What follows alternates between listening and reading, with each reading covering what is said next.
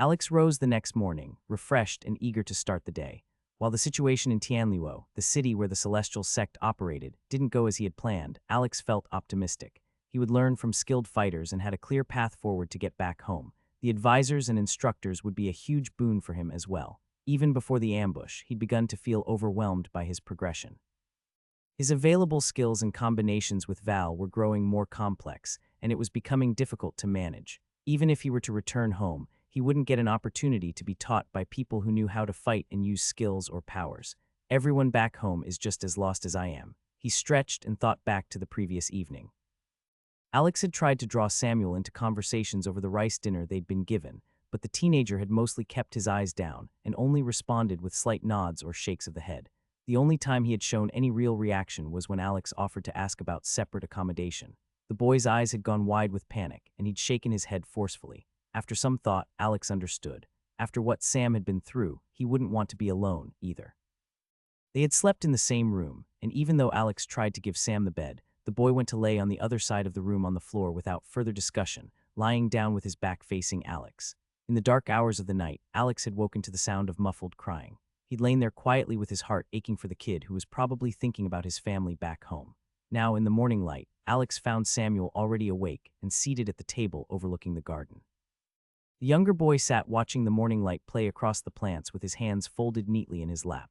When Alex entered, Sam turned to him with a hesitant and questioning look. When Alex asked about food, Sam just shook his head slightly and glanced back at the garden. Alex let Valthurian interact with Samuel while he walked back to the room and used the same small stone as before. The communication device was linked to another that Zhu had, allowing him to call the disciple as needed. He was pleased when Zhu appeared at the small home several minutes later. Alex explained their food situation and said they were to return to the Grand Pagoda in the morning to meet with the instructors, which caused him to turn around and leave in a hurry to fetch food and make preparations. While they waited, Alex tried talking with Valthurian, who was more interested in exploring the house than listening. Finally, Alex gave in and pulled out a mana stone to get his attention. Samuel watched them with clear interest, and his eyes followed the stone's path in Alex's hand as the worm followed its movement perfectly.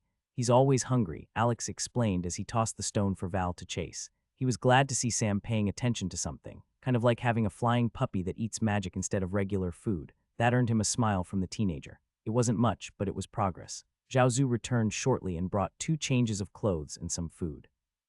The disciple explained the directions to the pagoda, and Alex nodded along. During his short time in the house, Zhu kept glancing at Samuel with a guilty expression.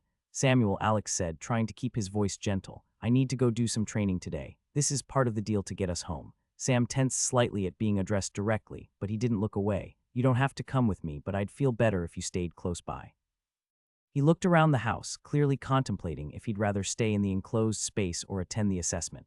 After a few quiet moments, he looked at Alex and nodded, the tension in his shoulders clear. "Good. Zhu brought us both clean clothes, and these smaller ones should fit you. Why don't you take a bath and get changed before we head out? It made me feel like new yesterday." Alex set the folded clothes near Sam. "Friend."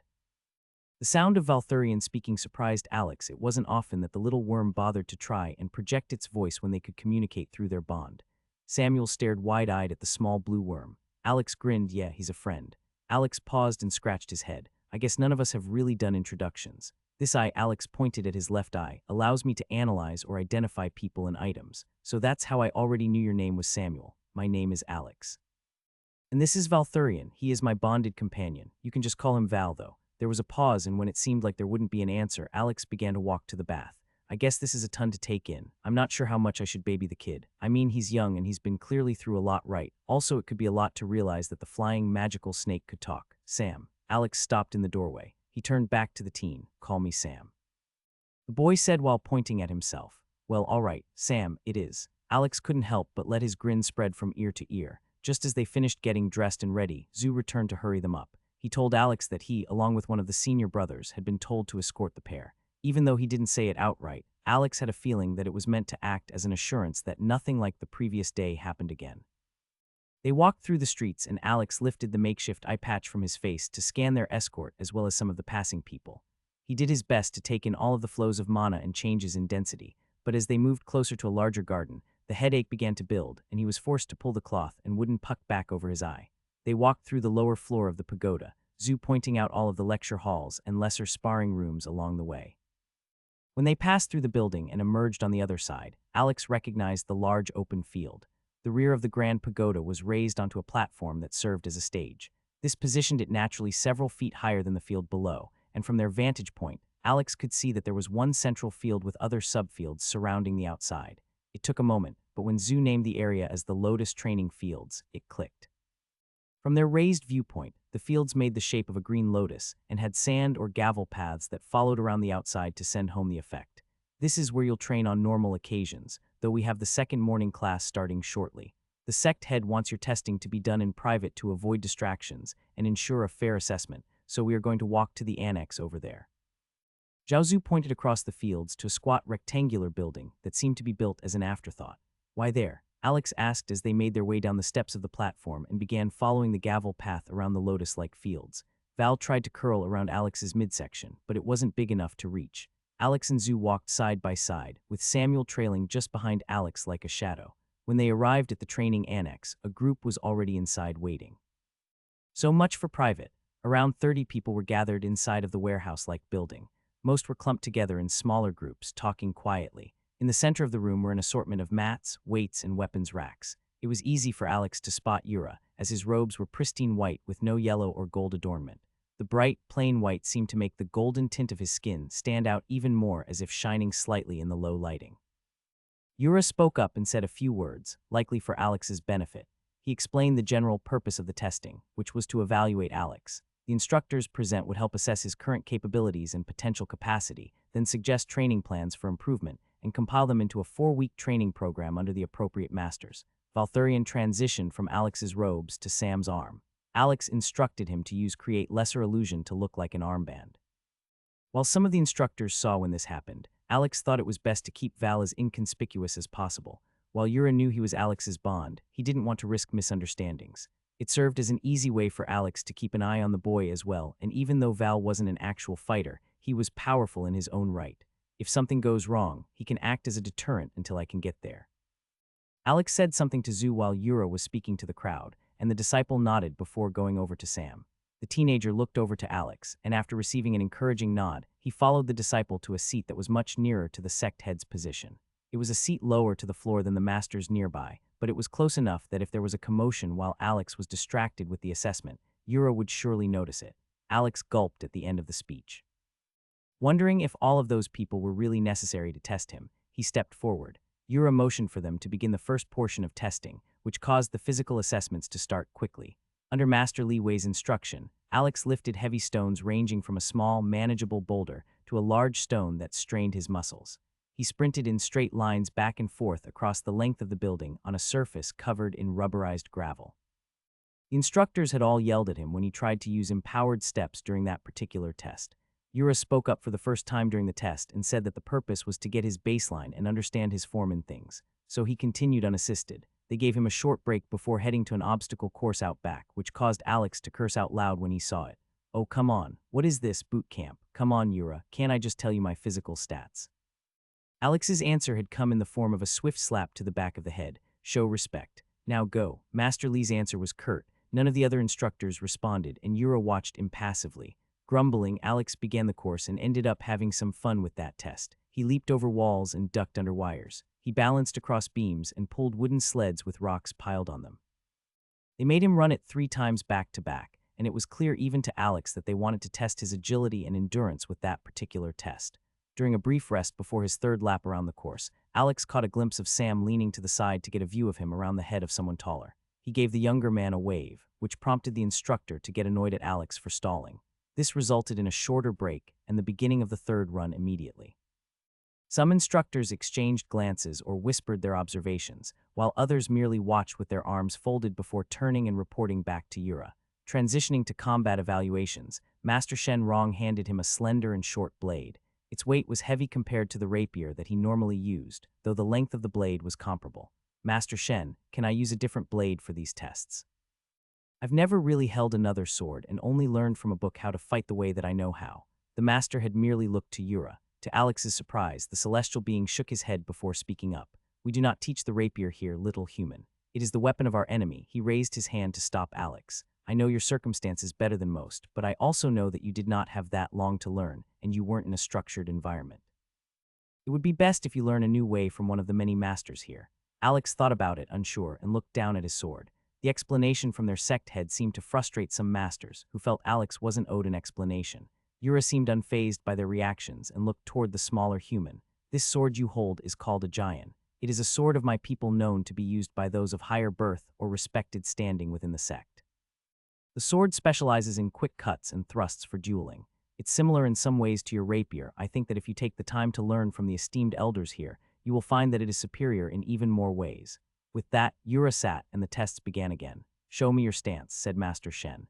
Alex did his best to show off the two stances he knew as well as some of the thrusting forms that he'd learned from the Veil of the Viper, secret arts of shadow fencing.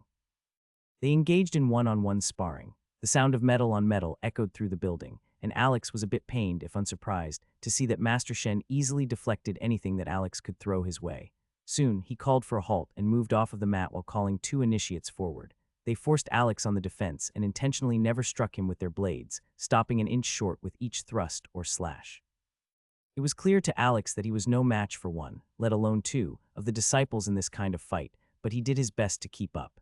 His reactions became more instinctive, and he stopped worrying about maintaining the form that he'd read in the book for the rapier. He relied on a stat that he knew the instructors couldn't ask for him to turn off like a skill, his willpower. An advantage that he hadn't noticed during his ambushes was that his thinking speed seemed to be increasing along with the massive willpower stat, which allowed him to be reactionary. Eventually, a misstep led to a sweeping kick that knocked him off his feet. He landed on the mat hard, and when he rolled over, he saw several of the observers shaking their heads. Next was the magical assessment. While he was confused in the beginning, Alex began to understand the requests in relation to mana control rather than chi. Alex smirked at the startled reaction of several onlookers as he used his mana thread skill to show off his increased control with the fine threads. They asked him to perform a technique with the threads, to which Yura translated for Alex and told him to use his skills. Alex shrugged and mentioned that the thread was a skill, but he could make rituals with the threads. That was what he demonstrated, showing them three of the most common rituals that he used: binding, gravity increase, and sound muffling. While they seemed impressed, there were still some comments that Alex could make out. Too large. Time-consuming for combat. In battle, he would never. Alex gritted his teeth but couldn't really argue with some of the comments. While the rituals were useful, they took time to set up. That speed and portability had increased now that he had access to mana threads, since it eliminated his need to draw on surfaces with chalk. However, he thought back to his fight with Hong Zui and how close things had been there. He'd been able to stall for a time while he set up a ritual circle, but it had cost him. He unconsciously reached his hand up to touch the scar across the bridge of his nose. Some instructors jotted down notes before returning to Yura, while some others asked him questions about his understanding of the rituals and what he was doing to form them. Alex felt somewhat confident here, as he'd learned everything that he could from the Ritual Basics manual. If anything, he needed to begin investing and learning from some higher-level rituals. Following the Chi technique tests, they began to test his mental acuity. This involved riddles and problem-solving exercises. While Alex hoped that his willpower stat might help him in those tests as well, he began to think that the tests they were presenting were more meant to test intellect and wisdom, rather than speed of mental thought. They presented him with complex tactical scenarios, and Alex was asked how he might navigate ambushes or protect allies with limited resources. To him, most scenarios seemed like they were designed to make him fail. He did his best to answer and solve the problems presented, drawing on his modern world experience.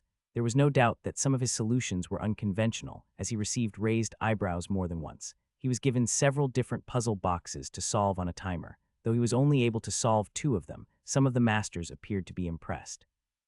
The final set of tests were repeats of previous tests with the added caveat that he was now able to use his skills as much as he wanted.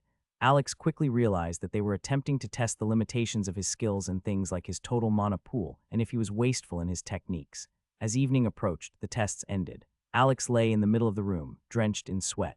He was exhausted and unsure of what the instructors thought of him. Part of him was frustrated that he even cared. Many of them hadn't done anything but looked down their noses at him since he began the tests. Alex knew he hadn't even been that fit a month ago, let alone received any kind of training for fighting or problem solving. I'm doing the best I can, damn it. I don't care if you judge me. While Alex rested, many instructors gathered around where Yura sat. They stayed this way for almost an hour. By the time they were done, Alex had long since recovered and was sitting off to the side of the building in comfortable silence with Sam. Through the long day of testing, Sam had remained a quiet but constant presence. While he never moved from his seat, He paid close attention, and almost every time that Alex looked over to check on him, he'd seen the teenager watching on with interest. Alex, it felt like Sam was there silently cheering him on, compared to the instructors who were quietly watching and judging every movement. Yura broke away and beckoned Alex over to the center of the mat. Good job, you proved many wrong today, Alex. Most of the instructors thought you would give up before the first round of tests concluded. They are used to more entitled personalities among the young clan's elites. This caused Yura to smirk, amused by the instructor's underestimation of Alex. Tomorrow morning, we begin your training with 3 private instructors. Master Li Wei will be a martial master and will oversee your physical training. Master Shen Rong is also a martial master who specializes in the celestial lotus sword style. He will teach you the giant. Lastly, I'll work with you on your skills and help increase your understanding of the system and classes. Alex felt overwhelmed. This is a lot of help, Yura. Are you sure? 3 private tutors seem like a lot. Yura smiled. It is a lot. Some will be jealous of you, especially since I am allowing you to learn the giant, but ignore them. Remember, you're not bound to this world like they are, that this is a temporary step on your journey, little human. This is not your world, and the drama here should not concern you or weigh you down. This is a fact that you'll need to learn. Could one of the instructors try to help Sam? Alex asked, looking over his shoulder at the young man seated against the side of the building. Well, maybe not the martial training. He seems pretty timid, but could he sit in on our lessons for magic in the system? Yura nodded. I had anticipated him to be with you. He's welcome to join in and ask questions if he feels the need. Alex had no idea if Sam would be interested in learning anything about magic, or if he'd want to just try to relax and wait until they can get home. He wouldn't blame the teen if he didn't want to participate, but it did feel like it would be something of a wasted opportunity not to learn from someone like Yura. At least he has the choice now, so rest well. The next 4 weeks will be hard for you. His small smile turned into a grin. He clapped a hand on Alex's shoulder and then walked back to the gathered experts. Alex arrived at the training grounds at dawn. He yawned, causing Sam to do the same. Even though the younger boy was told that he could stay in their small house for the afternoon, Sam just shook his head and got dressed along with Alex. The training grounds were beginning to fill with disciples and other sect members as they stretched and talked. Alex took a deep breath of the misty and fresh air. While it was chilly, the sun was already beginning to crest the mountains, warming his skin and causing him to squint. As he stepped onto the gravel path toward the annex, Alex found that he was nervous and excited. Most of what he'd done so far was run and fight to survive. This would be his chance to learn how to fight back and strike at his enemies instead of just running and luring them into ambushes. When he arrived at the squat training facility, there were 3 people there waiting for him. He recognized 2 of the instructors who had tested him the day before, though he couldn't remember their names. First, he was introduced to Master Li Wei. Alex looked at the man and noted that he was closer to Mark's height, though he was twice as broad in the shoulders. The instructor had sharp eyes that watched Alex as he approached. His gaze was strong and he greeted Alex with a firm handshake. I'll build your martial foundation from the ground up. The way the warrior said the words was so matter-of-fact that Alex had no doubt he'd do just that. Next was Master Shen Rong. As he stepped up next to Master Li, the man looked small and slender, though he moved with a dancer's grace. The man was older by at least a decade than the martial master, and his calm demeanor seemed to radiate a certain deadly confidence. He gave Alex a warm welcome with an elderly smile. The celestial lotus sword style is as much about harmony as it is about skill, Shen Rong said. I'm eager to see how you make it your own. Lastly, Yura stepped forward. The celestial being was in his human form with only 2 arms, though his skin seemed to sparkle with flecks of white gold in the light that filtered through the windows. He nodded to Alex and gave him a sly smile. I'll be your advisor on how to continue to improve your chi techniques in magic. We will spend time together so that I may answer your questions about the system and classes. Together, Yura and the other 2 instructors outlined his rigorous training schedule for the upcoming weeks. In the mornings, Alex would work with Master Li on physical conditioning and martial forms. In the afternoon, he would take a break physically to go and practice his magic and development with Yura. In the evenings, Alex would meet back in the annex with Master Shen for sword techniques and sparring. The last section of time was vaguely referred to as his evenings, and he was told to spend the time resting and for personal study. Good Lord, am I going to be sleeping at all in the next 4 weeks? Yura wrapped up their meeting with some parting words. The goal of these 4 weeks will not be to make you a master warrior. That would not be possible. Even comparing yourself to others of the sect who have spent years diligently practicing the sword would be foolhardy. However, our goal will be to help build you a foundation to continue learning as you move on from this place. You will only get out what you put into this training. Apply yourself and listen to the wisdom of those who know better than you. Alex nodded in response, noting how much more stoic Yura acted when others were around.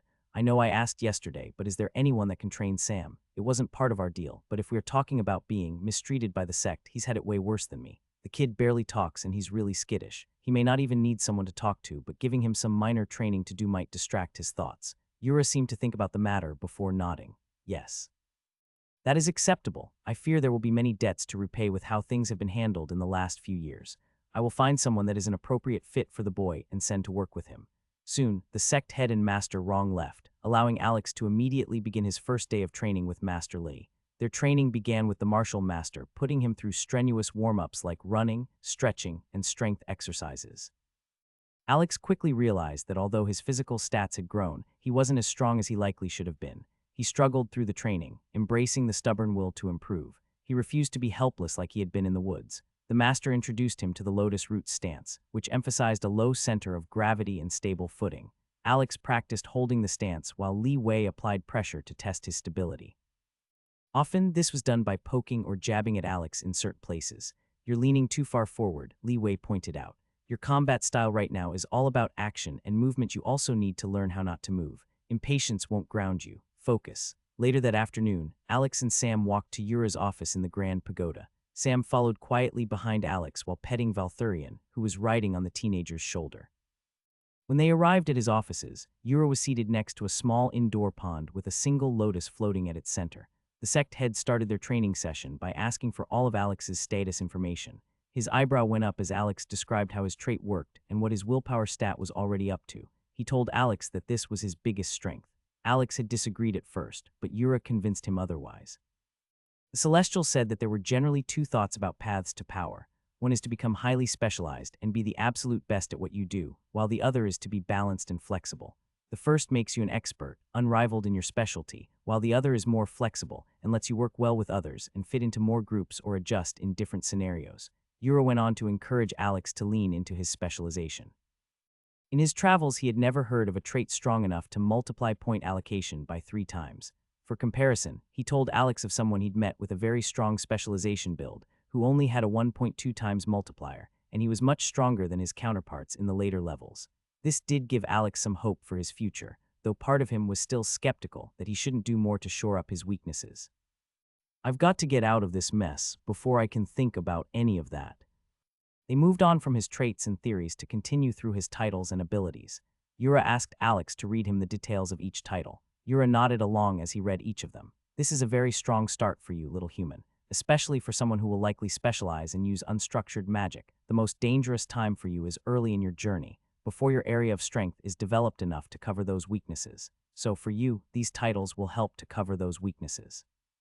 Alex nodded, have already guessed at something similar. I think they're the main reason I've been able to live through everything so far. That is understandable. Do not become reliant on them, though. As you go up in levels, their bonuses will seem small in comparison to what you get from your class or items. Think of them as a short-term tool while you work with your unstructured magic. You've said that twice now. What is unstructured magic? It is something that will require its own lesson to explain. For now, trust me when I say that your titles will give you a big advantage on your home world, but you must remember that others will have gone through similarly harrowing experiences as yourself. This is not said to belittle your experience, but to keep things in perspective. You've grown quickly, exceptionally so. But if there is one thing I can tell you, it's that there is always someone else who is stronger. Be careful of who you show your titles to, and be strategic about which one you choose to display. It can be changed whenever you want. You will receive the bonuses from all titles. The displayed title is just what's shown by the system if someone uses scan on you. I knew they were strong, but didn't realize they were that important, Alex said, more to himself than to Yura. You are only gaining titles like this because your world is so freshly integrated into the system, and you're at the forefront of your people. He sighed. I don't mean to sound so dire. Most skills that scan or analyze are based on willpower. Even my own heavenly eye is the same. With your natural trait, it's unlikely that anyone in your world will be able to easily view your status. This means while they might see your name in the display title, they won't get much information past that. Even then, there will be few in your world who will know the specific requirements to earn any of those given titles. Alex nodded again, letting out a bit of tension he hadn't realized he was holding. It was then that a thin, elderly man entered the sect head's office and quietly approached Sam. Alex watched as the man spoke softly to the teenager while looking around the room and at the garden. Even from his distance, Alex could see the distrust on Sam's face. He watched the elder as he spoke and glanced to Alex after a time. When he received an encouraging nod, Sam nodded and said something to the willowy, gray-bearded elder. Smiling, the elder sat down painfully slow and settled into a comfortable position next to the teenager. Valthurian, no. His companion's head whipped around to look at him. Just because Sam doesn't trust him doesn't mean that he's a bad guy. Just relax with Sam and try to make him feel better. We're safe here. Val sent back feelings of comfort and feelings of being full. Rolling his eyes, Alex refocused on Yura as he guided him through the concepts of how chi and mana were related. Alex was surprised to hear that the terms were almost completely interchangeable. The aspects of chi often had more to do with a spiritual aspect or profound understanding of Tao. These same concepts, when talking about stats and mana, were handled by the system through affinities and the wisdom stat. From there, he went into detail about the benefits of using mana cycling techniques and how meditation could help. The sect head guided Alex through a set of mana cycling techniques and told him that there were many different kinds. Depending on which techniques were practiced, the user might see different benefits. Yura equated this cycling technique to the mental and magical equivalent of lifting weights. The purpose was to help his mind and body adjust to the certain movements of mana, and because of this, there was no limit on the different number of cycling techniques Alex could learn or even create himself. Though he was encouraged to focus on the one given for the time being, Alex became even more interested when he learned that the cycling technique was meant to improve the potency of his magic and cleanse any impurities within his core. Yura said that over time, this could lead to him receiving increased intellect and mana stats. This is really just your mind and core improving. The system records that improvement by showing your stat number go up in the corresponding field, but this is no different than you exercising for a long time and pushing your body past its limits physically. These results can be easier to see when your stat numbers are low, so it might take a while when you already have higher stats because of system-granted titles. Also, when you jump up to the next rank, which we call the first star, but you know it as D rank, your body will be improved with magic to adapt better to increasing stats and power. While Alex practiced through meditation, Yura began to speak to him about his use of ritual magic in the assessment. He proposed the idea that Alex should spend time working on making the rituals smaller. Large, time-consuming rituals won't serve you well in combat, Yura explained. You don't need a binding ritual the size of 3 men if you're only fighting 1 man. You don't even need one the size of 1 man. It would be ideal to get your rituals to at least half of their current size, with a goal not to restrain an entire person in a fight but their foot or a single leg. This advantage alone would likely win you most fights. With the rituals smaller, you should be able to conserve mana and increase the speed with which you can lay down the magic. Yura watched Alex begin to practice but stopped him shortly after. You must crawl before you can walk. Tell me, is your mana threads a new skill? When Alex confirmed, Yura continued, don't make any rituals until I instruct you to progress. For now, I want you to focus only on shaping and moving your threads into the individual shapes that you use during rituals. Put all of your efforts into making the shapes as quickly as you can without sacrificing accuracy. Practice in as much of your free time as you can. Your willpower is the same as magical control, but you've grown so quickly that you're not used to that level of control. At the end of their session, Alex felt like he had a mountain to climb. His own perception of how much he had improved was shattered. It's probably for the best. I can learn a lot here. Yura gave Alex a potion that was meant to boost recovery and give a person energy. Yura said that it was needed if they were to do the kind of accelerated training that was planned, promising a single potion each day at the end of their lesson. Magical energy drink, hell yeah. Evening training with Master Shen centered on understanding the giant short sword. Shen Rong highlighted its balance and the finesse that was required to wield it effectively. They worked on proper grip, primary thrusts, and basic cuts. Alex noted that there was a lot of emphasis on wrist movements and blade alignment. The sword master taught Alex the willow branch sways form, which focused on parries and deflections. This will match with your current fighting style and should show some similarities to what you began learning on your own. Observe and relax. Tension will hinder your flow, Shen Rong said before demonstrating the sword form once again. Late that night, Alex reflected on everything he'd learned on his first day. He sat at the table near his small personal garden and used a brush that was provided to him to write in a leather journal. Alex always found it easiest to get his thoughts and ideas out on paper and then review them that way. He didn't forget or miss anything. Yura had encouraged him to set personal goals for this time and not to slack off or treat it as downtime. Alex decided his main focus in these self-guided evening sessions would be to work on breaking through the barrier he'd reached in Empowered Step. He knew from when he'd evolved his mana shaping skill that it was likely a lack of knowledge or creative use of the movement skill that prevented it from moving forward. While the movement skill had served him well so far, he didn't feel that it fit with his current fighting style. It was too explosive and jerky of a movement, and if his first day of training was any indicator, he would be learning a new fighting style that was all about rhythm and flow in combat, not quick strikes and aggression. Alex felt that this fit his personality better as well. The knowledge I gained from the weight-reducing ritual schematic was the only reason I could alter its creation to make the weight-increasing ritual I used to subdue the men when I met Sam. A part of him felt guilty he hadn't been using the skill more. With a long cooldown, it felt like a waste if he wasn't keeping it on cooldown as much as possible. But the other part of him knew he hadn't been in a situation to take a breath and look at notes in the last week of running and fighting. He took a deep breath and told himself he would do better moving forward. Lastly, in any downtime he had while theorizing and attempting to improve the movement skill, Alex also wanted to focus on improving his speed and control at manipulating his mana threads. As the week progressed, Yura shared a report with Alex, stating that they had 30 days before a move needed to be made. This was a few days more than originally planned, so the sect head promised to adjust the timetable as needed. Training continued with his foundations for the next several days. On the third day, he was taught how to move from the lotus roots to the flowing water stance by Master Lei.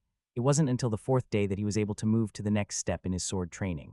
From the willow branch sways, Master Shen moved Alex onto the 8-petal steps, which was described as a foundational footwork drill.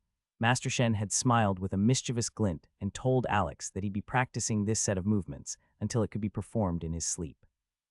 As Alex showed up to his evening sword training, which he had started to mentally refer to as dance training, he was surprised to note that the training annex already had other people inside.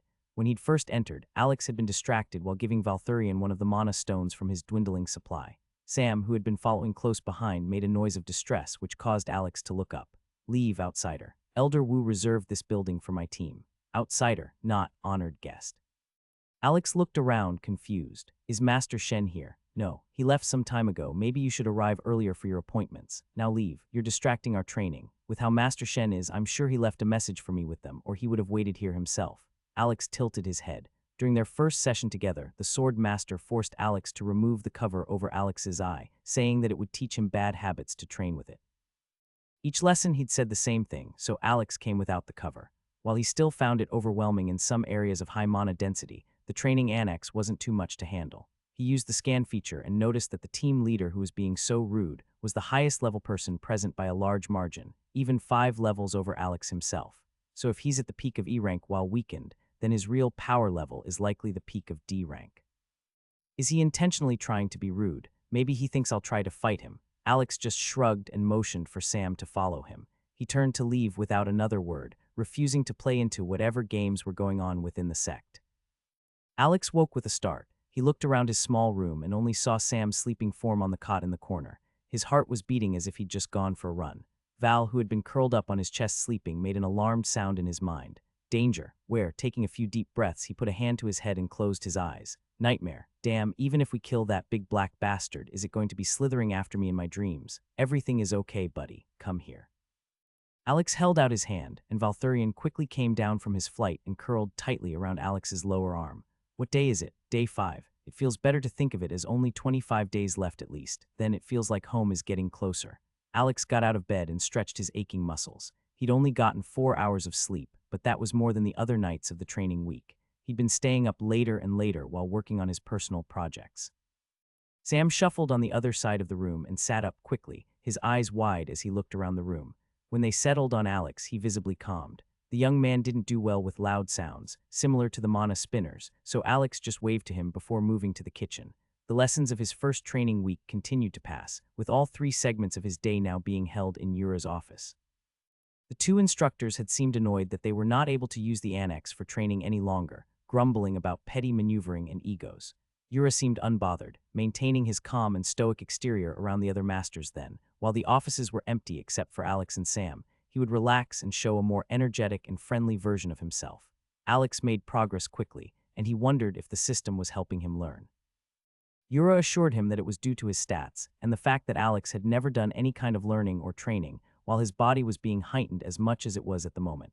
Master Lee moved Alex from solo to half-speed drills under his guidance. The main exercise involved the instructor shifting between different fighting stances. If he was standing still or retreating, Alex would use lotus roots, focusing on his base and patience. When Master Lee moved forward aggressively, Alex had to transition to flowing water, redirecting the attacks while trying to stay out of his range. Alex found the half-speed drills to be fun. There was interaction, and Master Lee's expert movements, even at half speed, required him to focus his attention and constantly be thinking. At the same time, his life wasn't in danger, as if he were in a real fight, and he wasn't stressed like he would be in a live sparring match. He made rapid progress in developing his empowered step skill. The largest push was made from him, practicing out in front of Yura's office as he waited for his evening training to begin with Master Shen. As the martial master watched him practice, he made several small comments about the movement of qi and how it was wrong. The older man gave Alex several tips on the flow of qi, or mana as Alex thought of it, and how he could use it to enhance the 8 petal steps the two had been training. Several more days passed to bring him to the end of his first week of training. With just 23 days left until the assault, Alex felt that he was slowly adjusting to the strenuous routine. It was unlike anything he'd experienced in his previous life. For a bit, he tried to imagine being stuck at the ad agency, dawn to dusk, working on projects and his reporting skills. He would surely lose his sanity there, but the difference was that the training didn't feel like work. Alex was enjoying his progression. He enjoyed developing his body and his skills, and after the harrowing experience of running and ambushing others to fight for his life, Alex felt that his life had truly changed. Wherever he went after the rift, he was certain that these skills would aid him and give him an edge. As those days of the first week passed, Alex found his fondness for Sam growing. The teenager had a kind heart, and while he certainly had his scars from everything he'd been through, Alex was pleased to see that he wasn't broken. Sam also didn't sit idle through the sessions. The older man with a thin frame and wispy beard visited frequently to work with Sam. To Alex, it looked like the two barely spoke, just sitting in silence with the occasional clipped sentence from the elder. Val seemed to be enjoying the time more than either Alex or Sam, though. The little flying pest had free roam of the Grand Pagoda's upper floor. Yura had mentioned to all of his staff that the intelligent creature was not a threat and was to be treated as an honored guest. This allowed the mana worm to fly full speed through the corridors, though he'd been asked to do so at the ceiling level after running headfirst into a servant carrying linens. Additionally, when Yura had learned that Val ate mana stones to sustain himself, he'd asked Alex about it. Alex mentioned that he had stones from his time hunting and fleeing the other side of the rift, but was beginning to run low on the E-grade stones to feed to Val soon. He would need to start dipping into the D-rank mana stones. To Alex's surprise, Yura encouraged this. He said that bonded companions were common in the wider worlds, as the power that could be shared between bonds gave most people an edge. By feeding Val mana stones above his rank, he'd grow faster and get closer to reaching his advancement. He did warn that the growth might be a bit delayed in revealing itself. Just like stats that progress too rapidly, Valthurian's accelerated growth through consuming higher-grade mana stones was not harmful in any way, but might be delayed due to the body needing to adjust. Seriously, how much are these things worth? How many people can even get D-rank mana stones on Earth? They've got to be 3-5 times more expensive than the other ones, right? Mana, where? God damn it, Val, read the room. I don't want you eating $5,000 and then floating around like a drunken sky eel. Alex took a moment of silence for his wallet and dreams of being rich. If it's what he needs to advance, then I've got to start forking some of them over. Without your boost to mana and shared skill, I wouldn't even get to make it out of here with the mana stones. You're lucky I love you, little turd. Alex asked for more information on advancements after he'd talked himself down off of that ledge. Yura explained that classes were reserved by the system for fully sentient races. Beasts and creatures were unable to get classes, at least not until they reached a certain level of sapience. All creatures could advance their race. For humans and sapient creatures, this was done at the threshold to each rank increase and prepared the body to accept more stats from an advanced class. For beasts, he explained it to be a bit more nebulous but generally around the same level range that they could be expected to advance. He continued on to explain that most of the time, this was done by the creature experiencing life and death situations, hunting, and just generally surviving. If the beast lived long enough, it would eventually advance. A large part of this was based on what the creature ate. If a wild wolf came across a particularly enriched plant or prey, then the wolf would grow more quickly in proportion to what it consumed. This was why Yura recommended Alex feed the D-rank mana stones to the worm. Since Valthurian was a mana-attuned creature, the higher density of mana meant that Val would grow and progress faster. Yura must have seen the look of pain on Alex's face and taken pity on him.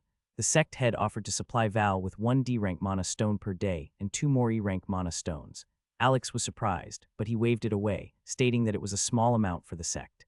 He still encouraged Alex to give Val more of the D-rank stones, but said that he could consider the amount from the sect a livable food wage for the young mana worm. After the discussion on companion advancement, their conversation had turned to Alex's own class advancement. Through the discussion, Yura made sure that Alex was devoting at least half of his attention to the mana thread shaping exercises that he'd been taught. Alex would sit on the large stone tile within Yura's private garden, while the sect head walked around the large open suite and explained concepts to him. Yura was just beginning to explain how classes worked within the system when they were interrupted. The sliding door snapped open, and 3 figures stepped into the room. Their brisk pace and explosive interest was a contrast compared to what Alex had begun to expect from the quiet and elegant sect members. He glanced up from his seated position on the stone tile as a servant quickly bowed and announced, "Sect head, this one presents honored Elder Gu and his disciple." The servant barely finished before retreating as the 2 newcomers stepped forward. The older man's round frame and red-tinted face seemed stood out from the lithe warrior like frames of the other high-ranking sect members Alex had seen. The younger man was wiry and wore the robes of a disciple while keeping his eyes fixed on the floor. "This is him, then," the elder said, allowing his gaze to sweep over Alex before locking onto Yura. Yura remained seated with his hands resting on his knees. Didn't move or speak. Several long moments passed, and the silence grew louder and Alex unconsciously held his breath. With deliberate calm, Yura stood and clasped his hands together. He turned and gave the elder a slow and formal bow. "Elder Gu," the bald, celestial man said. His tone was neutral and carried the formality Alex saw the sect head adopt in public settings. "You honor my office with your presence." The elder's jaw tightened, and for a moment, he hesitated before returning the gesture. The bow was stiff and quick, but it was much deeper than the one that Yura had given. Alex caught the way that Yura's lip curled ever so slightly. "We have concerns," Elder Gu said as he straightened again. "It seems an outsider has been granted training with masters and even the sect head himself. Surely such resources could be better spent on our own disciples." Yura tilted his head slightly. "The sect's resources are mine to allocate as I see fit." The elder's face darkened. But other than taking a measured step toward the round man, Yura didn't react. "I do not act without thought, Elder. There is a debt to be paid and much that the sect gain in this scenario. If you feel I have made a poor decision, you are free to discuss this with the council." The elder's disciple shifted, and Alex saw as his eyes rose and darted between the 2 senior sect members. Elder Gu opened and closed his mouth before clenching his fists at his side. "Of course, sect head," he finally said. "We trust your judgment." Yura gave a slight nod. "I'm glad to hear it. You may leave." Without another word, the elder bowed, turned, and left the room with his disciple close behind. The door slid shut behind them, and the tension in the room seemed to dissolve. Yura sighed and rubbed his temples with the thumb and middle finger of one hand. Alex let out a breath he didn't realize he'd been holding. What was that about? Well, obviously that was about me. But why do they care so much? Yura's expression had softened when he removed the hand from his face. "This is a highly unusual case. It is not surprising to me that the council is upset about my use of resources. However, the council grew used to their authority while I was gone. It will take time for them to remember their place. You didn't even raise your voice and you had him out the door in less than 5 minutes. The loudest person in the room is often not the most powerful." Yura gave a tired smile. Alex found the situation interesting and decided to press Yura for more information and his thoughts on the matter.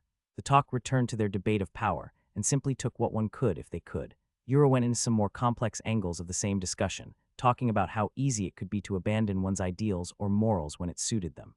Yura said that it was one of the easiest things to justify, and he believed it should only be done in the most dire of circumstances.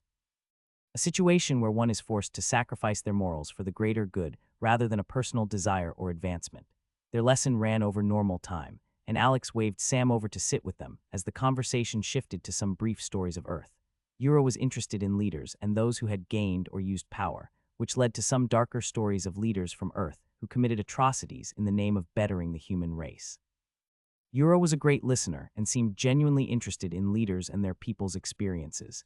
He said that before his world was split into the rift, they had tales of heroes and myth, but it didn't have detailed histories and such structured schooling. That answer had caused Alex to laugh and point out that their histories likely were only so accurate. Most of what was recorded was written by a person who had some sort of agenda, whether that be to paint their own country in a certain light or get their pockets lined by someone who had an agenda of their own. Stories of war are written by the victors, Yura said while nodding. Alex had to agree, feeling like Yura's profound words reminded him of a saying he'd heard before on Earth. Alex and Sam left Yura's study as the evening light painted the sky orange. They descended the levels of the grand pagoda and walked through the courtyard that led out of the building. Yawning, Alex stopped as he looked at Sam, who seemed to hesitate at the steps. "Is it the dark? What's wrong?" Sam opened his mouth, but no words came out. After a moment, he shook his head and walked down the stairs to follow after Alex. "I have no idea if I should push him to speak up or let him have more time to find his own confidence." As they walked down the stone path leading away from the pagoda, Sam kept glancing at Alex before looking away. After the 3rd time, Alex stopped walking and sent a mana thread reaching out to Sam, and when his own clumsy tendril connected to communicate, Alex sent him feelings of comfort and confidence. It had been through observing him and Val interact that Alex had noted the two communicating this way. It was exactly how Alex had learned to communicate with the mana spinners, and Sam seemed to feel a lot more comfortable with this mind-to-mind sort of communication rather than verbal exchanges. The same way that the spiders had been wary and skittish around loud noises, Sam was too. It had been a no-brainer for Alex then, and he demonstrated with his own mana how to allow them to connect and communicate so that they could send emotions and thoughts back and forth rather than normal words. Most of the time, Sam was still unable or unwilling to communicate through the link of mana, but he responded better to Alex talking this way, so Alex was often willing to have their one-sided conversations this way. So Alex was startled when he received an actual answer to his question. "Something on your mind?" Alex asked through the mana link. Sam fidgeted with the hem of his sleeve, then pointed toward the back of the pagoda. He held eye contact with Alex before looking in the direction as well. "Can we go there?" Sam sent through the link with his thoughts. Yeah, of course. You just want to go that way." Sam nodded eagerly, some of the tension leaving his posture. "All right, lead on then." They followed a narrower path that curved around the building. The pristine gardens gave way to more practical spaces. Alex noted sheds and covered storage areas, work yards, and several rows of more tightly spaced small homes. The buildings were simple and functional, lacking any of the ornate decorations that adorned the pagoda and many of the houses on the main streets of Tianluo. Pretty different back here. Alex looked around quietly as he followed Sam. A woman hanging laundry noticed them first. Her eyes widened at the sight of Sam before darting nervously to Alex. She gripped a towel that hung from her belt and wiped her hands on it. She whispered something to another servant, who disappeared quickly into the building behind them. More servants emerged from their homes, keeping a cautious distance. They watched Alex with wary expressions until Sam made his way directly to a small wooden bench and sat down. The teenager waved at a few of those watching, which seemed to spur them into motion. An elderly man with a limp approached first. "Samuel," he asked quietly, is everything okay? We heard about Merchant Master J." Sam nodded and gestured at the bench seat next to him. As the servant complied, he looked at Alex with uncertainty. Seeing the look, Sam smiled again and patted his leg gently. Through his left eye, Alex saw Sam's hand begin to glow. It shifted from blue to a white that had a tint of green to it. He watched in fascination as the man's expression relaxed and he let out a shaky breath. Gradually, more servants approached, each bearing their own ailments. Some had burns and others had sprains or chronic aches. Sam treated them all, greeting each of those that approached with a sense of confidence Alex hadn't seen from him. Samuel, a middle-aged woman, whispered when she sat down. She touched his arm lightly before he could heal her. "Your mana if you use too much mana." Sam was already shaking his head. He nodded at her encouragingly before pointing with his free hand to Alex. The people here seemed to know the danger Sam was putting himself in and didn't want him to push too far. An hour passed, and Alex noticed Sam's movements becoming sluggish. When the teen's shoulders drooped and Alex saw the mana around his hand flicker, he knew that he must be close to mana fatigue. As they made their way back to their assigned home, Alex let Sam lean his weight against his shoulder, and he felt a surge of respect for the teenager. Despite everything he'd been through, one of Sam's first instinct upon gaining freedom was to help others. He didn't ask for anything in return and pushed himself almost to the point of passing out. They returned without any further complications, and Sam quietly thanked Alex before going to the cot in their room and falling asleep instantly. Alex looked around before deciding to prepare a bath for himself in the magical tub and practice his mana-shaping exercises while he soaked. The next several days progressed the same. Alex made quick progress on his martial foundation at the direction of Master Shen and Master Li, while he made slower but steady progress in his magical training with Yura. Soon, he began to work on evasion techniques with Master Li that were specifically made to work well with flowing water, and continued to get advice from Master Shen on how to incorporate his movement abilities with the 8-petal steps. Alex was pulled from his sleep by the sound of Sam's rustling blankets.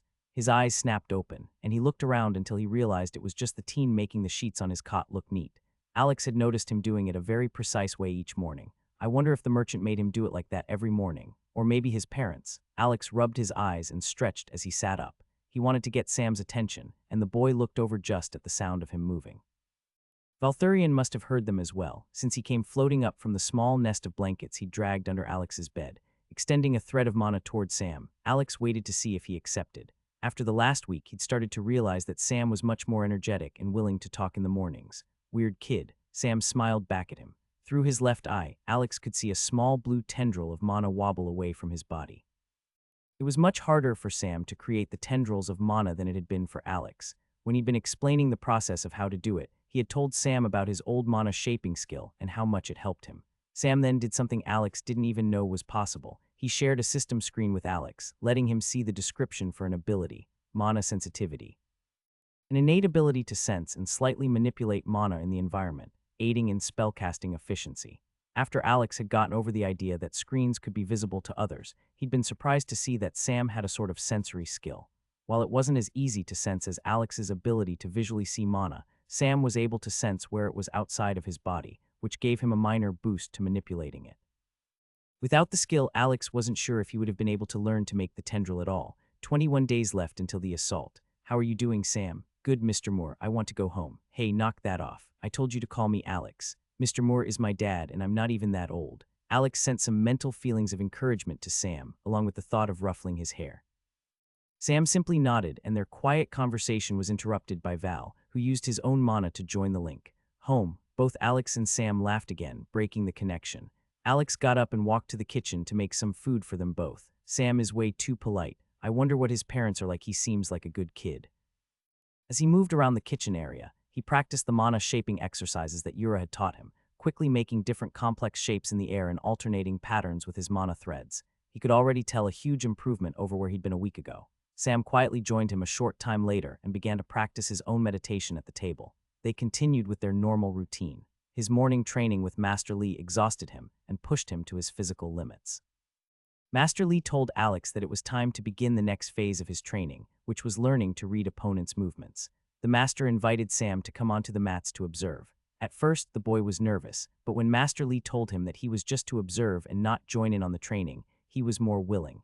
It wasn't long before Alex realized why this training could be beneficial for Sam as well. Master Lee went through a wide range of movements and began to explain to Alex what to watch for. A large part of the explanation was to show where feints would come from and how to recognize subtle shifts in stances. A short time later, Alex was lying on his back on the mats, panting heavily. Even while gasping for air, he used his mana thread to practice his drills in the downtime. You're ready for the next step, little human? Huh? Alex asked, sitting up. He wiped the sweat from his eye and turned to Yura. Your speed and control over your mana have improved enough to more efficiently utilize your willpower. You should keep working to adapt, but for now, this is adequate. Yura turned to the martial master, who had been waiting for Alex to finish catching his breath. Master Lee, are you done with him for the day? Master Lee bowed and nodded his head. Yes, we are done for the day. The next step will be to go on to the more advanced form of willow branch sways, which will allow you to evade attacks more easily. While focusing on this isn't normal, in the celestial lotus sword style, there is a branch that does. That's what we'll be doing with your training moving forward. Alex tilted his head, curious to know more. Master Lee was the least talkative of his trainers, so it wasn't normal for him to get such an explanation. The goal will be to improve on the style you were using naturally with your magic. We've focused on grappling and throws up until this point, but it was just so you understood how they worked. As we move into the next stage, the point will be to move to trips and sweeps, using your new knowledge of weight distribution and reading opponents. Together, these things combine into something more, allowing for a very frustrating fighting style. Might as well capitalize on his talkative mood, right? Mainly because it requires a much higher mental agility. You need to be aware of your surroundings and constantly analyze your opponent's movements for it to work. We don't teach it to young disciples because they lack battle experience and the mental processing speed to fully use the style. The sect head assures me that you will be able to use this style better than most, so we put our trust in his judgment. Yura winked at Alex when he looked over. Soon the martial instructor left, leaving Sam and Alex facing Yura with Val zipping around between the garden plants. Let me clarify something for you both. Stats of the system have layers to them. There is how they affect your body, and then there is how they affect your abilities. Both physical and magical stats tend to affect your abilities in obvious ways. Those skills that are physical or that require some amount of physical action are enhanced by physical stats.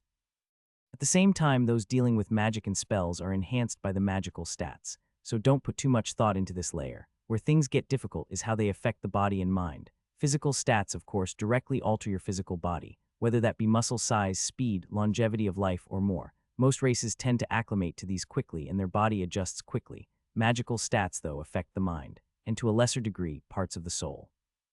Because a human's mind governs their body, which can confuse people who see minor improvements in areas where they might not have expected improvement. The magical stats can have some lesser effects that others might not account for. He paused, but seeing that neither had questions, continued. Willpower is one of the more difficult stats to explain to the newly awakened. For your abilities, it will increase their activation speed. It will also increase your control over chi, or mana, as you call it. This increased control can aid you in completing more complex spells or techniques. A smaller byproduct of this increased control is often efficiency with chi, as there is less wasted with the greater control. How willpower affects the mind is unique. It is the mental equivalent of the physical stat, agility. Similar to how agility increases speed and physical control over muscles, willpower does the same for the mind and magic. Your thoughts will come faster and your brain will be able to analyze a situation and make a decision quicker as the stat increases. Hearing the last part allowed the explanation from Master Lee to fall into place. I see, so this fighting style capitalizes on my high willpower stat. What did Master Lee call it? Mental agility. Yura nodded, yes, precisely. Since you told me your trait after the assessment, I'm well aware of how high your stat will become over time. It's likely that you will be able to utilize this fighting style better than anyone in our sex history. The thought excited Alex, but Yura said, while holding up a finger, you need to continue practicing. While our physical body might adapt to increase stats rapidly, the mind is very different. If you're not training and practicing, it will take much longer to adapt. It could be the difference between reaching your capabilities within months with practice or decades without it. You saw how even when you released me from my restrictive bindings, I was reduced in strength. It took me several days to return to my original power, and I have had many years to adapt to my own levels of power before being bound. Yura steered the lesson to his next steps. The sect head instructed Alex to begin applying some of the theories that they'd been working on in the last week on how to make the ritual circles smaller. Now that Alex's speed and control over the threads had increased, the next step was to make the rituals at least half of their current size.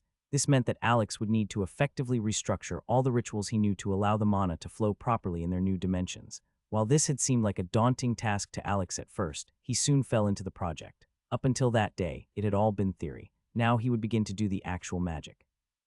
Also, Yura wanted to coach Alex through different methods of using Mirage. He pointed out that Alex had barely used the skill in his fight in the market or in his assessment spars. He started out the lesson that afternoon by explaining some of the various ways that the illusion skill could be used and how the Shadow Sect's warriors had become masters of illusions. From years of clashing with the enemy sect, Yura had seen many creative applications of the skill. He passed these concepts on to Alex and instructed the younger man to begin thinking through his own variations on the skills used. Master Shen must have gotten the same memo as Master Lee, because when he came to Yura's office for their evening lesson, he immediately began working on the next training phase. He pushed Alex hard, and in the next lesson, Empowered Step broke through the bottleneck. Once again, Alex was given the option to choose between advancing the skill or evolving the skill. He, of course, chose to evolve. After spending long hours with Master Lee and Yura, Alex felt confident that the new skill would be much better for him. The system didn't disappoint. Analyzing skill usage. New skill learned, Feather Step Novice Level 3. Feather Step. Move as light as a feather toward your destination. Alex had been elated about gaining the new skill. He used it in that very same lesson with Master Shen, who was astonished at the sudden leap in improvement. Since he knew that most people in this rift didn't understand the system and thought instead of things in terms of chi and techniques, to the master, it appeared that one moment that Alex was struggling to use the movement variation, and then the very next, he was using it flawlessly. Master Shen had been fascinated by Alex's sudden understanding, saying that he must have reached a bit of enlightenment. Alex could swear that the old man was looking at him with some reverence for the rest of the training session. The lesson for that day changed. Instead of working on learning to slip and dodge different incoming sword attacks, Master Shen had Alex practice the 8-petal step combined with the new feather step ability repeatedly. While this was boring for Alex, he was thankful that he was made to do it. The use of the ability through a movement he already knew so well helped him to get a much better understanding of the skills, capabilities, and limitations. Feather Step wasn't necessarily a direct upgrade to Empowered Step. It was more of a lateral upgrade. The skill was more refined in many ways to his old movement skill, and it had one big benefit that he'd been striving to work into his variation. Point-to-point travel. By combining his new levels of mana control with his increased willpower, the knowledge he had from studying the Shadow Step ability from the manual, and his own experience with Empowered Step, he was able to come up with something perfect. Alex and his teachers had noted that even in a fight where he was using rituals, most of his mana was expended through the movement skill. Empowered Step had several benefits, but by far, its largest downside for someone like Alex was that it was wasteful in mana consumption. Because of how he had created the skill, he was able to push as much mana into it as he wanted, which often led to far too much mana being used just to get from point A to point B in stressful situations. He had a tendency to do this even more. While Alex wasn't feeling his mana issues as much as he once did, he knew that was mostly just because of his titles.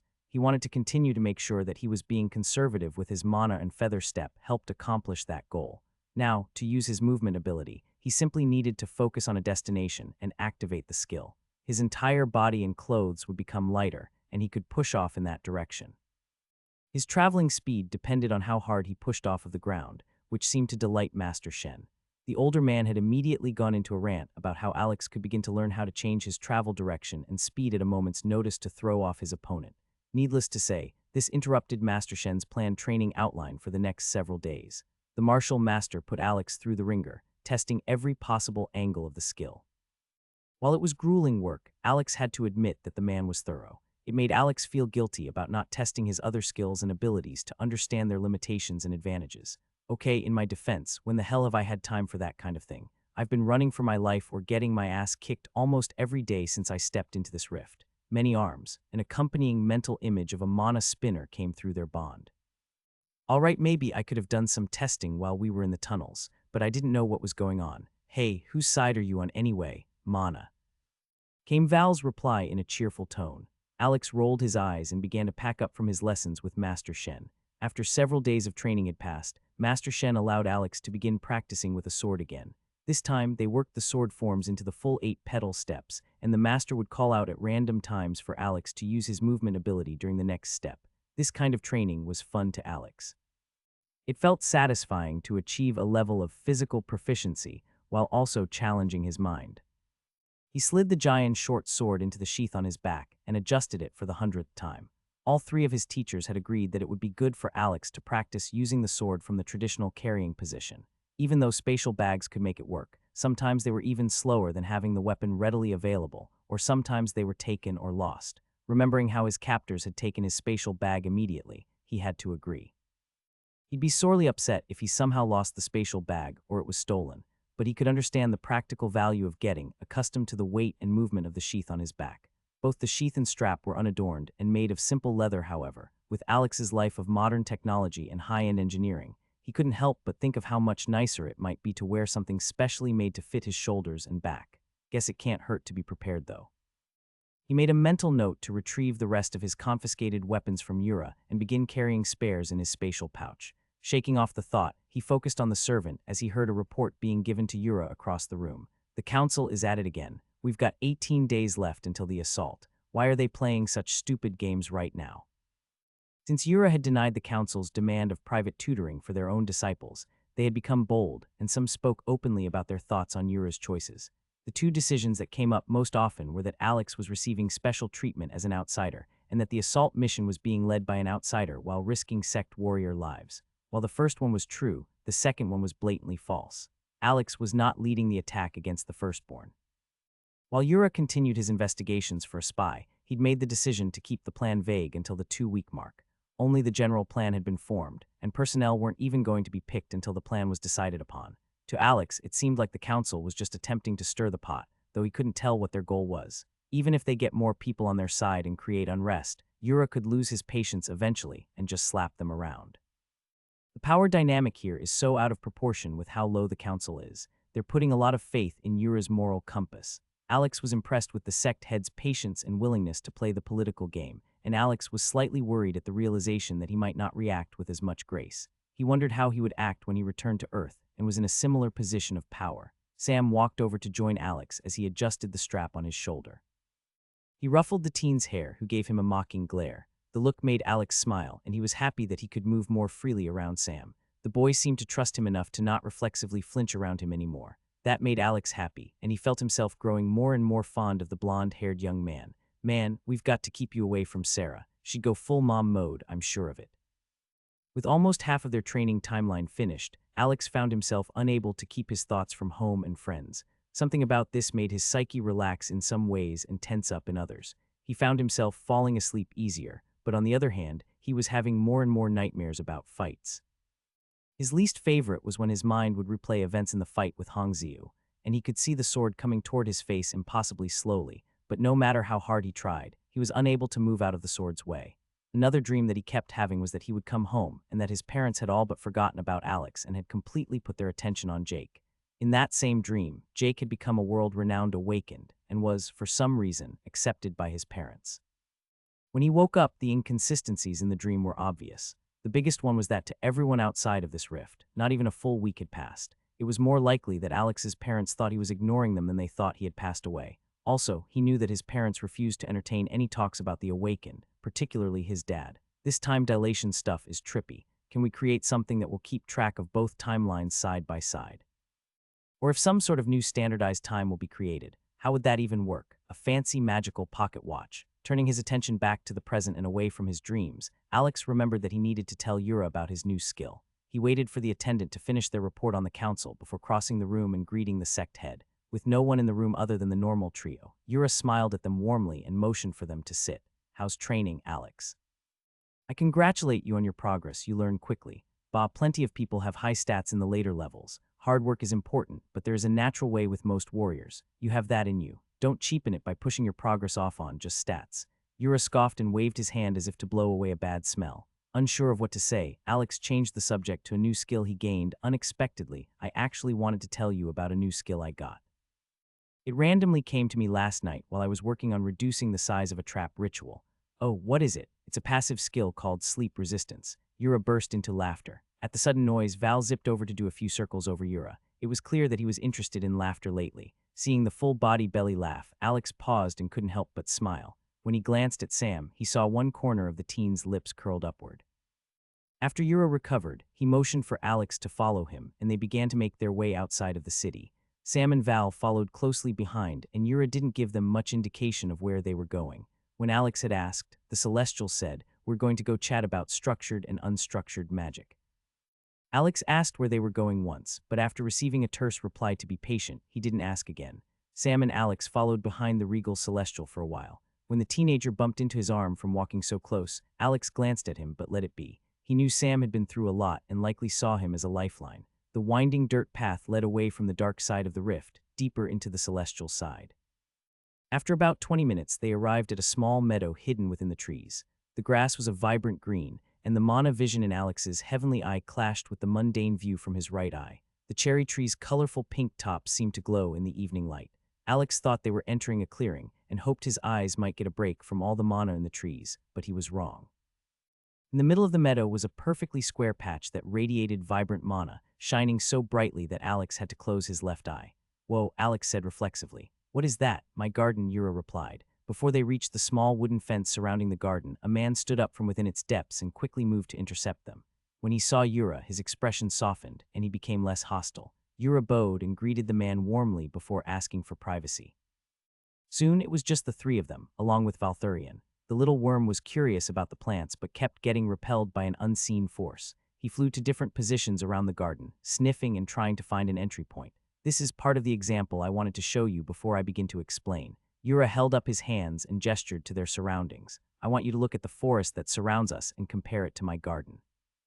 There was a pause as both Alex and Sam looked around. "Let's start with the garden. Take a moment to observe it. It's beautiful, is it not? Every plant here is arranged precisely as the gardener intended. Even more interesting is the mana that flows through the garden." "Alex, can you see it?" Unsure of what he was looking at, Alex took a guess. "It's brighter than the normal forest. Do the plants contain a lot of mana?" Yura nodded. "Yes, precisely. These are spiritual herbs, and it is important that they are grown in the right conditions.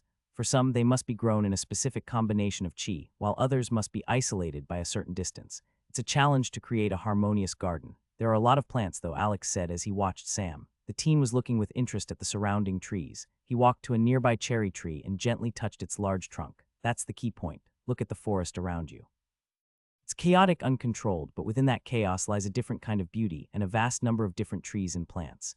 He gestured to the small garden, "Much more than there could be in here." Alex frowned. "That goes without saying, right? A garden is always going to be smaller than a forest, but the benefit is that it's controlled." "Precisely. The garden thrives on structure. The gardener decides what to plant, where to plant it, and how to tend to it. There's a certainty in what will grow here. If the gardener plants a seed, there is no doubt about what will sprout from it. It's predictable." Sam crouched down to look at the ground around the tree, and Val flew over to look with the boy. Alex watched with his mana vision as he saw power flow from Sam into the tree. Before he could ask, Yura continued. "In the forest, on the other hand, those trees have the freedom to grow wherever they want. They can reach for the light and spread their roots however they please. They may flourish or they may wither, but it's a direct reflection of their surroundings and resilience." "Okay, I'm guessing this ties back to magic somehow." Think of the garden as structured magic. It's well-defined, reliable, efficient, and much easier to begin using how you direct it. In contrast, the forest represents unstructured magic. It's full of potential, yet less predictable and more wild. If you were to tame the forest, it might take many years of dedication and careful attention. Each of these has its purpose. Let me show you an example before we talk about which approach is better. Yura crossed the remaining distance to the garden with grace and crossed the unseen barrier without issue. Seeing that entry was possible, Valthurian redoubled his efforts to reach the mana-filled plants. Yura ignored the companion and stepped in carefully before plucking 2 flowers from the same bush. They had broad, bright yellow petals. Yura handed one of them to Alex as he returned. You mentioned that you have a skill to infuse mana into an object. This flower is meant to absorb foreign mana as it does so. Its petals will change one at a time to a different color. Please use that skill now until the flower is full of your mana.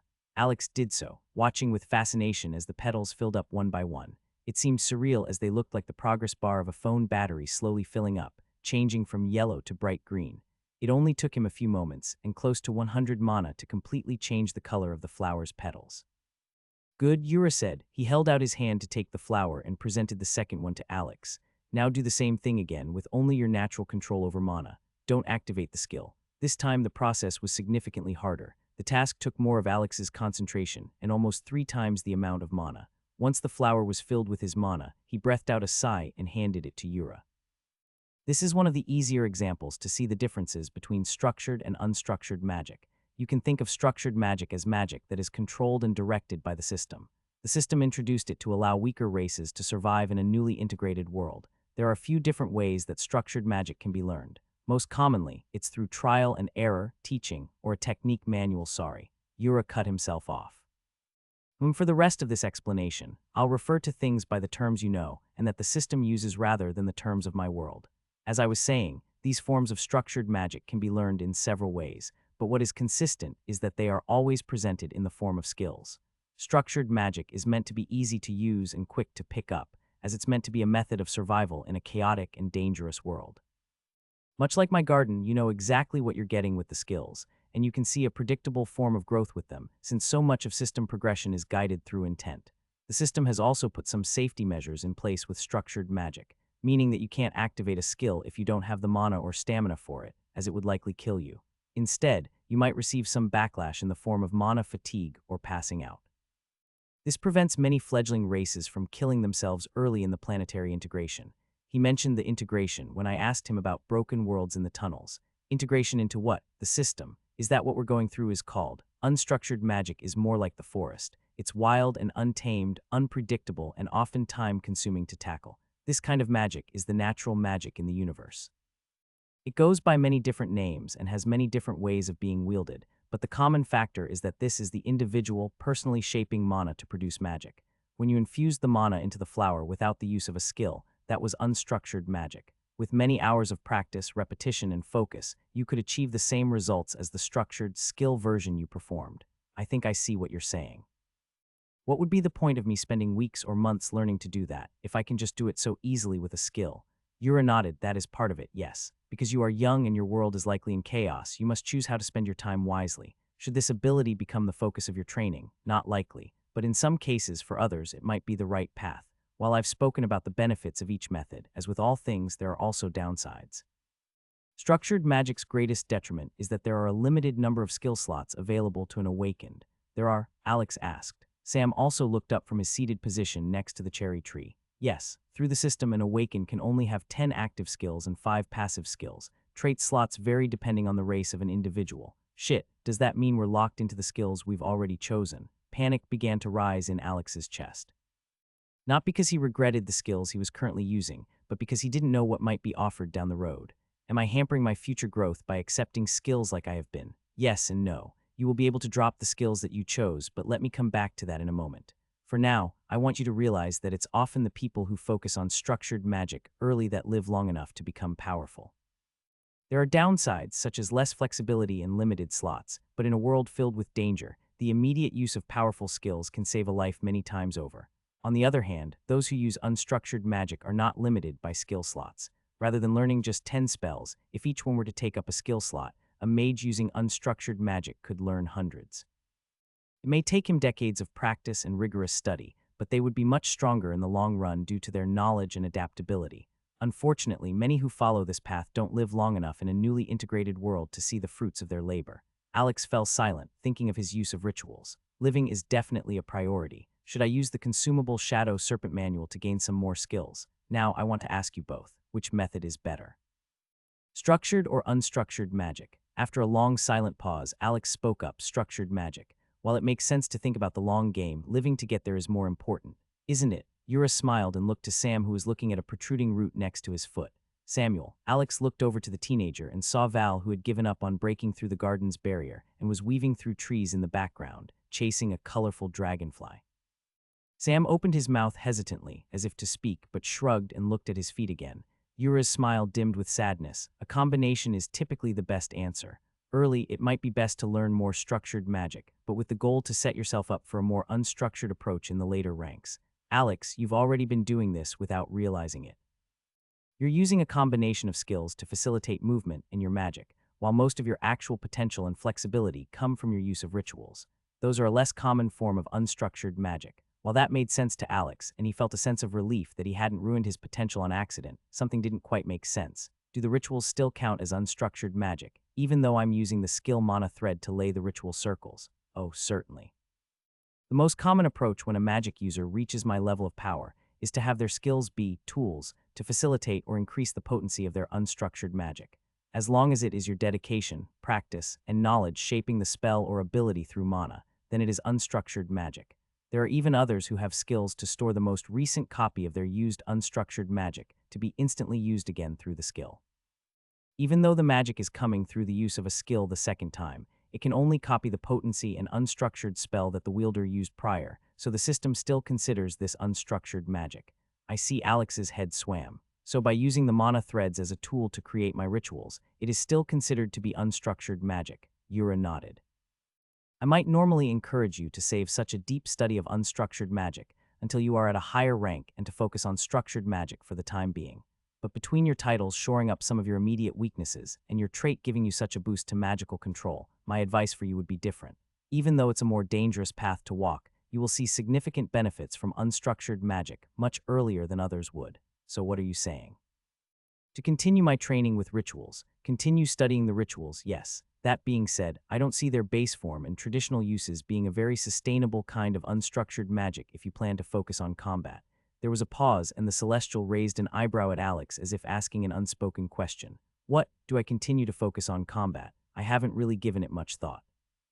I find certain parts of it fun, but up until 2 weeks ago, I had only been fighting as a means to survive. No, that's not true. I willingly entered those rifts to gain levels and combat experience. Wait, do I like fighting? It was an odd revelation for Alex to realize that he did find something satisfying about coming out of a life or death situation as a victor. The entire recent experience within the Epic Rift had put those feelings to the back of his mind, as his thoughts hadn't been focused on winning, but rather on surviving. It brought back clearer thoughts on the real reason he decided to attack the final camp before leaving the rift. He could have spent more time sneaking around the camp, or used his abilities to pass through the camp with minimal risk of getting caught. Instead, he'd tried to ambush the group and get more gains while striking back at his tormentors one more time before leaving. Holy shit, I do like fighting, I like progressing and surviving. Realization painted Alex's face. And what if I do decide to focus on combat? Am I completely screwed since my whole class is for rituals? Yura failed to hide a quickly growing smile. Do not worry much. Changing your class is a fairly easy matter. Alex visibly relaxed a bit at this, and his memory caught up with his briefly fear-filled thoughts. He remembered the conversation he'd had with Olivia about classes and realized that he already knew they could be changed and he wasn't locked into his own class. Even more embarrassing was that he remembered the system specifically saying, when he'd chosen a class, he could change his class. There are particular crystals that can be used to revisit class selection.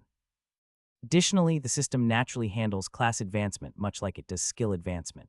You will be given the choice to evolve, advance, or drop the class. It will give you a preview of the different routes to let you know what the class will evolve or advance to, which will resemble the glimpse that it gave you when you chose your class originally. This is another reason why grasping the fundamentals and learning to utilize structured and unstructured magic is so important.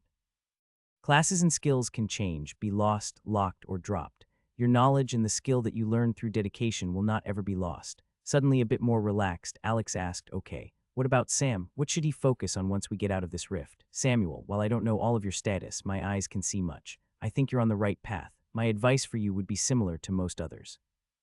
Continue to focus on structured magic, but as you go down your path to power, continue to think of what sort of unstructured magic you will use and when you will begin to make the transition. Sam smiled and nodded. Alex could clearly see the relief on his face. Even though he kept his distance from us, he was listening closely to the entire conversation. I am surprised he cares at all after what he's been through. It's impressive if he's thinking about his future. He's had even less guidance than I have. At least I got to read some articles from the AG app before making decisions. Yura answered a few more questions for the boys, and Alex was able to convince the sect head to tell them the kind of unstructured magic that he used. He was unsurprised to find that it revolved around a sort of wide area, celestial projection magic. When Alex had tried to pry more information from him, he'd been politely chastised and informed that other high-powered individuals might kill him on the spot for such an invasive question. Alex had gulped and let Yura continue to guide the conversation, perfectly content to keep his life. Before we head back, I have a question that's been on my mind, Alex said. He remembered the lingering confusion he'd felt since he had first read his trait's description. Do you know who Zombies is? Yura's expression shifted subtly, his brow furrowing. What makes you ask that? Well, I told you how my trait works, but the description reads differently than my other skills and titles. It has some flavor text to it that says I am the chosen of Zombies, but I've never heard that name anywhere else. When we spoke in the tunnels, you mentioned a god overseeing the integration, so I wondered if... No, Yura said with a firm tone. Only one god will oversee an integration, but there are 7 gods who oversee the wider worlds, and Zombies is not among them. He glanced at the darkening sky, and his expression became distant. We should return. The evening meal will be served soon, and I have an appointment shortly after. Alex wanted to press further. The quick dismissal and change in tone wasn't normal for Yura, and it made him more curious. It was also the same change in tone and demeanor that made him hold off on asking further questions. He nodded, filling away the Celestial's reaction for later. As they began their walk back to the sect, Val swooped down to perch on Alex's shoulder. The little worm's presence was comforting as his mind churned with questions about unstructured magic, skill slots, and most of all, the mysterious zombies. The next several days passed the same as the previous few, with the only change being that Alex now had an easier time staying up into the late hours of the night, even with his exhausted body. The new sleep resistance passive allowed his mind to continue functioning through his fatigue, though he noticed it didn't actually reduce the amount of sleep that his body needed and his tired brain wanted. It just allowed him to function on less of it. Alex pulled up his status window and checked his progress. While his level and stats hadn't moved, he felt like his progress over the last 2 weeks of being trained by the Celestial Lotus Sect's martial masters was night and day. He had a newfound confidence in himself and his capabilities that he'd never had before. After Yura's explanation the previous day, Alex couldn't help but let his eyes linger on his trait and think that he might really have a promising future in this new world, and just how wrong he'd been in those early days to think that his trait was bad. As long as we make it out of this nonsense alive. Bound items, unique E-rank growth item, Heavenly Eye of the Celestial Sage. Alex knew he was just trying to distract himself. He was in a different environment that morning compared to the previous 2 weeks. Rather than Yura's offices, which were largely private, he stood in one of the lotus petals of the main training field. He wore his robes and the sandals provided to him, and his giant was loosely strapped to his back. I should probably be more nervous, all things considered. He dismissed his status window and looked around the outer ring of the petal. Groups of people had gathered, and more who were passing stopped to ask what was happening. I hope Yura knows what he's doing.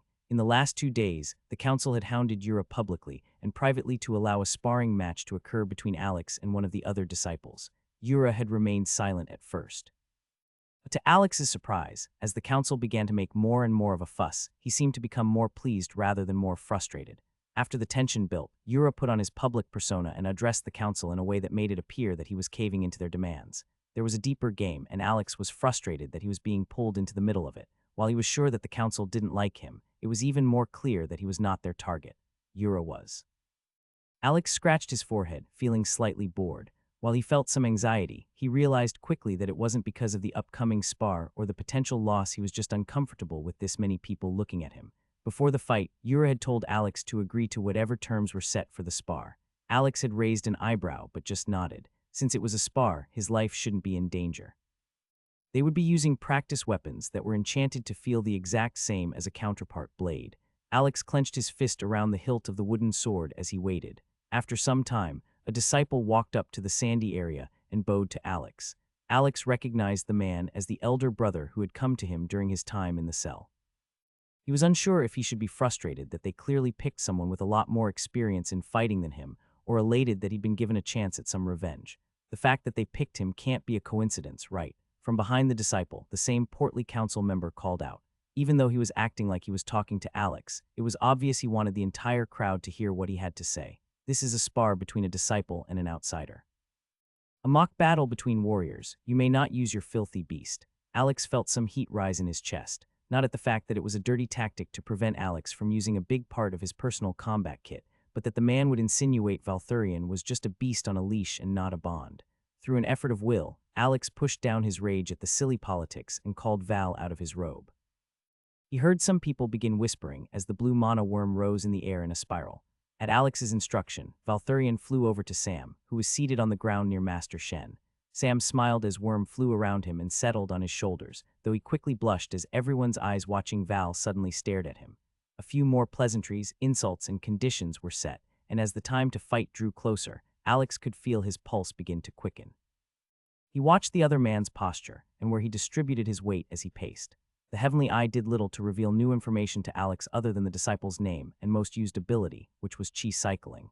This was unsurprising as by now, Alex had realized that most sect warriors had this as their most used skill, since it was something that they began practicing at an early age for many hours each week.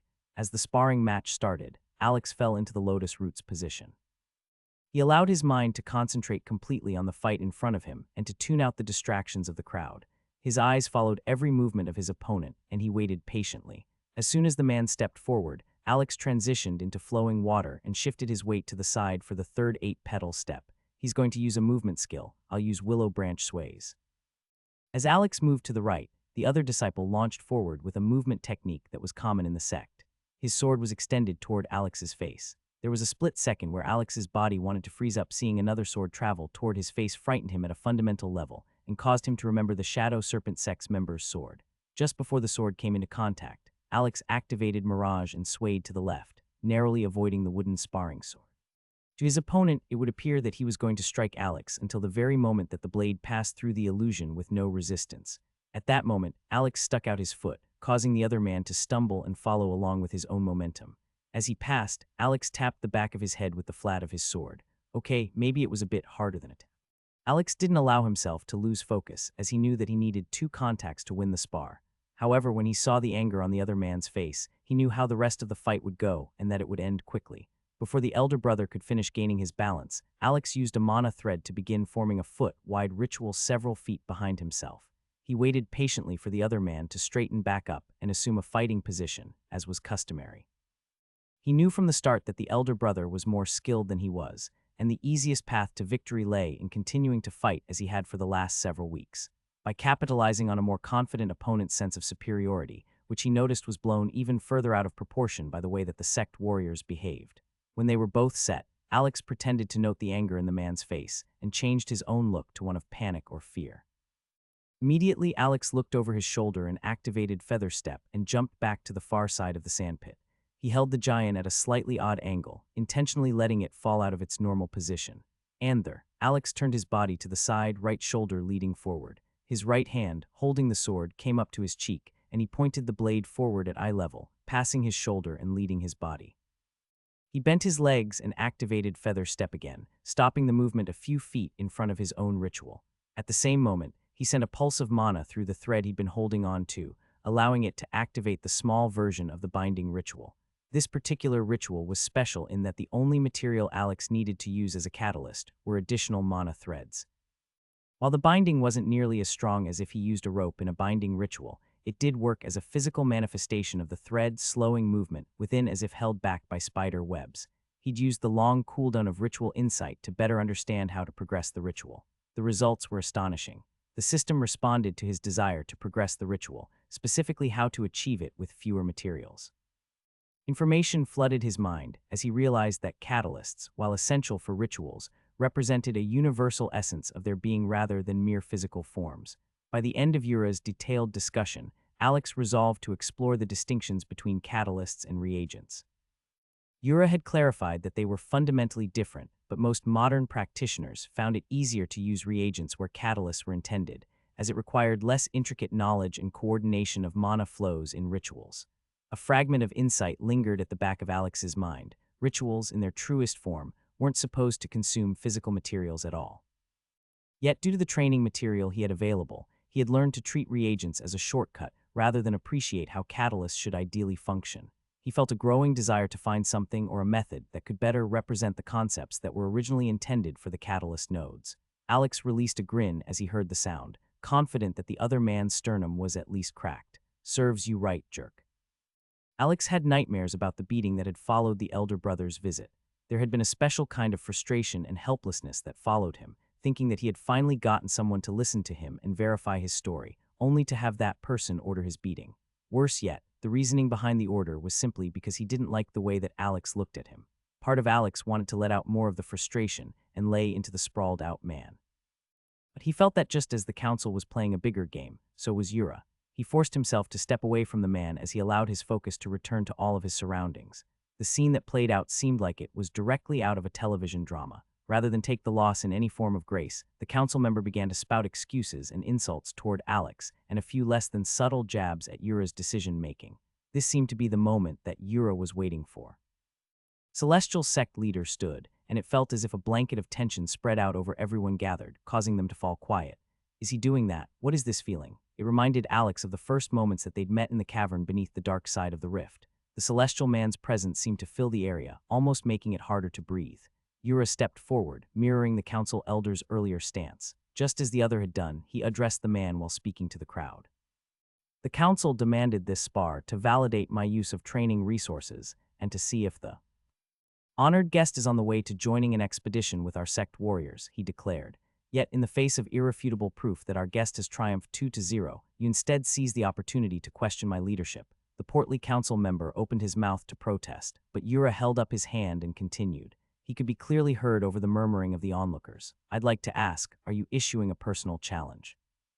Because if so, I assure you, I am more than prepared to defend my honor. The man's already pale complexion drained noticeably. He shook his head fervently while raising his hands. Yura took a visible and measured breath, letting the moment between them drag out. Let me be clear. The council does not dictate martial matters. Your purpose has always been to manage logistics and supplies for the sect, and it will remain that way unless you continue to push me or attempt to call my authority into question. Nobody dared to speak as Yura delivered his final words and made his stance clear in front of the entire gathered crowd. The council's illusion of continued authority cracked under the public declaration, and Alex could even see many in the crowd nodding in approval at the entire situation. He could hear quiet whispers of things like, back to how things should be, or the true leader of the sect. Without waiting for further dramatics, Yura left with his head held high and a clear statement made in front of a large audience. The sect leader is back, and he's in charge, not the council. Alex left with Sam and Valthurian, heading back to the sect head's offices to continue with their daily training. As they walked, he was surprised to see Sam extending a mana tendril, initiating a conversation on his own. Alex connected with a mana thread to hear the boy's thoughts. That was a good fight. The ritual worked well. Alex smiled down at Sam. Sam's eyes went wide in response, and he shook his head. Yeah, anyway, could you feel it when I started to use the ritual? Sam nodded with a sly smile. Cheeky kid, your sensitivity is getting better. What's the level up to now? There was a pause, and Sam shared the window with him rather than responding. Alex squinted at it and nodded. The skill had grown a lot in the last 2 weeks. Since Sam's captor had no knowledge of skills or the system, he had only forced Sam to use his healing ability over and over rather than finding out if the boy knew any other skills. Hey, I've been avoiding this a lot, but things are going to change a lot when we go back home. I'd be very careful about who you show your status window to, okay? I don't think people out there share that sort of thing, and with your healing ability, I think there are a lot of people who would want to recruit you. While he didn't say it outright, Alex knew that some people might take it even further than that. If they believed that Sam could cure diseases or save soldiers from battles, who knew what lengths people might go to? Sam nodded somberly and walked a bit closer to Alex. They walked with the connection for some time, though neither spoke. Instead, Alex just sent through reassuring feelings of confidence and contentment. They spent a few hours in Yura's office talking about the fight in greater detail. Alex was pleased with the positive feedback he received and had expected more criticism about the moment he'd frozen up. To a martial master, something like that was very noticeable. When Alex mentioned the reasoning behind it, all 3 of the mentors just nodded after sharing a glance. Yura explained that those kinds of wounds were normal in any seasoned fighter. Wounds were inevitable, and healing from them often went deeper than just the physical healing. Alex sighed. Knowing about it isn't the same as using it or making sure I can heal from it. I really hope Sarah is willing to chat or point me to someone I can talk to. While he knew she would be there for him in an emergency, there were also some professional lines he didn't think they should cross. If when he was ready to seek some professional help about the Rift experience, he'd need to do it with someone who was not one of his best friends. Their conversation was interrupted as a knock came through the wooden sliding door frame.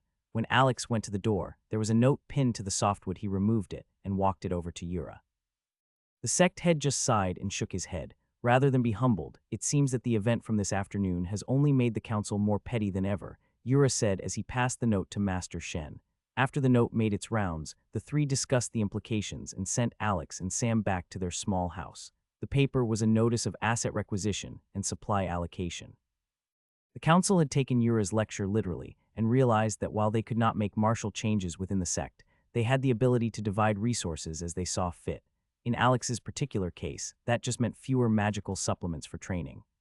That's going to make staying up and keeping this sort of training pace almost impossible. Even with sleep resistance, I don't think I'll be able to stay up without those stamina potions.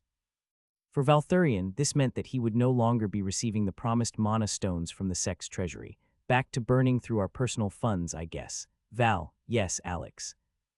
His companion responded in an oddly clear and well-dictated voice. It almost reminded him of one of the AI home devices from the modern world. Gah, stop that. Use your normal voice. I've got bad news, you're going on a diet, bud. Sorry, diet, Val asked, saying the new word slowly. It means less mana for now. New, his companion, who had been flying above and in front of the two humans, dropped to the ground like a rock. It reminded Alex of seeing a bird go limp and fall through the air mid-flight. Sam, who hadn't been privy to their conversation, called out in alarm and ran to check on the mana worm. Alex just rolled his eyes and covered his face with his hands. So dramatic. Because of his busy schedule, lack of sleep, and absence of stamina potions, the next 3 days passed in a blur for Alex.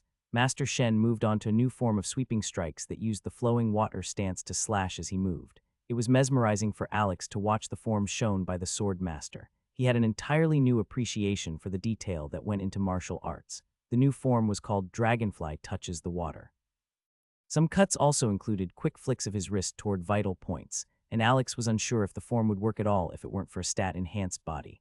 Yura and Master Shen Rong had worked together on a portion of training meant to teach Alex how to infuse a sword with mana in case there was a magically oriented attack that needed to be blocked.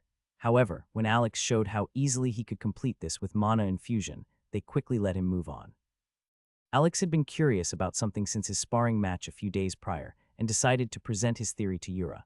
I think it should be possible for me to make my mana threads manifest in the physical world. It clearly happened when I used the binding ritual during the sparring match, and I saw the mana spinners do it regularly. Do you know how I could make this happen? Yura rubbed his smooth chin for a moment before smiling at Alex. I think I might, but I think it would be best for you to figure it out on your own. Continue your drilling with Master Li and Master Shen, but during our lesson time, I want you to try to solve this question by yourself. If you need resources, ask me and I'll get them for you. Also, Yura paused and reached behind his desk to lift a small package. This is for you. Think of it as a gift for being a devoted student. Alex opened the box and was surprised to find a basic rituals manual and 2 advanced rituals manuals. His mouth dropped open and he looked at Yura, speechless. Yura waved his hand. It's nothing. I sent for the books more than a week ago. It just had to come down from one of our branch sects in the mountains. As he looked down at the manuals, Alex noted the rest of the statement. He asked Yura about how large the area of the light side of the rift was. Yura contemplated for a few moments before stating it was the size of a small continent, and the same went for the dark side of the rift. Alex was stunned, unable to believe that the rift was so large. Up until that point, he'd really only thought of Tianluo as the main hub of the light side of the rift, not bothering to go any deeper into the landmass. Well, my goal this entire time has been to get out of the damn place. I'm not sure why I'd want to go any deeper in. All right, enough stalling from you. I've got work to do here. Go and begin your tests. Alex groaned but felt excited about diving deeper into mana threads, which had quickly become his favorite skill. He spent the next 2 days devoting all of his attention to the threads and attempting to figure out a way to manifest them into the physical plane. He put aside the training that he'd been doing with Mirage and even the idea of studying the advanced ritual materials that Yura presented him with. While he loved the work and ideas Yura had given him the previous week for Mirage, Alex felt that he was missing something there. He believed it was just that the options with illusion magic were so broad he could do many things with it, and he just didn't have the time in his limited days to experiment as much as he might like. illusion magic required a subtlety that came from hours of dedicated practice and experimentation. There was even more practical application for it if he took Val into consideration. The mana worms create lesser illusion, could be used at the same time as mirage to compound the illusion or to further divert someone's attention. Alex had toyed with the idea of using Val for an anchor that he could attach a mirage of himself to, then allow the companion to move around and direct the illusory Alex. The illusions always seem to work better if I have something to anchor them to. Just as he had the thought, Alex sat bolt upright. Sam, who was nearby, looked over at him and tilted his head. Something to anchor it to, that's it. Alex got up and walked over to a small sandy area of the garden. He scooped some of the sand into his hand and pushed a mana thread through it. At first, nothing happened, but as Alex sent more mana through the thread, he could see it lighting up, and after a few seconds, he could feel the thread brushing against his fingertips. He exclaimed and jumped while pumping his fist in the air. Sam laughed at him from somewhere else in the garden. Alex sent a thread weaving through the garden plants until he found Sam and lightly touched his mana thread to the leaking mana that Sam had coming from his body. This let him establish a sort of pseudo-link where Alex could project thoughts but not hear them, at least not until Sam allowed him to. "Hey, I hear you over there." Alex smirked as he heard Sam yelp in surprise. "Do you realize that I'm literally like one step away from being Spider-Man?" His smirk grew into a grin as he heard Sam begin to laugh loudly and without care. He broke off the connection and felt a sense of happiness just from making Sam laugh. Alex walked over to Yura and gave a brief report, glad that he was able to solve the problem in a small window of time. "Great job, you figured that out quickly. I'll give you one hint for your next step. Test different materials." Alex's brain immediately began to try to process the hint, thinking of all the different materials that might give his mana a good source to latch on to. "Think about it another time," Yura said. "You are exhausted. I can see the bags under your eyes. You need to go get some sleep." "But no, I need to go take care of something urgent anyway." "You need sleep. You've been doing this for almost 3 weeks straight. It's clearly catching up with you. Go rest." Yura looked over to Sam. "Samuel, please make sure that Alex gets to rest. He sorely needs it." Sam flinched at the sound of his name, but then nodded as he realized what Yura was asking. A short time later, Alex crashed into his low bed on wooden slats and fell asleep within moments.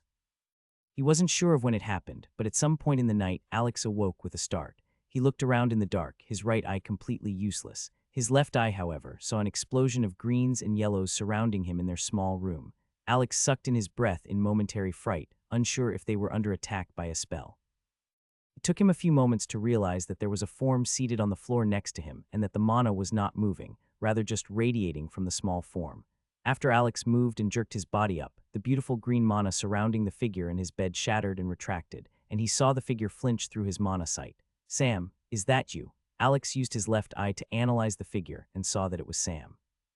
He saw the vague outline of the mana leaking from the boy's body, so it was a surprise to see the boy huff as if annoyed and then extend a tendril of mana to talk. Reaching out with his own thread of mana, Alex connected to the mental communication, projecting caution and curiosity. "Sam, what are you doing? What time is it?" Sam sent back feelings of annoyance and frustration, "Helping you recover." Completely caught off guard by Sam's somewhat forward and confident response, Alex didn't even think to stop the boy as he reached forward and flicked Alex on the forehead. Half asleep and stunned, Alex sat there for several long moments before he began to laugh. "Guess you're feeling a bit more confident around me, huh?" Sam sent back feelings of satisfaction and a happiness before nodding. His next question came through with a hint of tiredness and frustration. "Sleep some more." "All right, I'll go back to bed. Just tell me what you're doing first." Rather than send feelings or words, Sam shared another part of his status window that he hadn't shown Alex before: nature's refuge. When at peace, the awakened manifests an ethereal domain of nature around themselves. The refuge will increase the vitality and natural regeneration of those within its embrace. "Wow, that's actually really awesome for your other ability, Sam. Is that why you've been practicing meditation so much while I'm training?" Alex saw Sam's head nod through the mana outline. It made sense to Alex, and he thought it was a smart choice to work on reaching a peaceful state. He couldn't help but think that Sam might have a hard time finding peace in most moments, though after his rough experience here in the Rift, he seemed to be skittish with most things. Sam let some guilt leak through, clearly noticing where Alex's thoughts were going. Alex sent back the feeling of comfort and ruffled the teenager's hair. "It's all right, buddy. We'll get through this." Alex could tell through their connection that Sam wanted to share something more, so he waited and didn't push the boy. Sam sent through the feelings of trust while showing Alex his full status window. "Can you look?" Part of Alex wanted to reprimand the teenager again, telling him he shouldn't share such things. Instead, he took a deep breath and could feel the unwavering trust Sam put into him, and he decided not to say anything. "Fine, but this is the only way to make it fair. Make sure to keep this a secret, all right?" Alex pulled up his own status window and willed for it to be visible to the naked eye. He saw Sam stiffen, and then a feeling of awe came through the link as he looked at Alex's window. A feeling of pride and satisfaction coursed through Alex, and he smiled. He looked through Sam's abilities and his class, noting the great synergy that Sam had. He was impressed with the choices that the boy had made, especially in the desperate situation he'd been placed in. Alex sent through his own feelings of impressed admiration when he saw that Sam had his own world first title for being the first human from their world to enter an epic rank rift. Sam closed up a bit at the mention of his entrance into the rift, but at some gentle encouragement, he sent back an embarrassed smile and shrug. After a bit more back and forth, and getting a better understanding of Sam's abilities, Alex started to understand how Sam had progressed while in the rift. He'd gotten his trait in a mad dash and accidental kill against a monster in the rift. While he was injured, he'd managed to gain a healing skill from his knowledge of herbs and an instinctual understanding of mana sensitivity. When he combined those two things, he was able to get a healing touch, all within a few days of being in the rift. When he'd healed himself and begun to make his way back to the rift exit, a patrol from Tianluo had scooped him up. After being unable to confirm where he'd come from, and unsure of if he was from the other sect, they kept him as a prisoner for a time before deciding to use his healing technique to their advantage. Aside from the terrible sequence of events for Sam, Alex had been interested to learn that as a healer and non-combat class, Sam gained experience by healing people. With the merchant continually making Sam heal, day in and day out, over his time in the rift, Sam quickly became high-leveled while remaining in relative safety. Because he was forced to heal warriors who were fighting against the Shadow Serpent sect, he'd had no shortage of people needing healing and had been able to earn another skill called Cure, which helped him fight against poisons. Even though it was difficult to get the boy to speak, he was able to piece the story together bit by bit. It often came down to him asking questions in the dark and waiting for certain responses from the teen through their link. Soon, the conversation died down, and Alex got ready to fall back asleep. "Do you want me to give you some of my mana?" Sam sent back a smug feeling and turned his upper body some more. Through his mana vision, Alex could see a blue coil of mana wrapped around Sam's upper arm. He realized Val was taking a nap on his shoulder and infusing a slow trickle of mana into the boy. Alex felt tears begin to sting his eyes and felt an overwhelming amount of gratitude toward the pair. They'd gone out of their way to help him recover even though he hadn't asked for anything. "Damn, you guys are gonna make me cry." "Damn." Val lifted his head and entered the conversation. Alex and Sam both began to laugh, doing their best to stifle the noise and stay quiet in the late hour. A short time later, Alex was in a deep and restful sleep. The next morning, Alex woke feeling more refreshed than he had since his first night in Tianluo. Despite his body's recovery, he woke to chaos in their bedroom. Hearing noises of distress, Alex pushed himself up quickly but felt his blankets wrap around his waist and legs. It took him a moment to orient himself, and reaching for his giant, he noticed another mana signature in their room. "Wait, is he growling? When the hell did you learn to growl, friend?" Val sent back, and Alex was surprised at the amount of confidence and protectiveness he felt come through the bond. He slid from the bed, sword drawn. As the figure spoke nervously, Alex let out an explosive breath as frustration filled him. "Val, relax, it's just Zoo." Alex leaned his sword against the wall and sat down on the bed hard. His heart was pounding, and he ran his hand through his messy hair. "The sect head has called an emergency meeting."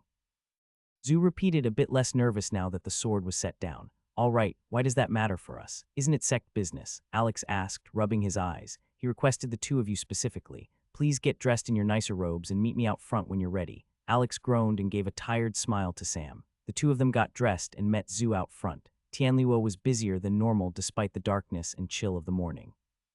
They were met by a contingent of sect warriors that Alex recognized as those who worked closely with Yura. Alex began to get a bit worried once he realized they were there as a personal escort to the two of them. A bit later, they entered a large room on the lower floor of the grand pagoda that Alex hadn't been in before. It was open, with many different seat cushions on ledges at varying elevations, facing toward a central stage. Their small group entered through a side door and were seated near the stage with one guard sitting on either side of them. Once everyone was gathered, the meeting was shockingly brief. Yura addressed all of the elder brothers and council members of the sect to let them know that 2 spies had been found. One was intercepted delivering a report of their plans of their assault to a Shadow Sect member. He ended the meeting abruptly after telling everyone to remain in their homes until the situation was under control, that everyone was being investigated regardless of their standing or background, and that these were direct orders from the sect head of the Celestial Lotus sect. Throughout the terse speech, Yura blanketed the entire room in the suppressive feeling that Alex had felt in the training yard a few days before.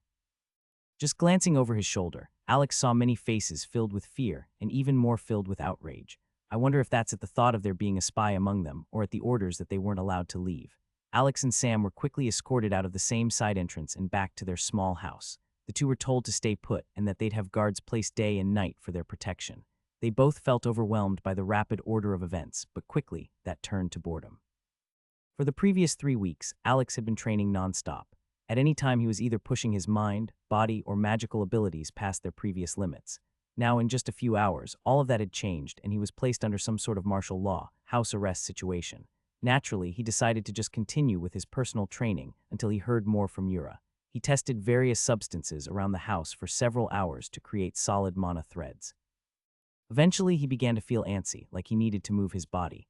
Damn, is this what extroverts feel like? So productive. He set aside his personal study to talk to some of the guards that were watching the house. He asked if one of them would come into the yard and spar with him. At first, they were resistant. After some good-natured jibes, one of the guards relented. When sparring weapons were given to both of them, Alex realized he may have accidentally angered the sect warrior. Alex apologized and greeted the man formally and with deference. It seemed to take some of the anger out of his attitude, though he still took the spar seriously. They exchanged blows, and Alex tried his best not to use his superior stats to his advantage since the sect's warriors were still under the restrictions of restraining Rakshasi. There was a valuable learning moment as Alex activated his feather step to move backward, and the guard had charged forward and struck Alex hard. While he was able to block the attack, his reduced weight from feather step meant that he went flying in the direction of his end-point anchor. He lost his balance and crashed into the wall of the house. Alex felt the wind escape his lungs as his back struck the wall hard, and something in his shoulder popped. Sam had already cast a healing spell on him before he had finished regaining his feet. It was his first time seeing that particular healing spell. After seeing Sam's status window the night before, he had asked the boy about his other healing spell. The one that he'd already seen several times was the minor heal, which could be used with physical contact. He'd been interested in the other one that he hadn't seen Sam cast before. It was the active skill that came with his class called Rejuvenation. The ability created a heal over time effect on the target. Through his heavenly eye, the sight was mesmerizing. At varying distances within a 1-foot radius around his body, ethereal green and brown leaves floated down around his body. It was clearly the mana manifesting for the spell, but he'd yet to see a skill with such a stunning effect. His attention was pulled back to the sparring partner, who bowed to him from across the yard. "I apologize, honored guest, I know that hit was harder than it should have been, but I hope to make a point." "Oh," Alex asked. He glanced at Sam and winked. "Yes. While your movement technique is very quick, and you have worked its use into the 8-petal steps very well, there is a flaw in it. When you step off, your weight is greatly reduced while this allows you to move quickly. It also leaves you vulnerable. If you block an attack in the air under its effect, you will absorb the momentum of the strike while losing control of your own bearings." The guard bowed again. It is the kind of error that can take one's life in the heat of combat. "I hope the demonstration wasn't too harsh." Shrugging, Alex stepped out of the crushed flower bed near the house and back into the yard. He realized that he'd had a mana stone tucked in his pocket to siphon from between his training sessions. It was now broken from the impact. He tisked before saying, "No apology is necessary. Can we continue?" The desire to continue training was met with the guard's approval. They continued sparring, and while Alex didn't use rituals in the sparring match, he did his best to anticipate where he might use them, and even went as far as to see if he could form them from his threads fast enough. The rest of that day and the following were filled with personal projects and sparring with the guards. Sam watched closely and was quick to heal Alex if it was needed, since the guards liked to punctuate their lessons with the sparring swords. Despite the monotony of the situation, he felt like he was polishing his sword skills by sparring against so many different skilled opponents. It wasn't until almost 2 full days after the declaration of spies being found, only 7 days before the planned assault, that Yura appeared at their small house. A flustered Zoo entered their house while Alex and Sam were eating breakfast to announce the sect head. Yura waved him away before walking to the table and requesting to join them somewhat informally. Even to Alex, Yura seemed stressed and tired. "Man, what do you have to do to stress out such a powerful existence? I guess this world's council is the equivalent of Earth's Karen." There was an awkward pause, with both Alex and Sam sitting quietly, waiting for Yura to explain what was on his mind. The odd tension was broken by Val, who flew into the room and circled over Yura's head before dive-bombing onto his bald head. There was a dull thunk as Val's little head clearly lost against the Celestial's smooth dome. After the three of them finished laughing at the wobbling mana worm, who curled up in Alex's lap, Yura expressed his concern. It was clear after investigating that there were members of the council who had reached out to the Shadow Serpent sect to make a deal. While not all of the specifics had been discovered as of yet, the general idea was that if the Shadow Serpent sect aided the council in getting rid of, or recapturing Yura, then the Council of the Celestial Lotus Sect would back off all attempts to contest the others for the prophecy. This led to the Council agreeing to allow spies and other implants into the Celestial Lotus Sect's forces so that they could counteract the plans at the end of the week. The Firstborn now knew specifics of where they were going, the objective of the assault, the idea of using Alex as bait, as well as when they would strike. Yura was of the mind to call off the entire assault. Alex was wholeheartedly against the idea. After all of the training he'd done, the joint assault was the only way to get out of the rift. He said as much to Yura, which seemed to cause some distress in Sam. Through several back and forths, Alex was finally able to convince Yura that they could still continue with the plan without too much of an increase in danger to the sect's warriors. The solution was to simply take care of any remaining spies and traitors before completing the plans of the operation. Then, whatever the plan was, move the timetable forward by several days. By doing it this way, they should catch the enemy off guard before they've finalized preparations.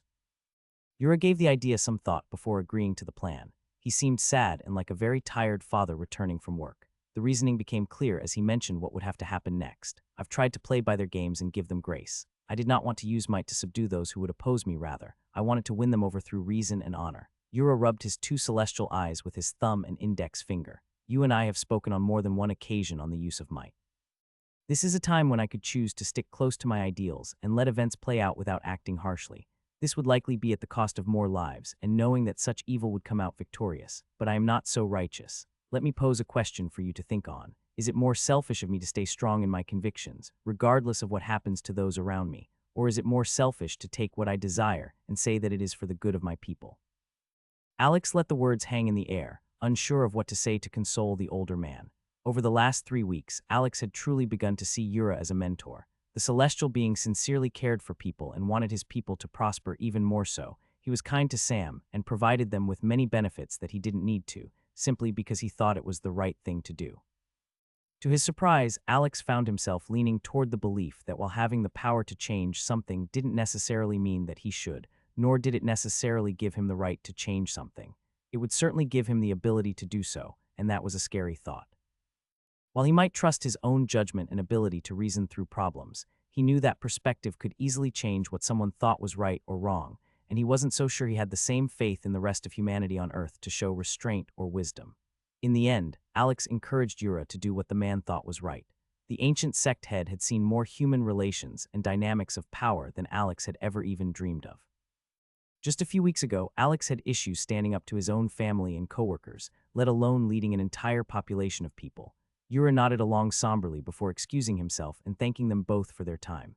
He told Alex to expect a summons in the next day or so, and that they should plan to continue ahead with the assault even if plans change. When the man left, Alex let out a pent-up breath of tension.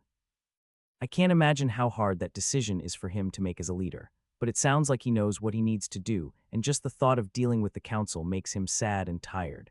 While they weren't connected for mind-to-mind communication, Sam seemed to pick up on Alex's line of thought. The teen nodded his head and reached over to pet the snoozing Val. The following 2 days passed in a similar routine, with Sam and Alex continuing their training and personal projects. Sam began to get more comfortable about using his skills as he realized that people weren't going to try and kidnap him for his abilities. Alex was surprised to see his nature's refuge manifest during a sparring session. The guards had stopped to look. Even Alex was impressed. When seeing it in the dark several nights before, Alex didn't realize that there was a visual component to the trait that could be seen to the naked eye as well. In a 10-foot radius all around Sam, regardless of the surface that he was sitting on, grass began to sprout. Small flowers and cloves bloomed at random points in the grass patch.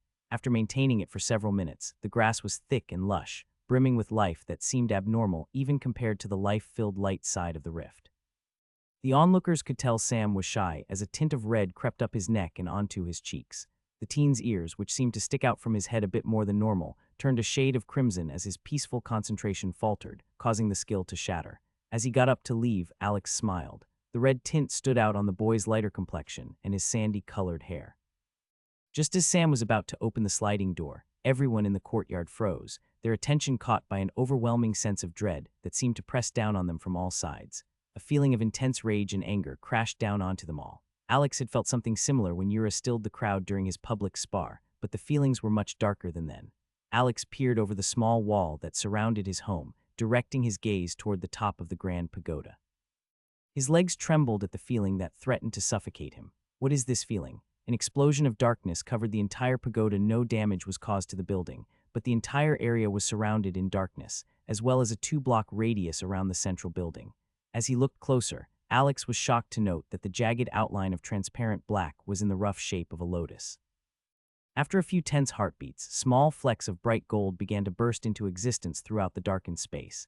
Alex realized that it looked similar to the night sky, where bright stars of light shone at different distances. Everything in the world seemed to be holding its breath, waiting to see what was happening and what would happen next. A booming voice rolled through the stillness. To those who sought power while I was absent, I am disappointed not for the ambition you harbored, but for the path you chose. The council, who was trusted with the lives of this sect in my absence, chose greed over duty and treachery over loyalty. You conspired with our enemies and jeopardized the lives of those you swore to protect. The sound of Yura's voice could be heard in his very bones. Damn, what kind of magic is this? How is he doing that? Alex watched as numerous specks of golden stars throughout the projected night sky began to elongate, his eyes widening with a mix of awe and fear at the sight. Stars stretched and transformed, their points extending until they resembled swords of golden light suspended in the darkness. I have tried patience, reason, and forgiveness, yet you met my offered hand with a dagger. The people of this city deserve to know that your actions are a stain upon our legacy, but it is a stain that will soon be washed clean.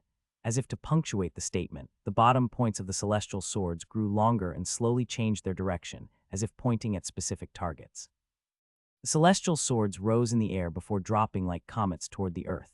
Alex could only see part of the grand pagoda's roof, but the light seemed to phase directly through the building's walls instead of causing the expected destruction. He could hear screams of panic, but there were no dramatic explosions or crashing destruction. After the chaos subsided, everything fell quiet. The celestial lotus remained around the pagoda for several more minutes before it, and the suppressive presence seemed to retreat. Fook, Alex said, letting the word out in a single long breath. He turned to look for Sam. The teenager stood in the open doorway with his eyes and mouth opened wide. He turned and quickly retreated inside, looking like he might be sick. The guard seemed serious, and Alex decided to call an end to their training session. He followed Sam inside. Alex sat with Sam for some time, allowing the blonde boy to calm down. At first, he'd been shaking in fright, his hands trembling uncontrollably. Part of Alex wondered if it was more than Sam simply being scared, but it was because they had finally seen exactly how strong Yura was. They'd spent countless hours with the man, and he was so informal at times that it was easy to forget just how powerful he was. Is this what Mark and Sarah are going to think of me when we return home? It felt a bit silly to compare himself in any way to Yura. The display of might they had just seen would be etched into Alex's mind until he died. As an onlooker, it was both beautiful and terrifying at the same time. Despite that, he knew, in a way, when he and Sam returned to Earth, they would be far stronger than those around them. Alex knew that Yura had struggled with the decision to step in and use force, but he agreed with the sect head's choice. What is the point of power if you can't fix the wrongness and evil that surrounds you? Sam reached out a tendril of connection to Alex. Once they had, he spoke without prompting. I want to go home. The words surprised Alex, as Sam didn't speak often, especially not unprompted. In the last 3 weeks, Alex could count on both hands the number of times he'd used his words to communicate, rather than nodding or shaking his head. Normally, Sam preferred to show emotions or flashes of memories through the bond, punctuated by his own physical gestures. Alex nodded and felt a pang of sadness for the boy. I know you do, Sam. Alex hesitated, unsure of the impact the question might have on the boy and if it was something he even needed to know. In the end, his curiosity to understand the boy and his situation better won out. Sam, how long have you been here? Do you know? The boy shook his head, causing the short blonde hair to move back and forth. 2 years, I stopped counting. Sam sent along feelings of helplessness and exhaustion. Damn, Alex couldn't believe he'd been stuck in the rift for so long. Even with the time dilation, he must have been one of the first people to enter a rift. The thought reminded Alex of the world first title Sam had. He should have realized then that Sam had been trapped for a long time. He reached out a hand and rested it on Sam's shoulder. Alex was happy that the boy didn't flinch, but he felt his heart being pulled in so many directions. Anger at the sect leaders who let this happen to a boy, sorrow for Sam's pain, concern for Sam's parents, and several others that he couldn't quite pin down. The two sat together, with Val joining in the conversation shortly after. The little companion must have sensed Sam's sadness because he went over and began to comfort the boy with head bumps and cuddling in his lap. Sam smiled tiredly and began to pet the fin along Valthurian's spine. With just 5 days left until the originally planned assault, Alex knew Yura would need to call for a meeting soon. They would need to make rapid plans to attack the firstborn. The very first thing the following morning, Sam and Alex were both summoned to Yura's office. They were accompanied by an armed escort once again, though the entire city of Tianluo seemed subdued and lifeless. A grim curiosity filled Alex as he wondered how Yura's massive spell worked. Does it only kill presented targets? How did it not affect the buildings, but was clearly able to deal damage as an attack? When they arrived at Yura's office, there was already a small group gathered around a large table. Yura took charge of the entire strategy meeting and outlined his plan. Just as they had discussed, Yura moved the timetable forward by 2 days so that they could catch the Shadow Serpent sect members by surprise. He said that because of their original plans being leaked, a small encampment had popped up between Tianluo and the location of the rift exit. Yura explained to the team that they could not see the rift exit, though those with chi sensing skills may notice something strange about the area. Regardless, the group's main objective would be to deal a fatal blow to the firstborn. Yura explained that there would be 2 teams. The first team would act as bait, with Alex at their head. 5 people would be selected, including some of the guards who had already spent time with Alex, and they would act as if they planned to assault the encampment. After an intentionally failed attack, the group would retreat to the west near the ravine that split the 2 sides of the rift. Ahead of time, the second team would get into position. They would use climbing gear to move along the inner edge of the ravine and lie in wait. As the Shadow Serpent sect followed the bait group, they would be ambushed by the second group in waiting. Yura stressed the importance of the bait group and how they would need to sell that they were retreating in a panic. Alex looked at the map as Yura explained the plan. Tianluo was in the southeast corner, with the rift exit's location being roughly at the top center of the map. The encampment was on the light side of the rift, protecting the exit from the southeast side, which was the most likely direction of approach. As Yura moved the markers to represent the teams, he saw his own team represented as a red chip move northwest toward the rift exit. As they hit the hastily built structure, they would retreat south and further west, bringing them closer to the ravine. The plan made sense in Alex's mind, though the thought of being with only 4 others against a force estimated to be around 30 was nerve-wracking. Worse yet, they would be retreating. Alex's way of thinking had changed after the previous 3 weeks of training, and he knew that this wouldn't be a simple foot race. Both sides would be using chi techniques to enhance movements and attacks. It's time to put my life on the line again. He glanced at Sam. But it needs to be done. We need to make it home. Alex was surprised that when the planning session is wrapping up, Yura stressed the fact that Alex was being placed in charge of the first team.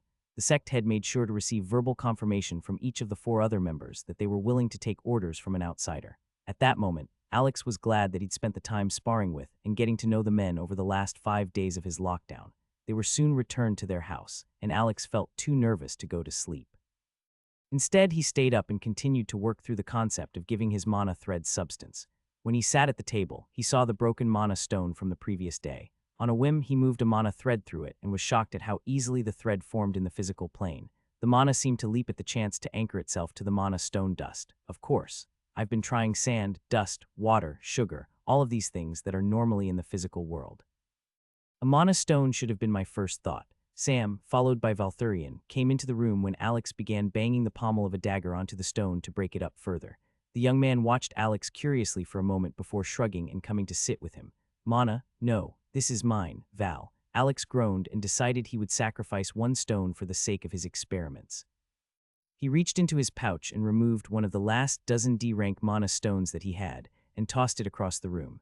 It rolled awkwardly across the floor, but Val flew after it like a happy dog chasing a ball. Alex could feel the tension building in the spot between his shoulder blades. With the timetable for the assault being moved up, the evening before the attack had arrived almost suddenly. While Alex was ready to go home and he'd gained confidence in his fighting abilities, he suddenly felt a lack of confidence. He remembered the powerful presence of the firstborn and wondered what level the giant serpent was. Even with his progress, he felt unprepared to take on such a fight. Damn, I feel like it was just yesterday. I was sitting at my desk doodling in a notepad with Henderson grouching at me. He smirked, wondering what his old self would say if he saw the current version of Alex. He'd think I was badass, no doubt. Alex reached up and touched the slightly puckered and firm skin of his scar. He'd kept his heavenly eye uncovered for the last several weeks of training. With the thought of being home so close, with seeing his friends and being back in the normal world, he wondered how his shocking change in appearance might ostracize him. He didn't enjoy the idea of needing to cover up his scar and eye just to fit in with others, but felt it might be necessary for a time. Not from my friends, they deserve to know the truth and everything about me and everything I've done. It was strange how his thoughts were pulled back to his fights and flight from the dark side of the rift. The people he'd killed and his justification for killing because his life was on the line. He couldn't really use that excuse now, however. His jaw clenched and he felt the knot of guilt form in his stomach as he thought back to the merchant who'd kept Sam as a slave. When he'd struck the man, he hadn't planned to kill him, but did that make him any less of a murderer? The feeling of guilt intensified as he thought to the brief moment of satisfaction he'd actually felt when Yura told him that the scummy merchant had died. It was one thing to cross a line when it was needed, or when he was forced to do so, but that hadn't been the case in the market square. He let out a breath and closed his eyes. Alex wanted to be hard on himself, and he wanted to explore all of the feelings involved in the dreadful thought that he was a murderer. Part of him wanted to wallow in that feeling and have someone else tell him that he was a horrible person. Another part of him wanted to justify and explain, and to have someone tell him that he was in the right and the man deserved it. Grunting, he used his ever-increasing control over his emotions to squash the thoughts and push them deep. Now isn't the time for this. None of it will matter if we don't make it out of the rift. Master Shen and Master Li stood in formal dress opposite Alex on either side of the desk, as they waited in Yura's office space for the sect head to join them. Alex could feel where Valthurian was through their bond and knew that he and Sam were seated a short distance behind him in the garden. Yura joined them shortly and stood behind his desk. This was supposed to be a bit more of an event, but with how things have changed, it's been pushed aside. I apologize for that. The plan had been to have a final assessment so that you could clearly see your growth. With the attack being in a few hours and the ambush team already making their way through the crevasse, I wanted to make sure that your teachers had a chance to see you off and present any last words of wisdom. Yura raised his hands to both sides, giving Master Li a chance to speak first. The martial master bowed and then reached into his robes. He held both hands out, each containing a small roll of cloth. This is a small token and not worth the time and effort you put into improving yourself, but I hope that you will accept. Alex accepted the cloth as Master Li continued to talk. As a teacher who has spent many years cultivating the sect's talent, I am pleased with your progress. My only regret is that you are an outsider and will not be staying with the Celestial Lotus sect. You would serve us well. Master Li Wei's smile was brief but genuine as he took a small step back. He gestured to the two rolls in Alex's hands, so he looked down at the sturdy canvas-like fabric. These are the hand wraps that all core disciples of the sect use when engaged in missions. They wrap around the knuckles and down past the wrists on each arm. They will help strengthen your fists, and the cloth is treated in a way that strengthens the flow of qi. Master Shen Rong stepped forward with a wrapped bundle in his hands. As was his personality, the man said little. Oh damn yes, this is awesome. The sword master gingerly unwrapped the old cloth that contained a sheathed giant. The short, straight sword sang as he removed it smoothly from the black leather. The sheath and strap were both black leather with a golden clasp. The hilt of the sword was golden, and the leather of the grip was dyed black to match the casing. Tied to the pommel were 2-foot-long white and gold ribbons. He wiped the blade once for the show before sliding it easily back into its sheath and passing it to Alex. May this blade serve you well, honored guest. It has been a pleasure to guide such a dedicated student on their path. After Alex thanked each of them, they nodded to Yura and quietly left the office space. When it was just the two of them facing each other across the desk, Yura gave a bright smile. Alex paused before smiling back, noting that Yura's smile looked more tired than normal. His thoughts were pulled back to the somber talk they'd had just before the planning meeting. Before, Yura had used the area-wide skill to kill the traitors of the sect. Part of Alex was surprised to see him smiling like this, as it had clearly been a hard decision for the celestial man. There's no need to look at me like that, Yura said. I didn't like what needed to be done, but I've done much worse in my path to power. I've waded through more blood than most ever will, and at times for much less reason than the traitors gave me. Alex gulped and nodded, thinking back to his own thoughts before the sect head had arrived. Enough of that for now. Dwelling on the guilt doesn't do anything for anyone. These are for you. Yura presented Alex with a new set of sect robes. Though they still had the markings of an outsider, they were clearly made from a high-quality and sturdy material. Upon closer inspection, Alex realized that all three of his gifts had the subtle markings of enchantment. Yura, seeing where his attention was drawn to the robes, nodded and spoke up. They are all enchanted. You should use your celestial eye to inspect them. Alex did so. D-rank item Celestial Giant. Rarity Commons. Type one-handed straight sword. Enchantment Sharpness II. D-rank item Wrist Wraps of the Celestial Lotus. Rarity Commons. Type Glove. Enchantment Strength I Mana Flow I. D-rank item Celestial Lotus Sect Robes Custom. Rarity Uncommon. Type Outfit Set. Enchantment Auto Repair Toughness I. Alex, before you go, heed this. You have grown strong, but the true test lies in how you wield that strength. You'll soon be the mightiest in your world, and with that comes a choice: will you be a tyrant or will you be a protector? Unchecked power is a dangerous thing. It can consume even the best intentions. Remember that might does not always make right, but sometimes it is the only language the world understands. Be the one who speaks that language only when necessary, and when you do, temper it with wisdom and a righteous purpose. He looked into Alex's eyes. There was silence for a time as the weight of Yura's words sunk in. To Alex, it felt like this was the end of their ongoing discussion of power. They had started it weeks ago in that very spot, and it was now brought to an end with a much better understanding. Yura clapped his hands and said that they should move on to more gifts. He called out to Sam, who entered and walked over to join them. Yura apologized once again for the mistreatment that Sam suffered and said that he still felt that the sect owed the boy for a debt. Yura told him that he'd grown in the last 3 weeks, and he hoped that Sam would learn to grow stronger from the struggles rather than be broken by them. The gift he presented Sam was a staff of cherry wood, and he told him that it was one of the most rare enchantments that they could create. D-rank item Cherry Lotus Healing Staff. Rarity Uncommon. Type Staff. Enchantment Healing Eye, Mana Efficient Eye. The trio chatted for several minutes, standing around the desk and discussing the items. Alex could see Yura's smile and had an idea of what he was waiting for. Over the short talk after Sam's staff was presented, Valthurian had become increasingly agitated, swishing his tail from Sam's shoulder. Alex started laughing as he reached for the mana worm, who unfurled himself and tried to fly over and headbutt Yura. The Celestial laughed as well and addressed the little glutton. "How could I forget about you, little Valthurian?" He reached into his robe and removed a D-rank mana stone. Val's tail began swishing back and forth in excitement. "Mana, dude, you look like a dog. How can you even swish your tail without moving your body in the air?" Yura tossed the stone across the open office space, and the Bond darted after it, repeating his favorite word over and over. As they were getting ready to leave, to spend their last few hours in quiet, Yura stopped Alex once more. He told them that he wanted to release them from the initial part of their deal. While Yura wanted the safety of his people to come first, he knew that Alex and Sam both deserved to return home after everything that they'd been through. He apologized for the mess that the council dragged them into, and he made sure that he was clear in his new expectations. "While I think that my people would greatly benefit from both of your aid, the reports are clear. With the ambush in place, they should secure the battle. To make up for their levels, I have also decided to release Rakshasi when the ambush begins. This will release the level restriction on my men, allowing them to fight on even footing with the enemies, even if outnumbered. This means your role of getting to the ambush site is the most fragile part of the plan." Alex nodded at the adjustment as it made sense. The original plan had been to fight the Firstborn with a team of under-leveled sect members and to use surprise and numbers to win the fight. With their plans leaked and the Firstborn anticipating an attack, it would be harder to successfully execute the plan without releasing the restrictions. "Why didn't you mention that in the planning? I think it would have hyped up your men a bit more. Some of them think that this is a suicide mission for the greater good. Knowing your men, I'm sure they'd be happy to fight to the death for the sect, but I'm pretty sure they'd be happier to know that they will get out of this alive." Yura gave him a smile. "Oh," Alex said.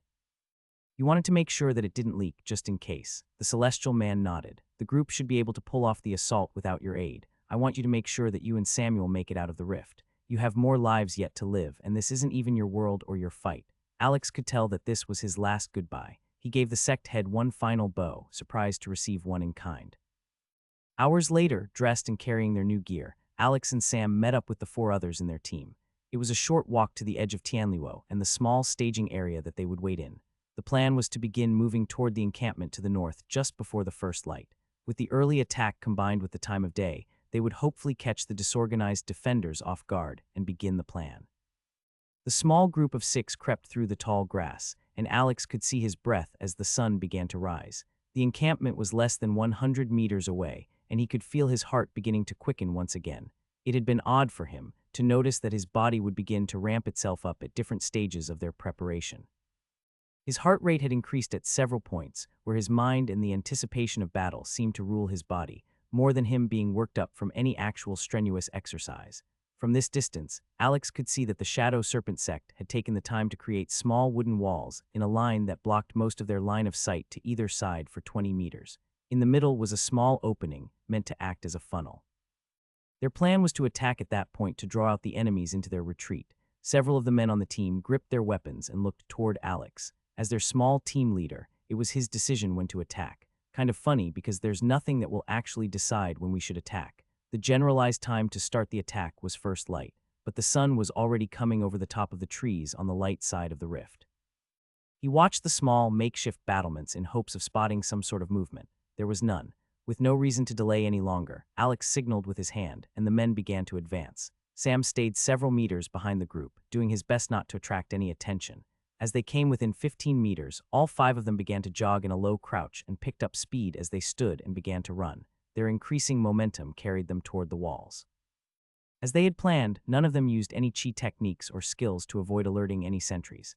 They closed on the wall within a few seconds and began their assault. Within several feet of the wall, they were met with cries of alarm, and the clang of metal could be heard as the first blades crossed. Alex traded several blows with a man at the choke point, doing his best to see beyond the small walls. He was startled to see that the camp was much larger than they expected it to be. Enough tents had been erected for at least 40 people. Shit, was the scouting report wrong? Why are there so many of them here? One of the celestial sect guards took a cut to his thigh and another to his bicep. Through his mana vision, Alex could see Sam's healing effect begin to work on them. Okay, now they've made us bleed. It's time to sell the faint and then retreat. Come on, men. Each of you is worth at least 5 shadow sect scum. Alex called, doing his best to sound like a pompous elder brother, but knew that he didn't have the same tone or the words to achieve the effect fully. There was no response to his rallying cry as the fighting continued. He could only hear the grunting of the men and the ringing of steel, which was contrasted by the occasional shout and flash of a chi technique. Twice Alex was fooled by the use of an illusion and quick strike combo, causing him to bleed before his wound was healed. Several other guards took deep cuts, and Sam's healing was beginning to lag behind the myriad of wounds they were receiving.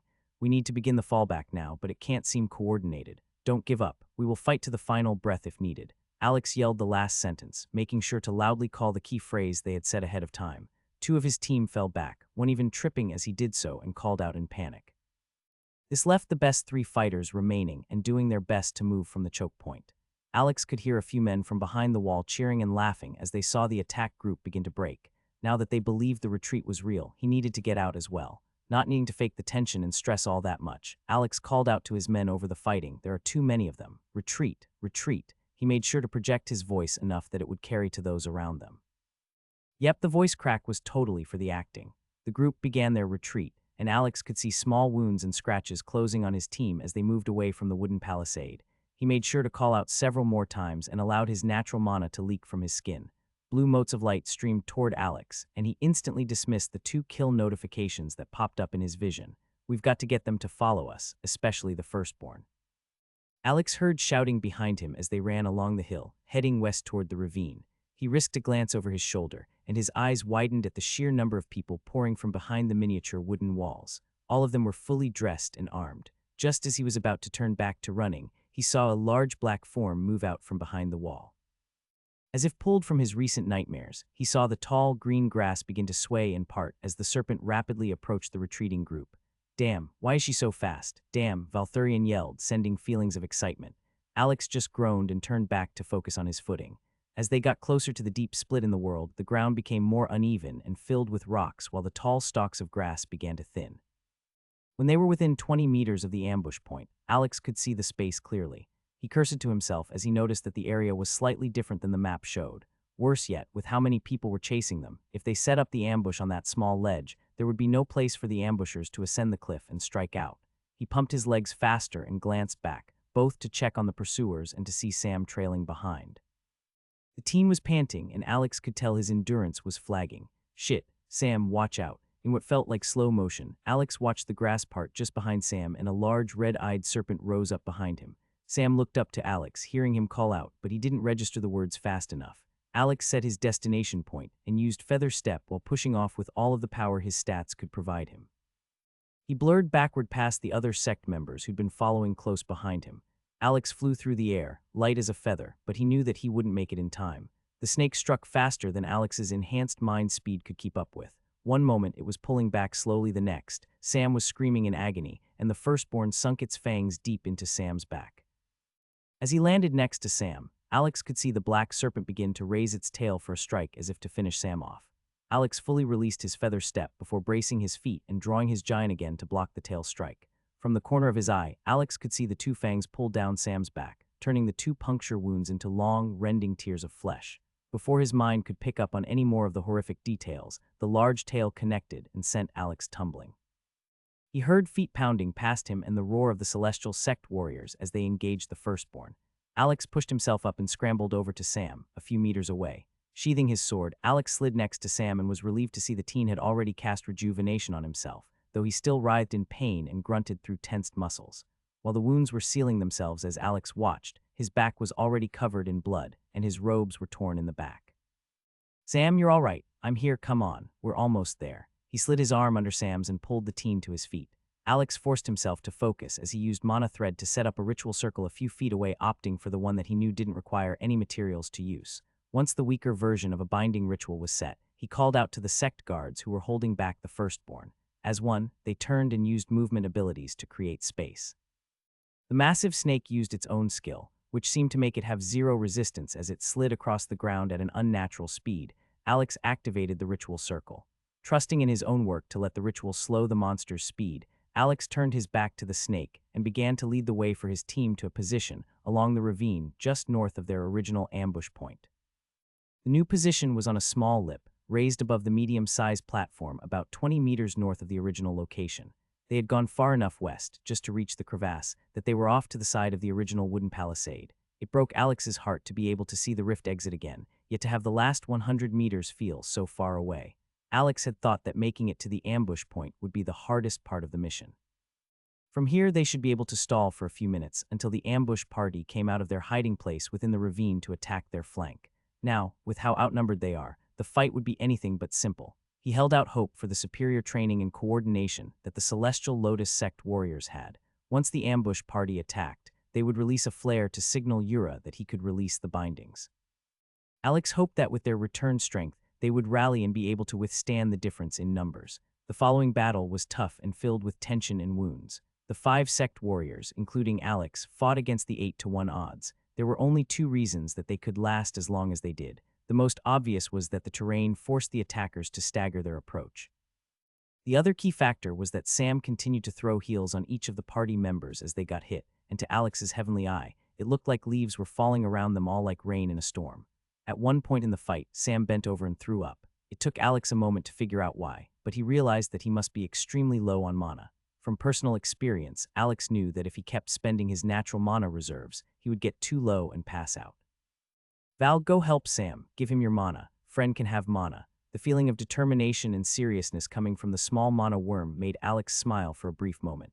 In the next moment, he was back to his desperate defense alongside the sect warriors. In his vision, he'd occasionally catch motes of blue collide with his chest, signifying that he'd aided in the kill notification that followed. He even saw the golden lights that signified a level up and needed to ensure that the notifications didn't distract him. While fighting, he set up a ritual under the fighter's central body. He pushed forward a few steps and tossed the metal ball along the ground. Shit, how do I make the feather move over there? Hua, can you keep them busy for a second? The man to his right, a senior sect member, nodded with grim determination. He had blood covering his brow from a now-healed cut. Alex took a single step back and knelt on the ground. He reached into the spatial pouch at his belt and removed a mana stone. He set it on the ground and drew the dagger from the sheath in his boot. He used the pommel to smash the mana stone.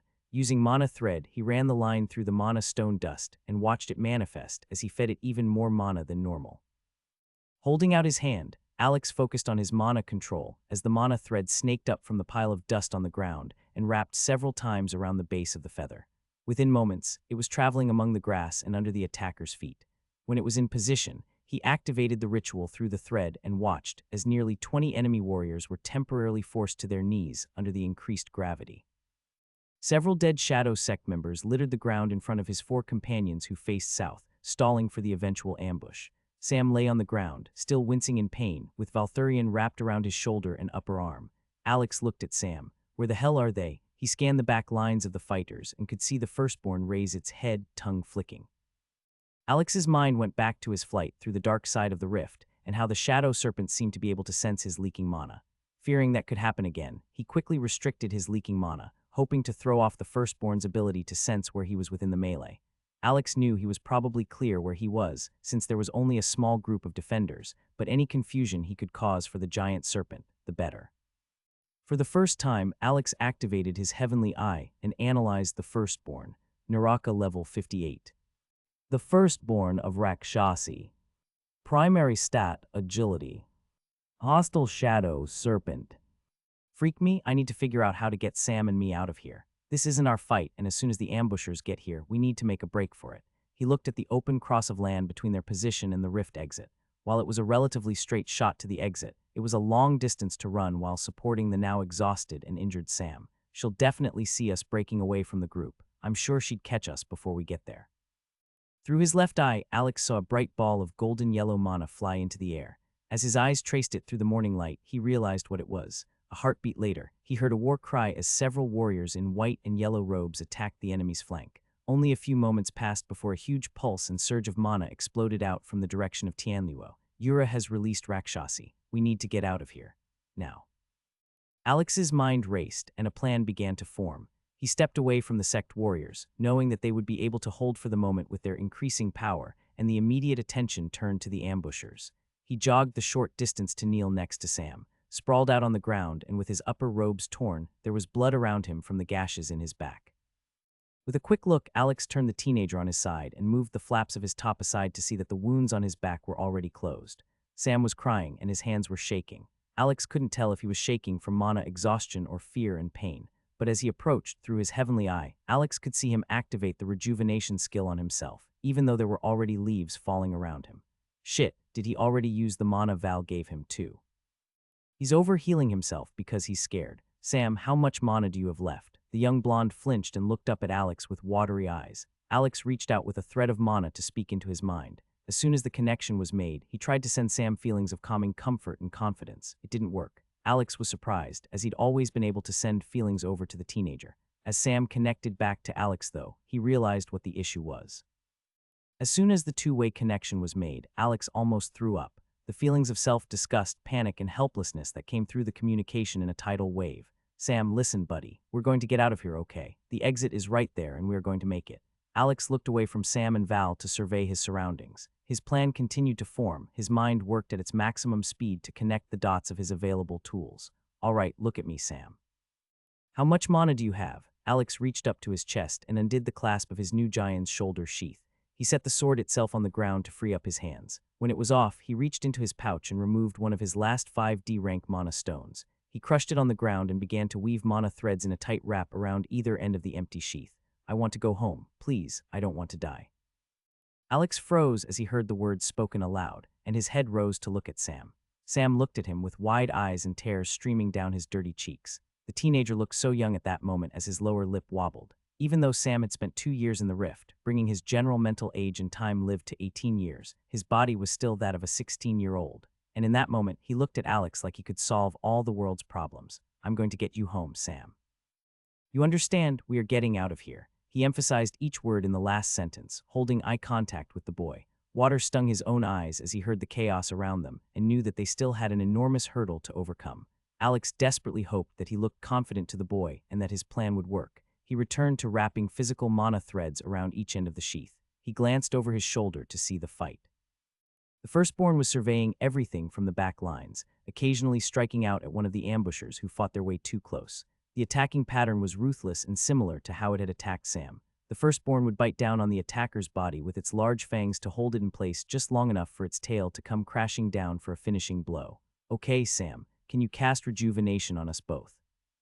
Sam shook his head and a notification appeared in Alex's vision, but he quickly dismissed it. Just one. Damn, okay, do you trust me, Sam? There was no pause as he nodded his head, complete confidence in Alex. Good, stay right here and conserve your mana. Don't cast anything else for right now. Your back is completely healed, even if it still hurts some, okay? Sam nodded again and leaned against the rock beside him, clearly avoiding pressure on his freshly healed back. Alex took a few steps away and told one of the sect warriors that he needed the shield from his spatial pouch. It's a bit small, but I guess so is he. Shields were not widely used in Tianluo, but all guards kept several sets of different weapons or tools in their pouches. I should really start doing the same. If it weren't for that, I wouldn't even be able to attempt this insane plan. Alex carried the shield back to Sam and knelt on the ground. Thanking Yura for the endless mana shaping exercises, he was able to lay down a weight-reducing ritual on the inside of the shield in record time. Then he put a feather and some ash into the nodes that required them and inserted one of his D-rank mana stones into the peak of the ritual. Sam, lay on this. It'll have to do. As soon as Sam was settled, Alex crushed up another mana stone and began to use as many threads as he could produce to wrap the boy's chest to the shield in a tight cocoon. He saw some confusion and fear in the boy's eyes, but Alex just told him to trust him again and that getting Sam out was his highest priority. Val, come here. All right, buddy. This is it. You've got the most important job. You're going to get us home. Home? Yep, I need you to do this. Alex sent feelings of hunger and need, which Valthurian seemed to naturally understand. Mana, Val sent back feelings of confusion. Alex finished connecting all the mana threads and attempted to push Sam side to side. He was satisfied that the threads would hold in their strengthened physical state. He connected the threads to the scabbard and held it up to Val. Bite onto this and pull Sam to the exit. If you do, I'll give you all the mana you want when we get out of here. Alex pointed to the rift, and he felt a sense of understanding come through their bond. Valthurian looked at Sam before looking back at Alex. There was a brief pause before the worm was biting down on the dark leather sheath to be used as a bit, similar to how horses used. Friend home, Sam, now's the time for that rejuvenation. Can you cast it on me? You're going to take some bumps and bruises, but it won't be anything too serious. What are you doing? Sam said aloud, panic taking over his normally quiet demeanor. Trust me, Sam, I'll be right behind you. We've got to do this now, though. Sam looked at Alex for a moment, face serious, but his eyes were dry. He nodded and cast the healing over time spell on Alex. Alex activated the weight-reducing ritual. Val flew off at speed, barely hindered by the weight of the teenager. Blue light streamed into him, and Alex had a hard time distinguishing the blue motes in his right eye from a potential magical attack that his left eye might see. Shit, I wonder if there's a system way to turn that off. Turning, Alex saw that the firstborn had already noticed the pair moving toward the exit. It ducked its head and began to weave its way after them. Alex let his mana begin to leak and did his best to push additional mana outward. While it was hard to do, he focused on the feeling he'd had when Yura blanketed the area of Tianluo. There was a small wall of resistance, but out of necessity, Alex pushed through it and felt his mana explode out of his body. It wasn't a feeling he'd ever experienced before, but it worked. The firstborn stopped in its path after Sam and turned directly to Alex. Yeah, bring it on, you giant ugly noodle. You've tried a few times already. As the snake drew closer, Alex bent to scoop up his giant and used the last of the mana stone dust on the ground to wrap threads around his hand and the sword. He looked behind him to make sure that Sam was directly behind him and the firstborn was in a straight line on the opposite side of him. With a final breath, he took up the position for lotus roots and tried to still his thrumming heart. Stay patient. This is gonna hurt like hell. As the serpent drew closer, Alex assumed an offensive stance. He felt a sense of déjà vu as the black-scaled snake pulled back and struck at blinding speed. Alex struck forward at the same time and felt the giant fangs slide into his body. One entered his shoulder and pierced out of the back of his arm, while the other pierced high on the right side of his chest. He held in a scream. The attempted slash at the snake was a feint to ensure his sword arm wasn't caught in the monster's mouth. In his peripheral vision, he saw the snake's tail begin to raise up high, which is what he'd been counting on. When the snake tensed its jaws, it turned Alex's body, and he saw Sam and Val vanish through the portal some distance away. Alex set his destination point as he felt hot venom flow through his veins. He hadn't anticipated any amount of venom. Idiot, it's a goddamned snake from another world that even the people curse as a sort of hellscape. Of course it's going to have venom. The fangs pulled out of his body with a sickening sound, and he knew that the time had come. It was his only chance at escape, and despite the pain, Alex found the strength to raise his sword arm and step off the ground. He activated Feather Step just as he brought the sword up and braced it against the shoulder where he anticipated impact. A fraction of a second later, an impossibly strong blow struck him. In his relatively weightless state, Alex assumed the same speed as the blow he absorbed and was sent flying through the air. There was an odd moment of peaceful clarity as he soared through the air. He realized that his plan had worked, and the insanity of it all made him want to break out into maniacal laughter. If it had just been a few weeks ago, he would have thought that only in a movie or anime could someone be literally knocked through the air close to the length of a football field. Struggling to his feet, Alex looked down the hill at the two worlds that lay before him. Off to the right and on the other side of the ravine was the dark side of the rift, where he'd spent nearly a month running for his life and way out of his depth. To his left was the light side of the rift, where he'd learned a lot and made some true allies. From this distance, he couldn't see Tianluo as it was nestled in the forest of cherry trees, but his breath caught in his throat as he watched two figures rise up over the crest of the horizon, larger than life. A six-armed, golden humanoid roared into the sky as all six arms were brought down onto a form that grew more slowly. Rakshasi. The night serpent grew larger than Yura's form and began to wrap its tail around the golden man. Several stars of golden light formed in the air around the two, several times larger than the ones he'd seen in Tianluo. Yura fought against the Godzilla-sized snake, doing his best to fight with his multiple limbs and magic. Several notifications had appeared in Alex's vision during the fight, but he dismissed them without giving them attention. As the most recent one appeared, he took a moment to look at the updated Rift quest. He shuddered and limped through the Rift exit. Nope, just hell no. Adjusting Rift quest. Old Rift quest, security. The Rift's balance of power grows uneven. Choose a side and help to establish security and safety for the surviving inhabitants. New. Rift quest, the Clash of Titans. The strength of each sect will continue to grow as the prophecy that has been laid dormant where worlds collide has come to pass in a way that no one expected. Both of the rift's titans have been released from their prison. Choose a side and help to establish security and safety for the surviving inhabitants. Alex stumbled out of the rift and into the small opening in the woods. There was snow on the ground, and even though the rift had been chilly, it wasn't nearly close to freezing. Sam sat a few steps away. Blood from his clothes had smeared onto the undisturbed snowfall. Despite the horrific scene, he sat halfway up. His waist was still strapped down to the shield while he wrestled off the weakened threads around his upper body. The two of them made eye contact, and there was a tense moment as they both tried to come to grips with the fact that they were finally out of the rift. The tension was broken by an exuberant call from Val. "Mana," the little worm yelled happily. Alex looked to Sam's side to note that the two had a tendril of mana connecting them for communication, but at the same time, Val glowed. Through Alex's mana sight, he could see the funneling mana from his threads to his companion, a telltale sign that he was using mana siphon to eat the threads. Both humans burst into laughter. All the tension from the last month that had built up to their assault on the firstborn spilled out of them. In a rare moment of joy, Sam called out with a victory yell. "Woo," he called into the forest. Alex paused, unused to seeing the quiet boy make any noises. He laughed harder and then yelled his own excitement. He stumbled toward the teenager and ruffled his hair. "Wow, that snow looks comfy." Sam nodded into Alex's hand with a smile. Alex tried to get his rapid breathing under control. He'd gone from combat to laughter in the span of a few seconds, and he needed to catch his breath. He put a steadying hand on Sam and then let himself fall down to the snow. He winced as the poison pulsed through his body. Once again, the healing spell seemed to do its best to combat it. "Sam, can you use Cure on me?" The boy shook his head.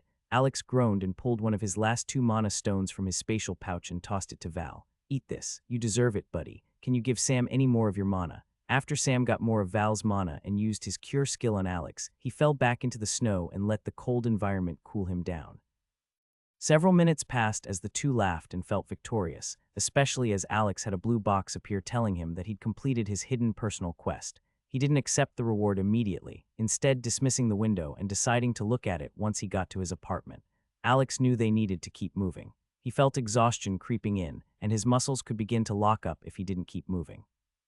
The two got up after Val finished eating away at the threads and consuming the mana stone. Val rode on Alex's shoulder, and the two limped through the forest in their torn robes. Alex returned his giant to the sheath and put the bite-marked leather strap back over his shoulders. He used Sam's staff as a walking stick and supported them both as they made their way through the forest. When they arrived at his car, it took a moment for Alex to even think about pulling out the key from his spatial pocket. It was a manual key, so he knew it wouldn't be damaged from the rift, but the car just seemed so odd and out of place. There was still stuff in his front seat from when he'd gone to the store last and when he'd packed up his camping bag at the Voss estate. Sam looked like he was about to fall asleep while walking, so Alex ushered him into the back seat. When he got into the front seat himself, he turned on the car and turned up the heat. Turning to Sam, who was already sprawled across the back seat, Alex addressed the teenager. "Sam, where's your home? Do you want me to drop you off at your house?" Sam's eyes opened wide and he shook his head. "No, I don't want to go back. Can I just stay with you? Are you scared? I'm sure your parents want to know where you are." "No, stay with you." Sam sent along feelings of determination and a feeling of safety. Alex sighed, but they were both too tired to argue about it. "All right, you can come back to my place, but we'll have to talk about this eventually." Sam didn't say anything. Instead, he closed his eyes. Alex let go of the mental connection to let Sam sleep and keep his thoughts private. "I guess it doesn't really matter. We've been living together for the last month and spending every waking moment together. I'll figure out who his parents are later." The car hadn't even fully heated up before Sam was asleep. Alex smiled and began the drive back to his apartment in Hoboken. It was an hour-and-a-half drive from where they were near the base of the mountain, and Alex found himself getting antsy. He hadn't sat still that long with his thoughts since before he entered the rift. There was always a next step and something else to run from or train toward. Suddenly, forced to keep his body still and think about the experience, he felt relieved and exhausted. The radio was a blessing, and he loved flipping through the channels to listen to different music. He almost always had something playing around his apartment or in his headphones on the subway, so no electronics for 2 months felt odd. There was some initial frustration as he struggled to find a station that wasn't talking about rifts and how some famous streamer or celebrity was going to be going into a rift on their livestream next week. Guess a lot did change in the week I was gone. They're not trying to hide this stuff anymore, but who would have thought someone like this influencer would be trying to go into a rift to prove it's real? Do they not realize electronics won't work in there? It was interesting to him that talk shows and radio stations were talking about what a social media influencer was doing and how they thought things would play out, rather than actually talking about the rifts or Awakened. Haven't seen something this hyped since an influencer challenged a famous boxer. Wonder if this'll be a flop too. Valthurian cooed sleepily in his mind. Knowing that it wasn't something he could focus on, he dodged the political stations and found a station that was playing music and enjoyed the melody as he drove toward the city. When he got closer to his apartment and entered the city, Alex found himself laughing again, more than once. The first time was at a car that honked its horn, which caused Alex to jump. The second time was as he was merging off of the interstate, and a car cut him off and tapped their brakes. He just couldn't stop laughing at the absurdity of it all. Such a thing would have made him mad at one point just weeks ago, and there was a satisfying moment where he imagined the sheer power difference between himself and the person who was likely driving that pickup truck. At one point during his laughing fit, Sam woke up, but after feeling his emotions, the teen fell back to sleep with a weak smile of his own.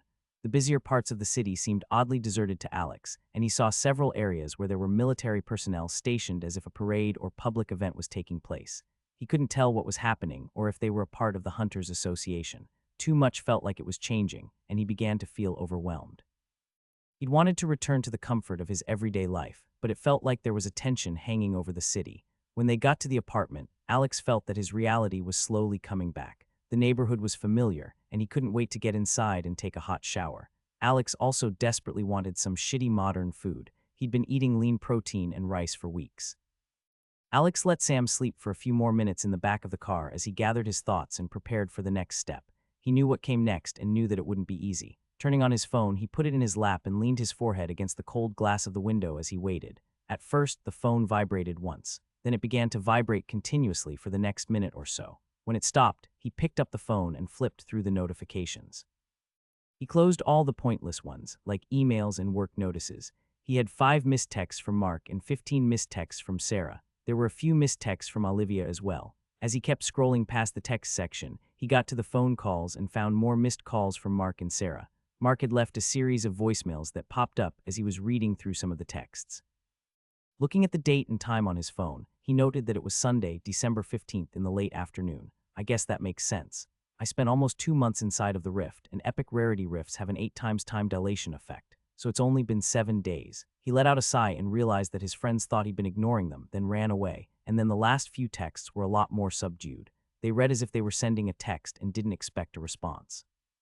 Sarah must have shared his awakened status with Mark, which led them to believe he died in an accident.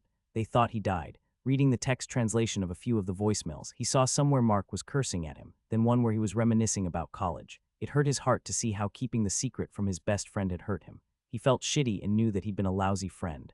Alex sent them both a text, telling them he was alive and at his apartment. He apologized and told them to both come over and that he would explain everything.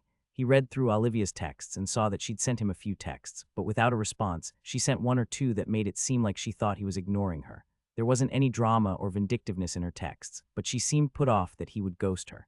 The text he sent her was similar to the one he'd sent to Mark and Sarah. Alex figured that if there would be time to explain it all, he might as well do it all at once and let the 2 sets of friends meet each other. A more selfish part of him didn't want to wait to see her. Next, he woke Sam, and the 2 walked up to his apartment. There was an odd moment as his neighbor, Ashley, saw the 2 of them coming up to the entrance. She was staring with her mouth partially opened, and in the shape of an O. It wasn't until Alex was up the stairs and unlocking his door that he realized his face was uncovered, so his eye and the scar on his face stood out as extremely abnormal. And that's assuming she wasn't completely put off by the fact that the front of his robes was cut and torn from Naraka's fangs, and he and Sam both had a fair amount of dried blood on them. Oh, don't forget the weapons. Those aren't normal here, either. He chuckled and couldn't bring himself to care. As soon as they were inside, Sam looked around. When he spotted the couch, he walked over and flopped onto it, ready to sleep some more. Alex stopped just inside the door and leaned against the door frame. He took a full minute to just breathe in the familiar scents and feel the climate control temperature. Home at last. Home, Val echoed. The mono worm uncoiled itself from Alex's shoulder and flew over to coil up on Sam's chest and take a nap as well.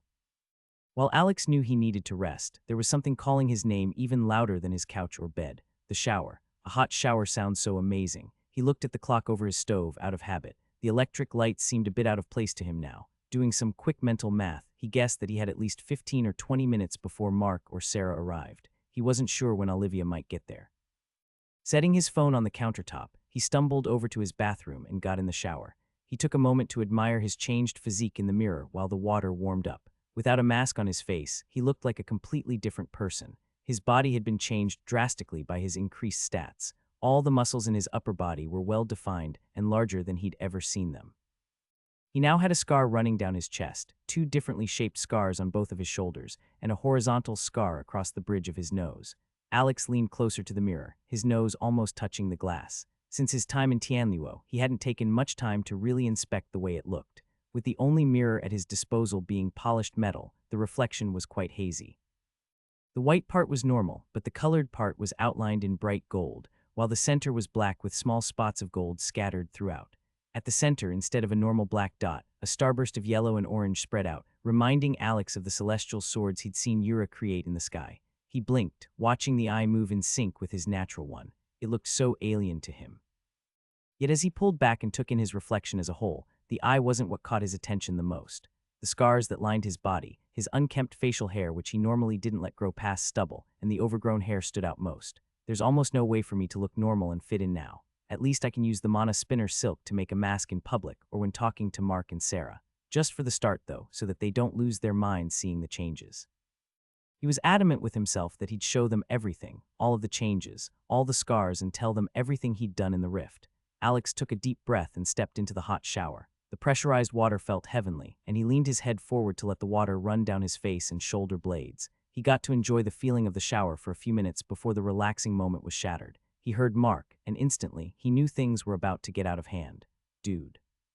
The door burst open, and from the other room, Alex could hear it slam back into the wall as it flew open. Where the actual hell have you been? Wait, who are you? Alex could hear his friend talking and began to panic, as he knew Sam wouldn't react well to Mark's volume. He got out of the shower as quickly as he could, almost slipping on the tiled bathroom floor. Before he could wrap a towel around his waist, Sam yelled in fright. Ah, Mark yelled back, wait, what is that? Hey, no, what the foo? Alex turned the corner of his bedroom door and saw Val glowing at the edge of the couch, facing Mark and growling. Sam sat up, and his hair was sticking up at an odd angle as he pushed himself against the far edge of the couch, trying to figure out who the large stranger was. Mark, Alex paused in the doorway. His own appearance wasn't the only one to change since he'd been gone. His large friend looked to have put on at least 10 to 20 pounds of muscle on his tall frame. Alex, Mark asked. He kept his hands held up defensively toward Val, but stopped as his eyes took in his best friend. Alex, Val, everything is fine, don't attack him. Yes, look, Mark, I'm sorry, I know. Before he could even finish his sentence, the big man crossed the room in a few strides and absorbed his half-dressed friend in a bear hug. You're alive, you crazy bastard. He shook Alex back and forth a few times before setting him back down. Alex coughed as the hug was released and he was barely able to hold onto his towel. He gave his friend a smile and glanced over at Sam and Val. The two were still tense and watching the exchange. Mark, can you talk a bit quieter?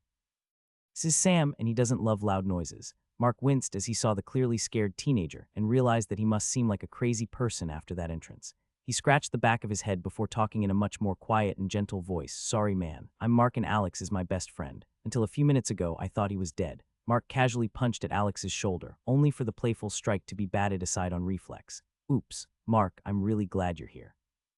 I promise I'm all right. Can we wait until Sarah is here before I start explaining things? Mark nodded, but he took several long moments to look over Alex. With only a towel covering him and a mask still not in place, Mark was able to see all the changes out in the open. Yay explanations, he let his words trail off as he kept looking at Alex. Hey dude, my eyes are up here. Alex quipped, feeling their natural banter return easily. Mark smiled in response.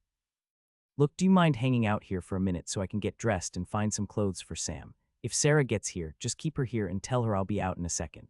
Mark nodded again before moving over to sit on one of the stools on the countertop. Sam's eyes followed him the whole way. Alex saw Sam and Val communicate, and the mana worm returned to the boy's shoulder and used his illusion skill to hide his appearance. Mark raised his eyebrows as he witnessed the magic but didn't press the skittish pair. Seeing that Val wasn't going to use a mana burst to explode his living room, Alex walked back into his closet to grab a fresh set of clothes and find a second pair that might fit Sam's thinner frame. He sent a mana thread across his floor and into the living room, knowing that Mark couldn't see it, to tell Sam to come to the closet as well.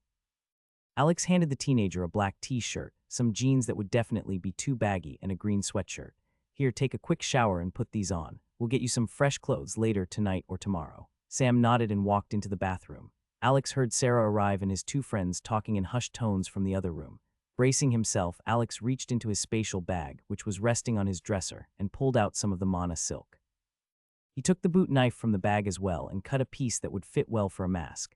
It's not perfect, but it'll help me get through the first part of this conversation before they see all the changes. After the mask and a piece of the dead wood were in place, Alex used Mirage to create an illusion and walked into the living room. When Alex entered, they stopped talking and both looked over to him.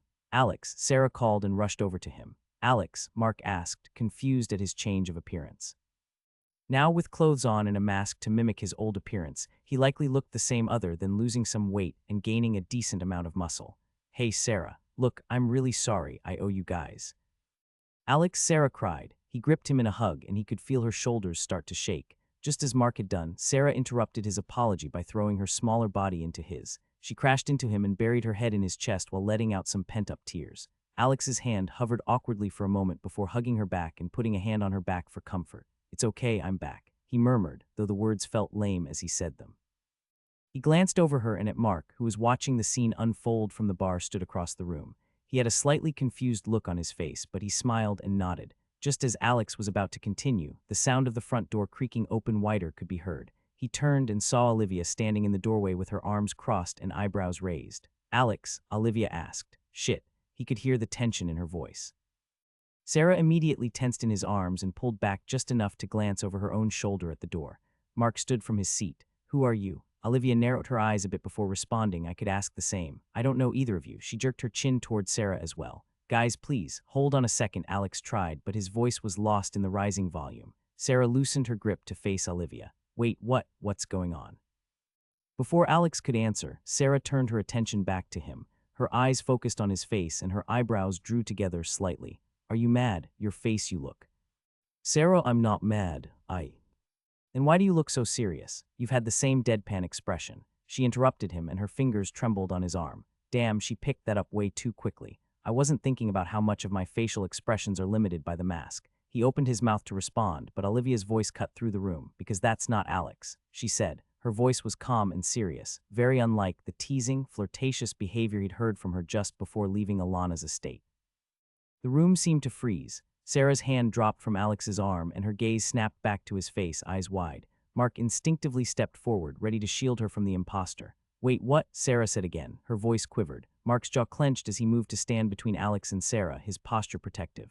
You better start explaining yourself, he warned, his eyes flicking from Olivia to Alex. Mark seemed more confused than on edge, while Olivia seemed ready to fight if anyone made sudden movements. Olivia's expression remained unchanged, unimpressed by the looming tension. She took a step into the room, her hand resting on the hilt of a dagger at her waist. There's an illusion on his face, she said calmly, and Alex's eyes widened. I can see the mana. So who the hell are you? Alex groaned internally. This is not how this was supposed to go. I need to rein everyone in. He raised a hand in an attempt to ease the situation. Olivia, wait. Illusion, are you a shapeshifter or something? Mark asked, squaring his shoulders as if ready to pounce. Sarah's voice trembled. I don't understand what's happening. You know I'm a peacekeeper with the guild, right? Olivia said. She shifted her posture to be one step closer to the door and squared her shoulders to face off against the three of them if needed. And if this is some sort of trap, you're going to regret pulling me into it. Wait, you're with the guild. Sarah's voice shot up in confusion. Stop.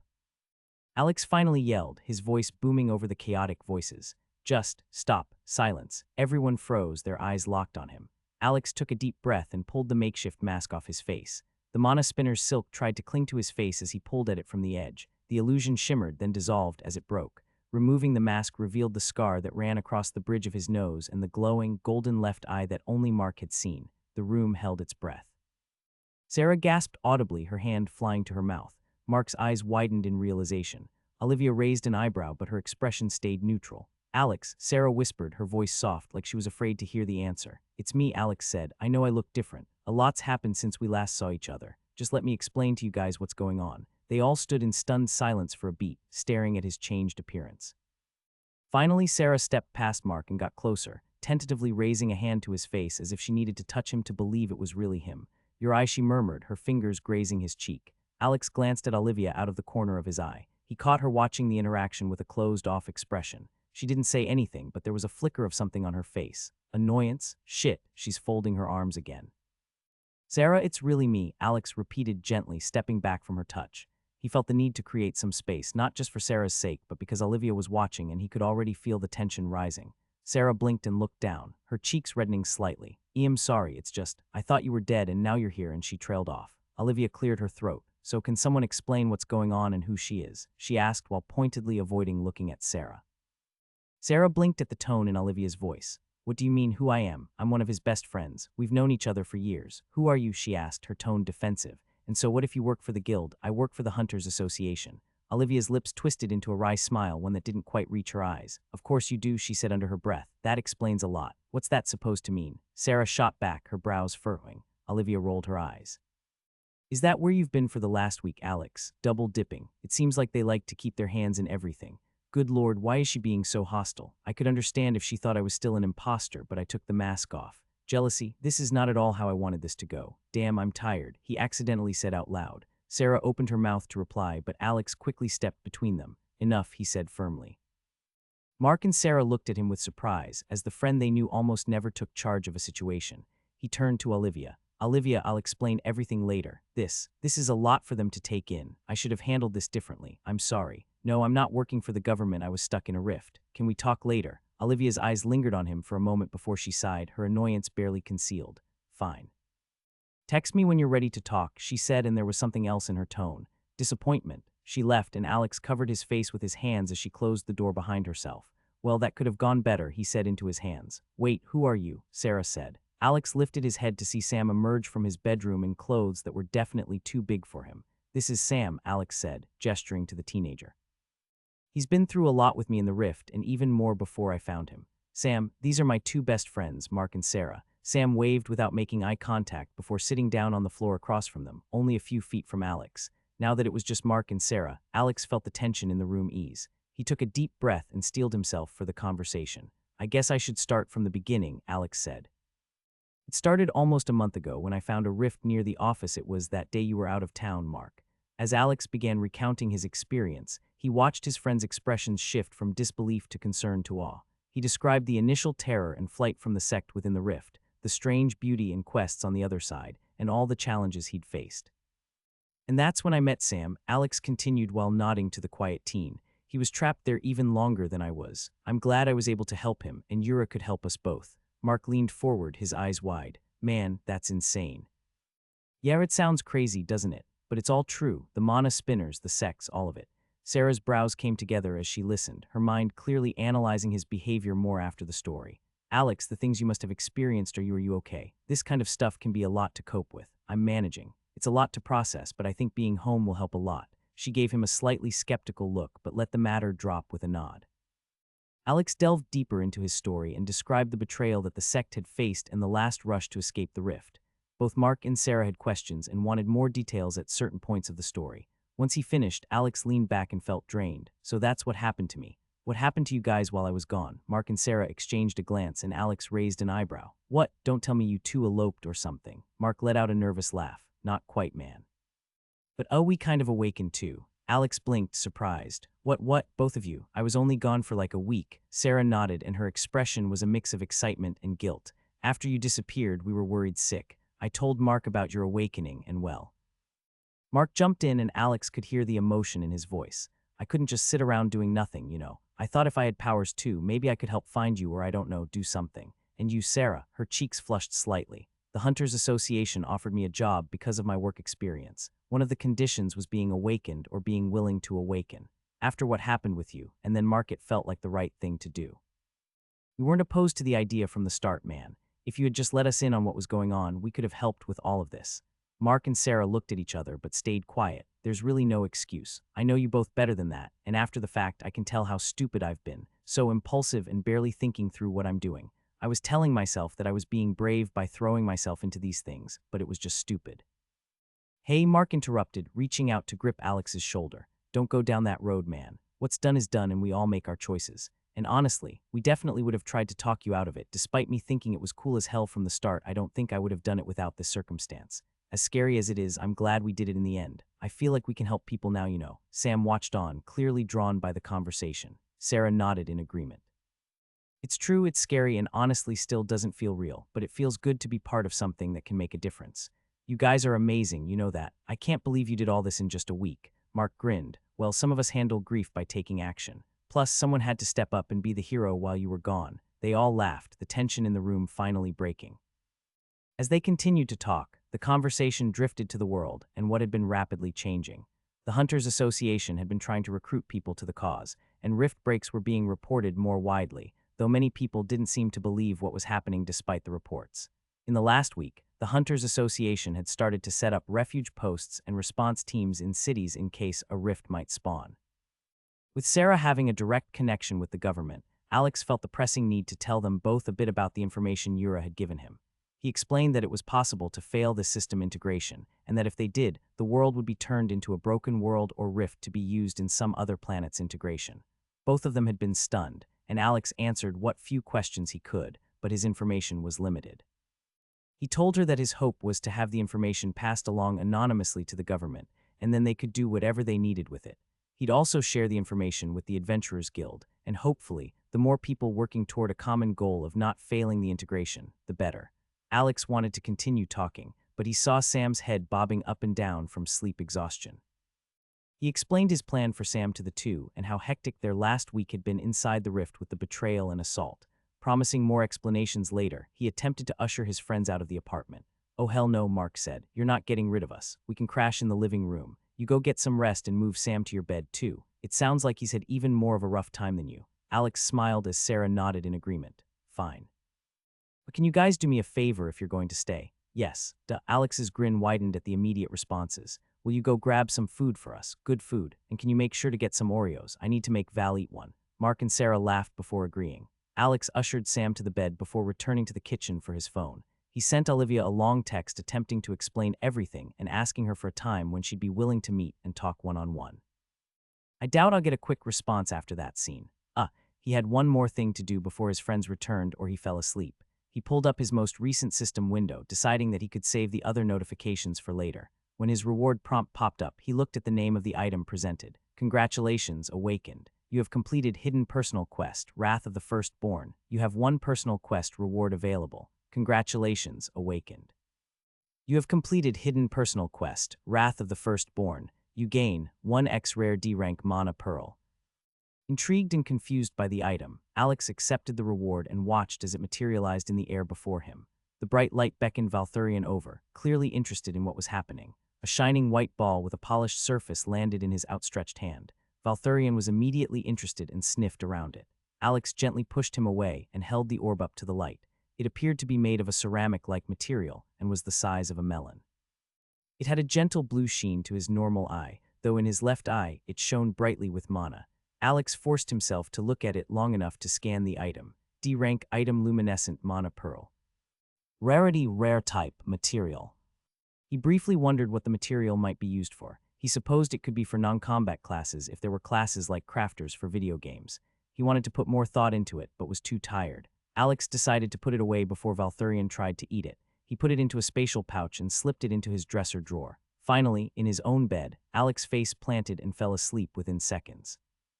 Alex paced back and forth in the park. There was a small path leading in a circle with some benches in the middle where Sam was sitting. "Alex." Sam sent him the feeling of an exacerbated sigh, followed by a feeling of comfort and confidence. Hey, don't you start. You weren't even there to see it. She made me wait 2 days before wanting to meet up. I've got to try and explain what happened." Sam sighed, causing a cloud of smoke to float from his mouth. "Don't be all mopey and bored." "I'm not mopey, I'm cold." Alex laughed. "You didn't have to come. You could have stayed in the apartment." He shrugged. "Then I'm bored." Rolling his eyes, Alex scooped up some snow. Sam shook his head and held up his hands as Alex compacted the snow into a ball and tossed it at the small healer. The next 10 minutes of waiting was taken up by a heated battle. As Alex sprawled out in the snow behind a tree, he heard approaching footsteps. "Got you now." He stepped out and lobbed the packed snow. It hit Olivia square in the forehead. As the snow fell from her face, Alex could see her deadpan expression. From a short distance away, he heard a body hit the ground as Sam laughed and clutched at his sides. After apologizing profusely and explaining what was happening, Alex walked with Olivia to the bench that Sam had been sitting on. The teenager gave them some space at Alex's request. They sat in silence for a few moments before Alex took a deep breath and jumped right in. "Look, I just wanted to apologize. A lot has happened recently, and I owe you an explanation. I owe you an apology too. I shouldn't have been so harsh yesterday. Even if I was frustrated at you vanishing, I just thought you weren't that kind of guy. Also, when I walked in and saw everything, I was confused. To be honest, my thoughts went straight to some kind of ambush." Alex let out a sigh, somewhat relieved to hear that he wasn't the only one that was nervous. It seemed out of character for Olivia to ramble on about anything. Well, first, you should know I was stuck in a rift for the last week. I wasn't ghosting you. Olivia tilted her head as she looked at him closely. I guess that explains the scar and you know. My eye, yeah, all from the rift. But who was at your apartment and why not just wait to explain this to me? I mean, I really don't want to come off all jealous here, it's just a bit confusing. She's your best friend and what, ex-girlfriend. I felt like I was walking into some kind of sting operation with your illusion and 3 other people there. Damn, he let out an audible groan before nodding. Look, Sarah and I dated for a bit in college, but it just didn't work out. There haven't been feelings there for a long time. It may look a bit more than that, but Mark and Sarah talk with me every day. You thought I ghosted you. Well, they thought I had died. Apparently they came to my apartment a few times and could tell I wasn't home, and my phone was off. He let the explanation taper off. There really isn't anything going on there. She was just scared and confused after finding out that I was actually alive. Olivia sighed as well, but nodded in understanding. That's good to know, she said, putting her hands in her bomber jacket pockets. I don't do well with drama. If this is a tangled mess, I'm really not interested in whatever this is. Alex looked up at the pole lights that surrounded the circular path in the park. After gathering his thoughts, he decided to take a bit of a leap. I'm not who I was. I need to stand up for what I want. You asked why I didn't wait to have you come over. The answer is I just didn't want to wait. He felt heat rise in his cheeks despite the freezing evening air. Looking over, he caught a slight smile, which gave him the confidence to continue. The rift, I was stuck in the one that we were stuck in. Alex nodded his head toward Sam, who was inspecting a tree with an odd amount of interest. I was stuck in there for 2 months. Olivia's breath hissed as she looked at him sharply. Alex let it hang in the air for a minute. Sam was stuck in there for almost 2 years. Alex watched the teenager squatting at the base of the tree. So what? She did some quick mental math. It was an epic rift. Alex nodded. 8 times dilation. I don't think they've even found one of those yet. Well, Val flew into the rift chasing after some mana from a plant and I got trapped inside. Trapped. Well, it was really more my fault than the rift's fault. Alex nodded and looked back at Olivia. Time to spill it. Look, I'm happy to tell you about everything that happened. But I just wanted to tell you that, so you understood I was running and fighting for my life almost every day in the rift. I'm not the same person that walked in there last week. I don't think my friends have realized that yet, but it's the truth. Mark doesn't work for the Hunters Association, but I'm sure he'll want to join them or the guild at some point. Sarah is with the Ha, but really just for work, and because she thought I was gone. He paused, thinking that he'd gotten off track and about how to say the right words. Taking the flat of his palm, he rubbed his beanie back and forth a few times. He started again. I'm really not the same, so I'm not sure what was built here between us before we'd keep working anyway. Shit, wait. I mean, I hope it does, but I'm just trying to say that it feels like the world is only now trying to decide if they are going to accept the awakened. He shook his head. I'm all in on this life. I'm not going back to a normal life or a normal job. He chuckled. You should have heard the voicemail my old boss left me. The point is, Earth is changing and I actually like the changes, despite how brutal it can be. You live in this life already, so I think you know what I mean. Olivia nodded and gave him another smile, this one a bit more open. Even if I did have any sort of remaining feelings for Sarah, which I don't, I feel like that was a completely different life. I've killed people and I still haven't even fully come to grips with that. There was more he wanted to say. He just wasn't sure how to say it. Look, all of that makes sense, and I believe you. I just don't want to do complicated. We can see where this goes. I just don't want any games. There's no pressure if you don't want to continue, and this isn't some sort of ultimatum. No one should come between friends. But if there's some sort of weird love triangle thing going on, I'd rather us just stay friends through the guild than continue to go the way we were. Alex nodded and felt the corner of his mouth turn up at her own nervous rambling. All right, I can understand that. No games. Olivia sniffed while smirking. Honestly, it wasn't even about her. I was more confused about the mask on your face. Neat bit of magic that. Want to tell me the secret? Oh, come on. Not even a little jealous. PSHHH, Olivia let out a dramatic breath through her teeth and continued to play it off. Me, jealous, not a chance. They both laughed and she leaned over to bump his shoulder with her own. All right, all right. Alex laughed, and as he felt the mood return to normal, he broached a question that had bothered him since Sunday. What was up with your comments about the Hunters Association? Olivia stiffened next to him for a moment before answering. Really know how to keep the mood alive, huh? Alex chuckled. Is it hot in here? I just really don't like them. It's a bit heavy. I'll tell you about it if you fill me in on what happened with you in the rift. Fair enough. Where should I start? From the beginning, but before you start, introduce me to Sam. He reminds me of someone. Alex glanced at her before sending out a thread of mana. Olivia seemed to notice it snaking along the footprint-covered snow, though she didn't say anything. After he asked Sam to join them, he introduced the two, and Alex was surprised at how soft Olivia's demeanor became. Sam responded well to her and flopped into a seated position across from the two in the snow. Olivia wants to know about the rift. I'm going to tell her my story. Are you willing to listen to it again? Sam just nodded and leaned back on his hands while kicking the snow off of his own boots and extending his legs. What are you doing with your mana? Olivia asked, talking to Sam. Sorry, it's a bit rude, but we've been talking like that for weeks. I just asked if he was willing to hear me tell the story again. Sam nodded again, unbothered. Well, it all started when I was leaving Alana's last Sunday. Alex began telling his story again. Just like when he told Sarah and Mark, he avoided giving specifics about his level or how quickly he had progressed. He wasn't sure why, but he wanted to make sure that people didn't think it was a good thing to go and do what he did, and he didn't want them to think that he thought it was a good idea. The event had been traumatic in a way Alex had never understood possible. The last thing he wanted was to try to make the experience sound cool. Olivia was particularly interested in the mana spinners, fascinated by their control over magic and their ability to communicate through connecting mana webs. He told her about his escape from the Firstborn in the tunnels and his fighting retreat toward the rift exit. He tried to breeze past the exact number of Shadow Sect members that he had killed, but it was painfully obvious to him that she was watching him closely. When he got to the fight with Hong Zui, she touched his shoulder and asked him to take off the mask he was wearing. Alex pulled it off, and she looked at his eye closely and the puckered flesh across his face. Silence hung in the air, and Sam broke it with a comical cough. The flush in his cheeks wasn't hidden this time as he pretended to glare at the boy. Practice your meditation or something. The story is for her, not you. Alex leaned forward and pulled the beanie down over his eyes. Sam laughed, and Alex continued to tell the story of his capture and how they had met. He breezed past most of the fight that happened in the market, and Sam just shook his head. He talked about all of his training through Master Lei, Master Shen, and Yura. Olivia asked several questions about the Celestial Lotus sect head and about his personality. It was at this time that the surrounding space changed. Sam, sitting a few feet in front of the pair, lit up in his mana vision. Green sparks flitted around him before expanding in a several-meter radius around him. Grass began to grow around him in a large circle, and Olivia gasped. Even to the naked eye, it appeared that the grass of the park was growing up at a visible rate through the snow. "Ata boy, Sam." Alex smiled and decided not to draw more attention to Sam, knowing that it was good practice for him, and was happy that he felt comfortable enough for the trait to activate. Returning to his explanation about Yura, he talked about the man at length and his admiration for how he handled the council. This led to further explanation of their last 2 weeks in the rift and the tension that had built before the battle. Olivia gasped again at appropriate times during their fight against the Firstborn's forces and how they barely made the escape from the rift. Alex talked about how crucial Sam's healing abilities were and how helpful all of his martial training had been. She asked for a demonstration of his feather step ability, intrigued by the mechanics he'd explained about the skill and how he'd created it from a shadow step manual.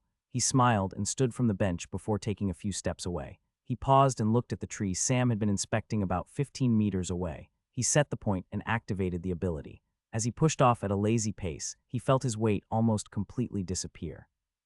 The snow near his feet kicked up, and his jacket floated up around him in a dramatic fashion. He touched down lightly after a few lazy pushes, loving the way that he felt when he was gliding along with the ability. On his way back, he pushed off in one strong push, clearing the distance in a fraction of the original time. Olivia whistled appreciatively, and Alex smiled. He reached into the spatial back, which he'd tucked into the inside pocket of his winter coat, and removed the manual he'd found in the altar room. He handed it to her. She took it and read the cover aloud. "Do you have an inspect or analyze ability?" he asked her. "No," she answered as she shook her head and leafed through the first few pages of the book. "It's consumable, so the system should be able to prompt you to consume it and absorb the knowledge instantly if you want to." Her eyes went wide and she looked at him. "You can't give me this. Are you serious? Have you seen what something like this costs on the auction house? It's like a few $100,000. She tried to hand it back to him, but he held up his hands. "Look, seriously, I don't want it. I want you to have it, no conditions attached." She looked uneasy. "Seriously, it fits your kit perfectly, and I've already studied it to get what I want out of it." He shrugged and said, "If you want to just study it and learn what you can and turn around and give it back later, you can do that too. But it would be a serious shame if you didn't at least learn what was in there. I didn't know they were worth that much." Olivia looked at him. "What if I pay you for it? I don't want any money." "Gah, it's a gift. Don't make me feel bad for giving it to you. I'm sure the guild is going to pay me and Sam a stupid amount of money for the information about the rift. I did mention that it's D rank now, right? That's probably more worth it to them than the epic rarity." She raised her eyebrow skeptically. "No way." "Yes, way," Alex chuckled. He fished out his last purple mana stone and held it up. "This is a D rank mana stone. I know everyone wants these things, and a ton of trade is based around the E rank ones. I've got to imagine having a D rank rift where they can get these will be extremely valuable. Not to mention all the other absurd loot I came away with from the altar room and gifts from Yura. Genuinely, that book is worth a small amount compared to that." He waved the stone in the air. There was another pause and he rolled his eyes. Fine, you want to make me convince you to have it. I'll just take it back. No book for you. He reached out to take it from her and was surprised at the speed she showed by turning to the side and pulling it back. Alex rolled his eyes but didn't press it any further. After the entire exchange, he was a bit embarrassed he didn't just sell the damn thing to her. In the following minutes, Olivia told them both her story. Much like Sam, she was one of the first people to really be affected by the rifts before people even really knew what they were. She told them about how a rift was found near her small town and that the National Guard had been called in during October. They had quarantined the rift and told everyone that it was safe and the problem was solved. Alex winced as she explained to him what a rift break was. It's what happens if no monsters are killed within the rift. After a certain amount of time, the mana builds and there is a rift break. A wave of the monsters within are able to leave the rift and enter the real world. The articles I've read about it on the AG app say that not all of the rift can come out at once, only a small portion at a time, periodically, but they were enough to do serious damage. Olivia continued her story and told them about how the National Guard had been routed because they were so underprepared and largely performing tests on the odd tier in space. Monsters descended on her hometown and killed almost everyone. At the time, Olivia was living with her best friend Emily, who had a son named Liam. When an enormous bug monster burst into their apartment, it killed Emily within a few seconds, and it was trying to get into the bathroom to kill Liam. I grabbed a kitchen knife and fought it right there in the living room. She stared at the ground as she touched the knife that Alex could see was still strapped to her waist. I guess that explains why she always has a knife on her. There was some silence, though it wasn't awkward, just filled with pain and genuine sympathy. Olivia finished her story by telling them that Emily's parents lived in Hoboken. When she didn't know where to go, she brought Liam down to live with his grandparents and decided to pick up a bartending job nearby to stay close to the boy. She said that in some ways, Sam reminded her of Liam. She asked him if he'd be willing to spend some time with Liam, even though he was a few years older. Sam opened his eyes, having been listening while meditating. As his eyes met hers, the nature's refuge space around him continued to pulse warm and refreshing mana. He smiled at her brightly and nodded. They made some more small talk about things that had been happening since he'd been gone. She scoffed at the stupidity behind how much hype was being built around rifts now, that a social media influencer and streamer was building an event around it. Mainly because so many people wrote it off as fake when videos were around, and even the Hunters Association was announced. She equated it to the time the government announced aliens were real, and everyone just ignored it because they didn't see the proof or that it had just been a conspiracy theory for too long. Alex was happy to note that by the end of the conversation, Olivia was sitting a lot closer to him than at the start. She stood to leave and told Alex that there was a meetup at Alana's on Friday. She asked if he wanted to meet her there, while warning him that the meeting would be a bigger one than normal, since Alana was inviting most of the guild members on the East Coast to come if they wanted to make the drive for an early Christmas party. Alex loved the idea and agreed. As Olivia walked away, Alex watched her go. It was because he was watching that he saw a white blur fly from his peripheral vision and smack into the back of her red beanie. Olivia turned around slowly, and Alex's eyes went wide. When he turned to look at Sam, he saw that the boy had an innocent look on his face and was pointing a single finger at Alex. "Oh, you little shit." Alex looked at his phone to kill time, flipping through videos about the big event Taker was streaming the next day. Sam stood next to him, with Mark and Sarah paired up behind them. He looked up from his phone to see the line still had close to 30 people in front of them. Glancing at Sam, he couldn't help but smile. In the days leading up to the meetup at the Voss estate, they'd gone shopping for clothes. Alex had been slightly annoyed to find that a lot of the modern clothes felt fake and itchy compared to the thicker, handmade clothes of the Celestial Lotus sect. He had gotten several pairs of clothes that fit his new, more muscular frame, and also taken Sam to several shops to find clothes he liked. He just won't give up the baggy green sweatshirt. Despite offering to buy him a new hoodie that fit better, Sam refused and just clung to the green one that Alex had given him. When Alex compared their own clothes to those around them, he found that most people attending were in practical or tactical clothes. Some wore something closer to dress attire, but if the event had been a black tie something or other, he would have just denied Olivia's invitation. He looked around for her but hadn't seen her anywhere, so he assumed she was off doing peacekeeper duties. Out of boredom, Alex checked his status window. Bound items, unique rank growth item Heavenly Eye of the Celestial Sage. He'd leveled a few more times during their final fight against the Shadow Serpent sect. Though he hadn't been paying attention to the notifications at the time, he did remember gold light swirling around him at least once during all the fighting. Alex sighed as he closed the window, knowing that he'd soon reach the point of advancing or evolving his class. Yura had talked with him about the process. Even though the exact timeline was vague, class advancements were tied to a person's experience gained with the class, not their level. Yura said someone could be ready for advancement between levels 28 and 30 if they immediately accepted a class at level 10. The thought stressed Alex for some reason. He liked what he had going now and still wanted to do a lot of studying ritual schematics with his current class ability. So at first he said that he would just keep his current class no matter what, but his mentor discouraged that approach. Keep your mind open to the possibility that an even better class will present itself. Be ready to take it when the time comes. His thoughts were pulled back to the present as he felt his phone vibrate in his pocket. Man, 2 months without this thing makes me realize how annoying it is to be tied down to communication. He doubled down on the sentiment when he saw who had texted him. Mom, Alex, hello, sweetie. I texted you last week for a family dinner, but you didn't respond. Your friends came by and said they were worried about you, but I assured them that everything would be fine. I'm glad to see I was right and my texts are sending again. Mom, we rescheduled to this weekend. Please make sure to fit time on your schedule for your family. We will have dinner on Sunday at the normal time. Damn, I'm not going back to my normal job. Can I just skip family dinner too? Alex chuckled a bit at the thought, but realized that the thought of going to the dinner didn't stress him out as much as it used to. Compared to Naraka, his mother's nagging about his future career plans seemed almost cute. Another text came through. Alex, I'll be there. He just rolled his eyes and locked his phone. Scanning his surroundings, Alex found that he didn't like to be without his sword. Some people had weapons around them, but it appeared to be for show more than any kind of practical use. Well, no one should be trying to kidnap or stab me here, so it can just stay in the spatial bag on my hip. It's not like it's much slower to draw it from there anyway. Alex tapped the pocket of his coat and busied himself by making sure that his leaking mana was pulled in tight.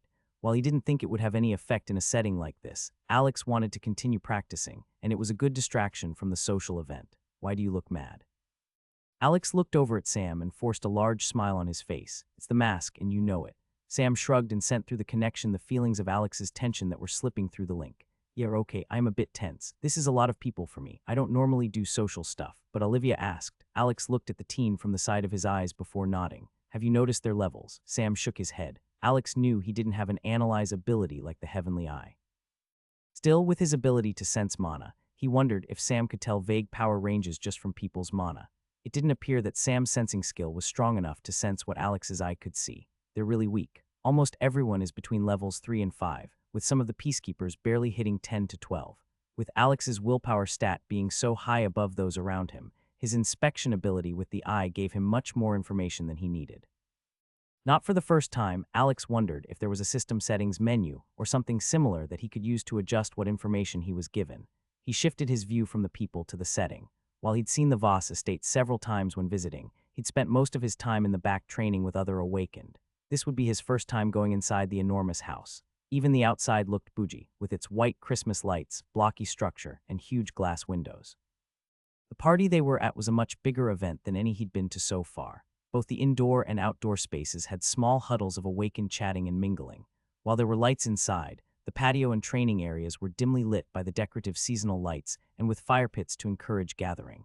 Both areas had catered food and drinks, were being served by waiters who made circuits the entire time they were standing in line. After a bit more waiting, they reached the front of the line and the man checked Alex's guild ID. When he asked for the other three, Alex told him that they were awakened guests who were interested in joining the guild. The man stressed that Alex was responsible for their actions and welcomed them to the party before calling for the next in line. Sam told Alex that he was tired of being cold, so the group made the decision to find a comfortable spot inside the large house. They followed the general crowd through an opening room and a small hallway before entering into the central room of the bottom floor. The far wall was entirely made of glass, and even in the evening darkness, it was easy to see how spectacular the view would be as it overlooked the Catskill Mountains. Alex looked around and was surprised at the number of people present. The event was dimly lit by what looked like thin tube lights hanging from the ceiling, but there had to be close to 100 people or more who were packed into small groups. Were there really this many awakened? Wanting to find a good position that wasn't in the middle of the commotion, Alex found a cocktail table in the far corner of the room that allowed their group to see most of what was going on. There were various tables around the outer ring of the room, and in the center was a small lounge area with low-seated couches. The general color scheme in the house was black and white, but for some reason, the entire place looked like it should be in a TV show where they turn the lights way down low and have a DJ blaring in the background like a club. He looked to his companions and couldn't help but smile. He was glad that Mark and Sarah had come, even though it wasn't his idea. Similar to how they'd stayed at his apartment with him the first few nights after he returned, when they found out that he was coming to a party for Awakened in the guild, they refused to let him go alone. Part of Alex knew that they wanted to stay close to him after thinking that he'd died, but he could sense that the other part of it was a protectiveness that he'd never noticed about his friends before. Am I only seeing it now because I'm stronger and don't need the protection? Did I always let them stand up for me like this? He smiled and looked between the two. Mark seemed enormous in his puffy winter coat, and something about how his flannel shirt barely fit his shoulders made him look even bigger when he took the coat off. Sarah was in more professional clothes, though it was still just slacks and a dressy shirt without sleeves and a beige coat. Mark loomed over Sarah's small frame as he leaned over to whisper to her. Alex swapped places with Sam to get closer to Mark so he could tell the two about some of his experiences with the guild so far. Sam grumbled about being swapped to the outside of the group, but Alex continued to explain his few interactions so far. In reality, he'd only been with them for a few weeks, but most of his experiences had been very pleasant. Mostly, people were helpful and didn't care much for some of the overly formal rules, like using each other's usernames instead of real names. The only unpleasantness he'd seen in the guild had been Ryland's attitude a few times that he'd been to the Voss estate before, and the grumpy woodsman guarding the Wolf Rift. As if she were summoned by his thoughts, Alana Voss stepped into his vision, and he could tell that she was coming directly toward their group. She had several people in tow, and Alex couldn't help but show a hint of a smile as he saw that one of them was Olivia. "Alex, is that right?" Alana asked as she approached the group. He nodded and gave her an exaggerated smile so that the mask would move with his face rather than look blankly at her. They did some quick introductions, and Alex introduced Mark and Sarah as other awakened who might want to join up with the guild. He breezed over Sam as he didn't want to bring attention to the teenager. "I heard you've made a lot of progress in the last 2 weeks. How does one get so strong so quickly?" "You've heard," Alex parroted back. He forced himself not to look at Olivia. Andrew stepped out from the other side of Alana. He gave a smile and a wave, charming as ever. "Still an extrovert, I see. I'm curious, what comes back when you try to use analyze on me now?" Andrew scratched the back of his head sheepishly. "Just your name and a title. First time I've seen that happen, to be honest. Control freak sounds pretty funny, though." Olivia's eyes widened slightly at the subtle hint that Alex must be higher level than most. "She didn't pick that up from the entire story I gave her. I mean, I know I avoided levels and all, but I mentioned all the stuff I had to fight." Lana nodded and spoke up, "So that makes me curious just how strong you are and how you got so strong so quickly." Alex raised an eyebrow and smiled again before shrugging. "I feel like I'm pretty strong, but I'm absolutely certain that I'm not the strongest thing out there." His thoughts couldn't help but return to the final vision of Yura and Rakshasi fighting in their giant forms. "Also, wasn't it you," Alex said to Andrew, "who told me that scanning people was considered rude?" Lana laughed and told Alex that it was, and that it was her fault that he was doing so. Alex sidestepped the question about his level, and now wanted to broach the topic of the epic rift information he had. "Alana, I actually wanted to talk to you." Alex took a pause to extend his mana thread and form a full-sized ritual that surrounded his small group in their table. He reached into his jacket and dropped the 2 catalysts onto the ground, getting a strange look from Alana. As the group's attention was shifted down to the floor, he heard Olivia gasp as he pulsed his mana and activated the sound-dampening ritual. "If I have information on an epic rarity rift, do you think the guild would be interested in buying?" She perked up, and Alex could see her switch from social to business mode in an instant. "Epic rarity, you're sure?" Alex sighed. "Oh yes, more than sure. It's also D rank, which will make it difficult to handle but should make it even more valuable." "No way," Andrew said in disbelief. "You're serious?" Alex nodded and waited to see how Alana reacted. She asked him some follow-up questions about whether he knew the type of monsters inside and the general level ranges. Alex nodded, and then, as his final trump card to seal the deal, he pulled the D-rank mana stone from his pouch and handed it to her. He told her that since it was a D rank, it also dropped higher-ranked stones. He asked her to see how much she might be able to get for that one, and let him know its value before she sold it. He thought about also offering up his hidden quest rift reward, to see how much money the guild would offer him for a rare material. The morning after he'd gotten the mana pearl, he realized that it was a rare material item, while even something like the spatial pouches was only uncommon. But he decided it wouldn't be good to show everything in his hand right away. "Maybe I could talk her into creating some sort of actual in-person auction. I'm sure if people started bidding on it like that, the price could climb really high." Alana looked shell-shocked for a moment while holding the slightly larger purple crystal, but then she looked up and smiled at Alex. Their conversation ended soon after she told him that she would have a moderator reach out to him through the AG app, and she left grinning like a miner who'd struck gold. Andrew went with her, but Olivia stayed behind. She waved at Sam and gave him a knuckle bump before greeting Sarah and Mark. Turning to Alex, she hissed, "He couldn't scan you. You didn't tell me you were that high-leveled. And when did you put that ritual down? Scanning has more to do with willpower than actual level, and I doubt anyone is going to best me there. Also, I didn't tell you my level at all." Alex pointed out with a sly grin. Olivia looked at the ceiling. Wait, what does that mean? Mark chimed in. The two had stayed quiet for most of the conversation, other than a friendly greeting at the start.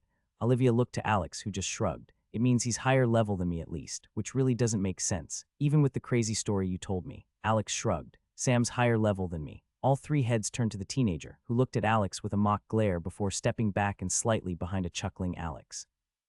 Alex couldn't help but notice how beautiful Olivia looked, even without apparently putting in much effort. She didn't have on her normal bomber jacket, but wore practical, well-fitted clothes with just a bit of mascara. Her hair was up in a ponytail, much like it was when they were training. Well, that makes sense. She's here as a peacekeeper, not an attendee. You look very pretty tonight, Alex said. He felt lame after saying it, but realized it was already out there and just waited to see what her reaction might be. He normally wasn't one to say something so bold, but after their conversation earlier in the week, he thought Olivia preferred things to be said plainly. Some color rose in her cheeks, and Alex knew he'd said the right thing. There was some more back and forth before she politely excused herself and said that she needed to continue to make rounds around the building. As soon as she left, Mark spoke up. Ooh, Mark said while wiggling his eyebrows. You look very pretty tonight. Who the hell are you? Sarah asked in disbelief. Alex laughed, and the good-natured ribbing continued for a few minutes. At one point, Alex glanced down at Sam, who had a big grin on his face, seemingly enjoying how the other two poked at Alex. Alex let out a sigh as he realized that it was Rylan Voss, finally making an appearance at the party. The large man was currently making a scene after one of the waiters had bumped into him. That's unlucky, man. If you spilled that on just about anyone else, there wouldn't have been an issue. Out of curiosity, Alex took advantage of all the eyes being on the scene and lifted his mask enough to move the wooden puck that covered his eye. He used the heavenly eye on the spoiled rich man. Rylan Voss, level 21. Class Bruiser. Primary stat Strength. Secondary stat Willpower. Most used ability Intimidating Presence. Alex raised his eyebrow when he saw the man's level in class. I wonder if he's got access to his own high-rarity rift. Either that, or he's throwing himself into combat almost non-stop. Rylan was yelling at the waiter, and many of the eyes in the room began to turn toward the scene. The waiter shrunk, trying to look small, and apologized profusely. But as the man submitted and more eyes turned toward the situation, Rylan was emboldened rather than ashamed of his outburst. At Alex's side, Sam shrunk back a little further, likely reminded of how the merchant in Tianluo had treated him. Alex felt bad for the waiter, who was berated for entirely too long. While he didn't feel the need to step in himself, he found it odd that none of the peacekeepers stepped in to make Rylan back off. Is it because he's Alana's brother? When the man had his fill and the tension in the room had built to a peak, Rylan excused himself and said he needed to go get entirely new clothes. The waiter hung his head low and walked into the kitchen. The buzz around the room after the large man left was filled with gossip and speculation over what had happened. Sam let out a breath after the situation was over, and Alex placed a hand on his head to ruffle his hair. Annoying, scary, Sam sent back. You want to hang out with Val here? Sure, why not? The people here are all awakened, and he's probably stronger than everyone here. Sam smiled and nodded energetically. All right, Val, come on out. Don't eat anything unless Sam or I give it to you. Got it? You'll be in big trouble if you do. The mono worm flew out from his hiding spot on Alex's arm, where he'd been using an illusion to blend in. He soared up and did several loops around the ceiling before making a lap or two around their table. Sam laughed and reached his hand out to the flying companion. Some attention was drawn to their group due to Valthurian's excitement. Mark and Sarah perked up at Val's appearance. After interacting with the companion over the last few days in the apartment, they had come to love his energy and mannerisms. Mark was convinced that the worm was part dog, and doubled down once Alex made the comparison to a pug with his large black, round eyes. A short time later, more familiar faces appeared at their table. John, Riley, and Ian approached and said hello to Alex while introducing themselves to everyone else. Alex was glad to see them both doing well, but could tell that John was upset by something. He mentioned later that the red-headed woman in his party passed away during a rift the week before. Even though they weren't that close, Alex felt for the man. He was friendly and clearly cared about his team, which had been obvious to Alex since they'd first met. When he looked at Ian, he noticed the younger man was more serious than the last time he'd seen him and carried himself differently. He now had a scar across the bottom of his jaw that came up an inch onto his chin. That must have been a tough fight.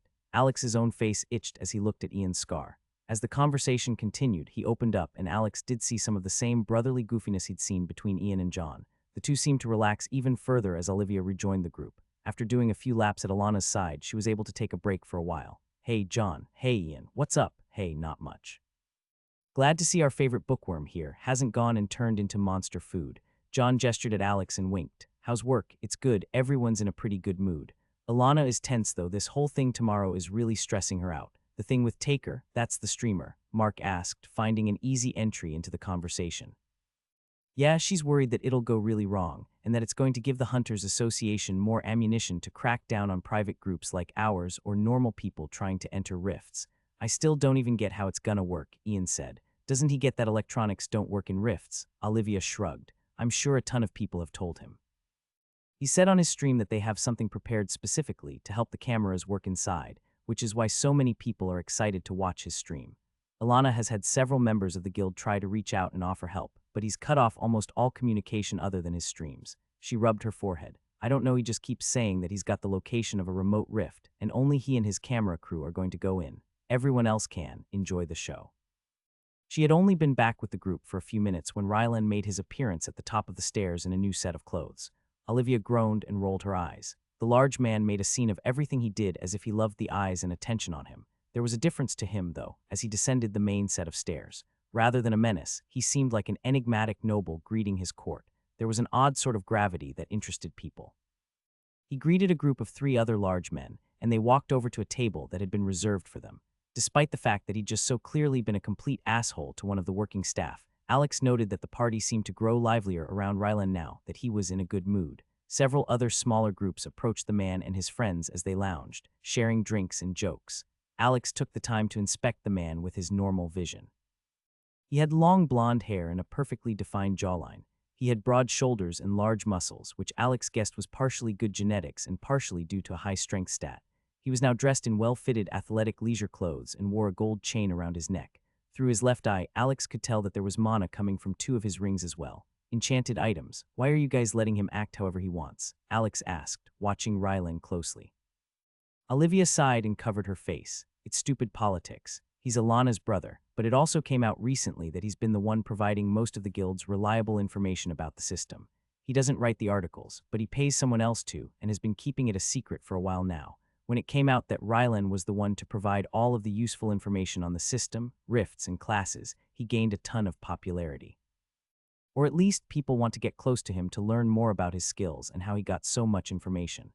I doubt anyone actually likes the oaf. Alex nodded along. Now I'm sure he has access to a high-rarity rift. If it's got a sentient race in there like the Sex, then they likely gave him the information. The question is, why hasn't he shared the rift with the guild or even his sister? And honestly, even if it weren't for that, there are several moderators who do like him.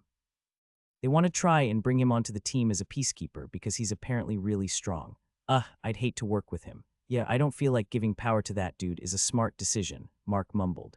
Alex watched him for a few more minutes but lost interest. He reminded Alex of the council members who threw their weight around, even though they didn't have the power to back it up. The difference was that Rylan did have physical power over most people in the guild, and it looked like he enjoyed lording it over people. One of his conversations with Yura echoed in his head as he said aloud, "Not all power is physical." "I miss Yura," Sam said. Alex ruffled Sam's hair again, and the boy scowled at him before fixing his hair and glancing nervously at Olivia. "I miss him too. He was always so calm and strong." "That's true," Olivia responded. "But in this case, he really does have physical power. It doesn't help that some of our higher peacekeepers have gone more of a mage route than a fighter route." "Why does that matter?" Alex asked. She looked at him strangely. "You haven't heard. Everyone has been talking nonstop about how much better it is to be a physical fighter compared to being a mage." "Really?" "Yep. Since you get health and a generally stronger burst of power early, a lot of the warriors are leveling fastest of all the groups." "I guess that makes sense. What about healers?" "Healers," she blew air from her lips, "almost non-existent. I know a lot of the recruiters have been trying to hang around the hospitals to see if any pop up, but there have barely been any. Those who do usually get scooped up quickly." Sam stiffened imperceptibly to his side and grabbed the back of his sleeve. Val flew down and greeted Olivia with a headbutt before continuing to do laps. "Anyway."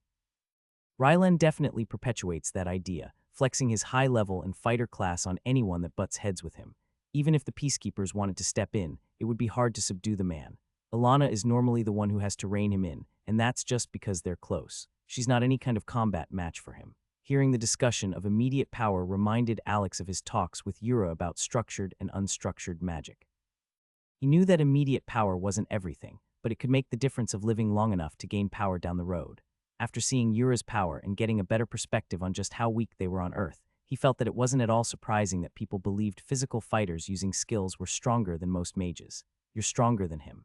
Alex just smiled and turned to Sam, only for the boy's eyes to widen, and Alex looked over his shoulder to see Rylan approaching their group. Alex pulled his mana in a bit tighter on reflex. Oh joy, can't he just stay over in his corner? God, I hate bullies. Olivia, my sister's favorite. Peacekeeper, Rylan said, using the term in a clearly mocking tone. Rylan, my boss's favorite headache. Olivia answer. She had a tight smile on her face but didn't seem concerned to Alex. Rylan made an ooh sound, clearly enjoying the banter. He probably thinks that she's flirting with him, not insulting him to his face. Alex forced down a smile and turned his back to their conversation. He knelt down in front of Sam. The short teenager was already looking at the loud man with slightly widened eyes. Alex put a hand on his shoulder and looked up at him from the kneeling position. Sam, you're okay, buddy. This is very different from before. You're safe with me, I promise. Sam nodded in return and sent back the feelings of hesitant confidence. Alex made sure to keep eye contact with the boy for a few seconds before nodding happily. Good. From his spot, Alex stood and looked at Mark and Sarah. The two were clearly uncomfortable after seeing the scene Rylan had made earlier and didn't want to draw his attention to them. Valthurian, sensing the mood, swooped down and did a loop around Rylan's head. A large, meaty hand swiped through the air, though it wasn't even close to hitting the agile mana worm. Friend, haha no, we call someone like him a prick. Say it with me, Val. Prick, Val said in time with Alex. This time he couldn't suppress his smile and it seemed to show through his mask. Rylan reacted to his confusion and embarrassment with anger. What is that thing? You brought a monster with you. Knock it off, Rylan. You know it's a bonded companion. Stop looking for a fight, Olivia said lazily. His mock outrage turned to a smile then, but I like to fight. Besides, I only came over because Jason saw that there was someone using magic over here. Maybe he's not an idiot then. He did that to see if I'd take the bait.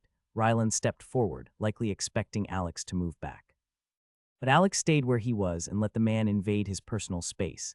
He was a few inches taller than Alex but shorter than Mark. At the thought of his protective friend, Alex looked at Mark, who looked as if he were going to leap across the table any moment now. Mark was focused on Rylan, but Sarah was looking right at Alex. He gave a small shake of his head, and she seemed to get the message. She placed a hand on Mark's arm to calm him down. Hey, don't look over at them. You and I are talking now. Alex smiled. Okay, sure, let's talk. Sarah had been watching Alex closely for most of the evening. While Alex had never been helpless, she'd seen him struggle with self-doubt and a lack of confidence for almost 10 years. After hearing of his harrowing tale from the Rift, her professional instincts were on high alert. She and Mark were both surprised by the person they saw across the cocktail table. The number of life and death situations he'd been in would break most people. She expected to see the sort of trauma that could manifest when soldiers came back from war zones and stressful combat situations. As a therapist specializing in trauma, Sarah had extensive experience helping people process their experiences. Her expertise, combined with her newly awakened trait, made her particularly valuable to the government in dealing with system-related mental health cases, with one high-value patient being her position's focus. Her system-granted trait was already powerful, but her knowledge and experience made it even more valuable. Aura perception grants the ability to see the auras of living beings. With her typical habit of analyzing those around her, the ability to see auras was interesting and fed into the habit. As far as she could tell, auras were a representation of someone's emotion and will, or perhaps their soul. The Hunters Association had very little information on the subject, but she'd already noticed some consistencies in auras over the last week or so. Auras typically appeared as colored outlines extending a few inches around a person. While she couldn't pinpoint what determined each color, they reminded her of the mood rings from her childhood. She theorized the colors corresponded to different personality types or the kind of magic that was being used. The auras she had seen so far had a tendency to fluctuate in subtle ways based on emotions or thoughts. Mainly with the soldiers and hunters that she'd worked with so far, this presented itself in jagged cracks through the aura in terms of trauma, or a very shaky and unstable aura in terms of strong emotions. Alex's aura, however, was unusual. It was a neutral blue, matching the shade of a mana stone, and had remained perfectly uniform and still since their arrival at the event. Even during conversations or when he smiled, it didn't fluctuate. This was strange because normally, when someone felt happy, their aura would concentrate toward the upper body and undulate with their laughter. His remained completely static. In fact, as soon as Rylan began to approach, his aura clamped down even further and was pulled into a finger's width from his body. While it hadn't been quite as restrained when he first came home from the Rift, she hadn't seen many of the signs in his aura as she might have expected. Rather than coming back traumatized or shell-shocked, he seemed different, enhanced somehow. It's like he's undergone some sort of extreme confidence training, but in such a short time. As the party went on, she'd observed as people gravitated towards him. They'd been casually introduced to John, Ian, and even strangers on the periphery of their group seemed somehow drawn to them. Alex handled it all with an ease that was entirely new to her. She watched Rylan approach their table, and the atmosphere in their group shifted noticeably. Most people around them remained absorbed in their own conversations, unaware of the brewing confrontation, but a few at nearby tables watched with interest. Her gaze flicked to Alex, and she expected to see some familiar signs of discomfort from the man she'd grown accustomed to over the years. Instead, she found herself staring at a man who seemed perfectly at ease, and one eyebrow raised as if amused. She caught a quick shake of his head, signaling for her not to intervene. Glancing at Mark, Sarah noticed he looked about ready to leap to his friend's defense. She grabbed his arm and gently pulled him back while continuing to watch the exchange. "Okay, sure, let's talk," he said. "Enjoying the spotlight, are you? Flaunting your magic as if you have some special privilege here." Alex's lips quirked up at the corners. "Special? No, just enjoying the evening. You." Sarah blinked, taken aback by Alex's casual confidence. This was miles away from the Alex who used to stammer during tense conversations with his coworkers or even his parents. Mark leaned in close and whispered, "What the heck is this dude's problem? Also, why did you pull me back? We can't just stand here and let this guy walk over Alex. Watch him, though. He's not getting walked over." "You carry yourself with quite the air of superiority for someone so new." Ryland's voice was amiable, as if telling a joke, but there was an edge to his voice. "Enlighten me, what's your class?" "Something arcane and utterly impractical, I'd guess." Alex shrugged. "Underwater basket weaver. It's got its uses." Several people at nearby tables snickered, unsure whether to laugh at Alex or at his deadpan delivery of such an obvious lie. Ryland's eyes narrowed, clearly unamused at being the butt end of a joke and having other people witness it. "What the heck?" Mark relaxed and continued to watch the exchange. Sarah stopped feeling pressure from her large friend, and she removed her own hand from his arm when he didn't seem like he'd try to intervene anymore. "Is it me, or is Alex actually enjoying this social attention?" She nodded, unable to pull her eyes away from the scene unfolding before them. Ryland stepped closer, putting the two just inches apart.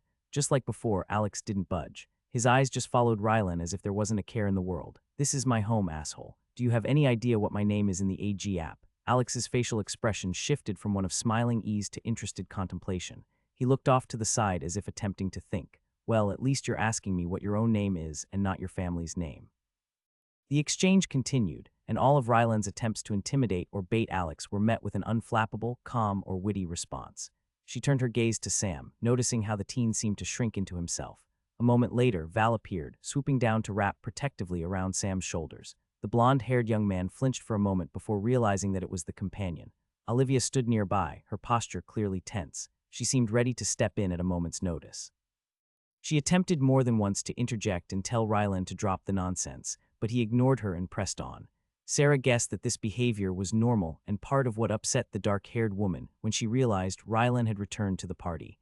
But despite their group's tense demeanor, it was Alex who held her attention. His stance was relaxed, feet shoulder-width apart, and while he wasn't showing any threatening signs at all, she could tell that his hand was kept near the jacket entrance to where his spatial pouch was kept. When did he learn to carry himself like that? She felt a growing sense of worry. Despite Alex's apparent confidence, it had to be a facade, and Ryland's aggression continued to grow with each denial of a conflict. "You want to step outside and settle this."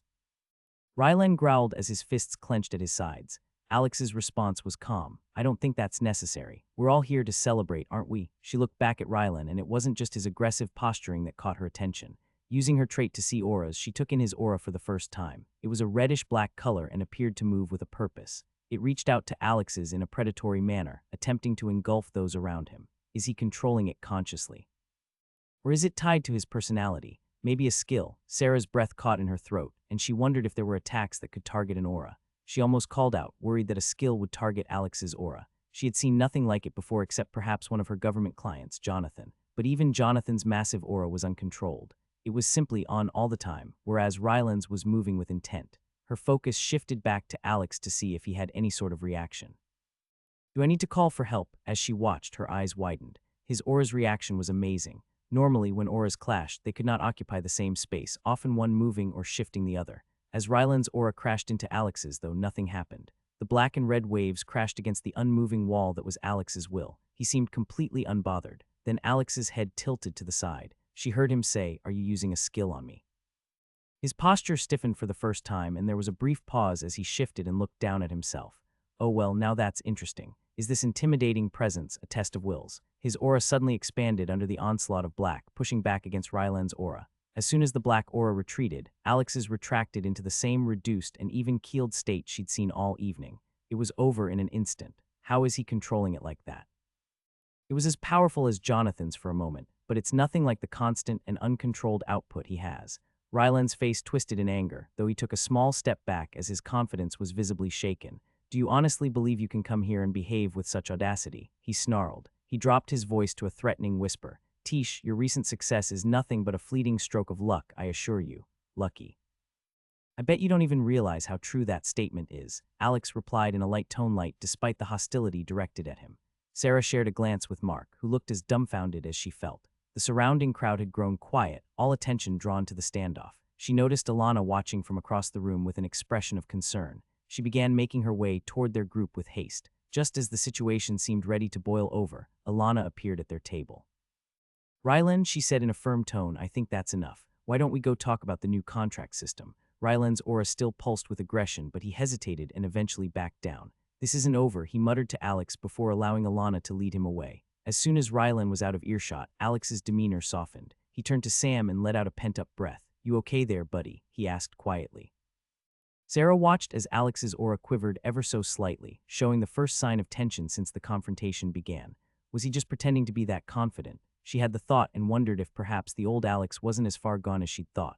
That was intense, Olivia said, stepping closer to Alex. Was that a ritual under your feet? You were doing that while he was posturing. Alex smiled, and Sarah saw Olivia's eyes light up as she grabbed his arm. What did it do? It looked so small compared to the one I saw you make a few weeks ago, and you made it so fast. Something twinged in Sarah's chest as she watched their interaction. Am I attracted to this to this unrestrained Alex? She shook her head, trying to analyze her own reactions. Is it just a response to seeing him so changed? A psychological phenomenon where sudden transformations trigger a reassessment? That must be it, she decided, reminding herself that things hadn't worked out between them before and certainly wouldn't now. Still, she couldn't help but admire how he'd handled the situation, showing both strength and compassion. I'm happy for him, she told herself firmly, and it needs to stay at that. Sarah watched the tension in the nearby area of the room dissipate, and everyone gradually returned to its previous state of laughter and chatter. She observed Alex for a bit longer, and how he seamlessly transitioned from the confrontation back to his role as a caring friend. It's still him, just more. Alex checked on Sam with a low and reassuring voice. She could see the gentleness in his eyes as they spoke, and it was clear that he cared for the younger man. The change in his state, from the resolve he'd shown before, to the smiling and caring personality that he was showing to Sam. It was a reminder that beneath the confidence, the same old and compassionate Alex she'd always known was still there. Her professional curiosity was piqued as she watched through her trait and considered the implications of Alex having control over his aura. Is it something he's doing intentionally? If he could teach that level of emotional regulation. The potential applications for her work and patience were staggering. She made a mental note to discuss it with him later, away from the busy energy of the party. As the night wore on, Sarah found herself drawn in by watching Alex navigate the social situations around him. He engaged with various guests, and his laughter seemed easy and genuine. He's found his footing, and it suits him. She sipped her drink and allowed for one last moment of reflection. She acknowledged the brief flutter of attraction she'd felt earlier and recognized it for what it was. A natural response to witnessing such a dramatic transformation of someone I care about. But as quickly as those feelings had come, it had faded, replaced by a warm sense of happiness for her friend. She nodded and turned to rejoin Mark and stopped trying to overanalyze Alex's behavior. Part of her was still unsure of how he was doing with more of the dark part of his journey, having breezed over the fact that he'd killed other humans to survive. Sarah knew it was a lot to unpack, but she'd seen men who were good at holding in their feelings and didn't get the same impression from Alex, even in this changed form he was showing. While there was a lot she wanted to do to help him heal and process everything he'd been through, she knew it wasn't ever good to be so personally attached to a client. She resolved to spend some time reaching out to contacts she had through work and talking to Alex about speaking with someone for any help he might need. For now, though, she was content to watch one of her best friends thrive in his new skin. The confidence and changes were inspiring, especially considering the challenges he'd faced. No way, Mark yelled. How the hell is this kid so good? Alex laughed and tossed the control onto the coffee table after he died. He reached into the chip bag in front of Sam and chomped down on a chip before ruffling the teen's hair. Man, I don't know, but he kicked both of our butts. He stepped over Sam and walked to the kitchen counter where he'd left his phone. All right, it's about that time. Sam, you're sure you're good to stay with Mark? Sam looked over his shoulder and nodded at Alex. Go on, dude. You'll be fine. You're just hoping he says he wants you to stay so you don't have to go to dinner. Sam looked back and forth between the two quickly before raising his eyebrows at Alex.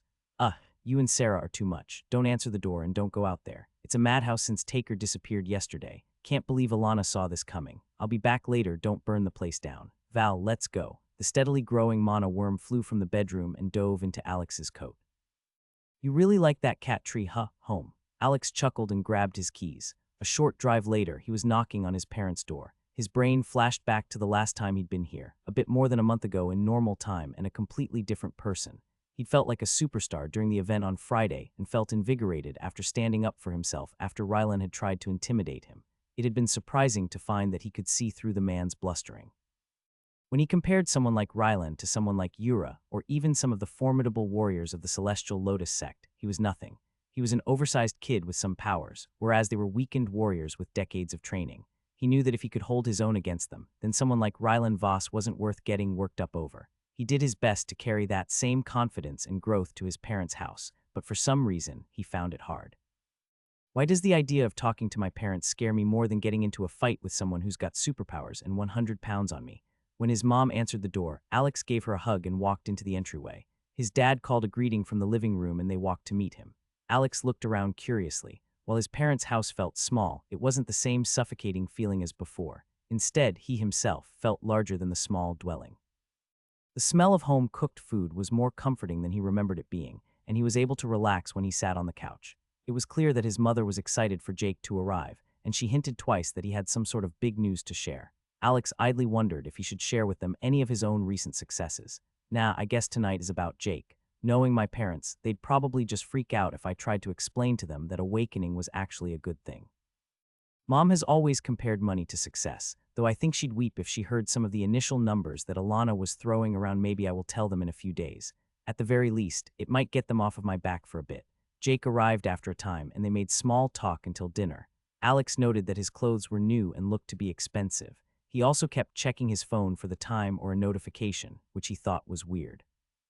His mother fussed over him some, but after some time they gathered around the table in their normal seats.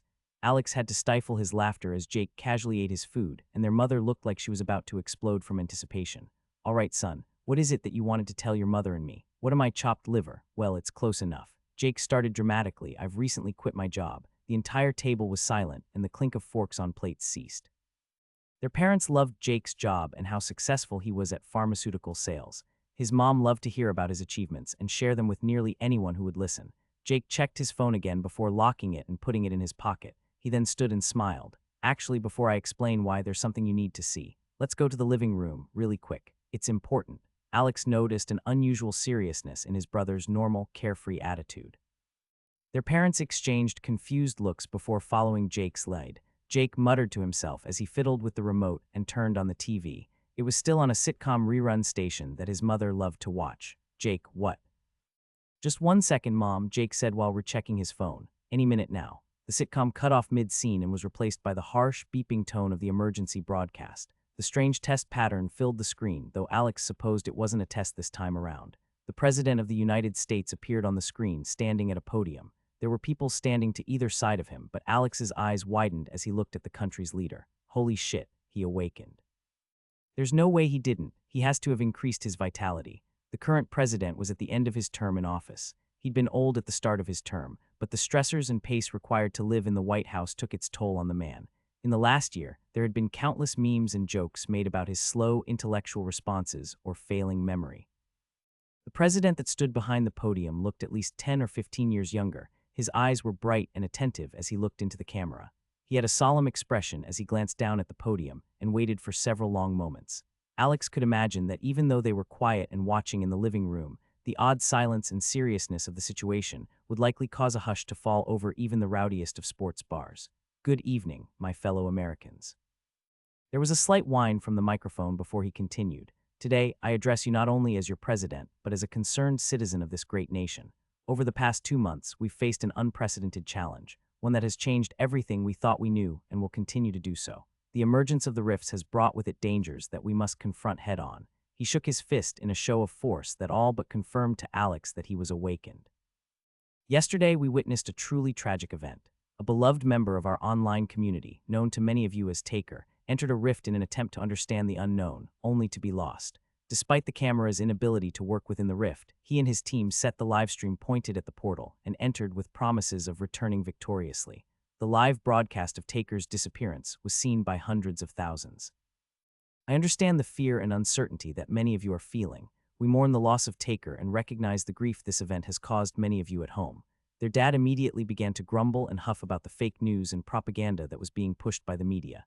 Dad, Jake said while waving a hand. He got up from his recliner and called their neighbor. Rob, are you watching this Shiat? Alex tuned out his father and listened with rapt attention to the public announcement. He realized that this was an event that would be recorded in history, and nothing would ever be the same moving forward. The Hunters Association, led by brave individuals like the Crimson Warrior, is here to protect us and guide us in this changing world. These hunters are ordinary citizens who have stepped up in extraordinary ways to defend their communities, and we are asking more of you to join their ranks. To all who have the strength and will to protect others, we need you. To those who cannot fight, we will continue to do everything in our power to keep you safe. We understand that these times are frightening. We understand the anger, the frustration, and the questions without clear answers. But we must turn that fear into determination and that anger into resolve. Together, we will face this threat, and together, we will overcome it. There was cheering, and the president raised his hand with a smile and waited for the noise to die down. In the coming weeks, you will see increased military and Hunters Association personnel in your communities. They will be there to provide security, assist with relocation efforts, and help establish local defenses. We are also coordinating with state and local governments to set up temporary shelters and provide essential resources for those affected. We are not alone in this fight. The hunters are our shield, and they are fighting on behalf of every one of us. As we honor the courage of those we have lost, we must also look ahead and build a future where we can face this threat with unity and strength. He's closed rifts by himself. Alex's eyebrows rose unintentionally, and he wondered what level the man must be at. He was impressed by his sheer size and clear physical power as he stepped forward into the same space that the white-haired president had been. The current speaker, who introduced himself as Jonathan Reeves, seemed like he could crush the podium in a bear hug. Jake turned down the volume once the main speech was over, and the room remained silent for several moments. Jake stood before them, his usually confident smile replaced by a searching look. "That's actually why I wanted to talk to you tonight," he said. He looked at their dad, who had returned and was staring at the TV in shock. "You see, I got an offer for a better job, a better one." Their mother asked, confused. "Yes, well, you saw the speech and the government incentive program, right?" "No. But it's just got to be a fake," their father said, but the normal conviction with which he dismissed things was absent. "No, but it's not, Dad. I met some friends and we went to check out one of those portals. I'll have to tell you all about the adventure later. But anyway, I awakened my power, and when I applied at the Hunters Association, they said that it was one of the most rare traits that they'd ever seen." No, their mother looked like she might break down into tears at any moment. "Don't worry, Mom," Jake said. "I won't be in any danger. I'll still be a salesman of sorts, but I'll just be working for the government now. They offered me an exclusive contract. Do you want to see the offer letter?" He reached into his jacket's inner pocket, removed a piece of paper, and handed it to their father. The man looked at the paper, and Alex actually saw it begin to shake in his hands.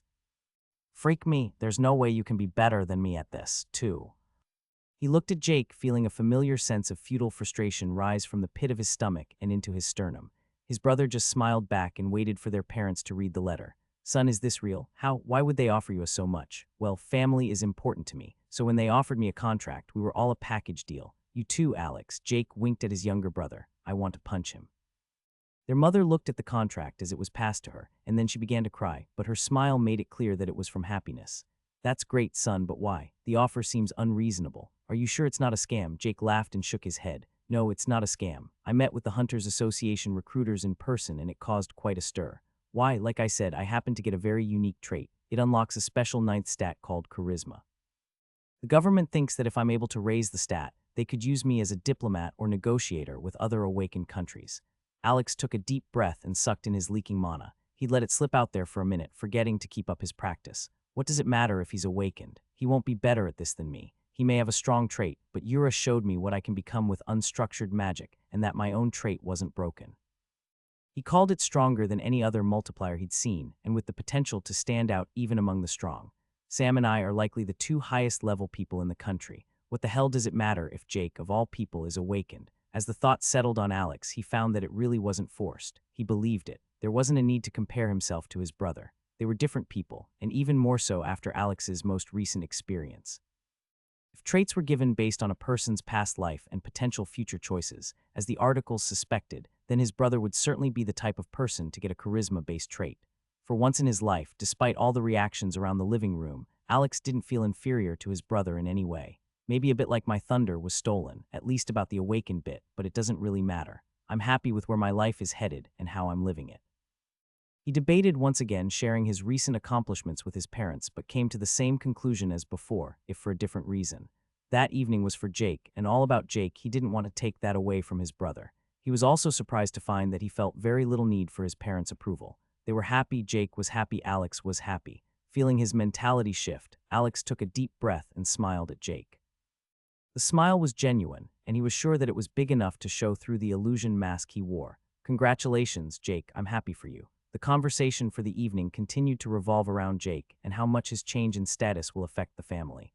His parents began discussing what would be involved in moving and what would happen next. Alex sighed sadly as he noticed the inevitable shift in conversation. Rather than ending on a high note, the familiar tug of competition and the weight of comparison began to settle on the room. He realized that despite his newfound confidence and power, he was still stuck in the same old narrative. I've grown, but this just feels like it's going to stunt my growth. Jake boasted next about being able to provide for the family and implied that Alex should be contributing more, then leaned back with a smirk. It was clear he wanted to get a rise out of his brother, though it was said in a way so as not to sound malicious. I am sure I could talk to those recruiters again and see if we can get you a job too, Alex. You might even be able to help me in whatever they have me do. You know, we could work together. That would be cool. Jake winked at him. You wouldn't want to be a freeloader, right? Instead of rising to the bait, Alex stood calmly. Yeah, I'm not going to stay for this, guys. I love you, but it's time I focus on my own journey. Jake's eyebrows raised high on his forehead as he leaned forward. What journey? You've had it easy, Alex. You've been following your passion for years now and don't have anything to show for it. Don't you think it's time to step up? Alex laughed incredulously and shook his head. Aw, it's a little cringy, right? Damn, I should do it. I really should do it. But which one? The room fell quiet, and his parents looked at him with surprise etched on their faces. Alex opened a window in his system and willed it to be visible so that Jake could see. His mother gasped from behind him as the blue screen appeared in the air. Title, Unbound. You have defeated a monster ranked above your own, shattering the limits imposed upon you. This victory proves that no barrier can truly bind your potential. +5 to all stats. He might not even understand what that means at this point. Damn, I hope he asks one of those government goons. It would be hilarious if they explained it to him. Jake's face scrunched up in confusion as he worked through the realization that Alex also had access to the system. Valthurian, you should say hello as well. Come on out. His bond had remained on his shoulder the entire evening, using his illusion skill to hide his appearance. The camouflage was almost perfect since he was still so small, and as long as he didn't move, the illusion didn't break. There was a slight blur as Valthurian moved down his arm, and when he got to Alex's hand, he broke the illusion. Just a few inches from Jake's face, Val's face appeared. Bug eyes, jutting teeth, and all. His brother reacted much as he had the first time the companion had materialized so close to his face. Jake yelped and fell backward over his own feet. At least he had carpet to land on. Their mother screamed and his father yelled out in surprise, demanding to know why he brought a snake into the house. I love you guys, Alex said again as he walked to the front door. I'm going to be skipping the next few family dinners. Merry Christmas. Alex took a deep breath of the cold winter air as the door closed behind him. He let it all out in one go while taking off the illusion mask. It billowed into the air, and he couldn't keep in a laugh. Damn, but that felt good. I don't know the last time I felt this light. Skipping down the steps of their house, Alex walked to his car and started it up. It's just a few days until Christmas. I need to get Sam a present. Shit, I don't have gifts for Mark or Sarah either. I should get something for Olivia too, right? He pulled out his phone and opened up a message with Alana, hoping she might be able to help him get some goodies from the auction house in a rush order. Alex took a deep breath while he sat with his back against the brick wall. It wasn't a normal spot for him to sit, but with his back to the far apartment wall, sitting under the window, he was next to the tree and could see the entire open living area and kitchen. After all of the tension and fight or flight moments he had in the last 2 months during the Celestial War Rift, that moment made it all feel worth it. He looked to the left, just past the sparsely decorated tree, and saw fireplace and Christmas jazz playing on the smart TV. In front of the TV, Olivia lay on the ground with her head near his outstretched legs. She had spent the morning with Liam and his grandparents before coming over to relax and spend Christmas brunch and afternoon with him. Her dark hair spread out on the carpet as she looked up at her phone, scrolling through the AG forums. On the other side of the coffee table, Mark lay stretched out on the couch, also flipping through his phone, though he was surfing social media. The smell of cookies filled the apartment as Sarah and Sam worked together in the kitchen area to bake several different kinds of cookies. The shy teenager seemed to open up easily to Sarah, which didn't really surprise Alex. He'd want to ask her some questions later on what she thought of the boy's state of mind since she had a tendency to analyze the people around her all the time. Alex was excited to give his friends their gifts, but they had all wanted to hold off for a bit and just enjoy the morning. This is how Christmas should feel. It's so relaxing. Nothing needs to be done or a goal that has to be achieved. Wow, I hate this guy, Mark complained, his volume much louder than necessary. From a few feet behind the couch, Sam jumped involuntarily and glared at the couch. Val, sensing Sam's frustration, took the opportunity to fly up the high ceiling over the unsuspecting Polish man. Alex smiled as he saw his companion do one loop before dive-bombing into a headbutt, catching the unsuspecting Mark on the forehead. Ow, he cried. The impact startled him and caused him to drop his phone, which also landed on his face. The group laughed, including Mark, who grumbled after the blue creature as it flew back over to Sam for a reward. Sam handed him a cookie, and Valthurian happily said Oreo so that everyone could hear. Hey, he's getting better. That didn't sound nearly as creepy as before. Val, that's not an Oreo. It's a gingerbread cookie. Olivia called. You little blue turd. Just because my constitution is high doesn't mean you can just keep headbutting me. Mark rubbed his forehead and the group laughed again. Mark tossed his phone to Alex and he saw what his friend had been complaining about before. Alex rolled his eyes but was curious about the most recently posted picture. What is it? Olivia asked, scooting back next to Alex and leaning in. He smiled nervously and did his best not to move. Wow, she smells like vanilla. Him. Yep, hate him. Alex looked back at the most recent picture Rylan Voss had posted on his social media. While he didn't really feel all that much animosity toward the guy, he could understand the sentiment. Rylan was a beacon for everything that Alex wanted to avoid becoming as he gained power. He zoomed in on the picture to take a closer look at Rylan's hand, which was draped across a woman's shoulder in the picture. He wore the 2 rings that he'd noted at the event several days before. They were definitely enchanted. Wondering if he could see any runes on the rings, he continued to zoom in, but due to the pixelation, it was hard to make out all of the details. The most central logo that was prominent on both rings was an embossed sun emblem. Both rings were yellow gold and stood out as wealthy, but the logos were the same on each ring. Maybe it's a maker's mark. Sarah called out in surprise from the kitchen. She hissed and took a step back from the oven after dropping the last batch of cookies onto the countertop. Sam stepped forward and grabbed her hand. There was a moment when she resisted, but his grip was firm enough that he held on. He reached up with his other hand, and Alex saw his hand glow green through his mana vision. Alex unconsciously reached up and brushed his fingertips across his face, feeling the weirdly smooth area of skin. Alex had stopped wearing the illusionary mask around this small group of friends. It felt better for him to be able to see the flow of mana, and when he covered his eye with the mask and mana blocking patch, he felt like he was missing more than just the normal vision in his left eye. He knew the mask wasn't perfect, which was clear from his reunion home with friends, but strangers and most people in public couldn't tell at all that there was a mask on his face. The lack of emotion and facial response was odd, but unless they knew the real Alex, it likely just looked like he was bored or tired. For now, it makes me feel a bit better to fit in and not be looked at like a weirdo. He still did double takes as he walked past mirrors or other reflective surfaces in private. The heavenly eye and scar stood out more than he might have thought before. Olivia bumped her shoulder into his, causing him to look over at her. Does it hurt? Alex shook his head and noted how close she was. I think it looks pretty hot, she said casually and looked off in a random direction. Alex felt butterflies in his stomach. The moment was ruined by her phone chiming. She reached over and grabbed it from where she was on the floor and opened a notification from the guild. Sam and Sarah entered the sitting area with the trays of cookies. Sarah kicked Mark's feet off of the couch to make room for them, and everyone but Olivia dove into the gingerbread and sugar cookies. Man, the space feels pretty small when we have everyone in here. MHMPHF Mark said through a mouthful of cookies. Sarah gave him a glare and Sam watched quietly while taking a small bite out of a gingerbread man's head. I wonder if I should get a bigger place.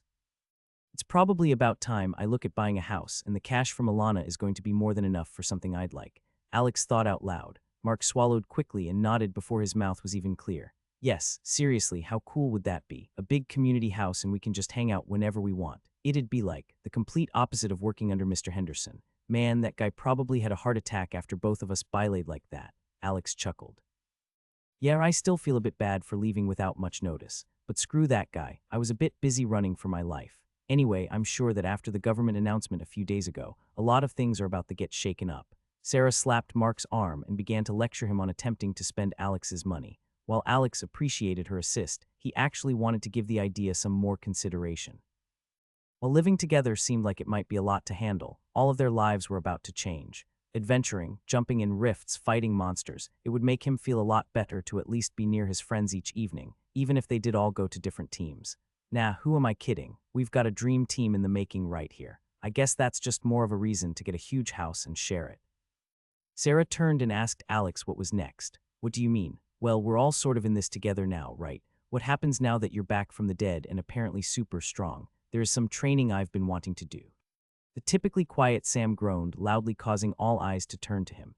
He covered his face as he realized everyone was looking and flopped back on the couch. Ha, sounds like Sam isn't a fan of training some more. Alex grinned sheepishly. Well, there's a lot left to do. I want to help teach you guys what I learned and at the very least, explain structured and unstructured magic.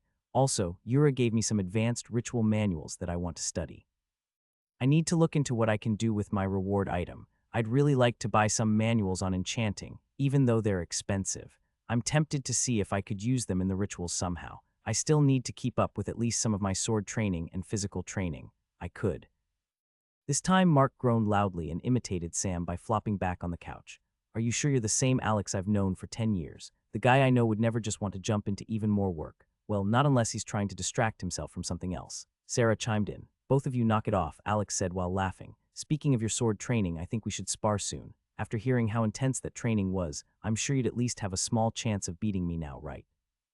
Alex laughed a bit harder. Olivia looked offended before turning to Sam. Come on, Sam. You've got my back. Who wins in a fight, me or Twinkle Toes over here? Twinkle Toes. Alex stopped laughing and sat back up.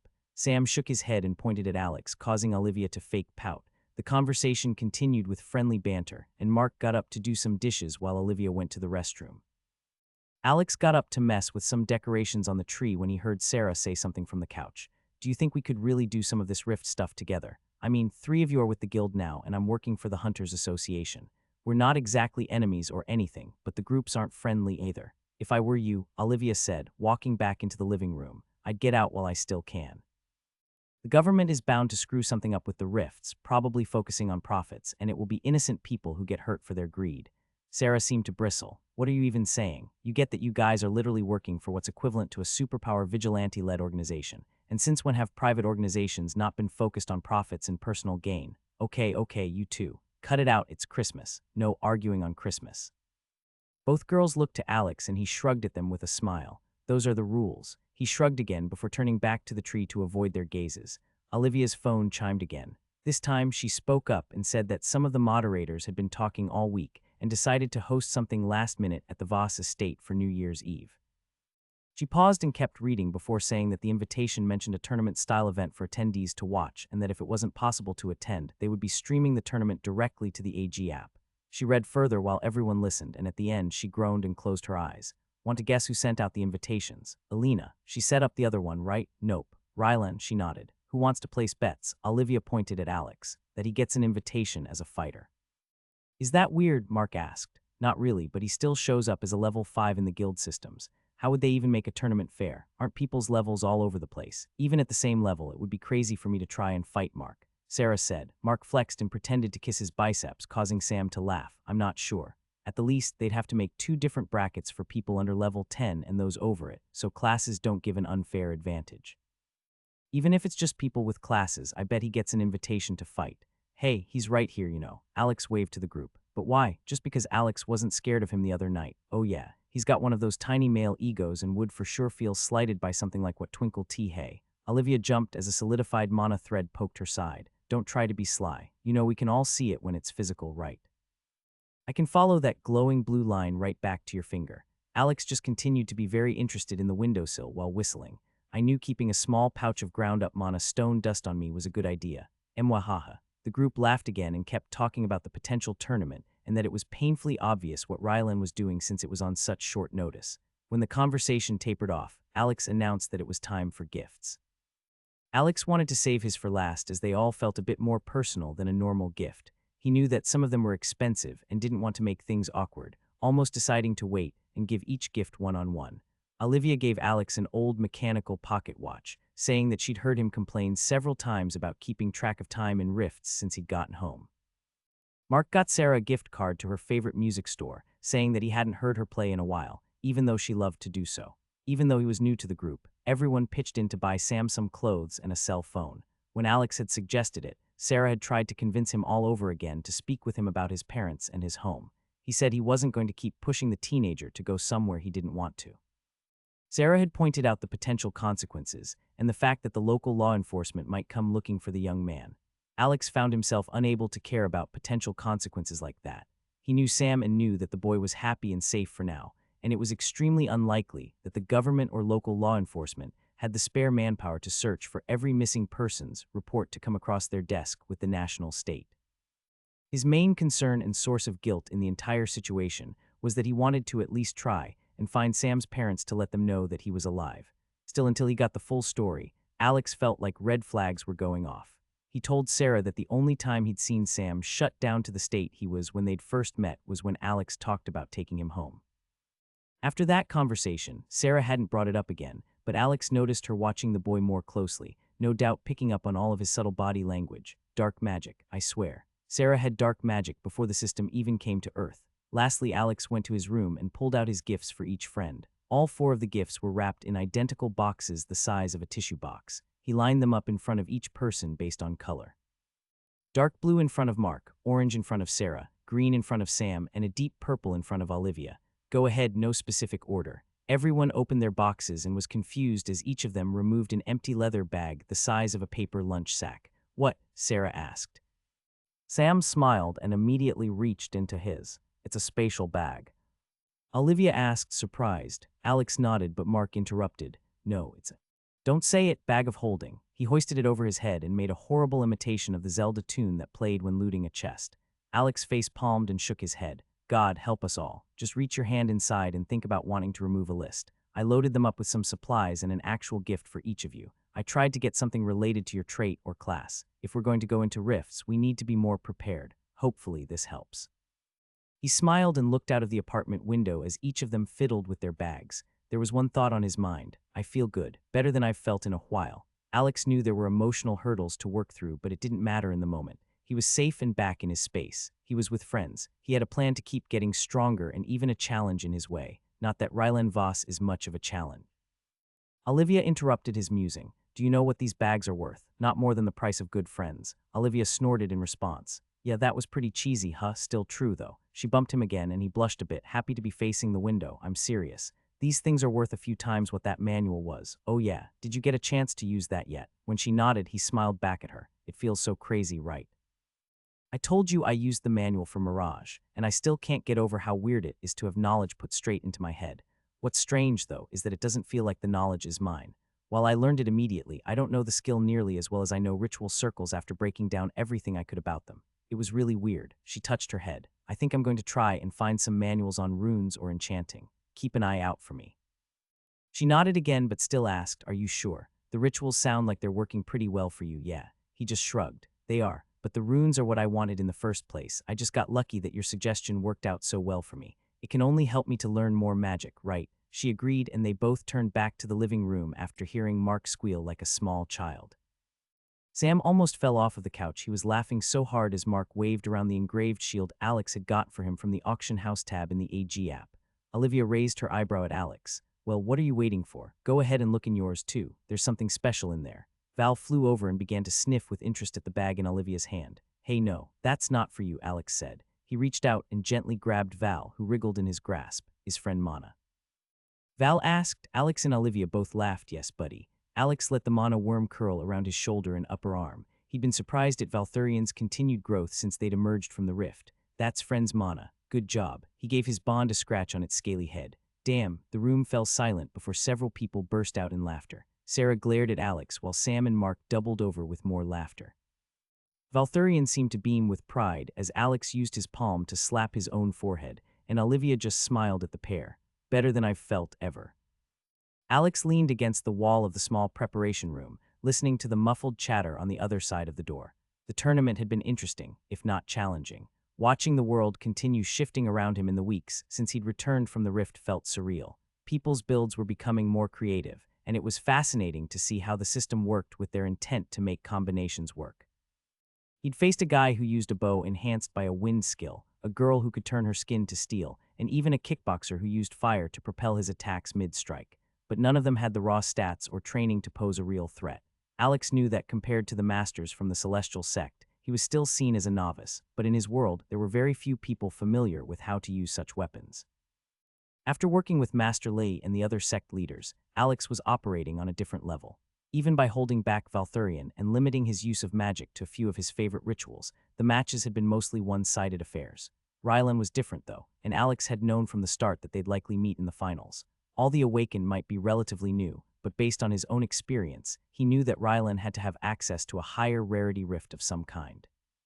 But what has he been doing with that power? Just bullying people. The only upside, I guess, is that he's been spreading solid information through the AG app. He pushed off from the wall and adjusted the leather scabbard across his shoulders. He turned and opened the door to the large open warehouse that had been built at the Voss estate. The warehouse had been under construction while they were at the mansion for Alana's Christmas party. Still, Alex was impressed they managed to finish everything in time for the New Year's tournament. Walking to the edge of the raised platform, he used his increased strength and agility to lightly hop onto it, his robes fluttering quietly as he landed. Rylan was already waiting for him, covered from head to toe in armor. His heart began to pick up its pace, feeling the thrill of competition for the fight to come. Alex wanted to use his heavenly eye to scan the larger man, but with his mask and the mana-blocking cover, he couldn't. He looked over to the area where his friend stood, watching him. Mark had his hands in the air and was smiling while giving him a big thumbs up. Sam watched on, holding Val in his arms with wide eyes. A peacekeeper that he wasn't familiar with stepped onto the stage and asked if they were each ready. Alex nodded and saw Rylan do the same as he slowly hefted his large sword to his armored shoulder. Alex had watched some of his earlier matches, almost all were won with raw power and strength. There was little to no finesse in the way he fought. From what he'd seen in those previous fights, he could guess that Rylan was more than likely going to open with a charge skill. Alex drew his giant and gripped it tightly, already planning to sidestep the initial rush and counter, while Rylan's momentum left him exposed. Despite knowing what was coming, the speed that Rylan had approached as soon as the match began almost caught him off guard. Even as he watched, it was still unnatural to see a movement skill allow someone to barely bend their legs and still burst forward across the open space. Damn. Alex dodged backward while shifting his weight to the side. His heart hammered in his chest as the greatsword slammed into the ground where he'd been standing. How the hell did I think this wouldn't be a problem? He wanted to kick himself for not seriously considering Rylan's use of a heavy weapon. After watching it from afar, he thought it would be something easy to avoid, but as he felt the vibrations in the floor from the first powerful blow, he questioned his sanity. Alex had barely trained against heavy weapons with Yura, as both of the sects used light straight swords and occasionally a spear. The weight and length of Rylan's enchanted greatsword were intimidating, even if it didn't make Alex worry too much. At first, the gear difference had worried him, even showing up in his gifts from the Celestial Lotus sect head and his teachers. He was exceptionally undergeared compared to the wealthy warrior. Rylan had an entire suit of enchanted armor, and despite its size, he moved in with a fluid grace that Alex could only attribute to stats. Alex could faintly hear Rylan call out something in frustration, though he didn't truly hear it. His brain was working in overdrive on how to close the gap and deal a solid blow. The sounds of the onlookers had turned into a dull roar, and after Rylan's initial verbal jabs fell flat, they'd both focused on the fight. Going into the match, Alex challenged himself to try to beat the warrior at his own game. Rylan was taller than Alex, and his huge form gave away his primary stat allocation, even if Alex hadn't scanned him. But after training with the sect masters, even if for a short time, Alex was feeling on top of the world. After all, who else had been able to be trained in such medieval weapons? Surely not this self-important bull of a man. Stupid Alex, really stupid. Rylan's lips curled into a smirk as if he could read Alex's thoughts. He pulled his blade back, scraping against the cement stage, and hefted it with practiced ease. Its tip lazily drew arcs in the air as Rylan watched Alex. Alex could feel a tug of concern through his bond with Val, who was currently restricted to the sidelines with Sam. In hindsight, Alex realized how foolish that had been as well. He was supposed to be a pair with the Mana Worm, but he'd accepted Rylan's request to meet each other one-on-one. If anyone asks for such a stupid thing again, I'll laugh in their face. Valthurian is just as much a strength in my kit as my mana threads. He winced as he thought about how his own ego had him putting a restriction on his tools in the match. Sighing, Alex accepted that he should stop messing around and face the fact that Rylan was more than just a spoiled, lazy asshole. He's still a spoiled asshole, just clearly not that lazy. Alex refocused on the fight as Rylan stepped forward, his lead boot slamming into the ground as he thrust forward with the greatsword. Alex used the willow branch sways to avoid the thrust and couldn't help but marvel at the effect of stats in combat. The greatsword must weigh at least 3 or 4 times the weight of his own sword, and Rylan was able to move it with such ease. Seeing that the slash missed, Rylan stepped further into the lunge and rotated his body to let the blade drag across the ground. As he spun, the flat of the greatsword came up to rest on his shoulder, and he used his forward momentum to throw his upper body forward and catapult the greatsword in a downward arc with increased force. Alex activated Feather Step and lightly danced to the side. The power of the slam cracked the cement, and even through his focused state, he could hear the crowd release a collective gasp and then cheer with approval. I doubt that my physical threads alone would be able to stop him. His strength is so high that he'd probably just walk right through it. He thought about his own weapon's nature. The giant was sleek and nimble, and the style he'd been taught was used to analyze opponents' fighting styles and then capitalize on openings when found. So far, Alex hadn't seen many openings in Rylan's form. Even if his form was practiced, Alex realized that the weapon itself had flaws. It was slower and, despite being powerful, required Rylan to commit to his attacks wholly. Alex smiled wide enough for it to show through his mask as he accepted the man as an opponent and pulled on his mana. He used mana thread to create several strands from his left hand. Even though he'd only leveled the skill once since Christmas, that still put the skill at novice level 18. Alex knew that he was getting close to the skill's next advancement and had specifically been attempting to put it forward in a way that would enable easier multi-thread use cases. He allowed 3 threads to form. 2 went forward to begin laying a ritual and another behind him in case he decided to set a trap to draw Rylan into. He placed a half-sized ritual with his modified structure on the ground between the two of them, even though he knew that laying the catalysts would be the most challenging part of the fight. He finished laying it in a few seconds and began a careful walk forward using the flowing water stance he'd learned from Master Lei. Rylan saw Alex's first offensive move since the fight started and eagerly moved forward to meet the advance. Splitting his focus, Alex paid some attention to Rylan's predictable left-to-right slash as he worked on an opposing ritual with the thread he'd placed behind himself. Alex dodged another slash, and the two exchanged positions after moving in a tight circle.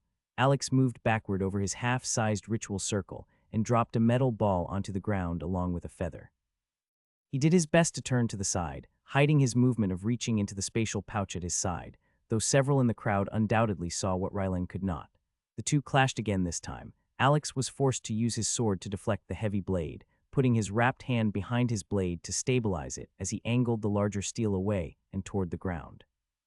Back on their original sides and in position, Alex held out his left hand and sent a pulse through the threads extending from his index finger and thumb, causing the ritual circle under Rylan to activate. The heavy man froze in place, and Alex was surprised to note that he didn't crumple to the ground. Damn, that's some crazy strength. He's still standing even with the weight increasing ritual active and his heavy armor on. Is strength better than willpower? Nah. Alex smiled and assumed a more normal stance before walking up to Rylan and extending his blade. The magically modified tip and edges were dulled for the tournament match, but the symbolism of Alex placing the tip under Rylan's chin was not lost on the crowd. Do you give up? Alex asked, returning the same smile he'd seen from Rylan during the fight. God, you're so fucking smug. No, I don't give up. Rylan almost spat the last sentence. If Alex had kept his heavenly eye uncovered, he might have seen the gathering of mana around Rylan's legs as he activated a skill with the telltale signs of movement ability. From a complete standstill, and without moving his legs, Rylan dashed forward and crashed into Alex. Even though his heavy blade had been weighed down and was out of position, the taller, heavier man in full metal armor won the contest for the occupied standing space. Alex fell backward and groaned. He rolled twice and came close to the edge of the small arena. His ears were ringing, and when he looked back up, he saw Rylan charging at him with the greatsword raised. At that moment, Alex realized that if the sword fell on him, even if it was dulled through magic, it would break bones or cripple him outright. Damn. He stayed in a crouch and allowed his stat-enhanced mind to formulate a plan. Risky plan well, at least this is more fun than working for Henderson. Despite the real danger in the situation, Alex found himself having the same kind of irrational fun he'd felt during certain points of his escape from the epic rarity rift. He reached into his pouch and willed a single feather into his hand. At the last moment, just before Rylan reached him, and just after he fully committed to his attack, Alex used Mirage and Feather Step simultaneously. To Rylan, it would look like he stood straight up, but Alex took a step back and cooshed lower, hiding behind the illusion. As soon as the sword came through the illusion, Alex activated his movement skill and slid past Rylan. He stood on the other side with 2 yards of space as Rylan spun in frustration to face him. Clear from immediate danger, Alex activated the weight-reducing ritual under the larger man's feet.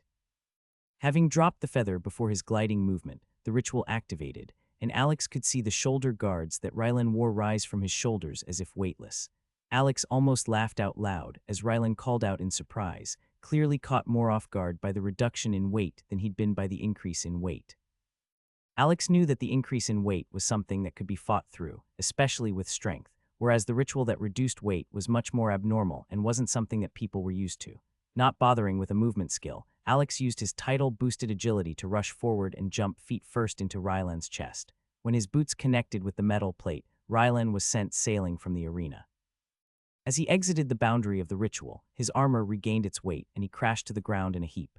Standing, Alex looked at the larger man's form, taking several heavy breaths. He looked down at the giant that Yura had given him and sheathed it in the black leather scabbard across his back. That was close, way more close than it should have been. His hearing slowly returned, and he became aware of the large number of onlookers cheering his name. As he surveyed the crowd, he noted that quite a few seemed displeased with the results of the fight. Most surprisingly was the noted silence from several peacekeepers on the other side of the stage. Suddenly uncomfortable at the continued praise and phone cameras pointed in his direction, Alex waved nervously before he felt a small skull collide with his own. "Hey buddy, prick, sit down." Alex let out a laugh as he let the small mana worm nuzzle into his open palm. Ever since Alex told Valthurian that Rylan was a prick rather than a friend, the bond had taken the difference in terms seriously. Sam and Mark also joined Alex on the small stage, and several others began to approach him to offer congratulations. Faces and words were exchanged in a blur, and Alex shook several strangers' hands before the small crowd began to part and grew quiet. Alex saw Rylan approaching and wondered if the host of the tournament was about to make a scene about losing. The blonde-haired man surprised Alex once again as he silently extended a hand for Alex to shake.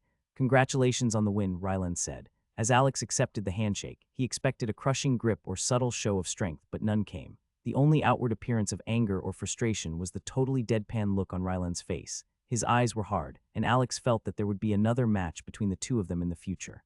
Well, who knows? "He's surprised me twice. Already, maybe he'll let this drop."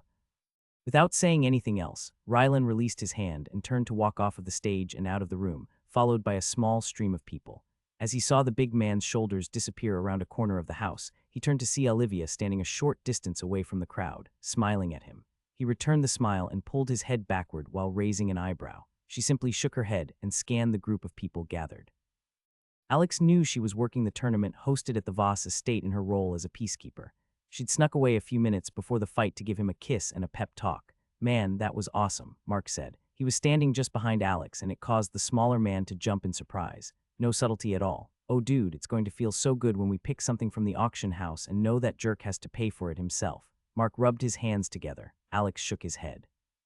"What do you mean we— Oh, come on." Alex laughed and saw Sam smiling at their exchange. He saw a small mana tendril extending from the teenager, so he sent a thread of mana to connect to it. "I told you were stronger." "Hey, I didn't dispute the fact. I did almost lose, though. I guess that's a good lesson for me. I should have taken him more seriously. It wasn't that close."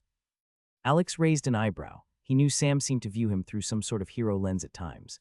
"Were you watching that fight? I should have just smacked him in the head when he was restrained instead of trying to sound cool."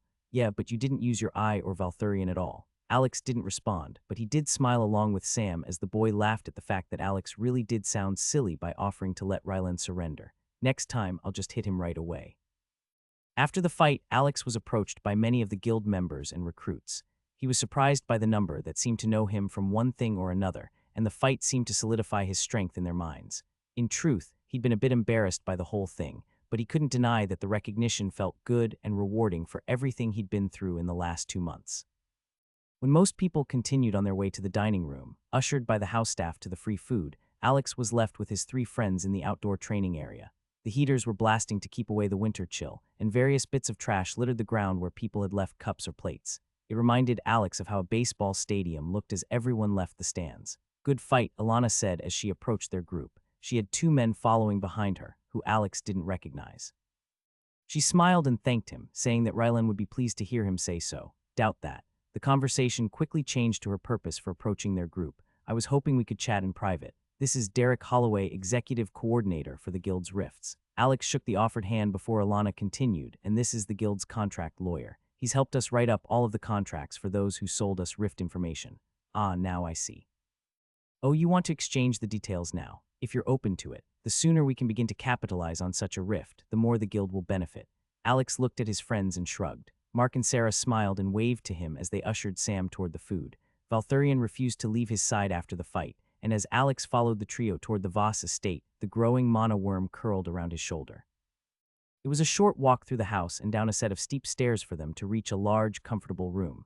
"Wow," Alex said. "Please make yourself comfortable. Would you like a drink?" Alana gestured toward the room. His teeth clicked as he forced his jaw shut. Unused to the wealth the Voss family had, he had expected the negotiations to happen in a room meant more for business or conferences, something similar to the ones that he'd sat in on during his time with the ad agency.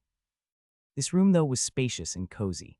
Leather and wood covered most of the room, softened by various red and black carpets. The far wall was lined with an enormous bookshelf, and to the right was a well-stocked bar. Alana poured herself a drink and stopped the bottle as Alex shook his head and moved toward the leather sofa in the center of the room. "Shouldn't I have a lawyer too?" Alex asked, feeling oddly confident despite being out of his depth in this situation. "Too bad I can't reach out to Dad or Jake." While he didn't feel as meek as he once did, they could handle the situation better than he could. He had to acknowledge that their jobs made them, even Jake, much more equipped to handle something like this. Alana waved her hand in the air. "You're welcome to contact one if you want, and we'll cover the cost for you. But you're a guild member, and we want to take care of you. He is a lawyer for you as much as he is for us. Normally, we offer the same contract to anyone bringing us information on a new rift."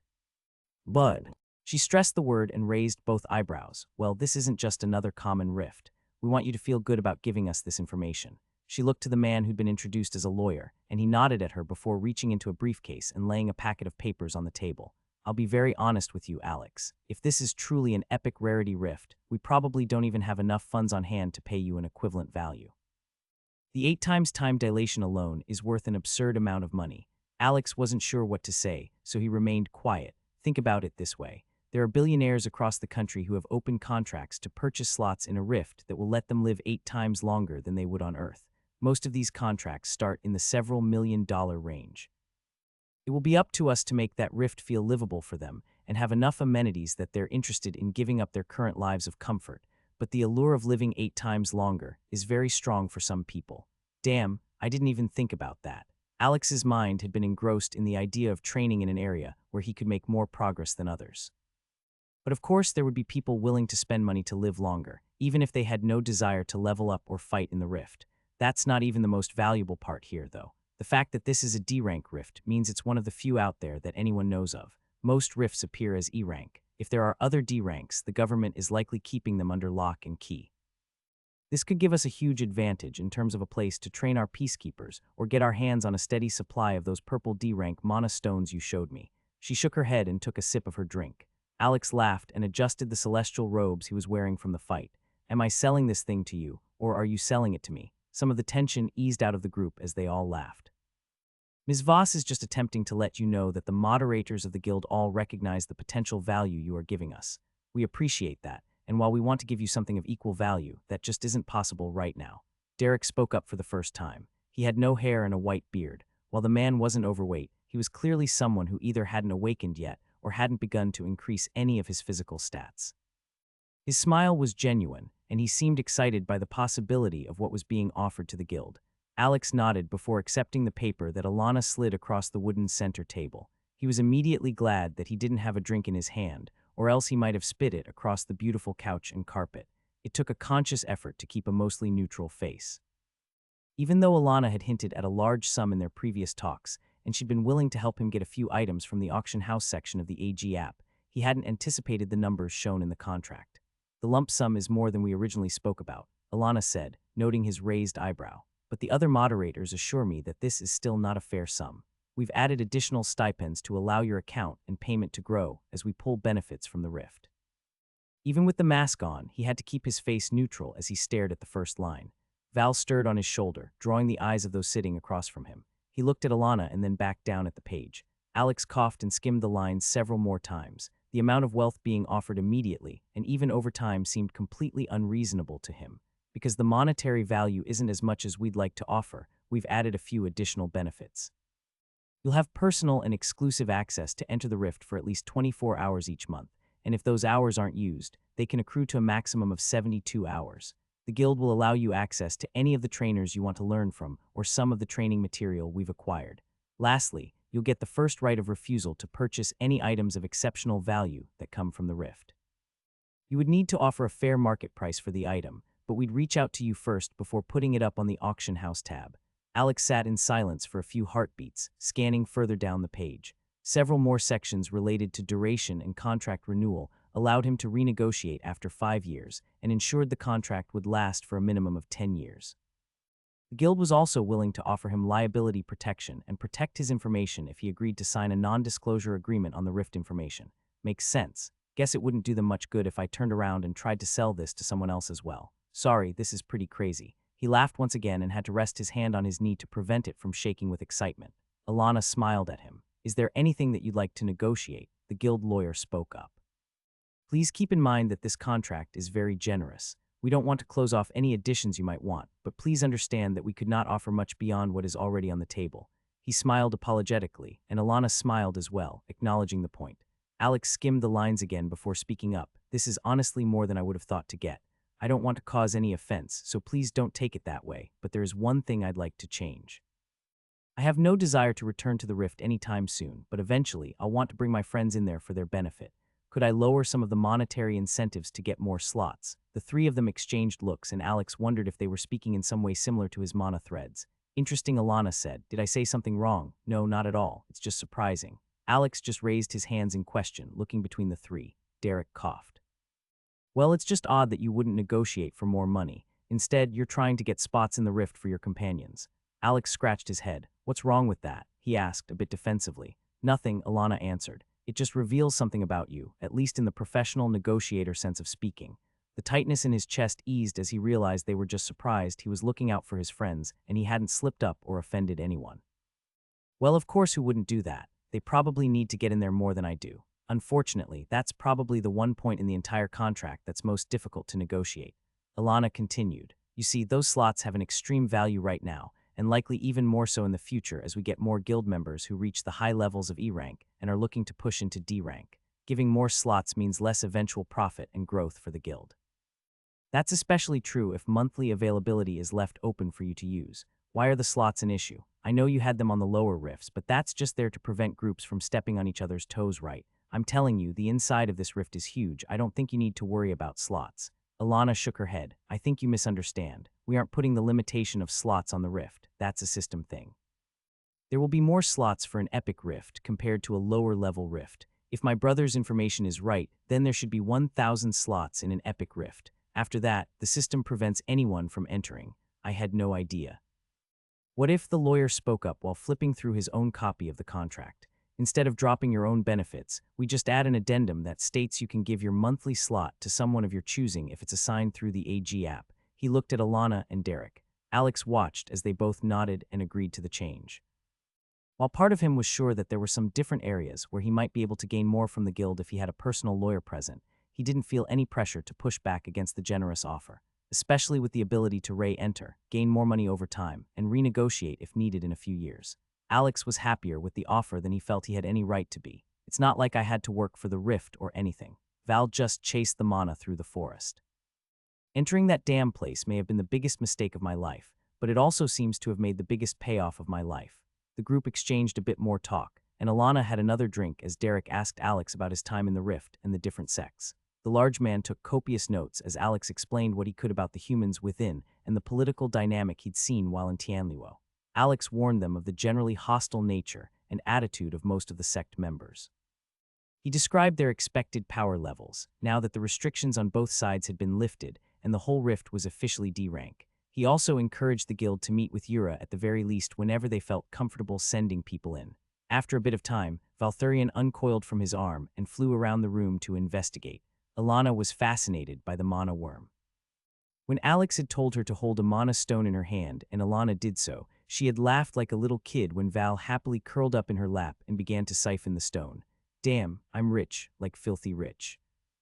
An hour passed as Alex talked with Alana and Derek. Alex told them more about his time on the run from the Shadow sect. After explaining the dynamic between the two sects and how much they could learn from Yura, Alana gave an assurance that they'd attempt to make contact with the Celestial Lotus sect after entering and asked if he would mind meeting with Derek at a later date to go over the rift information in more detail. Alex said while scratching his head. There was one other thing about the rift. I know it might be a bit of a stretch, but I really do have to say something. What is it? Well, it's really not even likely that anyone could find them, but if you happen to find a group of large spiders in the tunnels on the dark side of the rift, please don't attack them. Okay, Alana drugged the word out, clearly confused. Don't fight the monsters in the rift. No, sorry. Just these ones. The system even marks them as non-hostile if you scan them. They are really the only reason I survived in the rift. They helped me a lot, and if you could just put the word out not to harm them, I'd really appreciate it. This sounds crazy, but I want to go back and find them at some point. Alana raised an eyebrow and looked at him in silence for a few minutes. All right, I can do that, but you have to understand how strange that sounds, right? Especially with the number of rift breaks going on around the country right now. Alex nodded and didn't say more on the topic, pleased that she was willing to do that much. After a time, the head moderator cleared her throat and asked for some privacy between herself and Alex. Valthurian had fallen asleep in her lap like a fat and happy cat. There is something I wanted to ask you, aside from our deal for the rift information. She finished her drink, the single large cube of ice half melted. About what? Are you aware of what's been going on with the Hunters Association in the last 2 weeks? Well, I mean, it's been all over the news since the president's announcement. And obviously, there's more military around the city than I've seen before, but they haven't really bothered me at all yet. She nodded in response, as if it were expected. Well, we have been able to keep close tabs on the Hunters Association, just from a few family contacts that we have. In the last 2 weeks, specifically leading up to the new year, the government has begun to change the message that is being pushed to the public. Originally, they were attempting to become a group similar to what we have here with the Adventurers Guild, but backed by the government. The hope was that they would then keep people registered and organized as the main body of Awakened in the country, Alana said. That's a large reason we've been working to create our own group, is to avoid being under their purview. Alex nodded. That was a selling point Andrew talked about when I joined. Well, that's begun to change. I think that they've seen how large the guild has gotten and how many smaller guilds are popping up to follow in our footsteps. They've given up trying to compete with that and have found a more strategic route. The government is now positioning itself to be, well, a governing body. Rather than being their own group, the Hunters Association would work like a regulatory body, meant to present and enforce rules on any guilds in the country. Well, that still kind of defeats the purpose of what you're trying to do, right? Exactly, there's not a real purpose to have our own group separate from the government's rule if they plan to position themselves as the group that regulates all guilds. As I said, small guilds are popping up all over the place, and the Hunters Association has already started to bring them in with the promise of protections, organizational benefits, and other offers. Have they tried to bring us under their umbrella? Alana shook her head in response as Alex activated his mana thread ability and began to form small circles in the air. Alana didn't seem to notice, so as Alex thought through what she was saying, he idly made the practice forms that Yura had taught him. No, not yet. They have started to apply pressure on us, though. Apparently, there was some sort of radical group that there was an incident with in December, and they're trying to say that it was a part of our organization. Alex raised an eyebrow, and his concentration faltered for a moment, and he almost lost the shape he was constructing. It wasn't, of course, disgusting group calling themselves the Untethered. They were preaching some of the same stuff we tell people, just to a total extreme. They were recruiting people and keeping them as slaves, forcing teenagers to fight against monsters in pits. To awaken, Alana had to compose herself. She let out a breath and tucked a loose hair behind her ear. The other moderators and I believe they were just stating to be affiliated with us, because we are currently the biggest privately run group out there. We've got branches all across the country at this point, and have been bringing in a lot of resources. The pressure isn't too great, just them letting us know that we're being monitored and they're looking into our dealings. The real problem will come when enough of those smaller guilds submit. Then it will look like we aren't being a team player, or at least that's how they'll spin it. Okay, Alex said slowly. What does this have to do with me? Well, right now, we're actually the ones with the public favor. A lot of polls are showing that people don't want this awakened business to be controlled by the government. We're running social media campaigns and are organizing a press conference to keep pushing for the idea of a free awakened community and the safety of Earth. Wow, she's doing a whole lot of prefacing here. Alex didn't comment, letting Alana finish her train of thought as he cycled through smaller and smaller shapes with his mana. She let out a sigh, recognizing that she was stalling. I wanted to know your thoughts on joining the Peacekeepers. You're already a guild member, and after tonight many moderators would jump on the opportunity to bring in someone who can put Rylan in his place.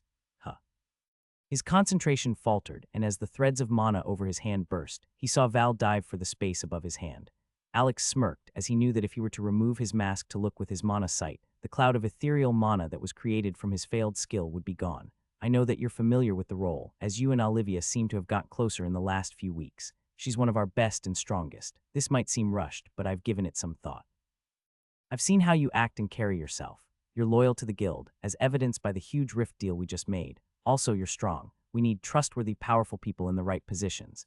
As we continue to expand, negotiations will soon be between the guild and other branches, possibly even other countries. Having someone like you in the spotlight could go a long way for our goals. The Hunters Association has done something similar with the Crimson Warrior they are showing all over the place. Whoa, sorry, this was not what I was expecting. There seems to be a lot of trust here. Where is that coming from? No offense, but we haven't interacted much and I've only been with the guild for a month. Damn, more than that. The time dilation from the epic rift is still messing with my head. Sure, it hasn't been that long since you joined. But again, there are people watching you, especially since you mysteriously returned before Christmas.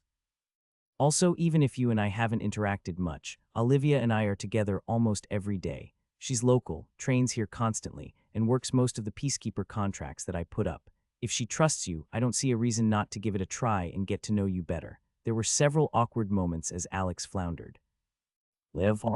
I got back home. I'm just happy to be back with my friends. He smiled, a bit embarrassed, and it doesn't hurt that you just helped me turn that nightmare into a fortune. I'm not in the right headspace for a responsibility like that. I want to spend some time with my friends, recover, and help them grow stronger. I learned a lot in that rift, and I want to make the most of those gains. Ilana looked at him, her eyes searching his face for several heartbeats. She slapped her legs and stood. Stretching, she walked back over to the bar and poured herself a drink. Alex realized he hadn't paid much notice of her appearance before she let her blonde hair down from the professional bun it had been in during their earlier meeting.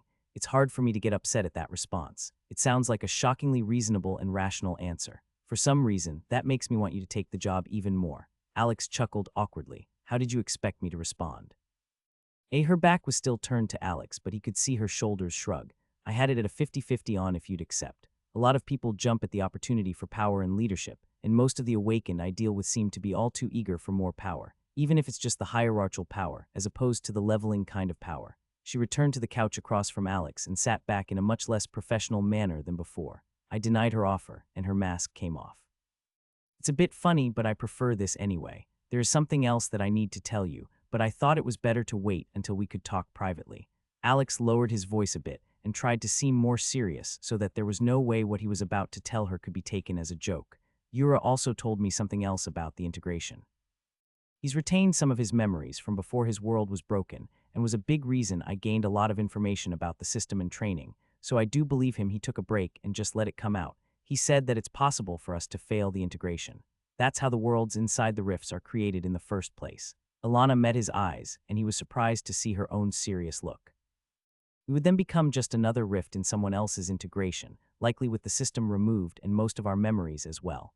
Alex straightened, and the surprise must have been clear on his face. You already know about that, of course, Ilana said, leaning back in her chair. Why do you seem so shocked? I guess because I learned it from someone who had lived through all of that. Yura has lived for hundreds of years and is really strong. I thought it would be pretty scarce information. He shook his head. If people know about this, why isn't everyone working together? All of this political maneuvering and power grabbing seems he trailed off, not wanting to offend Ilana. Short-sighted, Ilana supplied with a smile. Yeah, Alex said, relieved that he hadn't been the one to say it.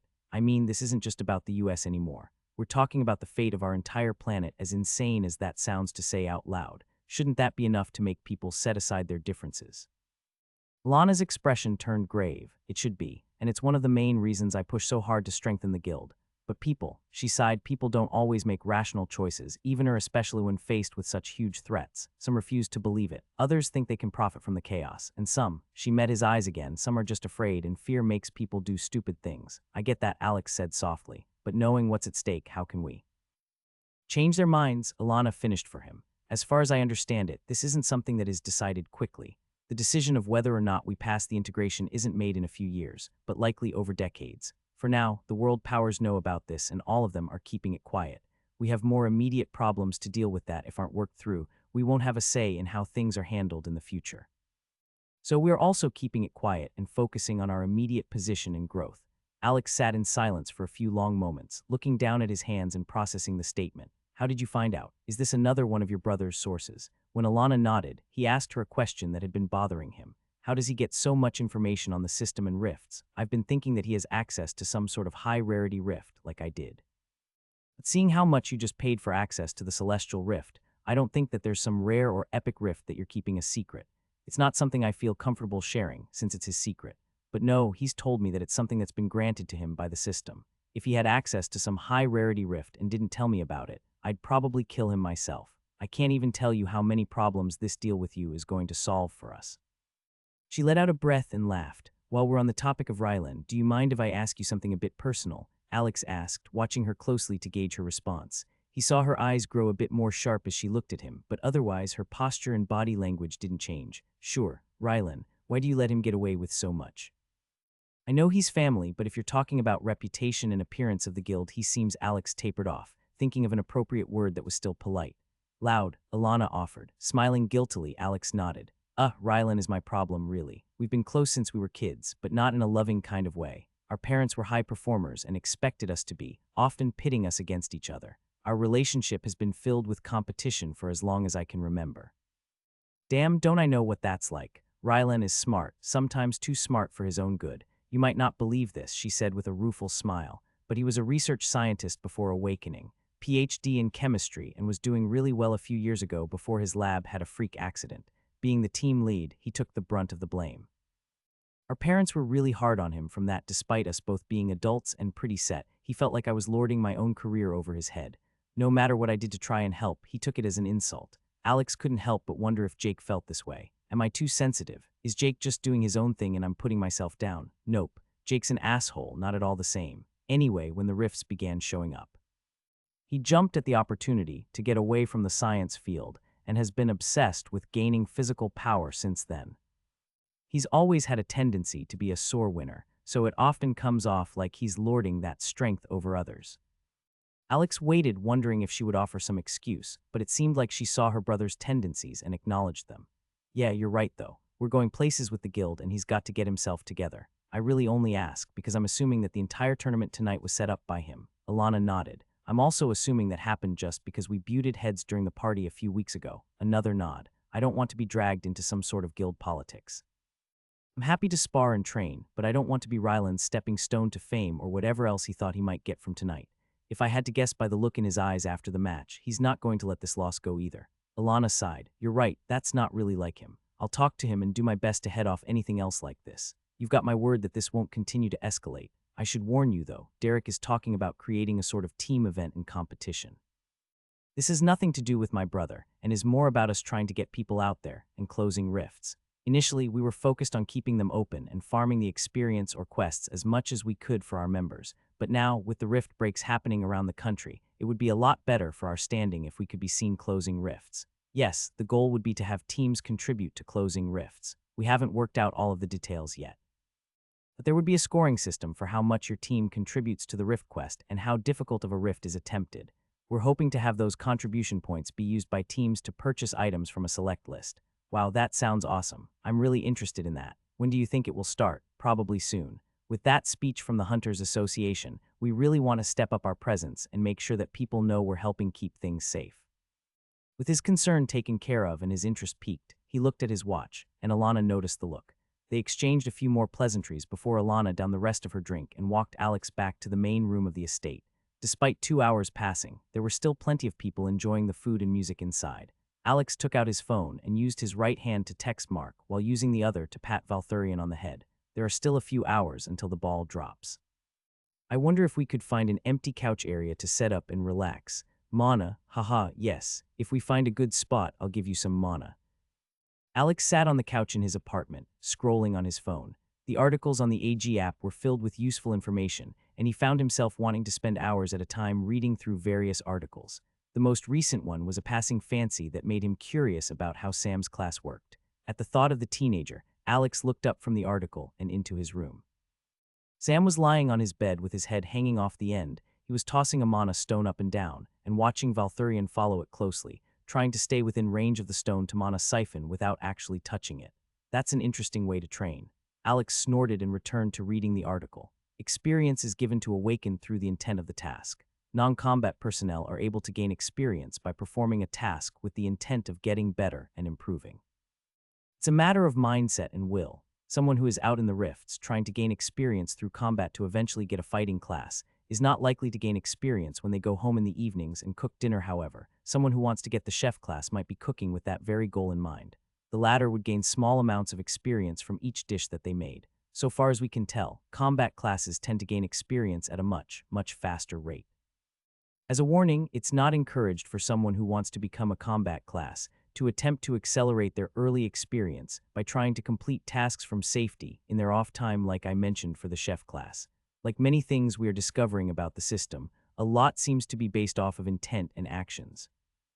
If you want to be a warrior or fighter class of some sort, you should do everything in your power to only gain experience through those means, or else your options at level 10 may not be what you are expecting. A final note on this topic is that you can gain some experience through training. Though again, just like with the non-combat classes, it needs to be done with purpose and a desire to train for combat. The experience gain is much slower, but it has been confirmed that you gain small amounts by training and practicing. Even though Alex was happy with his progression and had no desire to change his class to a non-combat one, it was an interesting concept. He let a mana thread snake across the floor and touched Sam with it.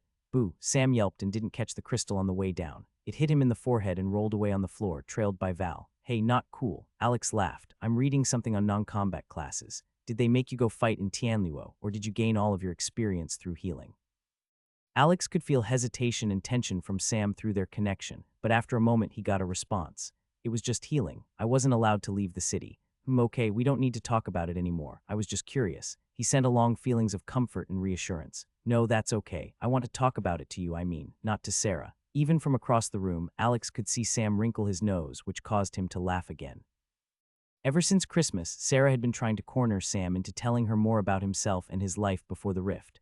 She was subtle about it, or at least Alex had thought so, but Sam clearly picked up on what she was trying to accomplish. All right then. I know you don't have a lot to compare it to, but how quickly did you level from only healing? It was slow, but some things made it go faster. If the sect warriors were hurt badly, then I'd get more experience. I could see the blue light rise up from the healed wound, and there were easily 2 or 3 times more when I did something hard. The other time I saw more was when I pushed myself or tried new things with the healing skill. Alex thought about that for a few moments and nodded. He broke their connection and turned back to the article. It annoyed him that such a well-informed article was one of the ones marked to have been written from Ryland's information. Just before he was about to start reading again, he saw a text drop down from the top of his screen. Mary Powell, hi Alex, I'm here. Damn, it's already 3:00 p.m. Sam, we've got to go. The realtor lady is here. Sam rolled off the bed, grabbed the green sweatshirt off the coffee table, and put it on as they walked toward the door. Come on, Val, bring it with you, or I'm going to leave you here, Alex called as he put on his own jacket. He grabbed his spatial bag from the small table by the door and attached it to his belt. It felt a bit odd to be wearing a leather satchel the size of a popcorn bag on his hip when he was also wearing blue jeans and an REI all-weather jacket. As Alex opened the door and turned to close it, he held open one side of his unzipped coat for Val to fly into its cover. Locking the door, the 3 of them descended the apartment stairs quickly to meet with Mary out front. They introduced themselves to the realtor that Alana had recommended a few days prior when they were leaving the New Year's party. She'd gotten back to Alex quickly, eager to talk about a large sale and help him find what he needed. After introductions, they piled into Mary's Escalade. Alex and Sam slid into the car's back seat and buckled up. Wow, it's been a week or 2 since I've been into this side of town. There's a lot of military here now. I guess that announcement they made wasn't any kind of joke. Mary said to break the silence with some awkward small talk. Yeah, I'm just glad that they're not forcing everyone who's awakened to participate in all of this, Alex said noncommittally. It's all so surreal. There was a somewhat awkward pause before her voice bubbled up with excitement and changed the talk to a topic she was clearly comfortable with. All right, we've got 3 house tour lined up, Mr. Moore. I've got one in mind that I think will be a winner. It's in your price range and checked all of the boxes you gave me on Wednesday. The only downside is that all 3 options are outside the designated safe zone. Unfortunately, the announcement from the president was so sudden that we had to broaden our searches. Do you want to go straight to the option I think will be best? Alex and Sam looked at each other. When Alex saw Sam's grin, he could tell that the teen was just excited to go shopping for a fancy house. Who am I kidding? I'm excited to go shopping for a fancy house. Best for last. Always the best for last. They didn't have anywhere that they needed to be, and Alex was looking forward to doing some looking around at what his money could buy. He'd spent the last 2 days talking to one financial advisor after the next, followed by an investment counselor and more. Now it's time for the fun part, damn it. He was surprised at how much of a headache it was to find his money worries gone suddenly. God, what a stupid thing to complain about. My past self would definitely slap me right now. First up, Mary said as she began to drive, it is a very new smart home. It's a 10,000 square foot gorgeous house of modern architecture. She continued to talk about the house and answered Alex's questions about the buying process of such a large home. When they arrived at the mansion, Alex refused to continue to think of these buildings as simply homes if the other 2 were anything like this. Alex couldn't help but laugh and break down into nearly hysterical giggles as they toured the insanely nice house. Mary's description was spot on, down to the sleek and sharp design of the house, with floor-to-ceiling windows that reminded Alex of the Voss estate. It had state-of-the-art features like the full smart home system, alarms, a home theater, and even an infinity pool that overlooked the valley. It was a six-bedroom mansion with 5 baths and an in-home gym that was connected to the garage. Even though the house was gorgeous, and more than anything Alex would have dreamed of a few months ago, it wasn't exactly what he was looking for.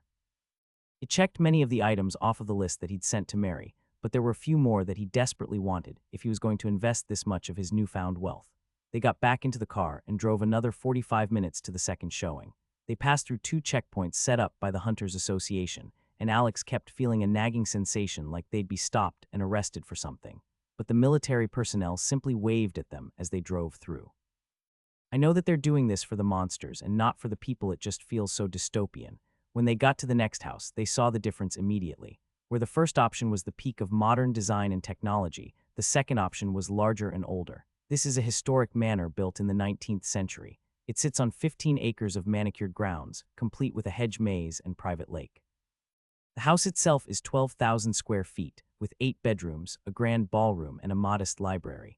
The previous owners modernized the kitchen and master bathroom, but maintained the original hardwood floors and intricate moldings throughout.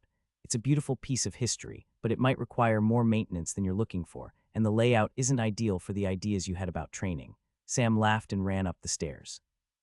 It made Alex smile to see the teenager let loose a bit and act goofy. Something about the ridiculousness of them shopping for a several million-dollar home had Sam pretending to be a butler and pretending to dance through the ballroom.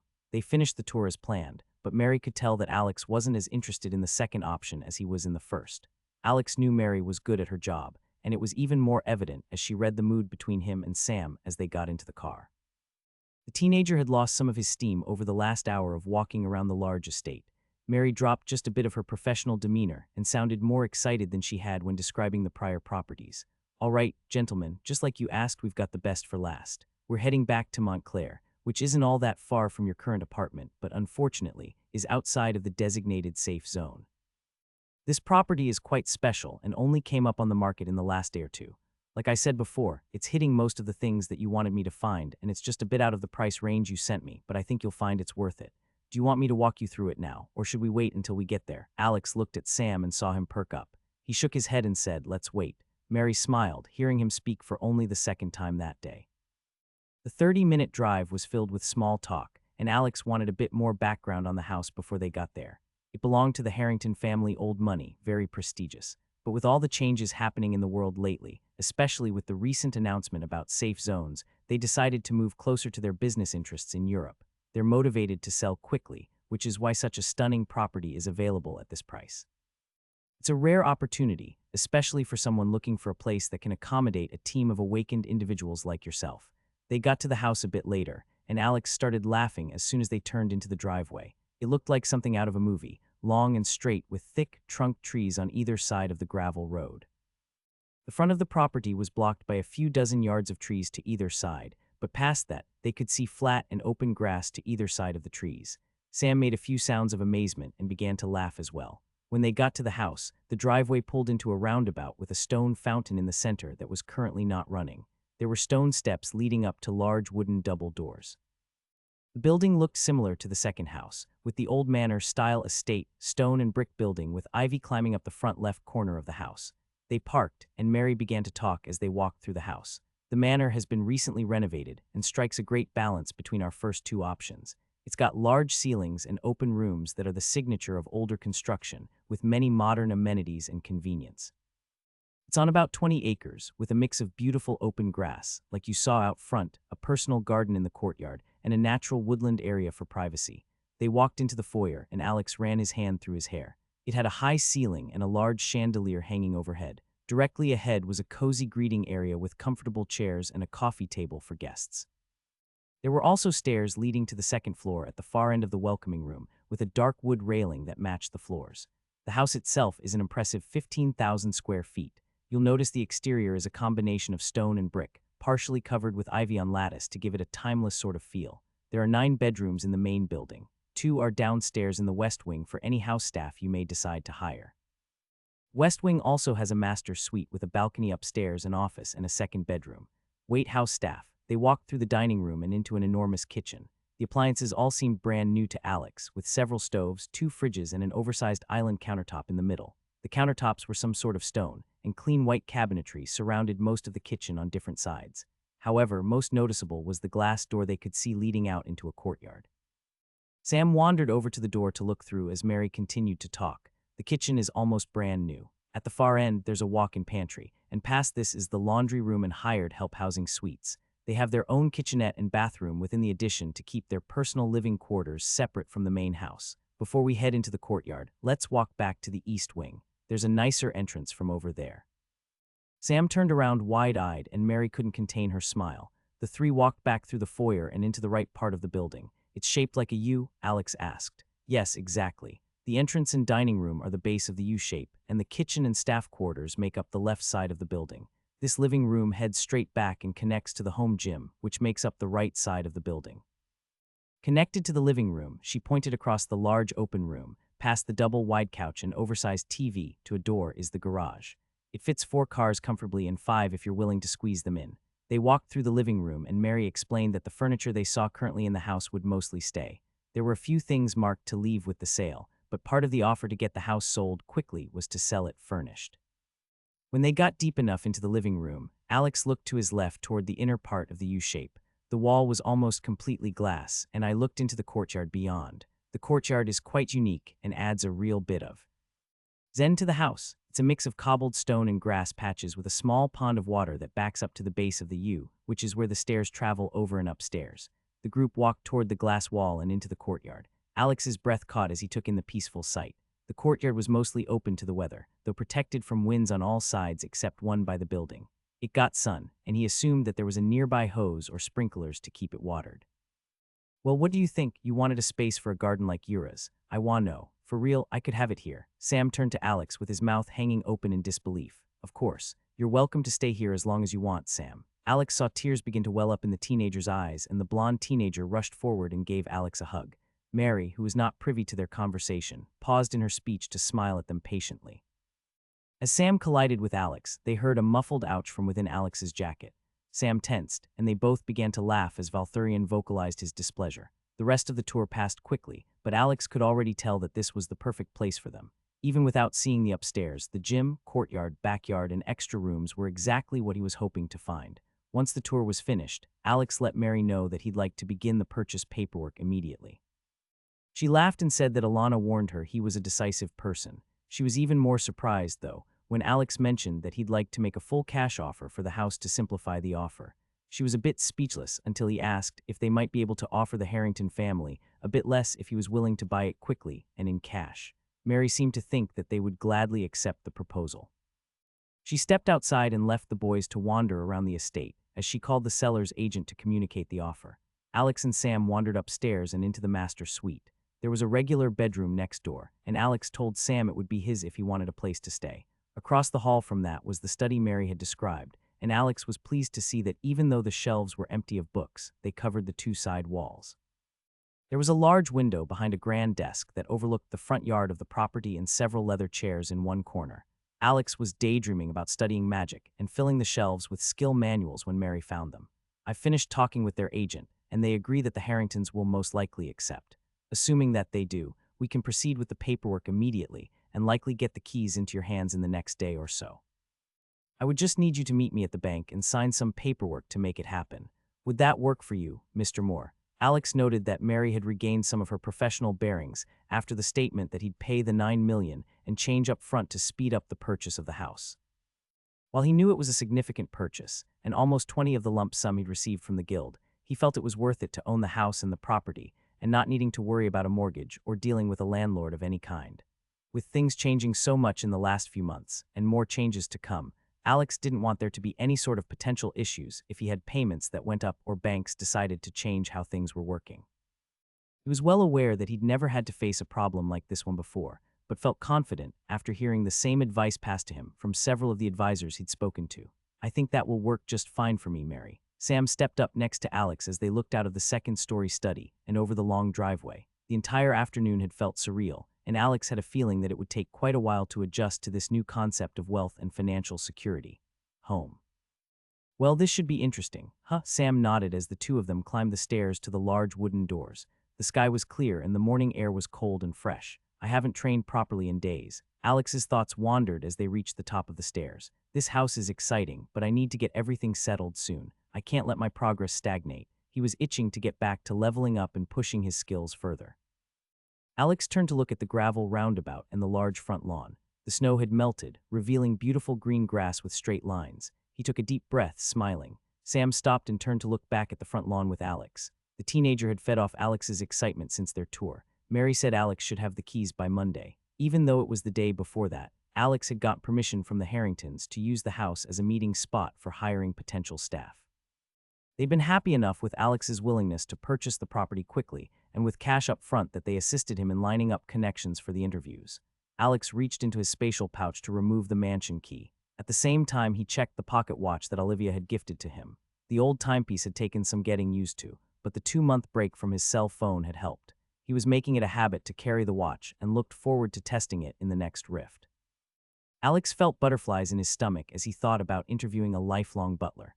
The Harringtons knew the property well and had recommended that Alex ideally hire 3 people, a chef to stay on site full-time and a maid to come for a few hours per day, 5 days per week. The third, and they had assured him the most important, was a head butler. The butler would also stay on site full-time, but there was a noticeable difference in this recommendation, Alex noticed. For the chef and maid positions, Alex had received multiple recommendations and resumes to look through. However, for the butler, there was just one recommendation. They had been insistent that Alex take the man seriously and strongly recommended he hire the man on the spot. I hope it's a good recommendation and not just a family friend or something.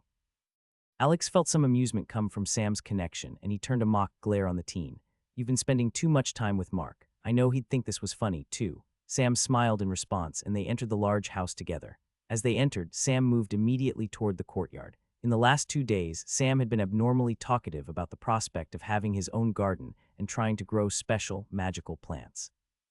It wasn't long before Alex saw a car coming up the driveway from the second-story office window. It felt awkward to take the stairs 2 at a time and compose himself before opening the grand door. He couldn't help but feel a pang of jealousy at how well-dressed and composed the man appeared. Damn, that's a good-looking old guy. Edwin Hartley was an experienced butler who'd recently lost the head of his house to a rift excursion. This was one of the main reasons Alex was interested in meeting with the man. He was used to the idea of awakened people. Alex took in his appearance as he ascended the stairs and was immediately impressed. He looked every inch the stately butler Alex would have imagined, even down to the white hair and perfectly groomed mustache. Is this a requirement of being a head butler or something? He looked so suave, what the heck? Edwin looked fit for his age, wearing a well-tailored waistcoat and shined shoes that conveyed his professionalism. His blue eyes scanned the front of the mansion with quiet appreciation. As he reached the top of the stairs, he paused to adjust his sleeve cuffs. It was a small gesture, but to Alex it seemed calculated and like one that spoke to a great attention to detail. Alex continued staring at the man's impressive mustache until Edwin reached the top of the stairs and cleared his throat politely. Mr. Moore, I presume. Edwin looked at it a bit shocked but took the offered hand before scanning the front of the house. It's a pleasure. I appreciate your consideration for this position. You have a beautiful home, Mr. Moore. Alex laughed and scratched the back of his head. Yeah, it is. Let's head inside and talk. Did that make me sound like an asshole? He opened the door, relieved that Edwin followed with a neutral expression, seemingly unbothered. They walked up the stairs and to the office, where Alex offered the man a seat before sitting in the other chair next to him. The butler's face remained neutral except for a slight twitch of his eyebrow as he looked from Alex, seated next to him, then to the empty chair across the desk. Alex looked from him to the desk, then decided to stand in front of it instead. He leaned on the sturdy wood and faced the older man. Mr. Hartley, you come very highly recommended from the Harringtons. Did you know them well? No, sir, I did not, but my previous head of the house knew them well. Well, you must have made an impression. Could you tell me a bit about your work experience? If I may, I have had the honor of managing estates for notable families for over 3 decades. My duties have included overseeing large households, coordinating events, and managing finances. Alex scanned the man's resume again as he spoke. That's putting it modestly. His resume is crazy. Can I be in charge of someone like this? Henderson was my boss for the last few years, and he seems like a less qualified manager than this guy.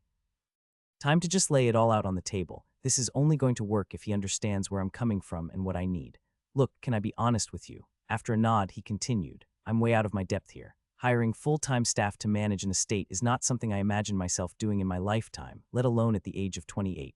I don't want to be rude here, but I don't even know what to do with you. I'm not used to ordering people around or hiring people.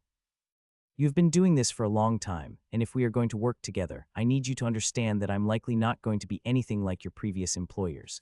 Will that lack of formality bother you? I just want to be comfortable and for the house to be comfortable. Edwin cocked his head to the side as if looking at Alex in a new light. Very well, Mr. Moore. Your candor is refreshing.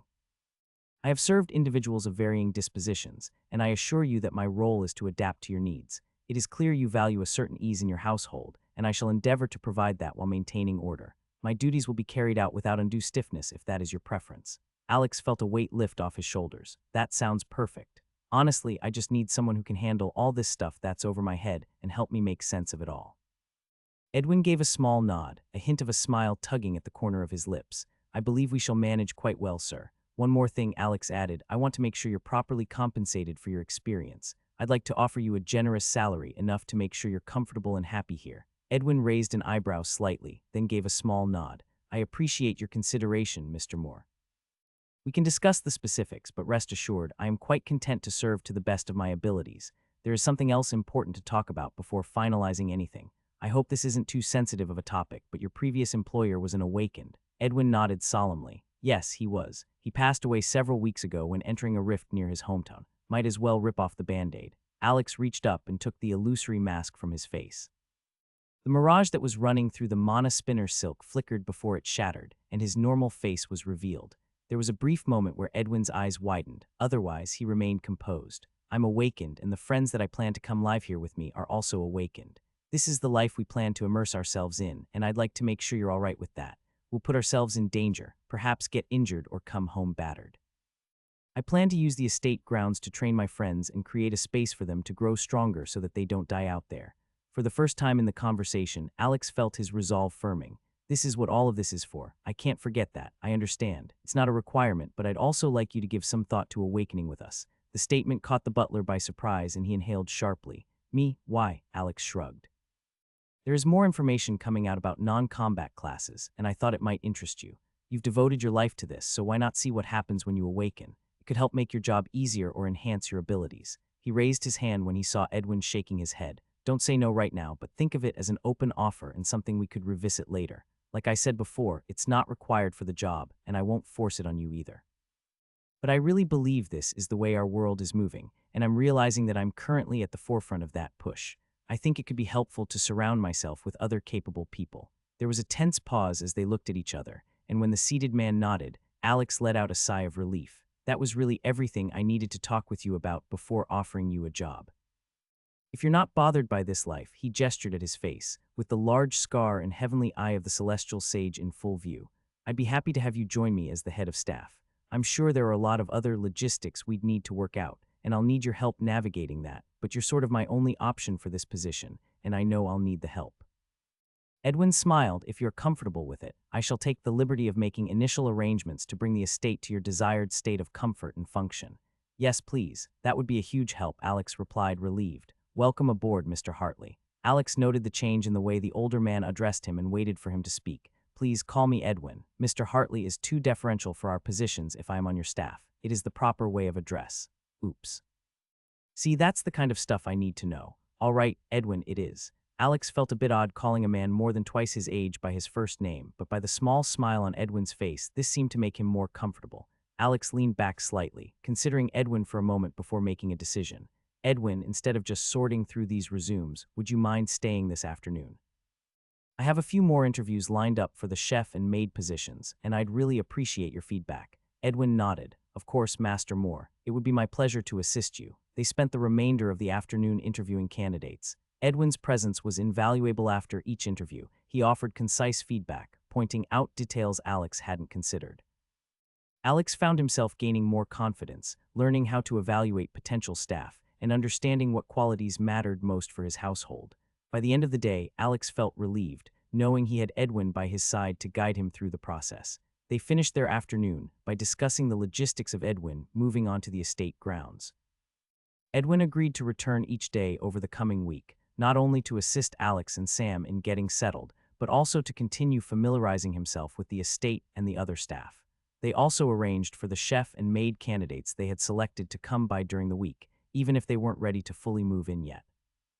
This way, Edwin and the other staff could meet Alex's friends, who would begin moving in on Monday, and Alex would have a chance to build rapport with them before everyone settled in permanently.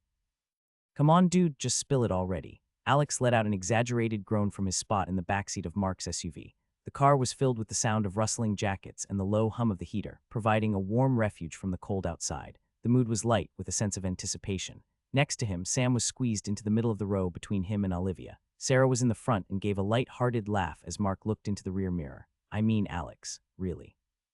Look at this kid's grin. He's just loving the torture, huh?" Sam's mischievous grin caused the entire car to begin laughing at Mark's frustration. "Stop being such a baby. We're almost there," Alex said. He scrolled down through the lists of items that were posted on the auction house section of the AG app. "I was hoping that things would begin to drop in price since returning from the rift, now that more people are awakening and closing rifts." As he scrolled through the app, he noticed something odd. While some manuals were listed at astronomical prices with a consumable tag, others were marked as study copy and cost a fraction of their counterparts. "Hey, what's with these price differences?" Alex asked Olivia. "Some of these are way cheaper and marked as study copy." Olivia leaned forward to look past Sam. "Oh yay, didn't you see the posts about that?" "Maybe not. That was while you were gone. Anyway, someone figured out that you can photocopy manuals. You can scan the information from them, but the consumable function doesn't transfer over with them. So we can make study copies of some of the better manuals and sell them for way cheaper to share information." Alex stared dumbfounded. "That's pretty mundane, isn't it? Why wouldn't it work though?" Olivia shrugged. "I don't know, I guess I just expected there to be some sort of magical interference, or that the system wouldn't let us do that. Like we would need some sort of skill or class to transfer the information. I'm sure that's the answer to making more of the consumable manuals, but looks like our tech works just fine out here in the real world, so taking pictures of a manual or scanning copies is the way to go." Alex quickly switched to the AG forums and found several trending discussions from a few weeks before about the development. Apparently, the ability to create study copies had caused quite a stir in the community, with many celebrating how it made knowledge more accessible. "This changes everything. I could actually build up a decent library without breaking the bank." He tapped through the app until he found a filter that allowed him to sort through the listed manuals by type. When he found several basic runic manuals marked as study copies, he appreciated how the normal bit of technology had made learning more accessible. While the consumable version still had prices of several hundred mana stones, actually increasing from where they had been before he entered the Epic Rift, the study copies were surprisingly affordable. Following the same approach he'd taken to learn rituals, Alex chose manuals that focused on general basics rather than specialized approaches. He hoped that this would allow him to learn and test the basic concepts and grow from that foundation. "This is perfect.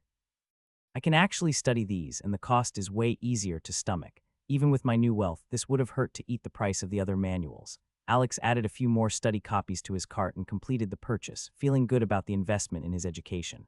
As he looked around at the quickly passing scenery, "Mark, slow down some. We're almost there." "What, here?" He slowed down and looked over at his phone, which was plugged in and resting in one of the cup holders. "No, that can't be right," he mumbled the last words, but Alex was able to hear them, and he forced down the smile that crept up his face. Sam nudged his side with an elbow. When Alex met the teen's face and saw his grin, he couldn't keep his own down any longer. Wyatt Mark dragged out the word in disbelief as he turned the SUV onto the gravel driveway. The crunch of tires on gravel could be heard as everyone in the car grew quiet with disbelief. Alex felt his excitement bubbling to the surface as his friends took in the overhead trees, the lawn, and as they emerged into the roundabout, the beautiful estate. "Dude, what?" Mark repeated the word in the same drawn-out fashion. The car exploded into chaos as everyone started asking questions and talking over each other. Olivia went so far as to lean forward into the front of the vehicle and press the button to open Mark's sunroof. Once open, she stood up and leaned in front of Sam to get her head out of the car as they continued up the drive. Once they reached the roundabout, they all piled out of the car, and Alex couldn't contain his laughter anymore. The winter air was biting, but the sun and their winter jackets did a lot to keep them warm. The front door opened, and Edwin stepped out onto the front porch along with the chef and maid who'd accepted the positions during interviews the day before. Alex noted the difference in clothing that each attendant wore. Specifically, Edwin and Gabriella looked like they had stepped out of a fairy tale, stereotyping their profession. Alex walked ahead of his friends, who, other than Sam, were all still gawking at the house. "Guys, please meet Edwin Hartley. He's going to be our head of staff." "Hello, Mr. Hartley." "Good morning, Mr. Grant." "Please call me Edwin," Edwin said to Sam. "Head of what now?" Mark asked. My head hurts, Olivia said, giving the three a wave before introducing herself. Sarah finally spoke up. Alex. Yes, he said with exaggerated innocence. I'm guessing that AG deal was more lucrative than you let on, right? Maybe. Dude, this is insane. Are you serious right now? How much does something like this cost to rent? Mark threw his arm around Alex's shoulders and jostled them around as he hopped up and down. This is a tiny step up from your apartment. Huh, rent. What do you mean? New. Oh yes, Alex couldn't help but smile up at his large friend. It's big enough for all of you if you want to move in. But first, say hello. He dipped out from the muscular arm and took the stairs two at a time. At the landing, he met with Olivia as she finished introducing herself to the maid, Clara. Everyone, like I said. He held out his arm and gestured to Edwin. This is Edwin. He's the head of staff and going to help me make sure that I don't let this place fall apart. This here is Chef Gabriella Cruz. Next to her is Mrs. Clara Mitchell, who will be helping us keep the estate clean. Sarah stepped forward to introduce herself to the staff, and Alex saw Mark mimicking how he had said estate. All the staff greeted the group in turn. Good morning, I'm at your service, Edwin said simply. Alex saw the older man's mustache twitch as the loud chef stepped forward. Hi everyone, hope you're ready for some great food and a little kitchen chaos. Please call me Gabby, she said. There's going to be some adjusting there for Edwin. During their interviews, Edwin had wanted to go with a different chef, but there was something about Gabby that reminded Alex of an older, more motherly version of Mark. She seemed genuinely happy and like she wanted to treat people to her love of cooking. She'd become even more excited at the prospect of the job when Alex had mentioned potentially awakening the staff, which just sold him on her even more. Edwin believed that the staff should be quieter, more out of sight, and a bit more deferential. In contrast, Alex felt that Gabby wanted there to be a relationship bordering on friendship while still keeping the line between boss and employee. After the introductions had finished, Alex began to guide everyone into the house. As they stepped inside, everyone removed their jackets and Alex took off his own, allowing Valthurian to fly free. The tiny creature let out a joyful chirp and began to excitedly explore the house, zooming around Mark and Sam, who laughed at his enthusiasm. However, he hadn't even made it halfway through the tour before Mark, with a huge grin on his face, was practically bouncing as he tried to call dibs on a room. This one's mine. I can already picture my name on the door, he said, his enthusiasm infectious. Alex was surprised to see Sam glower at the Polish man and walk into the room, which Alex had already said he could have. Hey, that's cheating, Mark called. He left the group and ran to a different room, soon followed by Sam, who was laughing at the grown man's silliness. Never change, Mark, never change. Well, I should have seen that coming, Alex said. Can I see the gym? Olivia asked. Yeah, of course, it's right through here. He led them back downstairs and into the living room. From there, he pointed to the far side of the open living space at a set of double doors that led to the gym.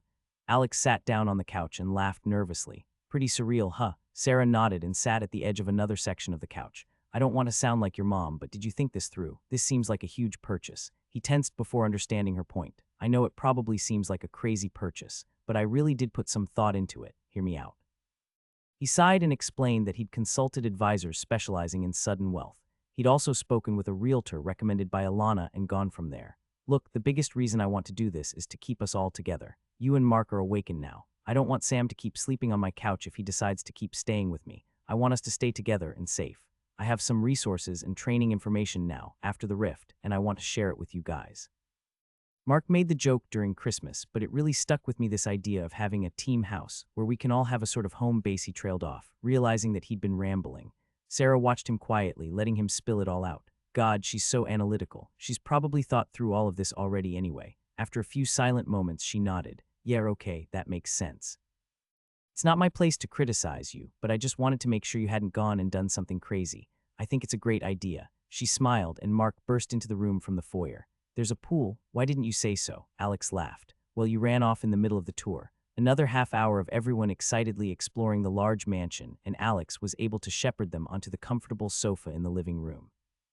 He wanted to explain to the rest of the group some of what he and Sarah discussed. Sam and Mark instantly agreed to move in. Olivia spoke up first among the girls. I'll definitely be around to train and hang out, especially on the weekends, but with Liam and my peacekeeper responsibilities during the week, it makes more sense for me to keep my place for now. She caught Alex's eye and her smile widened slightly, both of them silently acknowledging that moving in together would be too much too soon. I might not be able to move in full-time either, just because of my work, but it's great to know I have a place here, especially to experiment and train with you, Sarah added.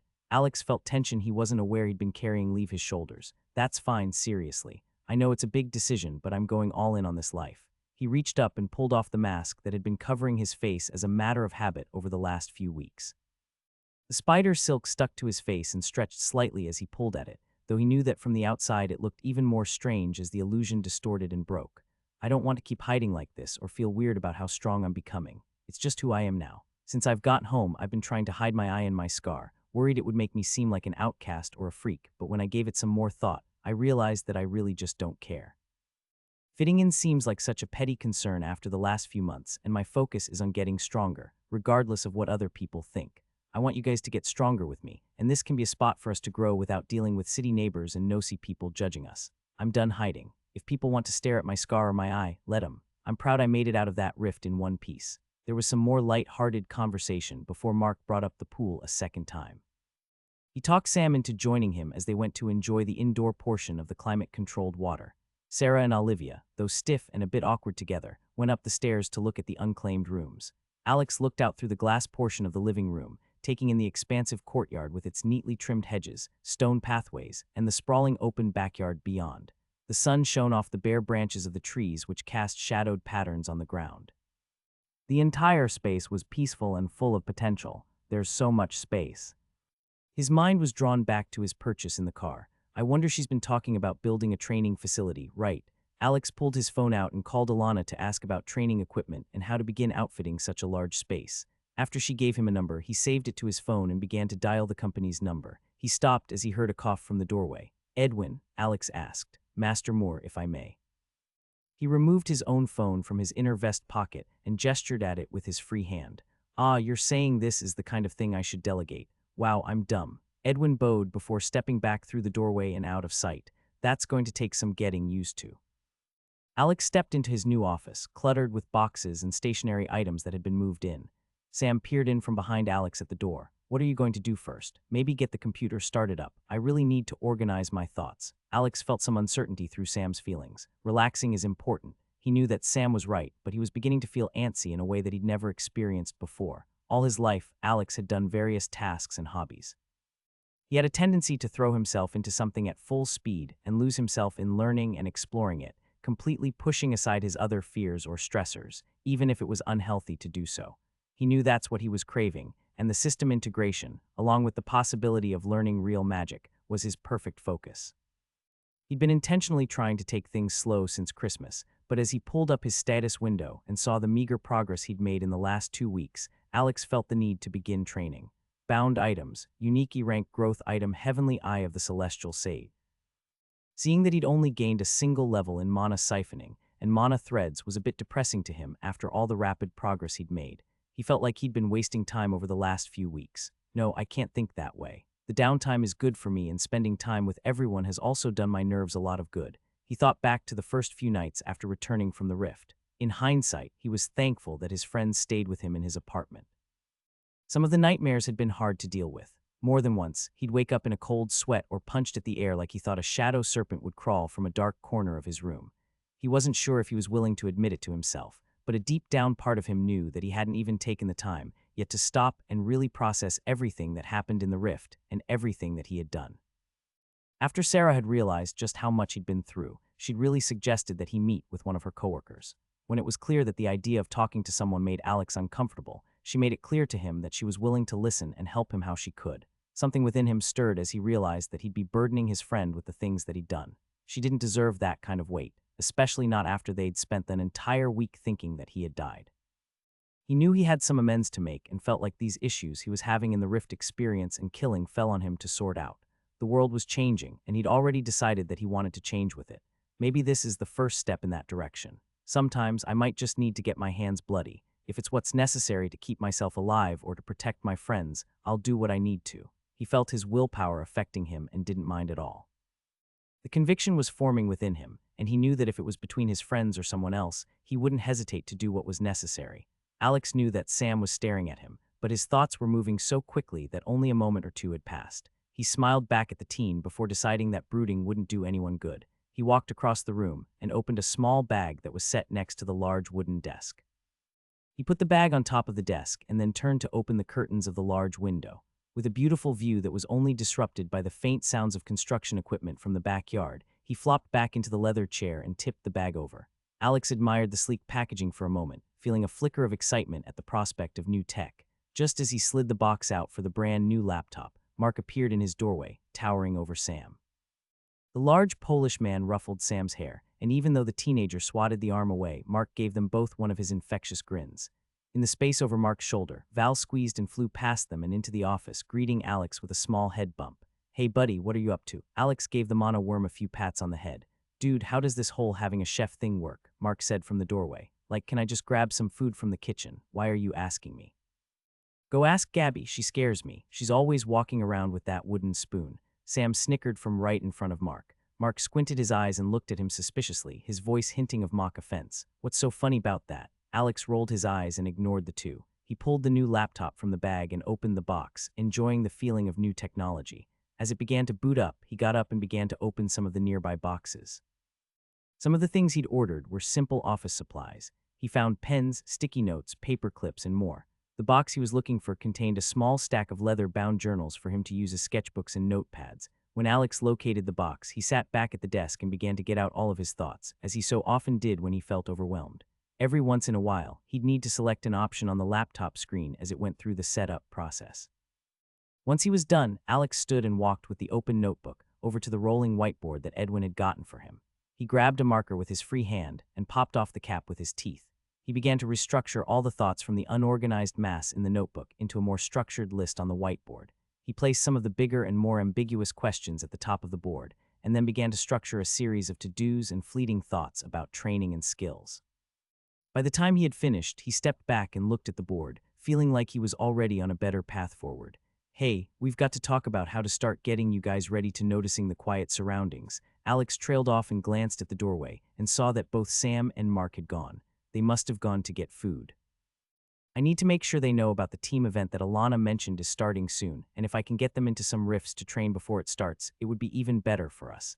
He turned back to the board and looked at the top of his list. The one all the way at the top was a question that had been nagging him for months now. "Who is Zommies?" he read aloud. This was a big one, especially since Yura hadn't even known who the being was.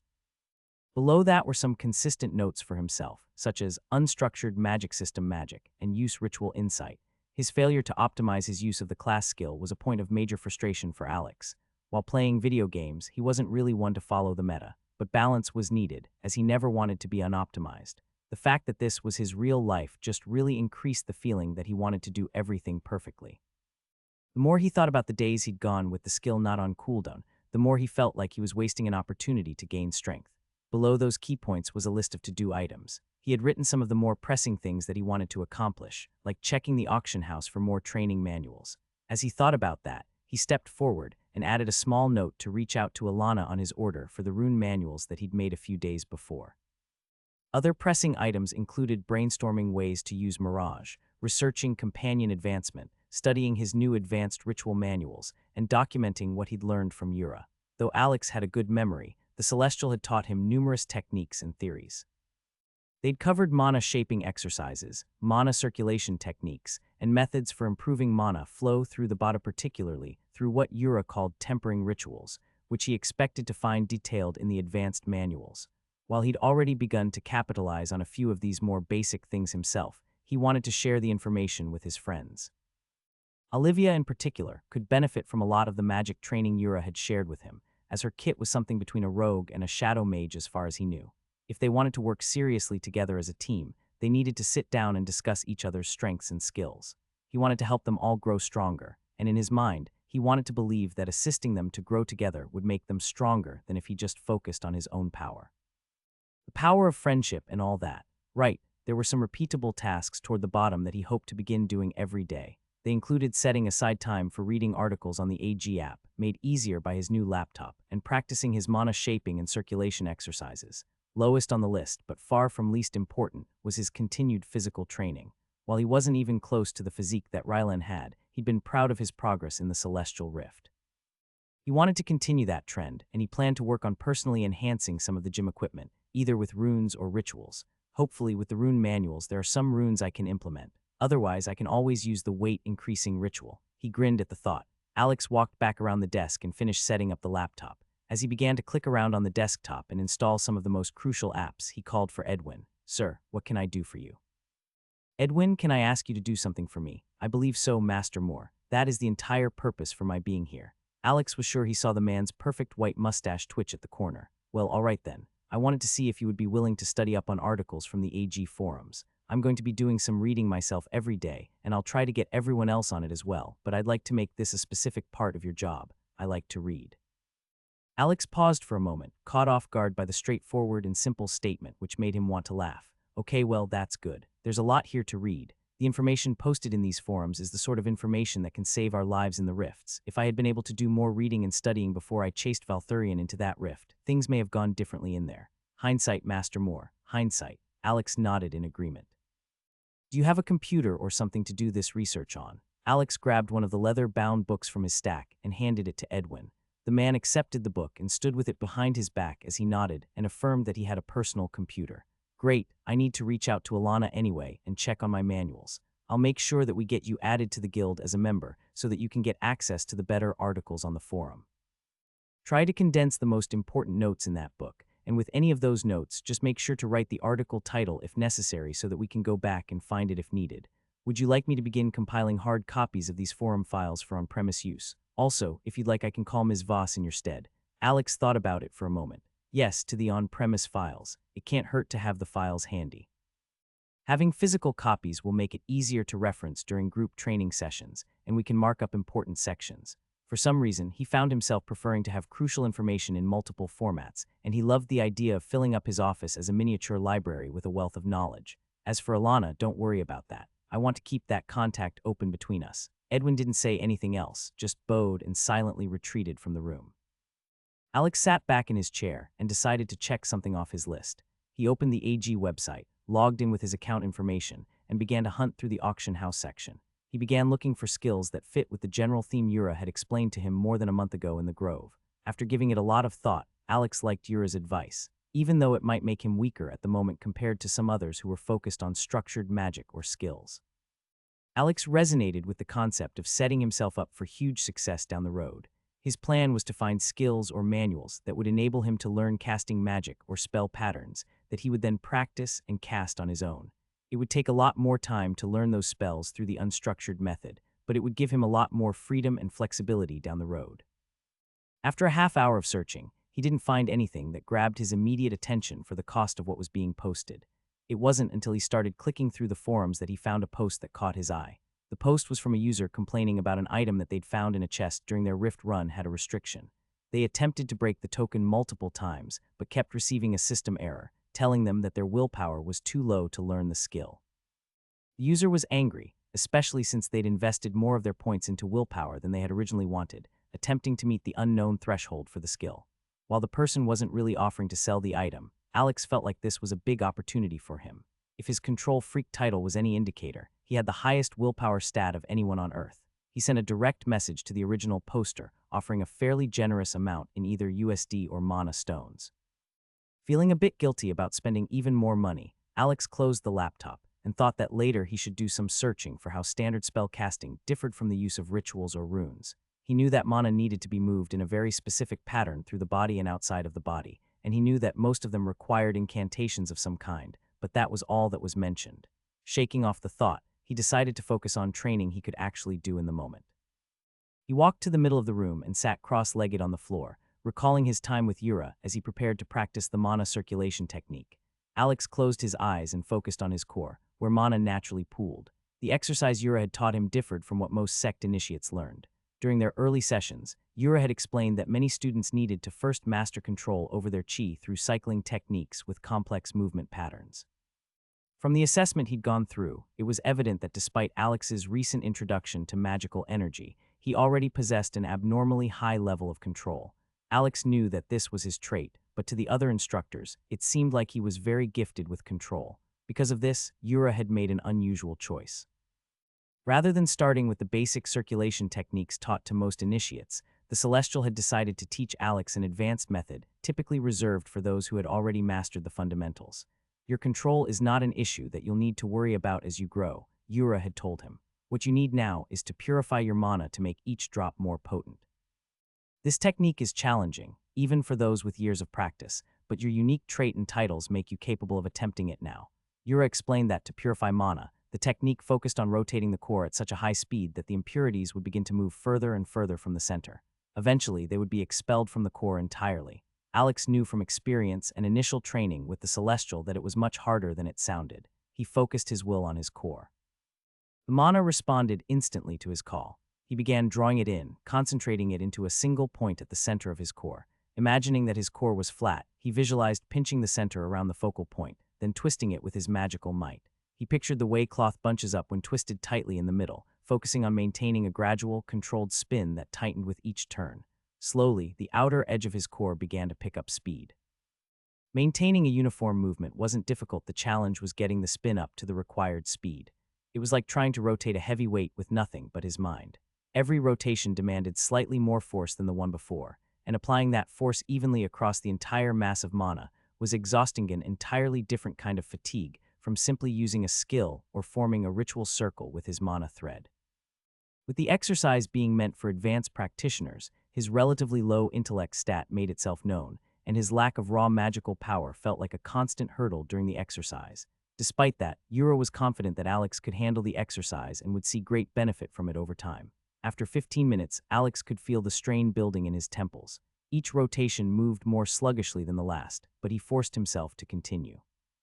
He knew his spin wasn't near the speed Yura had demonstrated, let alone sufficient to begin separating impurities from his mana. Still, he pushed forward, remembering Yura's calm instructions and gentle confidence. Another 5 minutes passed before he was forced to stop. Panting, Alex relaxed from his rigid sitting posture, stretching his legs out as he leaned back on his hands. He considered his approach and the technique. Raw power is always going to be a weakness for me. Without his titles, he knew he'd be far weaker. As others leveled up and created more balanced builds, he would gradually lose his advantage unless he found new ways to compensate for this weakness.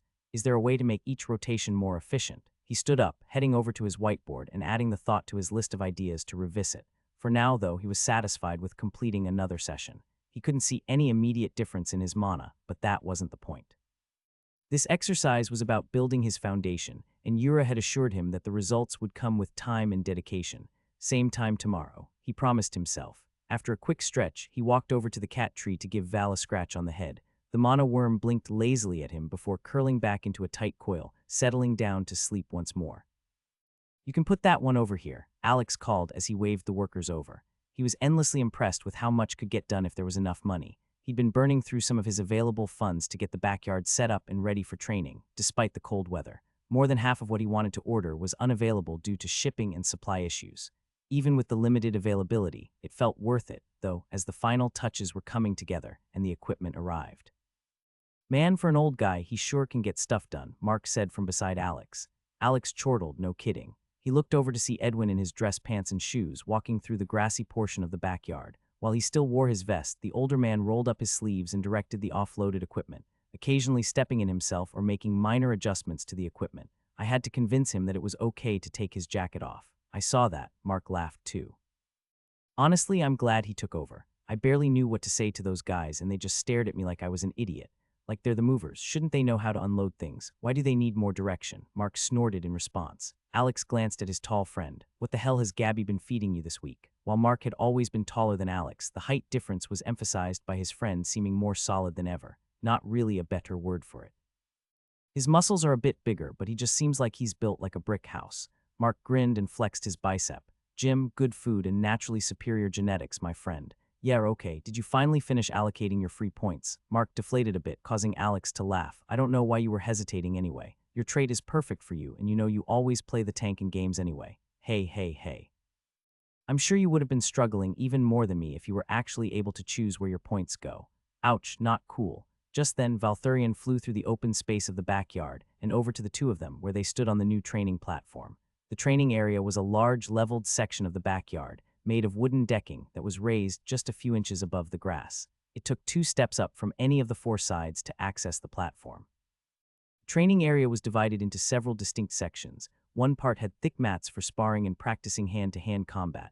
Another had a couple of small lanes for ranged training with targets set up at the far end, and there was also a dedicated section with a sturdy rack filled with a variety of training weapons. The whole setup gave off a professional vibe and reminded him of a slightly smaller version of what Alana and made at her house. Hey Val, where's Sam? Plants. Want mana?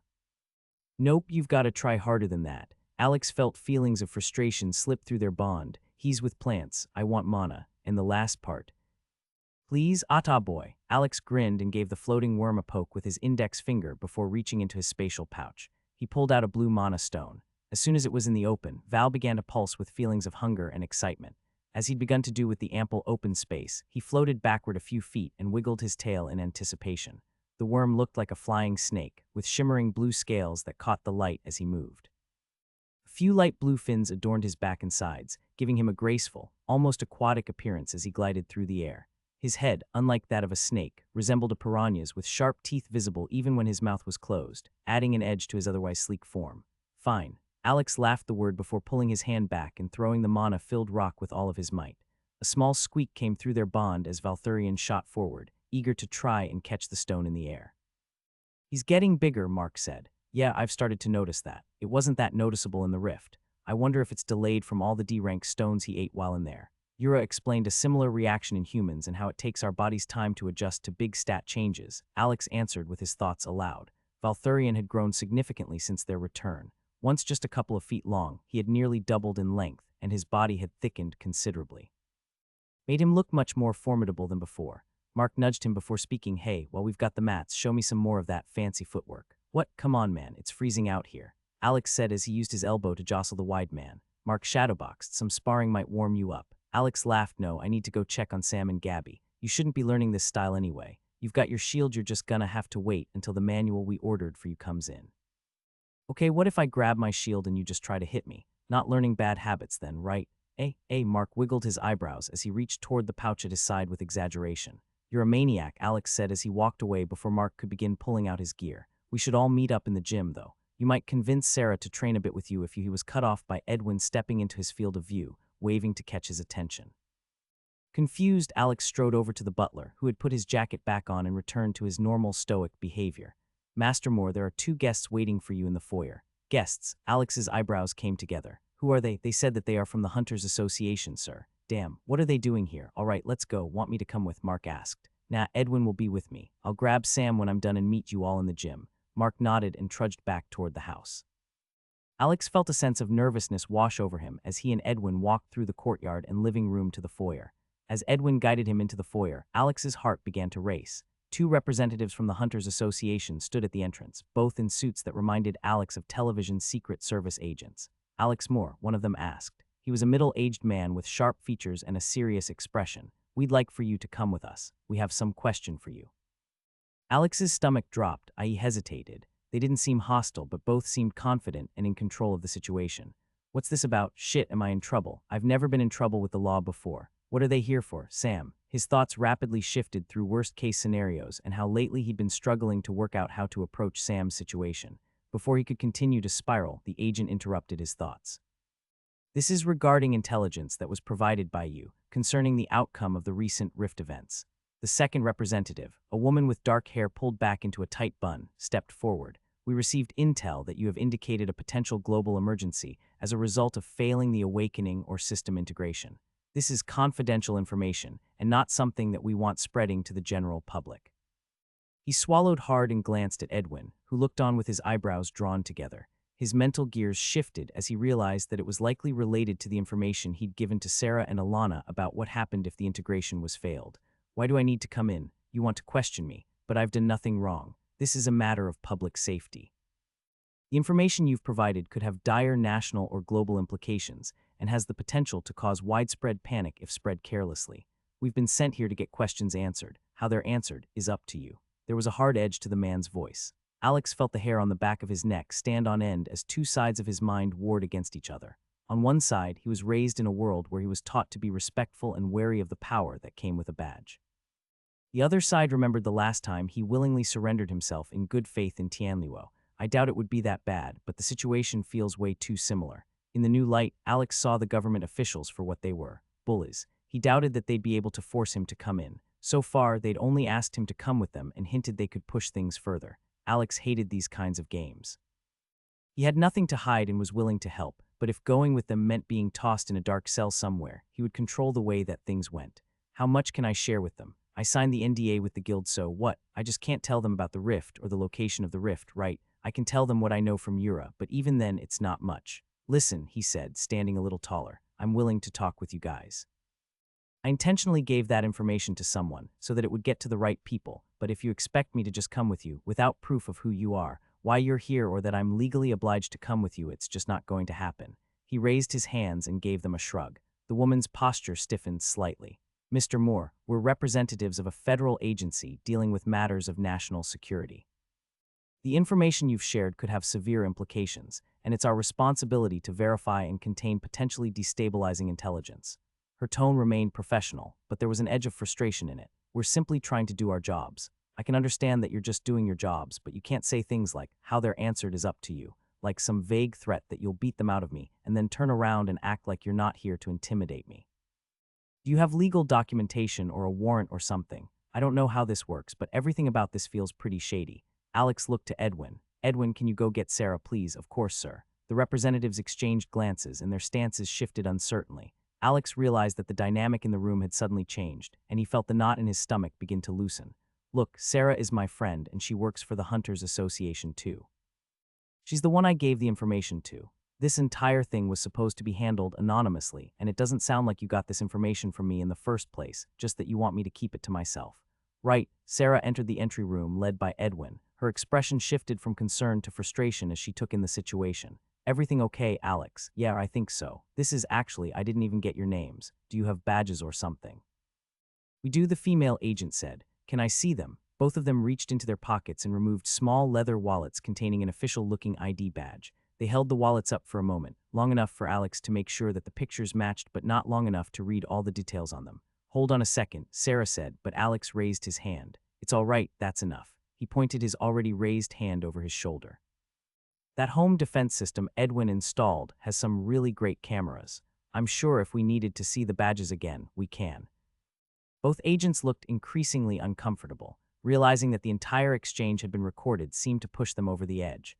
There was a long moment of silence as the lead agent processed the shift in the room. "Look, we didn't mean for this to be so confrontational, Mr. Moore," the male agent said, his tone more respectful. "We understand the situation seems a bit dubious, but from what we've read in your file, we didn't know what to expect.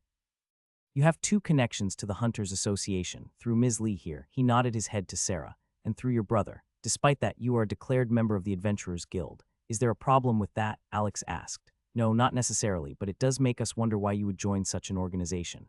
Also, the fact that I don't get anything but a name back when I try to scan you immediately put me on edge. I apologize for our approach to the situation." "Wait, so you knew that I work with the Ha and you still came here to what? Interrogate him?" Sarah asked incredulously. "If you saw his file, you likely saw my own. You know my role in the association, and this was still how you decided to handle the situation." Both agents looked chagrined. Alex was surprised by the quick backpedal, but wondered if it was sincere or only given now that the situation had changed. He crossed his arms. "I appreciate your change in tack here. And just so we're clear, I'm more than willing to discuss what I know with the Hunters Association and answer questions. However, I'd prefer to do it when I'm not feeling ambushed in my home." "Absolutely," the man replied quickly. "We can set up a time to meet that works for you. Our goal is to work toward the best outcome for humanity." That's a pretty grand and vague statement. With that, they turned to leave the foyer. The woman glanced back at Sarah before walking out of the large wooden doors. As they left, Sarah stepped further into the foyer, still fuming a bit from what little she could glean from the conversation. "What was that about? I guess they figured out it was me who gave you that information about the consequences of failing the integration before Christmas." Her eyes widened in realization. "I'm so sorry. I had no idea that they'd respond like this. It's all right, really." He waved his hand dismissively. "It's big news, but when I told Alana about it on New Year's, she said that the world powers already knew about it. So I doubt they heard it from me for the first time. I guess they just don't want someone out there potentially spreading it around or causing panic, like they said. They just came in really strong, so it caught me off guard. I've got to stop thinking of things like it was before. You handled yourself exceptionally well, Master Moore." "Were they high level?" Their auras looked small. Sarah asked, curious. Alex shook his head. "No, they weren't, but I wasn't really intimidated by them. It's the idea behind them, the government as a whole, that's intimidating. But if I caused a scene here and fought back and caused an issue, it could look bad for the guild or end up with me on some kind of blacklist or something." Just then, Mark and Olivia entered the room. "What we miss?" Mark asked while eyeing the door where the agents had just departed. "Nothing serious. Two agents for the Hunters Association wanted to ask me some questions, but tried to intimidate me into going with them." Olivia snorted. "Sounds like a great way to end up in a dark cell in a black site or something." "Oh, come on, it's not like that." Sarah said. "Yeah, I think you've both been watching too much TV." Mark added with a chuckle. Alex shrugged. I don't know. It would be naive to think they don't have some secret facility where they make supernatural threats disappear. I just hope they don't think I belong on that list. While they'd have a hard time bringing me in by force, my fight with Ryland showed that I'm not invincible, I'm strong, but not leagues above everyone.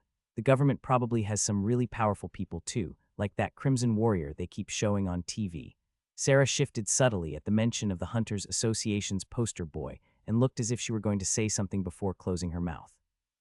There was an ominous moment of silence as they thought about how much the world had changed in the last 3 months. All right, everyone back to the gym, Alex said, shaking his head and changing gears. We've got some training to do and I want to run something by everyone. I'll go grab Sam and meet you guys there. As he turned to walk through the dining room and into the kitchen, he heard Mark attempting to convince Sarah to spar with him. Come on, I'll let you swing at me all you want. I will just use the shield. He couldn't help but smile as their voices faded, and he found Sam in the kitchen with Gabby. I need to contact Alana and ask her more about what is restricted in our contract and how I should navigate a situation like this. Both of them were leaning over a pot and staring into it with such interest they didn't notice Alex enter. Smiling to himself, Alex activated Feather Step and drifted silently through the kitchen to land just behind the two of them. Whatcha cookin', AH? Both of them yelled at the same time. Alex laughed as Gabby chased him around the island countertop with her wooden spoon, her face flushed with mock fury. Gabby's exasperation only grew as Alex made a show of narrowly escaping, his grin widening each time he glanced back at her increasingly dramatic expressions. The older woman was heavy-set, and she didn't stand a chance of catching him, even if he didn't have greatly increased stats. You little. Sam recovered from his fright and joined in the laughter as he watched the two. When Gabby caught her breath and moved back to the pot, she straightened her apron and carried on as if nothing had happened. She fits in so well here. I like how casual and lively she makes everything. It's a nice change of pace from Edwin's sometimes stiff approach. Seriously though, what's happening in here? Sam, are you learning to cook? The teenager shook his head and just raised a hand that was filled with a bushel of herbs. He's just being a sweetheart. He brought me some of the herbs y'all had extra from what was planted in the courtyard. Sam reddened a bit, but otherwise didn't move from his spot next to the chef. Well, that's great. Sam, maybe when we start getting some magical plants like Yura had, you can help Gabby make some magical food. That's got to be a thing, right? Both of them brightened and looked at each other before looking back into the pot on the stove. Alex smiled. She has a really great way of bringing him out of his shell. It's only been a few days and she's got him interacting with her. Sam, when you're done you should come meet us in the gym. Mark wants to train a bit. You and I can work on some of what we learned in the rift with Yura. Okay, Sam smiled at Alex before quickly handing the handful of plants to Gabby. Alex shook his head and walked back through the courtyard and through the glass doors on the other side to enter the living room. He took a deep breath and enjoyed the view of luxury that surrounded him. This is still so crazy. If I had known I'd get all of this by surviving that rift, it might not have felt like such a nightmare at the time. His thoughts flicked to the terrifying fight he'd had with Ziu, an elder brother of the Shadow Serpent sect. He tightened his cheeks and felt the scar across his face tighten. There had been odd moments of normal sounds or sensations that took him back to those memories, and he did his best to shrug them aside. The feeling of cold steel biting into his flesh and only changing direction because of his cheekbone was not something he wanted to relive. As Alex headed back through the courtyard, he found Olivia waiting by the glass doors. She was leaning against the frame, arms crossed, with a concerned look that softened when she saw him. You okay? She asked. Those government goons can be kind of intense. I've had a few run-ins with them, and it's almost always tense. Alex smiled and felt warmed by her concern. Yeah, I'm good. Just wasn't expecting to deal with all of that. My mind actually went to Sam when they showed up. To Sam, he shrugged like they were here to take him away or to his parents or something. I know we need to find them. I just really don't want it to turn into a traumatic experience for him. He's already been through a lot. Olivia nodded and stepped forward while touching his arm. It'll work out. You just need to make the time to talk with him one-on-one. He looks up to you like some kind of hero, and he's most comfortable with you. We're here was just as surprising. Sarah said that she gave that information to the Ha anonymously for me before the new year, so I wonder how long they have known it was for me and if something spurred them to actually approach. There's really no way to know, but either way you handled it well. She smiled up at him and her voice grew more quiet and playful. Edwin said you were very authoritative. Almost wish I could have seen it. It reminds me of our date the other night, except, completely different. Her lips curved into a teasing smile. Heat crept up Alex's neck as he remembered their kiss. Yeah, that was different. He'd been so nervous while walking her to her apartment, but when she'd made the first move and kissed him, everything had just fallen right into place. Even his embarrassing admission about feeling like a teenager around her had turned into something they could laugh about. Different good. She raised an eyebrow and moved into his personal space, keeping her hand on his arm. Definitely good, he managed, while being all too aware of how close she was standing. Good enough to try again, her eyes sparkled with mischief. Before Alex could respond, Edwin cleared his throat from the doorway. Pardon the interruption, Master Moore. The movers have finished and I've signed for their completion in your stead, however. Miss Voss is calling on the phone. Olivia stepped back with a knowing smile. Duty calls. We should probably join the others in the gym after your call anyway. She started walking past Edwin with a quick wave, heading toward the gym, then paused. Oh, and I'll need to head out early tonight. Alana wants me to check on the new guild HQ they're building at the Epic Rift site. Construction crews have been working around the clock to get it set up. Damn it, Alana, Alex coughed already. That was fast. Yeah, she's throwing money at permits and inspections to speed things up. The moderators really want to establish a presence there. She gestured toward the gym. Go take your call. I'll let the others know you'll be there soon. Alex nodded and watched her walk away before following Edwin to take Alana's call. Congratulations, Mana Thread has leveled up. Alex smiled at the screen. It was becoming more and more clear that the system rewarded someone for pushing the limits of their skill, especially the last few levels before advancement. For the last few hours, Alex sat with Sam on the steps leading from the living room into the gym. While Sam had been practicing his meditation, Alex had been testing different ways to alter his Mana Thread skill. The thought came when he was attempting to lay a full-sized ritual with his threads, and the ratios weren't quite right because of how thin the threads were. While he could have still activated the ritual, he had a feeling that it would have been at the cost of more mana or reduced efficiency. One more level and I can advance the skill. I wonder how the system will change it when it jumps up to Journeyman. I've only evolved 2 skills so far. This will be my first advancement. At this rate, she'll be ready to fight a monster by spring, Olivia said from the floor next to Sam. Alex rolled his eyes and let a thread dip into the pouch at his waist. He sent it snaking toward Olivia, but she saw it in time and was able to draw one of the knives he gifted her with the dagger belt. She used her mana manipulation skill to coat its blade and cut his thread. I should have never taught you that. Olivia snickered. It'll be good for you not to get too complacent. Also, you know I'm right. Alex groaned and shook his head. 1, she's already fought a monster. It's how she awakened. 2, you're way too critical of her. I'm not. Also, she told us that the Hunters Association sent an entire team with her to kill the monster, she said, but when Sam cracked his eye and looked at her, she turned red in the cheeks. As Sam opened his eye, it was obvious to the both of them that he'd been distracted as the ethereal field of grass that had been under them retracted back into the teenager. Hey, both of you are supposed to be training, Alex said with mock stern. I'm bored of training, Olivia said while standing. I want to spar some more or head into a rift. I feel like I'm right at the edge of getting a new skill. Well, you can't spar with them. They're more than 10 levels down on you and without a class. Plus, you've got to work in a bit. No time for a rift. We could. We've already sparred 5 times today. Even with my levels, you're better at hand-to-hand than me. She gave a small smile at that and then turned to look at Sam.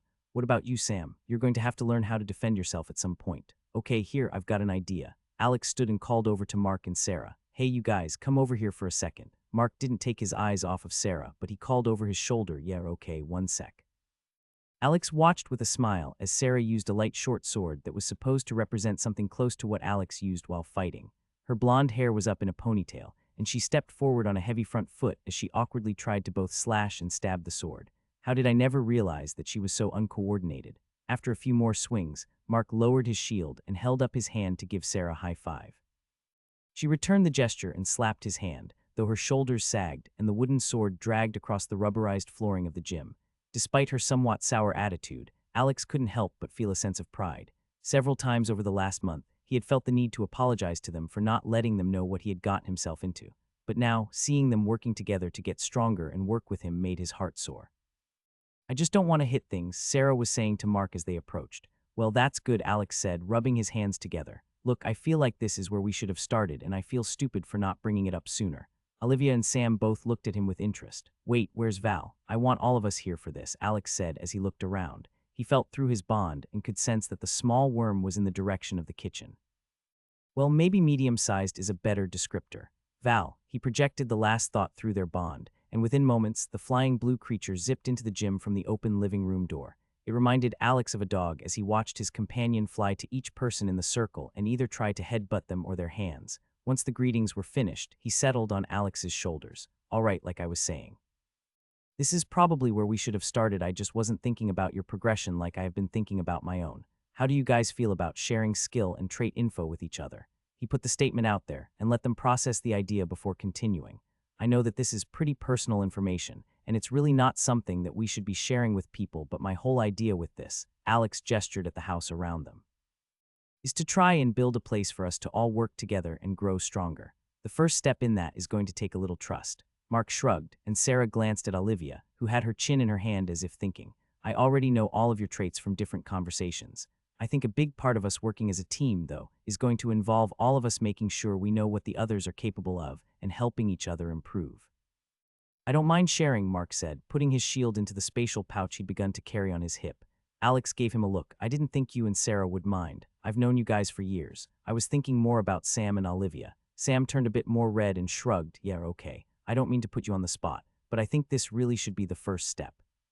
All eyes turned toward Olivia, who still had her chin in her hands. There was a tense moment before she started laughing and waved her hand. Of course, I'll share. There does need to be some sort of serious talk about keeping this private, though. With me being a peacekeeper, it could cause problems if my information is spread around. Alex was nodding before she even finished her sentence. They all agreed that the information was extremely private and talking about anyone else's trait or skills was strictly off limits, regardless of the situation.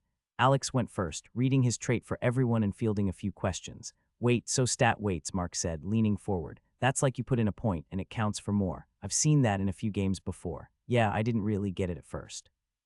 But when I put a point into willpower, it counts as 3 points each time I put one in. But I can only put points into willpower. Mark's eyes went wide and Sam looked skeptical. What about class points? Olivia asked, already thinking of ways to get around the potential shortfall of the trait. He smiled. Class points and titles will still put points in other stats for me. She snapped her fingers and nodded along. That makes sense. You said you got some titles. Is that how you're so fast and strong, even though you can't put points in other stats? Alex scratched his head, finding it a bit funny that they'd been getting so close in other areas, yet hadn't even taken this step to get to know one another. It all felt so personal and like he was sharing some big secret.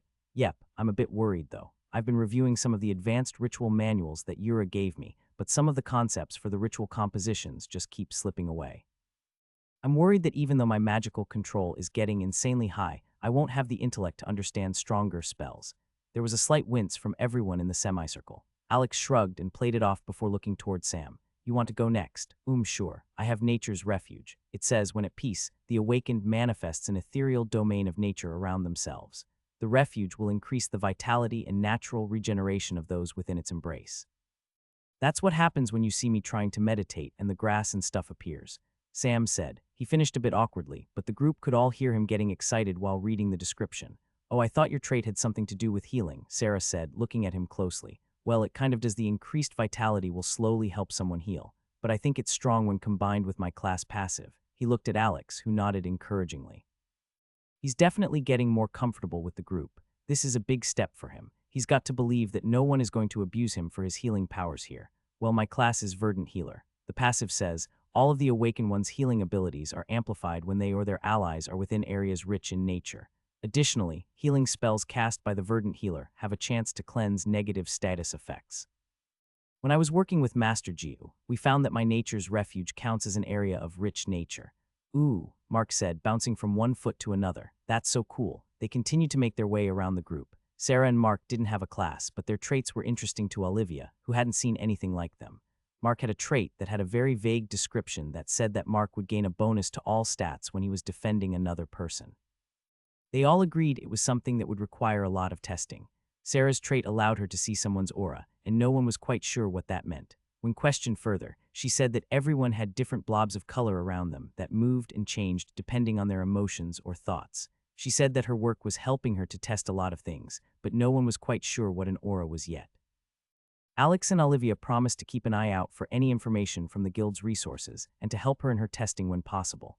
Olivia went last, and everyone thought her trait was the coolest of the bunch. What? Mark yelled, I'm so jealous. Read it again, read it again. Shadow Affinity increases effectiveness of stealth abilities and shadow abilities. Naturally gifted with the ability to use and channel Shadow Affinity mana. Olivia laughed at his infectious energy. Alex found himself smiling as well, partly because he found her laugh adorable and partly because he felt so happy to be home and share this new life with his friends. Well, now that we're all on the same. Valthurian ran his forehead into Alex's, and the group laughed. Alex rubbed his forehead and looked at the worm who had turned his head up and away as if pouting. Alex, stupid. Val is best. Yeah, Mark cheered, happy to see that the impressionable companion had begun to repeat the phrase that he was teaching him. Stop corrupting him, Sarah said. Okay. Everyone Valthurian has a trait called Mana Glutton. It allows him to store any mana that he absorbs to double his normal mana capacity. Olivia whistled. I'd love something like that for my magic. If a flying snake could move haughtily, Val did it. He almost sauntered as he made a lap around Alex's head in the air. Everyone laughed again as it was all too obvious to them what emotions the worm was feeling. As I was saying, he looked at Val pointedly. Now that we know where everyone is at, I need you all to start thinking of a path forward. It doesn't need to be specific, but have a goal in mind and talk with me or the others about it. One thing that Yura stressed during our training, and I've seen it more and more in guild articles, is that the system is based largely on intent. It's designed to help us and force us to progress. This gives you more flexibility than you might think when trying to advance your skills. Take the next few days and think about it. Come to me when you have an idea, and we'll put together a training plan to start working toward that goal. I want to help you guys get stronger and start to catch up to where Sam and I are at, but I can't stretch my attention but so many directions.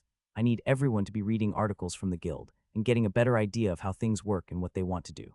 It hasn't been announced yet, but Alana mentioned that there would be some sort of team competition happening soon where we can earn contribution points as a team and help out the guild. Everyone nodded along and agreed to Alex's plan. She mentioned that to you? Olivia asked, surprised. When Alex nodded, she gave a short hum. She probably wasn't supposed to do that. It hasn't been announced yet, but since you already know, we might as well capitalize on getting our group ready. Alex nodded again. I agree. He saw Mark from the corner of his eye as a grin spread across his face, and he shifted his weight in anticipation. I've been looking into how non-combat classes work, and I think I'll try to take Edwin and Gabby to Awaken in a common rift tomorrow or the next day. Sarah frowned and started to say something, but Alex held up his hand to forestall her. We talked about this before they were even hired, and they were interested. I want them to awaken and begin getting experience in classes related to their jobs to get the proper class with non-combat classes. It is apparently just something that happens over time. After we're done making a game plan here, I want to try and get all 5 of us here on a list to get into a higher rarity rift, and we can plan to stay there for a few days. With the time dilation effect, that will be the most effective way for us to level up and get you guys some experience. He let out a sigh at the end of his small speech and saw Sarah deflate. I mean, if it's what they want. I made it very clear that they didn't need to do it in order to get the job. That's why Clara isn't coming. She wasn't interested. She said that she wasn't willing to risk her safety while her son depended on her. She nodded again, and they chatted for some time before wrapping up the conversation. Alex let them continue to talk about random things from the news as he pulled out his phone. He scrolled through the available rifts and found 2 uncommon rifts that he could put a reservation for 5 people on. They didn't give him an estimated wait time like the common rifts did. He sighed, hoping that the wait wasn't long before scrolling back to the top of the list. He looked through the available common rifts and smiled as he found one in particular. There was a several-day wait to get in, likely because it was Friday, but Alex couldn't help but smile at the irony. It'll be worth the wait. Hey, I'll be right back, Alex said, standing from his seat on the stairs. He ruffled Sam's hair as he turned to walk into the house and find Gabby and Edwin, likely at their own living quarters by this time of the evening. Let's move to the living room unless you guys are going to keep training, Olivia said. She grumbled, but said she could practice more of the mana-shaping exercises on the couch before she had to go to work. Sarah asked if Sam could use nature's refuge again. She liked the feeling of sitting in the ethereal grass and the sense of rejuvenating energy it gave her with the boost to vitality. On Sunday morning, Alex strode through the kitchen to the back of the western wing of the house, where Gabby and Edwin had rooms. His footsteps echoed off of the marble floors, filling the silence. He found that it was a bit strange to not see Gabby in the kitchen humming along to a pleasant tune only she could hear. He found Edwin's quarters and knocked. "Come in, Master Moore." Alex smiled, excited by the day's plan. He pushed open the door to find Edwin already dressed in what had to be the most practical, yet somehow professional outfit he'd ever seen. Dark slacks made of a canvas-like material that were pressed to hold a crease down the front of the pant leg, and a vest that was dark brown and had many pockets on it. Alex took in Edwin's appearance, still getting used to how put together the man always looked. His silver-gray hair never had a strand out of place, and his light blue eyes seemed to catch every detail and anticipate his need. The trimmed mustache brought together Edwin's entire look, and in Alex's mind, really solidified his entire appearance as a butler. The mustache was also one of the few things Alex had started to notice could give away Edwin's thoughts, as it could move for several reasons, when his posture and sense of decorum wouldn't let Alex know anything otherwise. "I see you're ready," Alex said. "Did you manage to get everything I asked for?" Edwin's mustache twitched slightly. "Yes, though I must admit, the materials you asked for were quite specific, and there was some difficulty getting my hands on some of it. The supply chains are really being affected by the safe zone creation. I have them staged and waiting in the garage." He paused, reaching for something on his desk. Also, these 2 packages arrived for you yesterday evening. There were 2 black Pelican cases with a black and white Adventurers Guild sticker on the top. Alex accepted the first box and held it on one forearm while opening it with his other hand. On the soft, ridged foam within, Alex saw a white piece of cardstock paper covering a small metallic item. He started to get excited, realizing what the item was. The man who sold it to Alex told him that even though his friend had a scanning skill, his friend had a lower willpower, which meant that when he tried to scan the item, it only told them that it was an active skill token, with no other information. Unlike when Alex had gotten Valthurian's bond token, he now had the ability to use his heavenly eye to scan the item. What he saw made a smile spread across his face. D-rank item active skill token. Rarity uncommon type, consumable token. Skill type willpower. It's D-rank. How was this in a random chest within an E-rank rift? Does that mean higher ranked items have a chance to come from a lower rank rift? Alex made a mental note to check into that later. It could mean that there was a lot of value in staying safe and farming a lower level rift, even if the chance was low to get something a rank above. Since they couldn't scan it, it likely means they didn't realize it was a D-rank item, so it's probably worth even more than I paid for it. He let out a breath as he'd worried that he'd overpaid in the end. It had taken some back and forth over the last several days for Alex to convince the guild member who had gotten the item to be willing to sell it. They had tried to use it multiple times and ran into an error each time, the system saying that they didn't meet the willpower requirement. Despite not being able to use it, Alex had to almost double his offer of mana stones to convince the man to part with the item. Both Alex and the mage, named N0lan on the AG app, figured that if the requirement was high enough, it must be something worth having. At that point, since there was so much money on the line, the man had grown very suspicious of Alex and refused to talk further without a peacekeeper's involvement as a mediator. If the token worked anything like the consumable skill manual that he'd used to learn Mirage, it would be a quick and painless process to learn the new skill. He didn't hesitate. Cracking the token in his hand, he saw purple motes of light form in the air before rushing into his forehead. The system window that greeted him made him giddy with excitement. New skill learned, Parallel Mind Journeyman Level 1. Do you accept? Yes, no. He accepted the skill and was surprised that it was different than the skill manual that he'd consumed.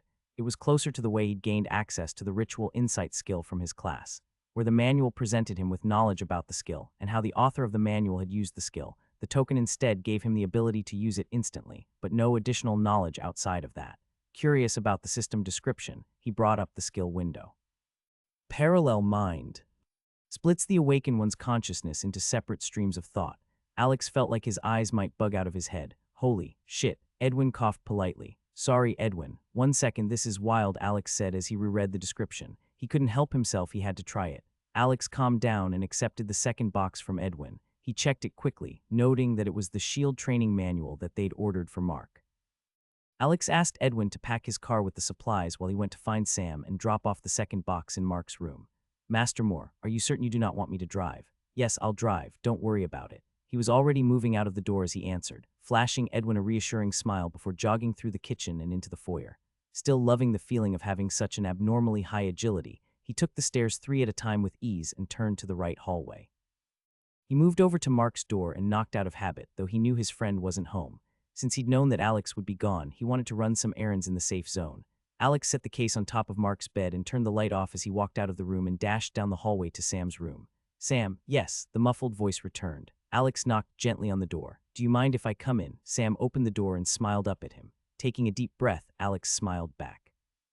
Would you mind watching over me for a second? We're about to leave, but that skill token finally came and it looks amazing. After receiving a nod in response, they both walked to the next room over, and Alex sat on the mat in the center of the room in front of his desk. There had been the 2 chairs there originally, but Alex had moved them, finding more use for a spot to sit and practice, rather than try to host meetings with others. Alex extended a mana tendril. Okay, I'm going to try it. Ready, ready. Alex could feel Sam's trepidation, but there wasn't really another way around it. To understand the skill's application and limitations, they just needed to try it. There wasn't a very high likelihood that the skill would harm Alex in any way, but the precaution made them both feel better. Activating the skill, Alex could immediately feel its effect. It felt like his consciousness was unzipping, splitting down the middle at a seam slowly being pulled apart. It wasn't painful, but as he monitored the feeling, he almost had the urge to throw up. He knew his mind wasn't supposed to be doing something like that, especially not in such a pain-free manner. Suddenly, he was thinking about both the upcoming Rift expedition and analyzing the feeling of the skill's activation simultaneously. He had 2 distinct trains of thought running parallel to each other. What the? Are you okay? Yes. Whoa, that's trippy. His secondary line of thinking observed the mental communication with a magical fascination. He followed that to look at himself from a different perspective. It was still his consciousness, so there wasn't a physical kind of sight, but he could analyze his feelings and emotions, particularly those that were shared through his bond with Valthurian and the mental link with Sam. He ended the effect in a slight panic, feeling that the sensation was completely bizarre. As the two halves of his mind seemed to resip, he felt a slight sense of vertigo before the world snapped back to a perfect, single line of clarity. Alex held out his hand to the side, feeling a smile creep over his face. The best part of the skill became apparent to him immediately. He could remember both thought processes clearly. He wanted to check his stats during the effect, to see the mana cost, to experiment with. Alex, sorry Sam, I'm good. While that skill is great, I'll need to test it more later, but just wow. Alex stood and ruffled Sam's hair before reaching out to Val through their bond. He let the worm know that they were leaving. Sam smiled and tried to ruffle Alex's hair, but he stepped back and easily dodged the attempt. Laughing, he used Feather Step to move out of the room and then drift down the hallway at unnatural speeds. When he reached the top of the stairs, he looked back at Sam, who was only just stepping out of the office, and walked back into his room. Alex shook his head and pushed off the wall while anchoring his movement skill down the stairs and to the other side of the foyer near the front door. With the added momentum, he drifted through the air at an angle, almost like gliding, and picked up a bit more speed as he traveled. While he was moving through the air, Valthurian flew into the foyer at speed and did a lap around him. Alex flying like Soupkin Val, Alex landed and laughed. He opened the door and saw Edwin and Gabby waiting for him next to his Nissan Sentra. Val, stop calling yourself that. It's not a title. Mark was comparing how big you've got to a soup can. We were only laughing because of how weird it was. He felt momentary disappointment drift through their bond before he got distracted and flew off to the car. The contrast between his butler's practical yet professional attire and Gabby's bright yellow t-shirt and cargo pants couldn't have been more stark. She was practically bouncing on her feet while Edwin stood perfectly still, hands clasped behind his back. Ready for an adventure, Gabby called out, waving enthusiastically. Alex couldn't help but grin. Adventure might be stretching it. This is a pretty controlled environment we're heading to. He pulled his keys from his pocket, catching Edwin's slight frown as he moved toward the driver's side. Master Moore, are you certain you wouldn't prefer me to? Nope, Alex cut him off, still smiling. He felt abnormally happy. My car, my rules. Besides, I picked this rift location specifically. I have a grudge to settle. It's better if I drive us there. He unlocked the doors, and Gabby immediately climbed in the back seat, sliding across to sit behind the driver's side. Edwin hesitated for just a moment before joining her in the back, maintaining his perfect posture despite the car's modest interior. As Alex adjusted his mirrors, he caught Gabby's reflection as she started humming what sounded like the theme from Indiana Jones. Edwin's mustache twitched, and he shifted slightly away from her enthusiasm. And we're absolutely certain about the safety protocols? Edwin asked, his tone carefully measured, though Alex suppressed a smile. While Edwin was always professional, he wasn't normally as rigid as he was at that moment. Edwin nodded in response. Now, Gabby. You won't be going into many rifts, but you should know a bit about this so the system makes more sense, and you can understand what certain things mean as you purchase magical materials later. Okay, boss, lay it on me. Alex chuckled. All right, well, there are two main factors in rifts. The first and most simple to understand are the ranks. The one we're going to is E rank, which means it's the lowest.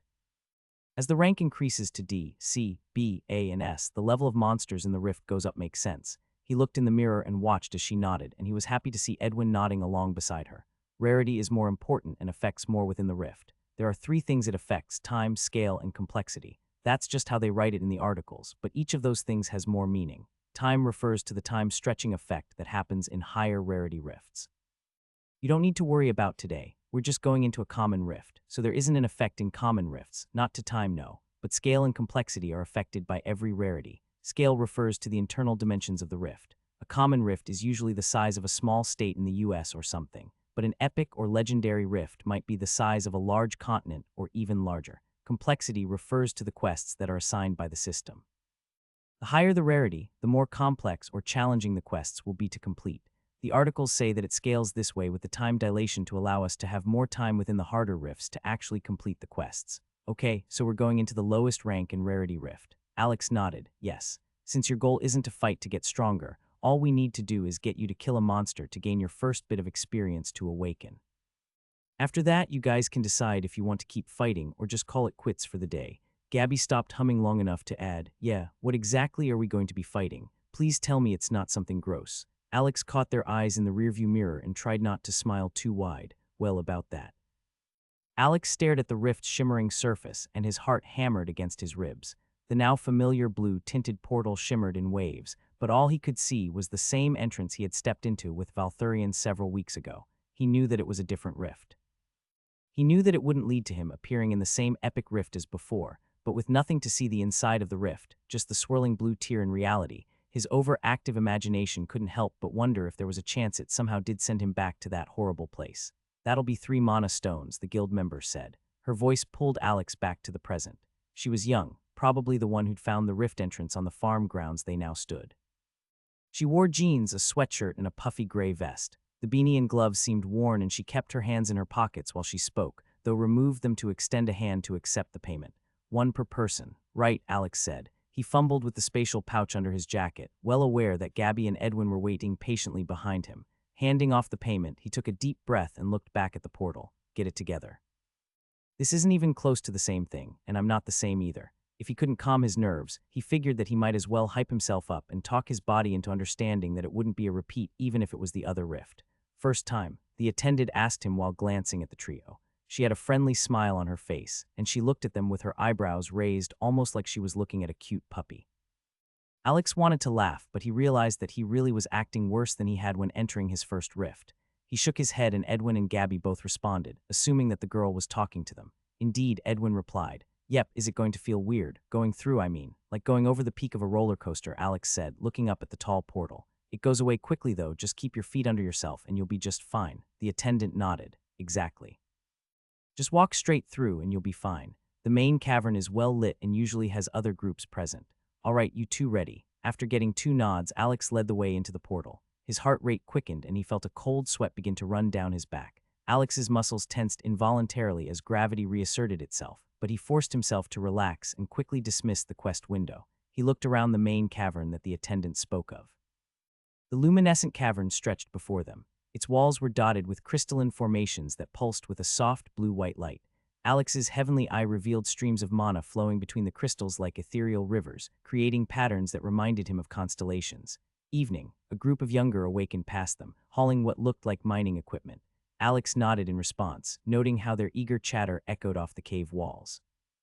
"They're likely here for that guild contract I saw when we applied here. Seems like a decent way to earn a few guaranteed mana stones. Just bring back some specific materials from the rift, turn them into the guild, get a payout." The rift had become something of a training ground for new guild members, though Alex preferred to find a more secluded spot for Edwin and Gabby's first experience, and he quickly found his thoughts pulled away from his own experiences as he thought through a plan of action for the other two. As they walked deeper into the tunnels, Alex found his attention drawn to the moving shadows cast by the glowing crystals. The light caught the rough stone walls at odd angles, creating shifting patterns of darkness that his mind kept trying to transform into passing scales. He tensed twice at different times in the first few tunnels they walked down, while he was able to hide his thoughts and struggle from Gabby and Edwin, who were just happy to be there and fascinated with everything going on around them. He wasn't able to hide his emotions and small reactions from his companion. Val stirred in his jacket, likely sensing his unease. "Val, keep watch." Valthurian moved out from his jacket and used his tail to swish in front of Alex, sending feelings of reassurance as he flew up to the top of the tunnel and around the next bend to scout ahead. Better safe than sorry. His thoughts of how silly he was being were pulled to times when he was a kid and still lived with his parents. When he'd watch a scary movie and later that night, when he walked around the house, he felt the need to walk faster or go up the stairs quickly. While he knew that there was nothing there in the dark, his skin still crawled, and his imagination could so easily play tricks on him. He knew that his fears were irrational and that there was no chance a shadow serpent would be present in uncommon E-rank rift. Channeling his nervous energy into something productive, he touched his hand to the top of his spatial pouch and quickly began to call items into his hand to make sure he hadn't forgotten any supplies. After 10 to 15 minutes of walking at a decent pace, Alex looked back at the two to check on them. "How are you both holding up?" Alex asked. The spatial bag at his hip felt weightless despite containing their gear, another reminder of how far he'd come since his own first rift experience. Edwin maintained his usual composure, though Alex noticed his butler's eyes darting between the glowing formations with interest. "Quite fascinating, Master Moore. The rock formations are unlike anything I've heard of. These crystals are gorgeous," Gabby said, her usual energy tempered by genuine wonder as she studied the formations. "Do you think we could bring any back? They'd make beautiful decorative pieces for the house." "Let's focus on the task at hand first," Alex said, suppressing a smile. He guided them around a corner, away from the main paths where most guild members gathered. The tunnel was narrower but still tall enough to stand comfortably. We're looking for a smaller chamber, something a bit more removed where we can set up properly. The mana streams visible through his heavenly eye grew denser as they moved, swirling in lazy eddies around certain crystal clusters. He'd learned enough about rift dynamics to know this usually indicated a monster spawn or breeding ground nearby. It's perfect for their needs, but they'd need to be careful. I hear water ahead, Edwin observed, his voice echoing slightly off the crystalline walls. The cavern they entered opened up into a roughly circular chamber about 40 feet across. A small stream cut through the far side, its gentle burbling echoing off the walls. The ceiling rose in a dome shape, covered in hanging formations that caught the light from the crystals below and scattered it throughout the room. This is where we'll set up. He patted the spatial bag. Time to put all that gear to use. Alex set down the spatial bag and pulled out 3 large coolers, their metallic interiors gleaming. All right, this is perfect. We can set up here, away from the other groups. Master Moore, Edwin said, eyeing the equipment. Perhaps now would be a good time to explain exactly what we're hunting. Alex couldn't help the grin that spread across his face. Slimes. Slimes? Gabby asked, her nose wrinkling. Yep, blue ones specifically. Alex started arranging the coolers near the stream. They're actually perfect for first-time awakening. Low-level, predictable movement patterns, and he paused, remembering his own first encounter. Technically speaking, they're not too dangerous. Edwin's eyebrow rose. Technically speaking, sir. Let's just say my first rift experience involved slimes and it didn't go great. Alex pulled out 3 sledgehammers next, their heads covered in protective wrapping. But that's why we're going to be smarter about it. No charging in like an idiot this time. He explained the plan as he set up, demonstrating how to bait the slimes toward the coolers using their tendency to leap forward in a predictable rhythm. Once trapped within the cooler, the dry ice would freeze them solid, making them brittle enough to shatter with the hammers. This seems, elaborate, Edwin observed, accepting his hammer awkwardly. Trust me, it's better than trying to fight them head-on. Those things are surprisingly durable and borderline immune to blunt force. It makes things hard when you're unprepared and just pick up the nearest branch.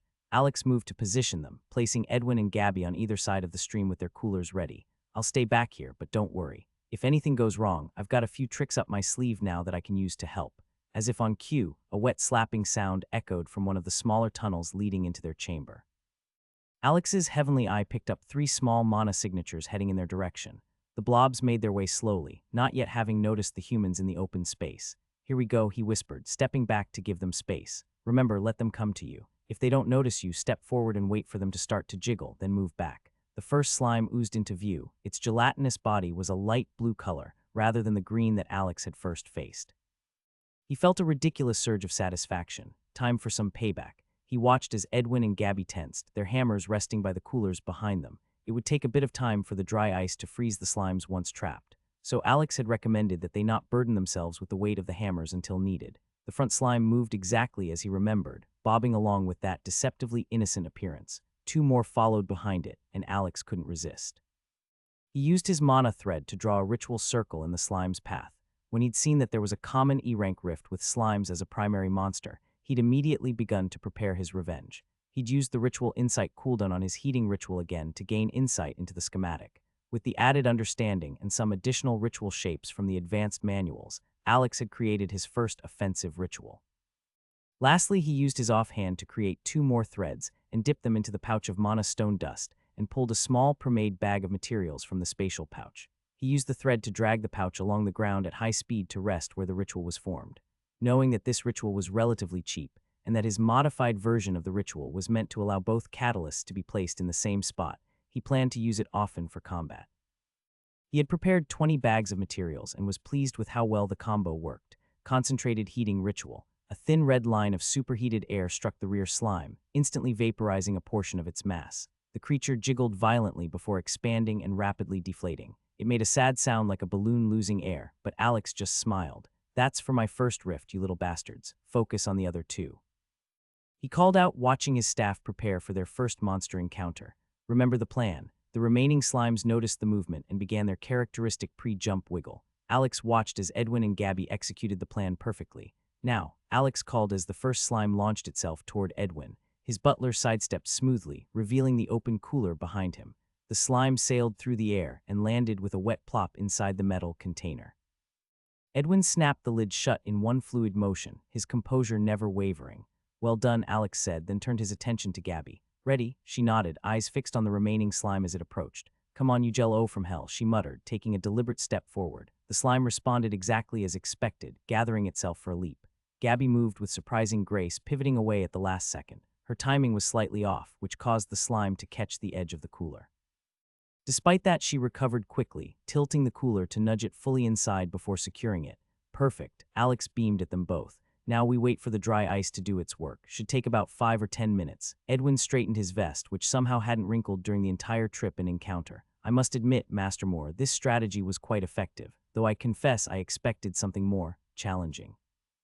"Trust me, without the preparation, these things are a nightmare," Alex said, remembering his own first encounter. "Grab your hammers and get ready. Remember what we talked about in the car. The system works largely off of intent, so even though your awakening happens through combat, you will be able to gain experience later by doing things that you are attempting to improve in." Gabby lifted her hammer, testing its weight. "And you're sure this will work?" "Positive. Just remember what I said. When you make your hits on the slime, try to picture your goals and what you want to do when you become an awakened. Freezing them will make them brittle, so it should only take a solid 1 or 2 hits." Alex moved closer to the coolers, checking the frost forming around their edges. "Almost ready. Remember, this is just the beginning. The system will recognize the kill, and that's when you'll feel some brief pain in your stomach, and the blue windows will appear." They waited in anticipation. The only sound was the gentle burble of the stream and the faint crackling of ice forming within the coolers. Alex smiled to himself, knowing that in just a few minutes their lives would change forever. After another 10 minutes went by, Alex could see the metal rims frosting over and the wiggling within had stopped. "All right," Alex said, kneeling to check the coolers. "They should be frozen solid now. Edwin, you want to go first." Edwin adjusted his grip on the hammer, maintaining his composure while clearly feeling nervous. "Very well, Master Moore." Alex helped him unlatch and flip open the cooler's lid. Inside, the slime had become an icy blue sculpture, its final wiggle frozen in place. He tipped the cooler, and the chunk of slime ice rolled out awkwardly. Edwin took a deep breath, and Alex could tell he was focusing his thoughts as instructed. The hammer came down with force. The frozen slime shattered like glass crystalline shards scattering across the rocky cavern floor. Edwin immediately tensed, a sharp gasp escaping him as he doubled over. "Easy," Alex steadied him with a hand on his shoulder. "That's your core forming. It'll pass in a few seconds." Gabby watched with wide eyes as Edwin straightened, blinking rapidly. "Sir, I can see it. The window, just as you described." "Take your time reading it. Remember that you can direct the system with your thoughts and those general commands we talked about earlier," Alex said before turning to Gabby. "Ready for yours?" She nodded, gripping her hammer tightly. Her frozen slime had taken on an almost artistic pose, caught mid-leap. Gabby planted her feet, took a steadying breath, and swung. The crack of impact echoed through the chamber, followed immediately by her sharp intake of breath as she pressed a hand to her stomach. "Oh wow," she managed through clenched teeth. "That's intense." Alex watched them both carefully as they processed their first system notifications. Edwin's expression remained controlled, but his eyes widened slightly. Gabby was less reserved, her face cycling through surprise, confusion, and finally excitement. "So," Alex said after giving them a moment, "sharing traits is not something that's normally done. The traits and skills you get are private. You don't have to." "It says intuitive understanding," Edwin read aloud immediately, his voice carrying a bit of wonder. "It seems quite appropriate." Gabby beamed. "Culinary creation. It says that if there are ingredients in any dishes that I make when I eat my own creation, I'll know the properties of that ingredient for future use." Alex couldn't help but laugh at their enthusiasm. "Those are perfect for both of you. But remember, traits are just the beginning. Now that you're awakened, you'll start gaining experience from activities aligned with your goals. We could head home right now, but I think we should wait." "What for?" "Now that you're awakened, you'll get presented with 2 quests after being in the rift for a bit of time. Normally, they appear as soon as you enter the rift, but for your first, you just need to wait long enough, and it will appear. I suggest that all 3 of us stay and slay the necessary number of slimes needed to complete the personal quest." "Ah, this is a cull quest?" Edwin asked. "I remember seeing posts about people thinking these were the best kind of quest. There was also a lot of complaining about something called a fetch quest. I haven't seen one of those, but that's funny. People always hated those in video games, too." Alex laughed and looked around their secluded chamber. "Well, I'll leave the decision up to you guys. Do you want to go or stay?" Both Edwin and Gabby answered in unison, "Stay." Alex smiled, pleased with their decision. "Great, I've got a bit more revenge to get from these bouncy bastards." He also thought that it might be nice to stretch his muscles a bit and try to collect some easy mana stones from the slimes. While these monsters wouldn't present him with much of a challenge or push his progress forward, it was an easy way to vent some of his frustration at his greatly slowed progression. "Now let's see how many of these slimes I can kill in the next 10-15 minutes. I'll make a game of it and see what the total number of mana stones is, too." He couldn't stop a grin from spreading across his face.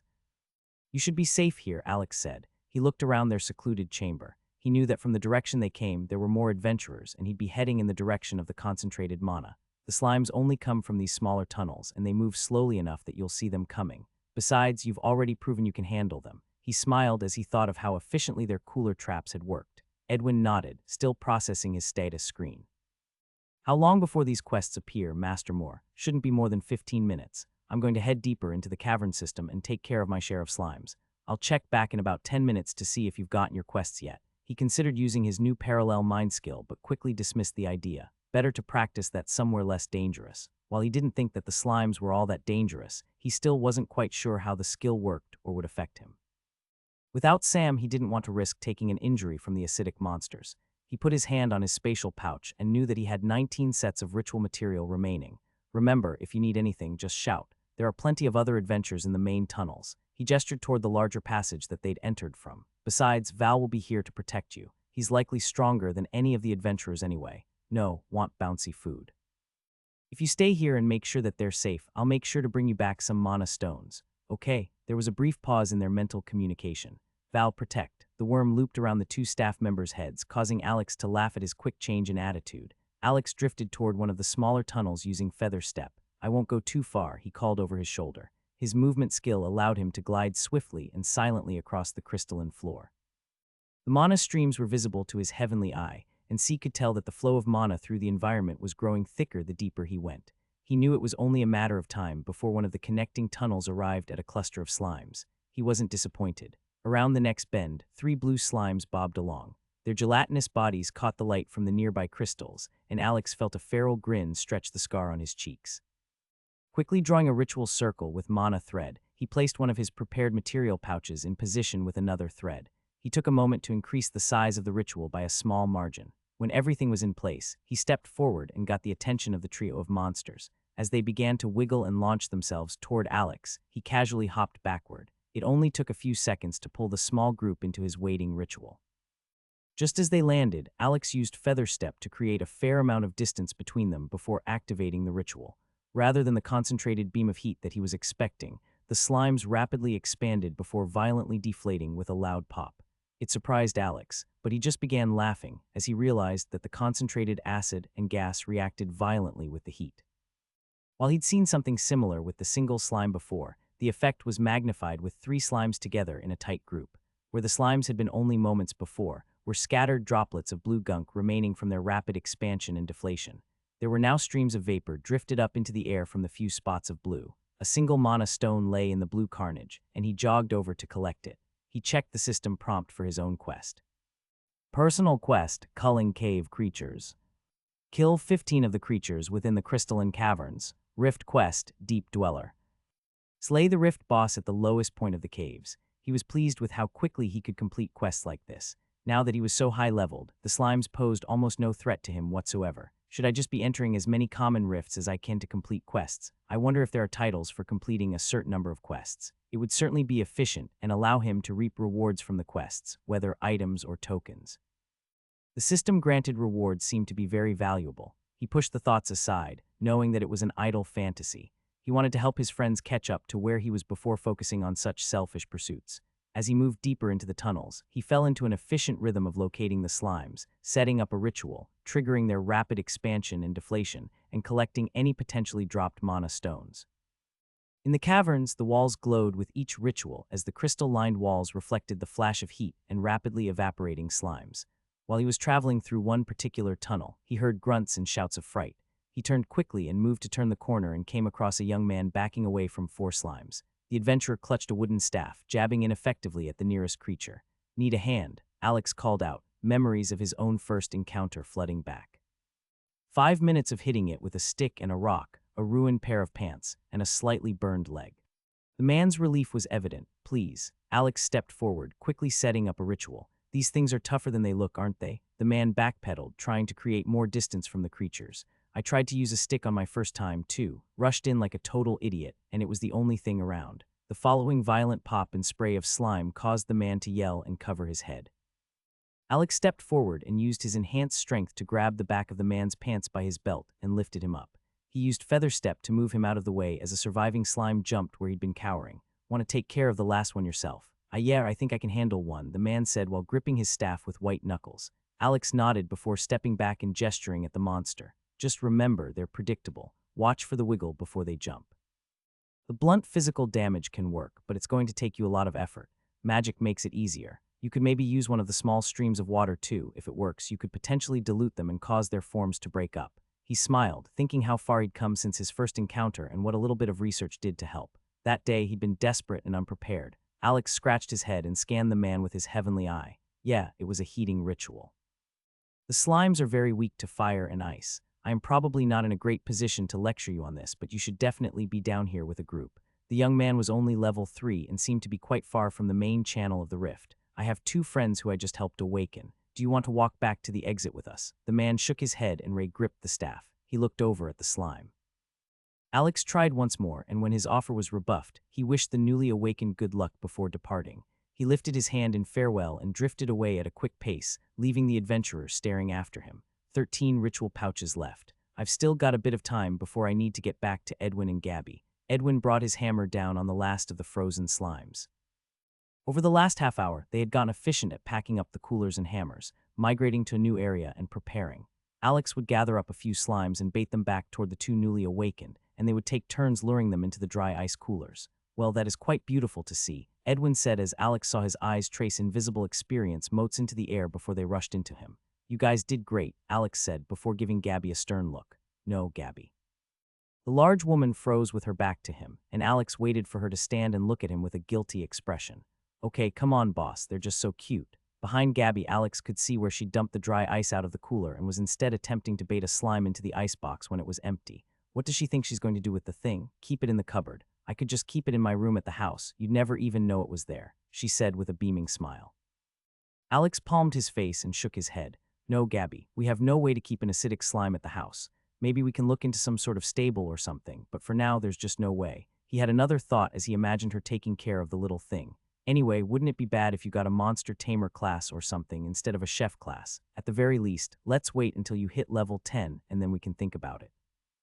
Gabby deflated a bit but nodded in understanding. "Yeah, you're right. That was a bit silly. I was just thinking about how cool it would be to have the little guy cook with me. It could eat all my scraps and just bounce around all day." Alex had to force himself not to groan as he thought of her taking care of a slime. "It's definitely a different first experience with the monsters than I had." They all packed up the supplies, and Alex decided not to press the issue any further. While it should be important for Gabby to think of the monsters as sufficiently dangerous, he didn't think it was worth dismissing her daydream. They won't be in the field much anyway, so their exposure to monsters should be minimal. As they walked toward the rift entrance, Alex reflected on his own slime hunt. He'd run out of ritual materials faster than expected, mainly due to how effective the heating ritual had been. The way the slime's acidic bodies reacted to the extreme heat had given him an idea, though. If I can reverse the effects of the heating ritual as I did with the weight-reducing ritual, I might be able to create an extremely cold ritual schematic, or at least one that removes heat from whatever steps in it. The idea was interesting to him. Not just from a combat perspective, but he imagined other ways that such a ritual might be useful. What if I'm in a rift that's really hot, like a desert environment? Or what if I want to freeze food or make a ritual around an icebox while we're camping out in a rift? The weight-increasing ritual that he'd created before had quickly become one of his most used rituals in combat and physical training. The practical uses of the magic were something that truly excited Alex. "Did you see how those slimes just popped?" An excited voice caught his attention as a group of young adventurers huddled near the entrance. The young girl was gesturing animatedly as she spoke. He was just zipping through the tunnels like it was nothing. "Yeah, I can't believe they just popped like that. I should have thought to bring something with fire instead of a spear. I thought slimes were supposed to have a core or something I could stab." The slime slayer strikes again. Alex saw a fist pump into the air at the last statement, and he tried to look inconspicuous as they passed, but Gabby wasn't making it easy. She was practically vibrating with suppressed laughter, and even Edwin's carefully maintained composure couldn't quite hide his smirk. "The slime slayer," Gabby whispered once they were out of earshot. "Really? Not a word," Alex muttered, deadpan. He did his best to turn away from the pair behind him, worried they'd see how completely red his face was. "How do you guys feel after finishing your quests?" "Quite good," Edwin replied smoothly, and Alex was thankful that the man allowed him to change the subject. "Though I'm not sure I enjoy this kind of outing. I'd much prefer to be at the estate where things are less prone to attack me, though it seemed like you were having a blast, Master Moore."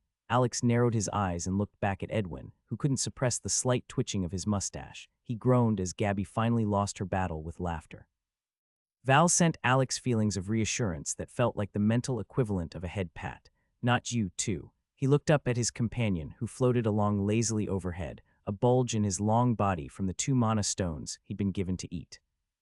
Sunlight streamed through the large windows of the new house's spacious living room. The white and gray space looked immaculate, and Alex was still finding it hard to adjust to having Edwin around to coordinate things and Clara around to constantly clean through the week. Alex sat cross-legged on the wide, cushioned couch with one large book in his lap and another smaller one in his hand.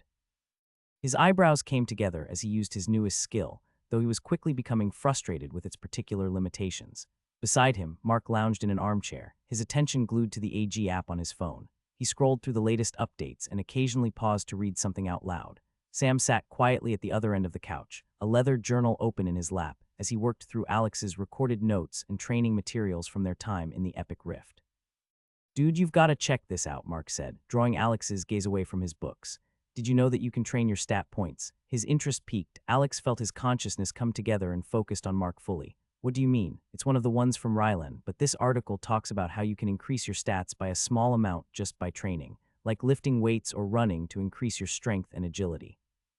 It talks about doing mental exercises, brain teasers, and studying to increase your magical stats as well."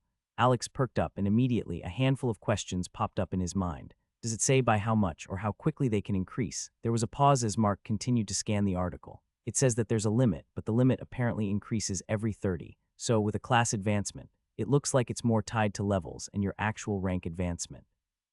Wait, actually, can you explain that to me a bit more? I'll get my class at level 10, right? So how does my class level up? Mark set aside his phone and Alex had to change gears to keep up with the redirected conversation. "Okay, let me break this down," Alex said, leaning forward. "Levels and classes are 2 separate things." Mark nodded and was completely focused on the explanation. Levels are a measure of your overall power and stats. You gain experience for pretty much everything you do, and that increases your level. It's a constant kind of progression that's easy to measure. "Okay, in classes?" Mark asked. "Classes are like a job. They have their own progression system, completely separate from your level. You gain class experience by performing tasks related to your class, just like you'd get better at your job by doing it more." Alex paused, making sure Mark was following. Classes have 5 proficiency ranks: novice, journeyman, adept, expert, and master.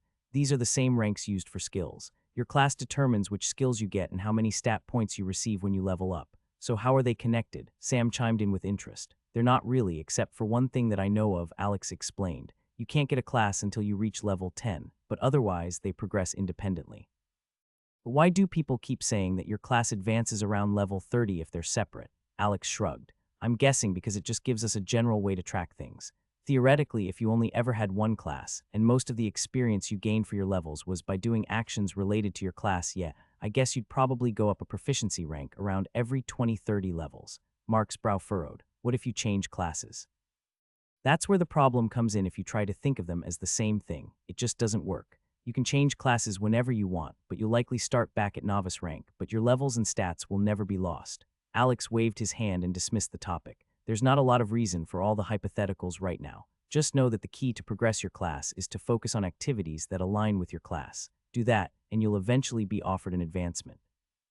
There's still a lot we don't know about how it all works. The system isn't exactly upfront with details, but that's pretty much the gist of it. Mark nodded thoughtfully. "So it's not just about leveling up, but you also have to think about how you perform in your chosen class." "Exactly," Alex confirmed, pleased with their understanding. "It's quality over quantity. Pushing yourself in your class activities likely counts for more than just going through the motions." Alex sighed and rubbed his forehead. "Honestly, I've been a bit worried about this because I gained my experience and levels so fast. Worse yet, I wasn't really using my class when I gained half of those levels. It makes sense that Sam would be getting close to his advancement, considering he was healing almost daily for almost 2 years. But I basically got boosted in the span of a couple of months. So you feel like you haven't done enough with your class yet to get an advancement in the same level time frame that you were talking about." "We'll see, I guess, but yeah, that's what I'm worried about." Sam spoke up, "But I really do think that doing things that are hard or push your class and skills get you more of that experience. Remember, we talked about this some with my healing skills." Alex nodded. "Well, you've been adapting and modifying rituals pretty much nonstop since even before we met. That's got to count for more than just practicing the same beginner rituals over and over, right?" Alex said. "That's actually a good point.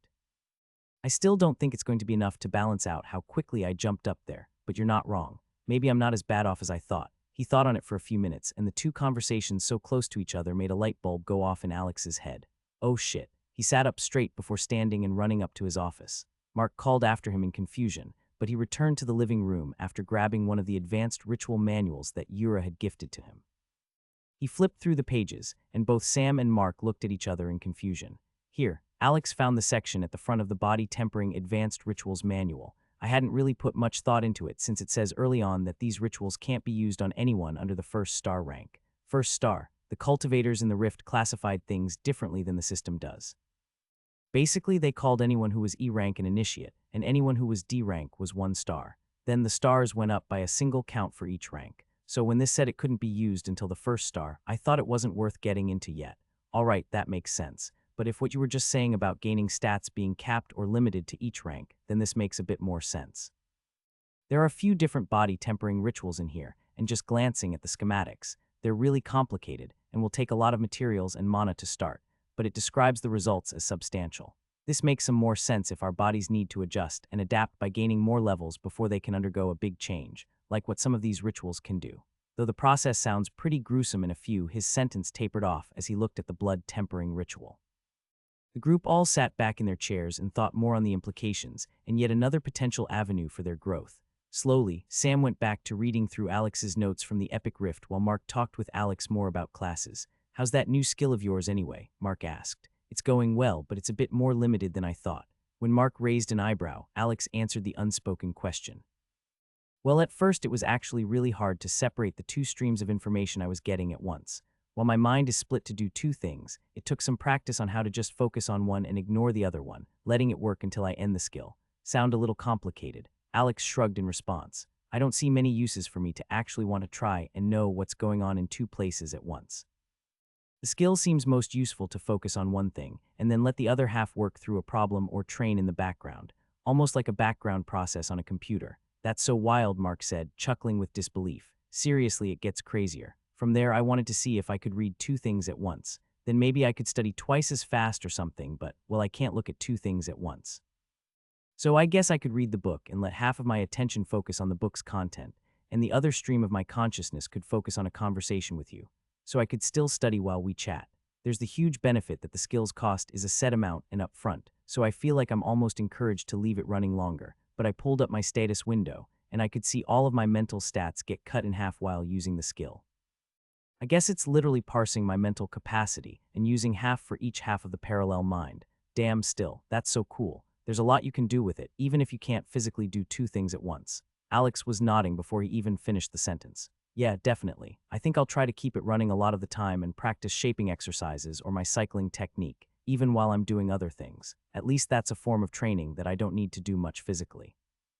Also in combat, I see it being really useful. I can focus on my opponent and fight or move while letting the other half of my mind lay down rituals. I'll need to work on it a bit, but I think it will be a game changer. I want to just buy a bunch of stuff from the auction house. Seriously, I need to try and get my hands on a skill manual or something. Well, I can't be the only one getting cool stuff. I tried to get you that shout skill the other day, but you kept telling me not to. Why don't we look for something you think will work with what you want to do? I want to get it on my own, Mark said with a grin. I'm looking forward to us getting into some of those rifts so I can earn my keep around here. His forehead wrinkled as he thought about the rifts. I know it's only been a week since you said you registered us for some of those better rarity rifts, but why is it taking so long for us to get in? I know you want us to train until we get in, but how long are we going to wait? I haven't been in a rift since before you got home a month ago. Mark rolled his head back to rest on the couch in a dramatic fashion. Alex laughed. Yeah, it is taking a while. I'll need to look into why we haven't gotten in. We shouldn't wait too long. While I want you guys to train, gaining levels is important too, especially if there's a competition starting soon.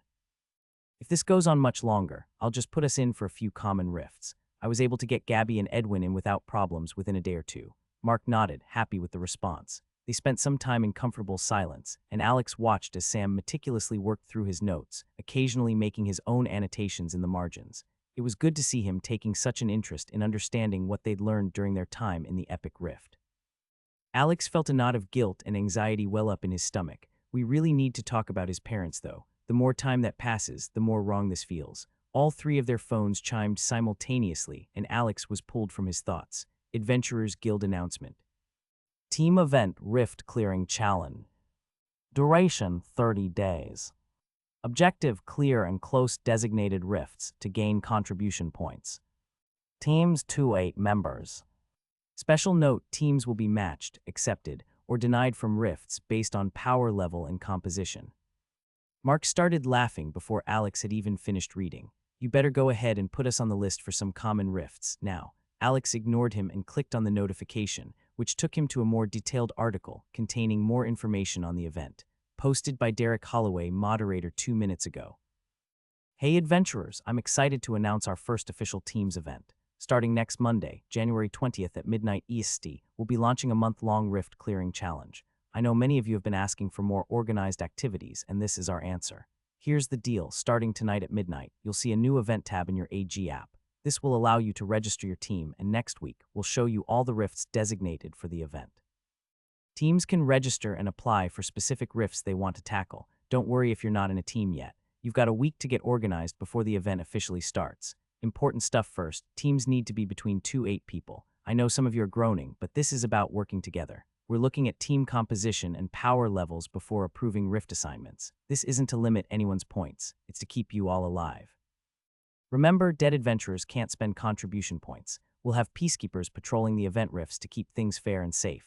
If they tell you to back off or leave a rift, do it. They're there to keep you alive, not ruin your fun and growth. The good news, everyone who earns points can spend them. This isn't one of those only the top team wins deals. When the event ends, you'll be able to exchange your points for some pretty sweet items in our special event shop.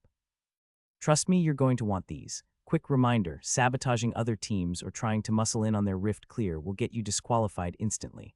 Play nice, work together, and let's show everyone what the AG community is really about. Questions, drop them below. I'll be around to answer what I can. Stay safe out there, Derek. This post has been pinned by moderator. Comments 159. Joe comments. I want to see these rewards, Mark said, scrolling through the announcement.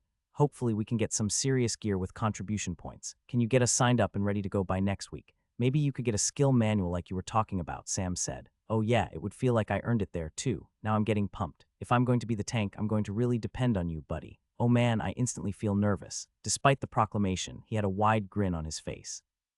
I see why you wanted us to prepare and train. I feel like going, and even how we are could still be dangerous. Sam shifted in his seat. Do you think we're ready? I mean, I know I can heal, but...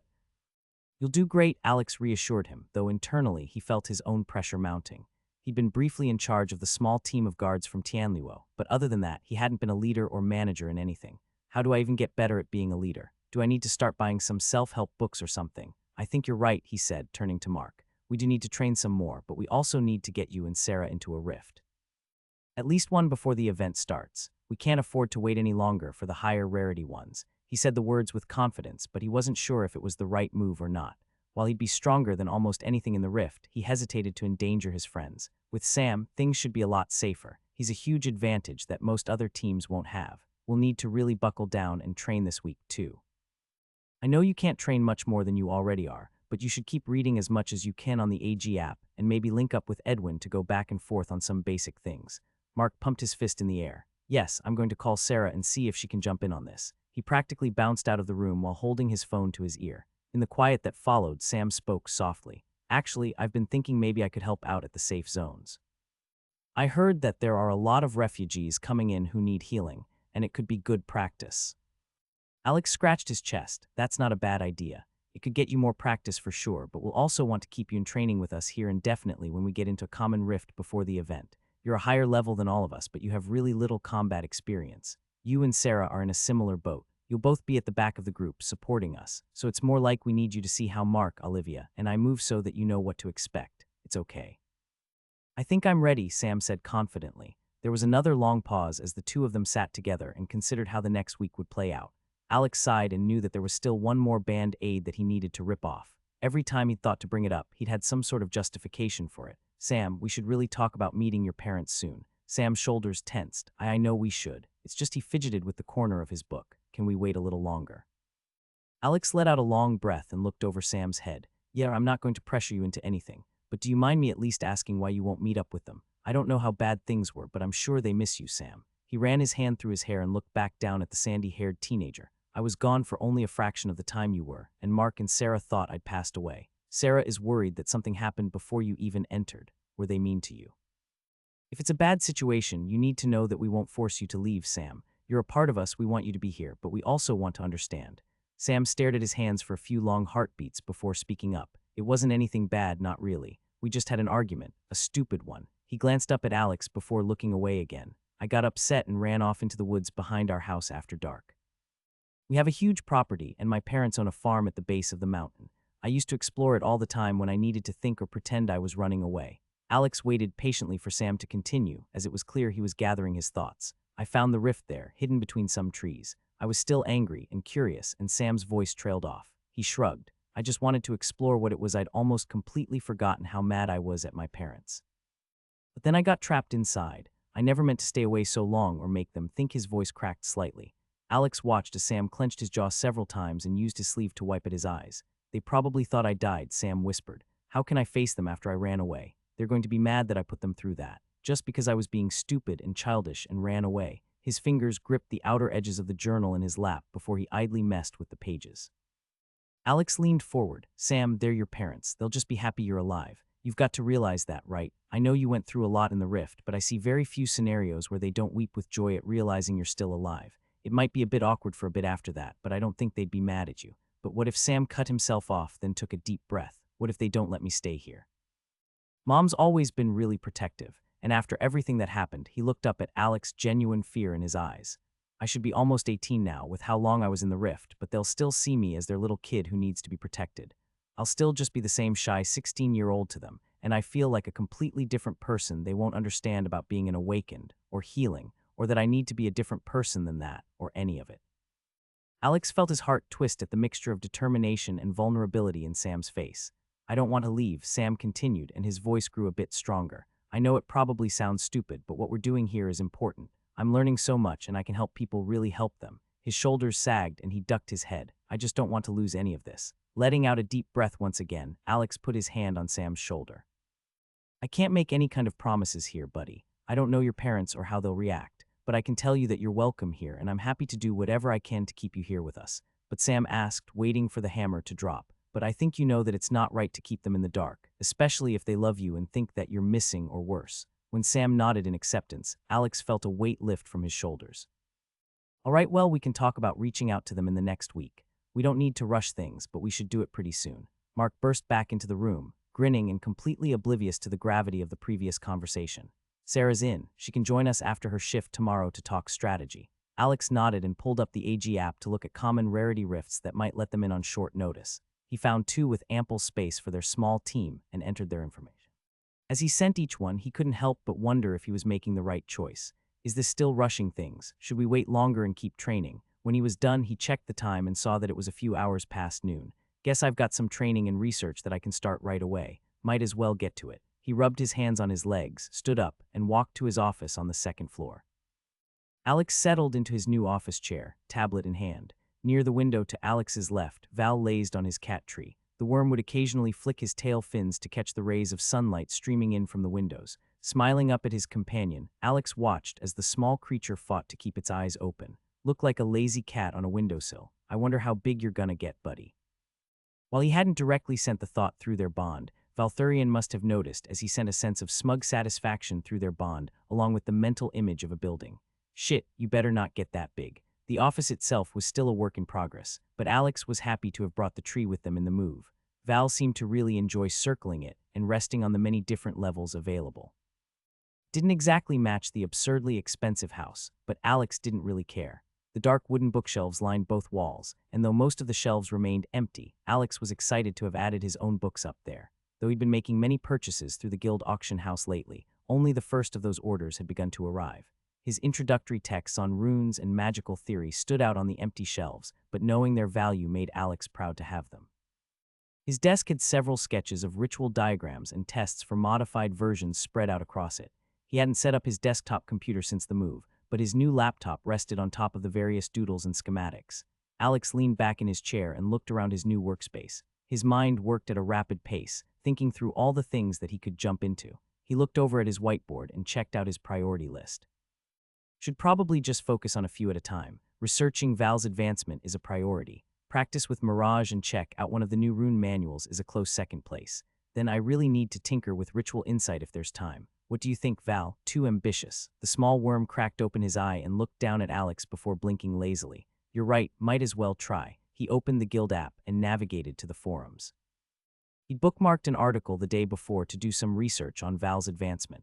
Yura had mentioned that things were done differently for companions, and Alex didn't want to be unprepared for the process. He found the bookmark section and opened classes and advancements for you and your companion. It grated his nerves a bit to see Ryland's name at the top of the article, but he also knew that meant that the information was likely accurate. I still want to know where he's getting his information from. Ilana said it was something granted to him by the system, maybe an item or a way to communicate with someone who knows the system. There was a smaller name under Ryland's, crediting the person who actually sat down and wrote the article. Hey Val, want to read something interesting? Alex asked. Valthurian's head perked up and the worm glided over. He coiled around Alex's shoulder and peered at the screen, his small fish-like head bobbing almost like a snake. What reading? Reading helps us learn, which will make us both stronger. Alex started reading aloud, even though Val could just listen to his thoughts. Monsters have 5 tiers. Tier IV, where they can advance every 30 levels. He knew they were both level 26, but he looked at Val and pulled up his status window, regardless. Alex dismissed the window and continued to read through the post. As monsters or bonded companions approach level 30, they enter a preparatory phase for advancement. This usually begins around level 27, varying by the creature. During this time, they'll sleep more as their bodies ready themselves for evolution. He glanced at Val. Guess that does make sense. You've been sleeping a lot the last few days, huh? In the wild, monsters at this stage embark on a final hunt, seeking either powerful prey or rare, mana-rich natural treasures.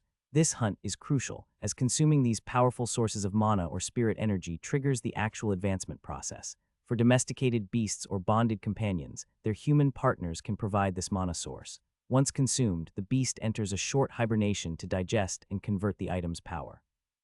Upon emerging, they reach level 30 and complete their evolution.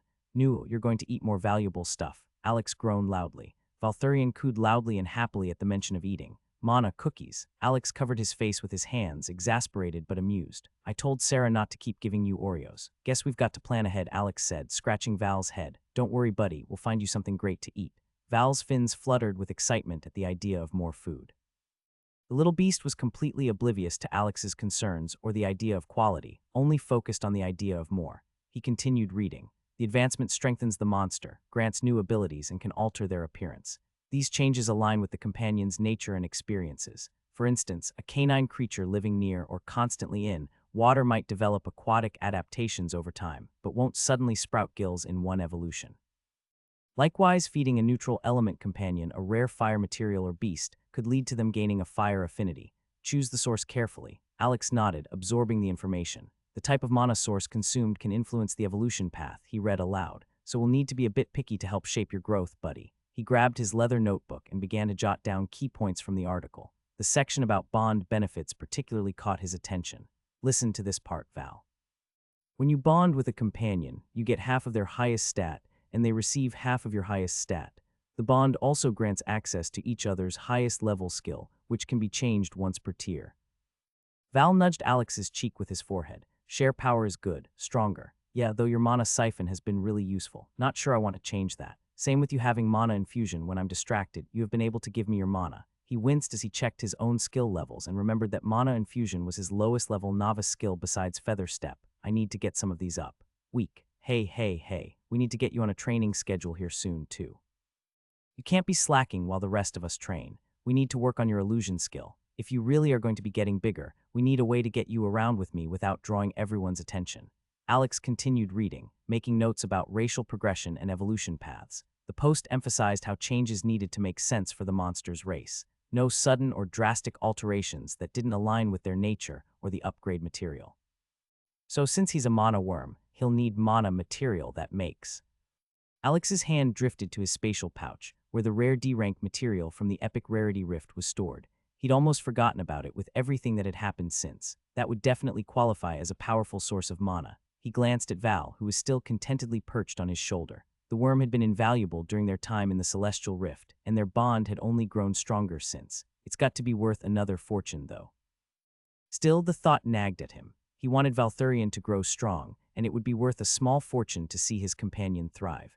Val was approaching level 30, and they needed to be prepared. Having a material like the Mana Pearl already in hand was reassuring, even if he wanted to look for alternatives first. Maybe I can browse the auction house and see what mana-infused items are available.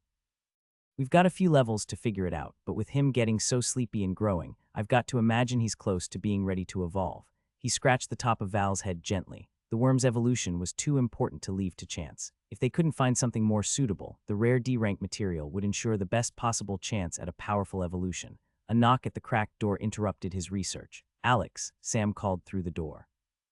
"Gabby wanted me to remind you lunch is ready in 10 minutes. Let's see what else we can find about worms. I remember it being some kind of snake or baby dragon from other fantasy stuff, but maybe there's some more accurate information since the rifts have appeared."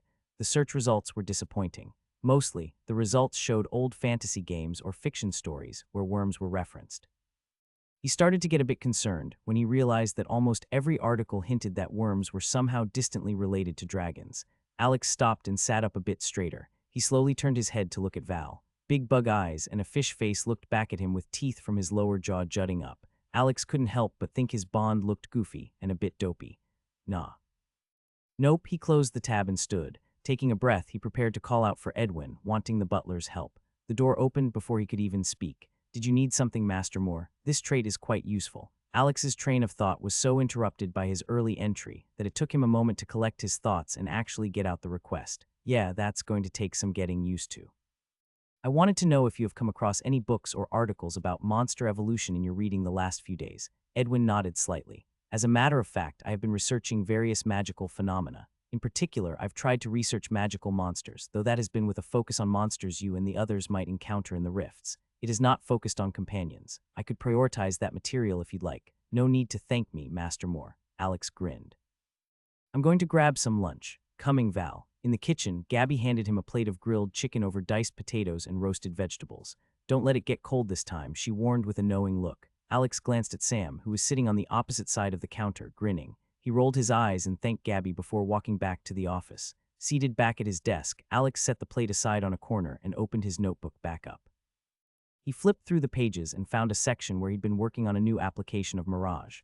Lunch can wait a few minutes. He stood and walked to the center of the office and focused on his core. Alex drew on the mana and activated his Mirage skill through the system. The skill shattered almost instantly as he let his focus shift to an idea that popped into his head. "Hey, Edwin." He stuck his head into the hallway. "Can you bring me a mirror? Just from one of the rooms is fine." A few minutes later, Edwin was helping him prop a tall mirror against one of the bookshelves so that it faced toward the room. He thanked Edwin and returned to the center of the room.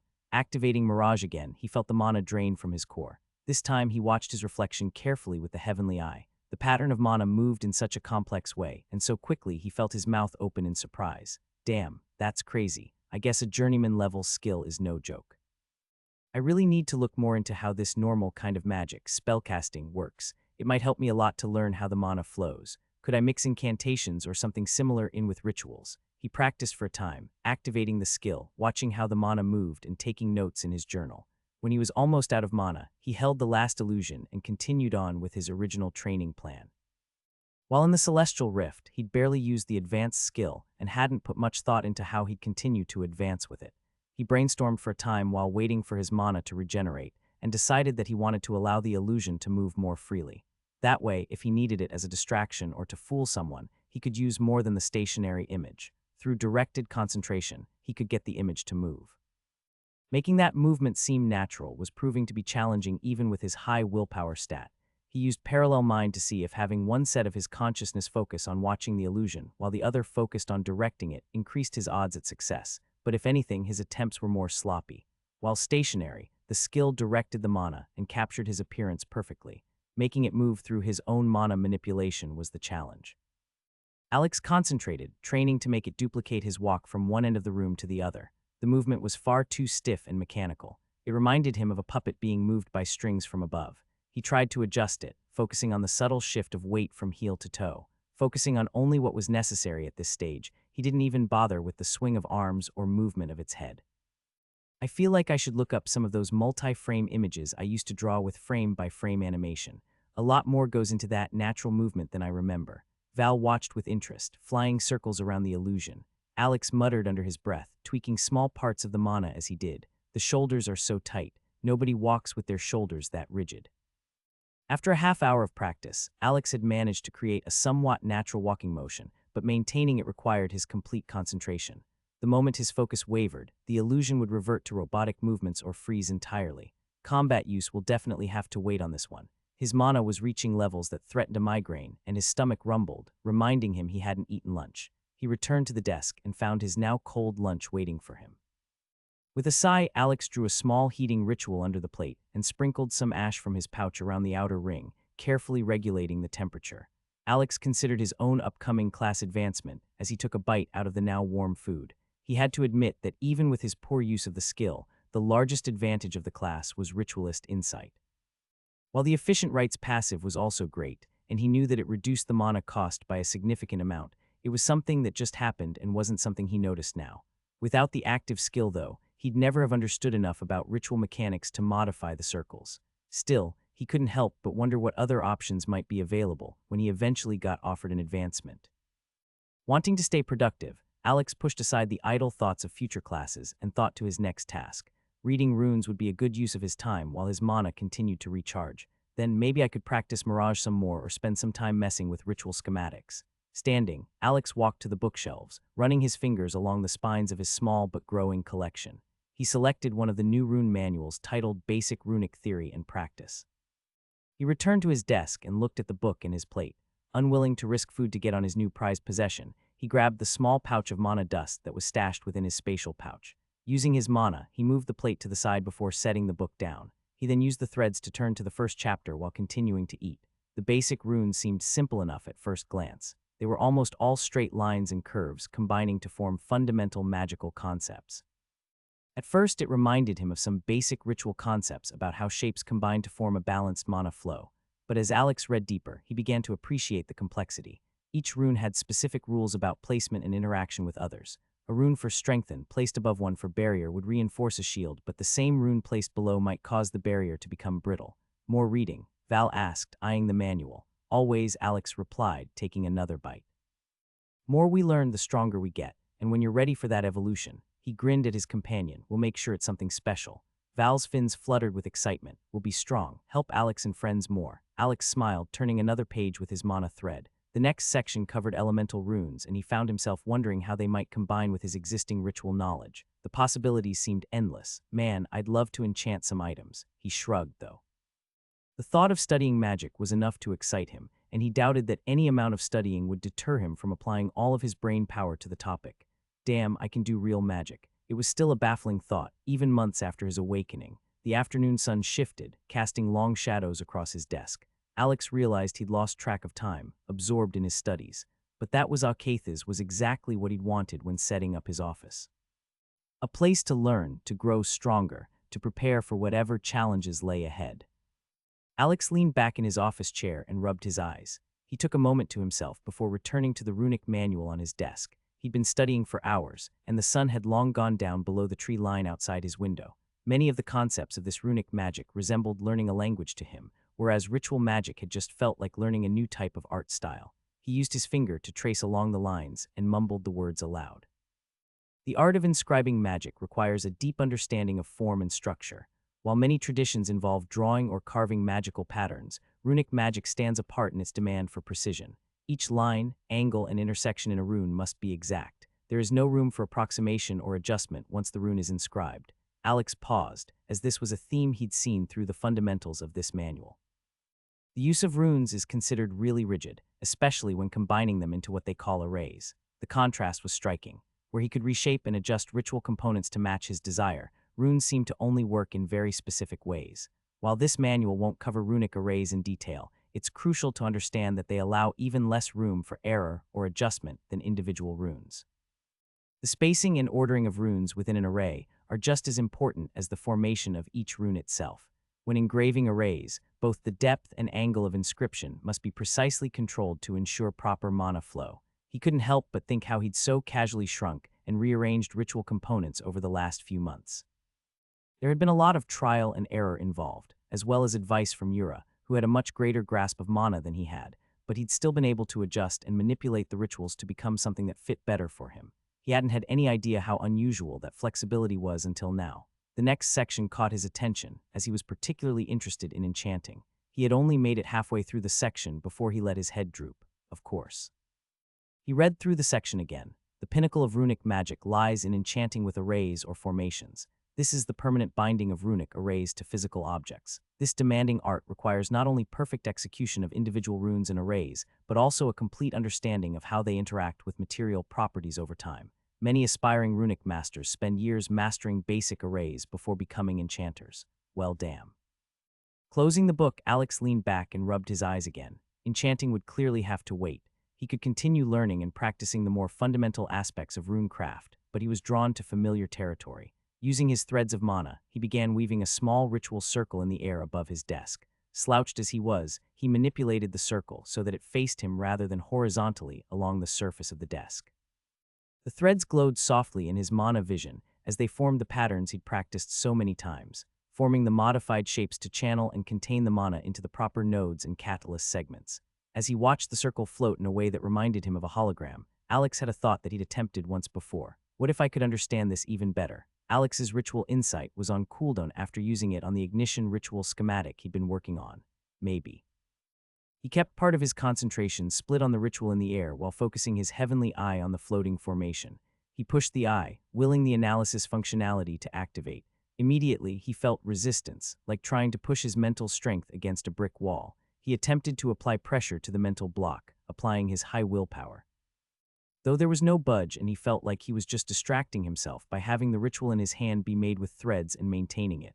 This isn't working, Alex said.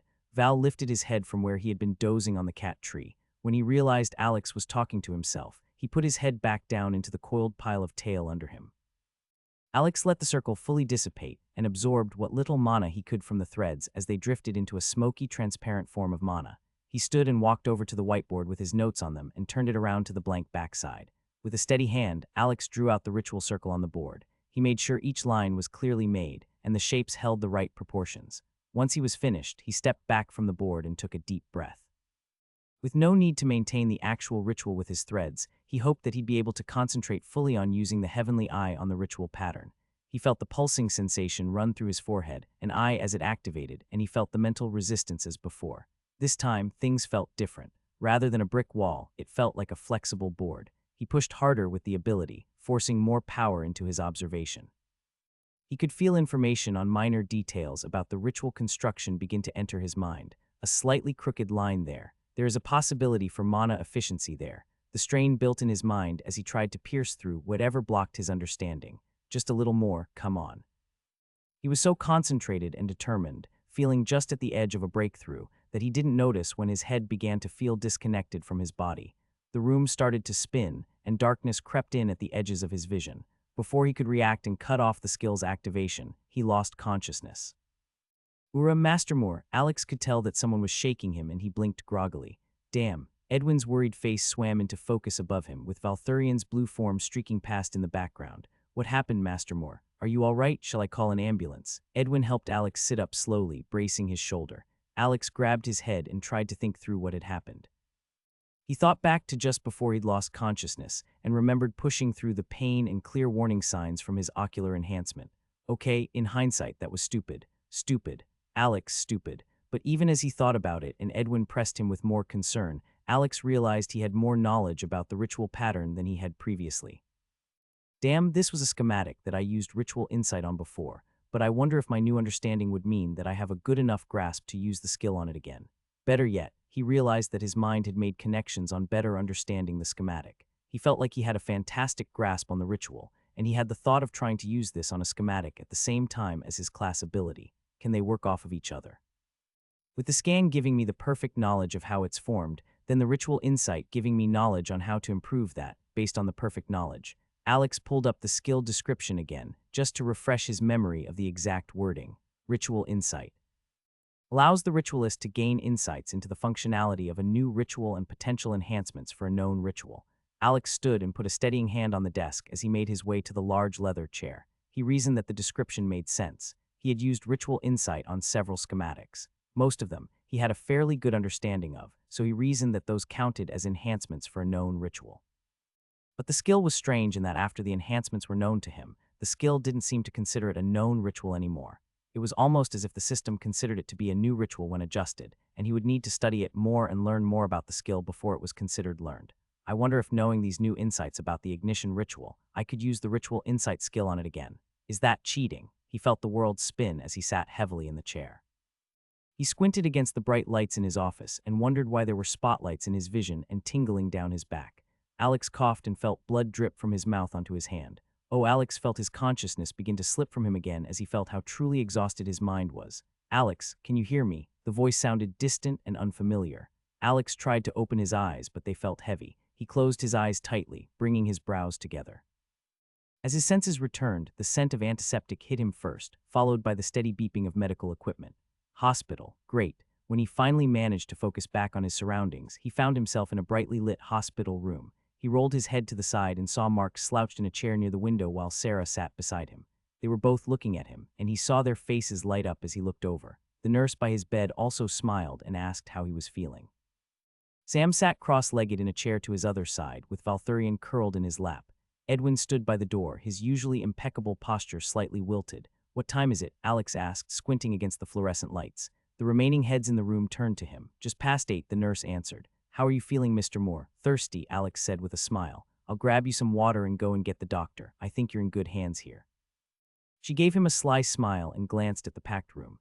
I tried healing you at the house, Sam added quietly, but Edwin insisted. He trailed off, absently stroking Val's scales. Edwin said you passed out at your desk, Sarah said, and there was a brief pause during which no one spoke. I meant no offense, Samuel. I know that you can heal, but all of this is very new to me. It seems wrong to see blood and someone unconscious and not take them to the hospital. Though Edwin gave Sam an apologetic look, his tone made it clear that he'd likely do the same thing again. Well, he made the right call, bringing you here, Sarah said, clearly miffed, after you had already passed out on the floor the first time. What the hell were you doing, dude? Alex winced and looked back at the ceiling. I just tried to use my eye on a ritual schematic. I had to push myself to do it, but it worked. I gained some great information on the details of the ritual, but I can't believe it affected me this much. There was almost no negative feedback at all, not like mana fatigue. The doctors couldn't even figure out what was wrong. They seemed to be used to that, though. The nurse mentioned that awakened have come in since the new year with different symptoms or injuries that they struggle to treat.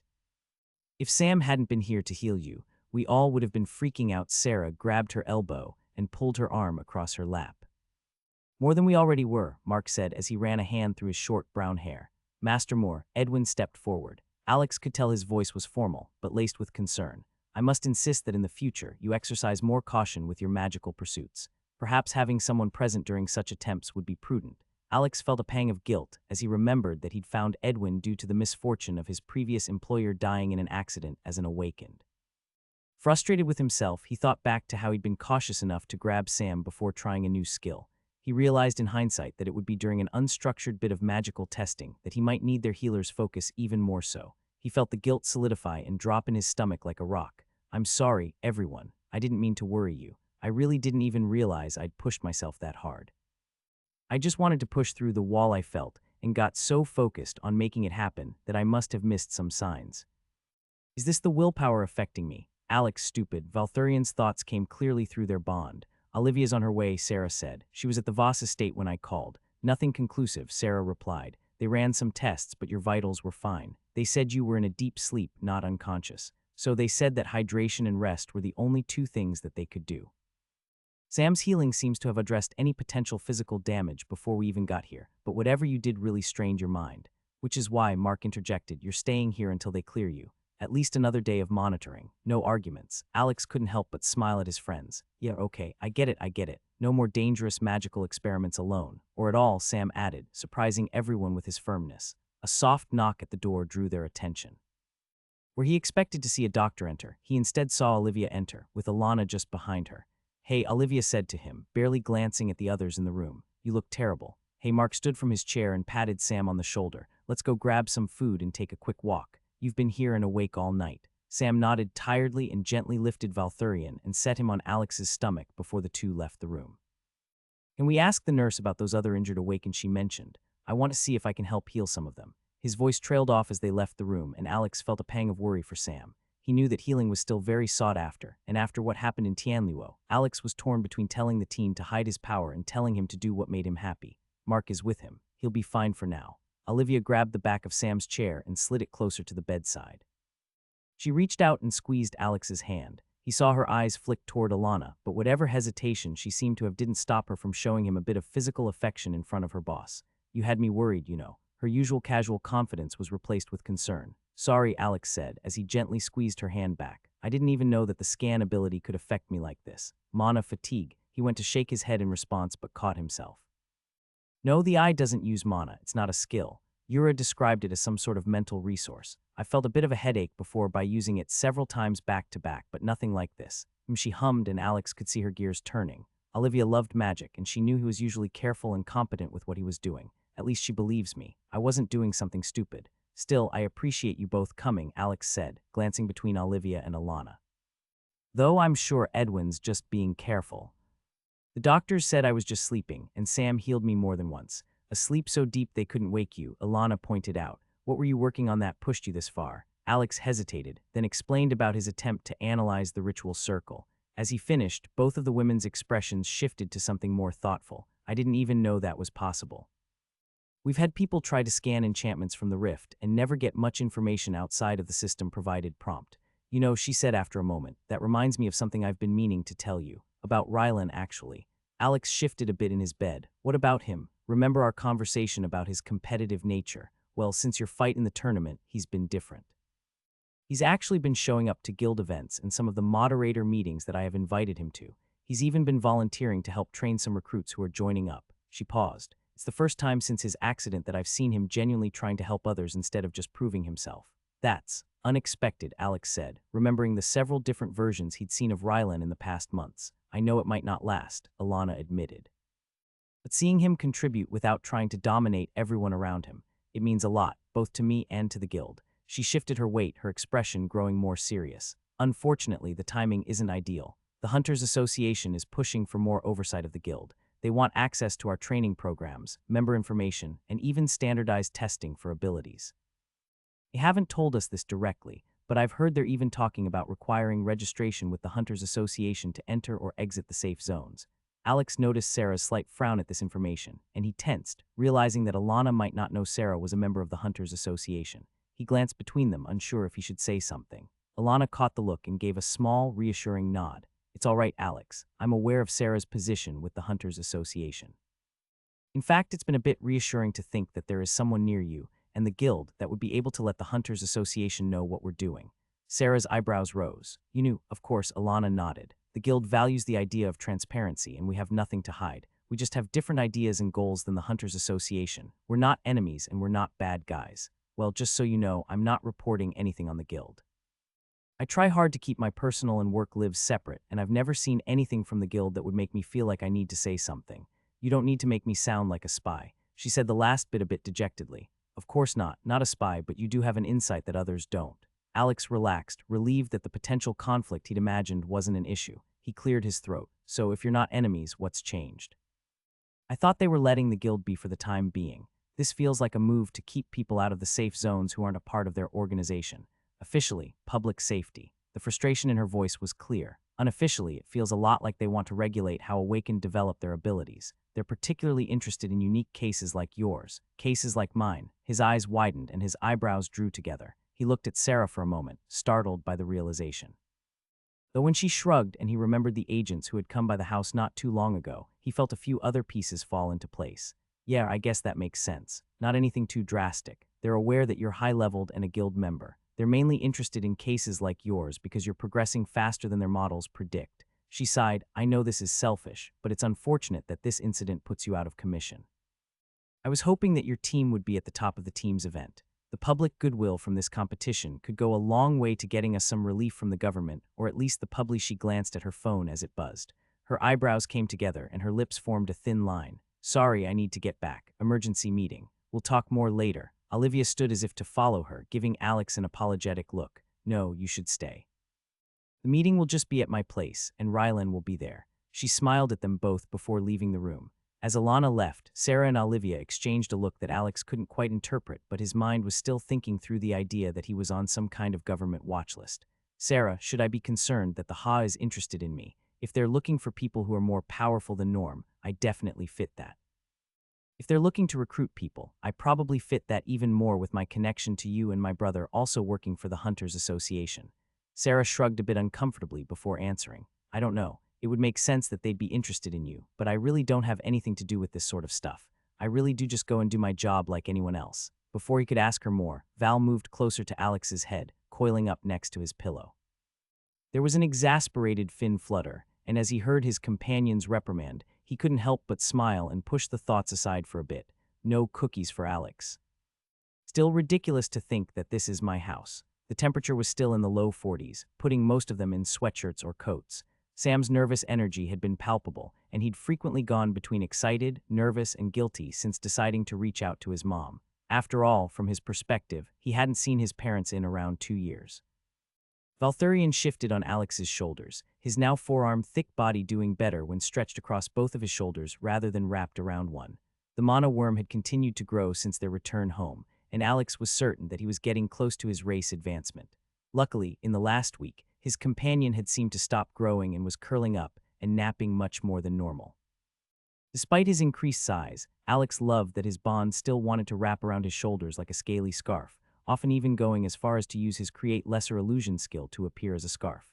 His head rested near Alex's chin, watching Sam with apparent concern. A sharp flick to his ear broke Alex's train of thought. He abruptly ended his parallel mind skill and stopped his mana shaping practice. Your aura's leaking again, Sarah said. It's still getting messy when you split your focus like that.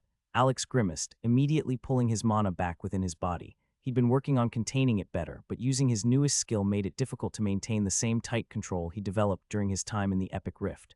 How bad was it this time? Sarah smiled. Not as bad as yesterday. You're getting better at pulling it back in quickly. Hey, getting better, though. Mark chuckled from his spot a few steps higher than where Alex sat. Yeah, we've all shown some progress. Don't forget how you were getting tired just from a few laps around the backyard. Hey, cardio isn't for me. I'm happy to lift weights and tank the hits. I still don't get why you're making me run. Oh, you don't even know the half of what the Celestial sect would have put you through. Sarah snickered in response to their banter. Alex wanted to check the time on his phone, only to realize that he'd left it inside. Before he could move, Edwin appeared at his side, phone in hand. Intuitive understanding. When performing actions in service of your house, you gain an intuitive understanding that will aid you in completing the task or aiding the head of the house in their needs. Choose a house. This may only be changed once. He unlocked his phone and checked the date. It was Thursday, January 16th, which only gave them a handful of days before the team's event started. He opened the AG app and pushed down his frustration that they'd wasted 3 days of preparation with him going to the hospital. Some of the sting was lessened as he saw that they'd not been granted access to any rifts in that time. Still no response to my request for access to any of the rifts we applied to. He swapped the app on his phone to check the AG app, but got distracted by a news ribbon notification. There was an article to read and a video linked to it. Alex skimmed the article and decided to turn the video on while waiting. A speech was given on the government finally appointing someone to the head of foreign relations for the Hunters Association. Oh, I like her, Sarah said, leaning over to watch. She seems competent and wants to make a big push to work with the UN and other nations. Have you got to meet her yet? Mark asked. Sarah shook her head, causing her now short blonde hair to sway. No, she will most likely be stationed at the Washington, D.C. branch. Alex shrugged, closing the video. He refocused on what he'd wanted to do in the first place and opened the AG app. He was frustrated that there was still no response to his request for access to any of the rifts that he'd applied to. It might be a bit more understandable if it were just the higher rarity rifts, but not even getting accepted into the many common rarity rifts that he applied to was starting to feel deliberate. He was glad that he hadn't waited to awaken Edwin and Gabby. Alex wondered if it was time to reach out to Alana directly. They're here, Sam said suddenly. His voice came out loud enough for them to hear but cracked toward the end. Nervousness or puberty. A silver SUV turned into the long driveway, and Alex felt his own tension rise in sympathy for his young friend. The past few days had been a roller coaster for him, but Alex knew the reunion needed to happen. During Alex's days in the hospital, they'd finally made a plan about Sam's parents. At first, Sam had been reluctant, worried his parents would try to take him away from the group.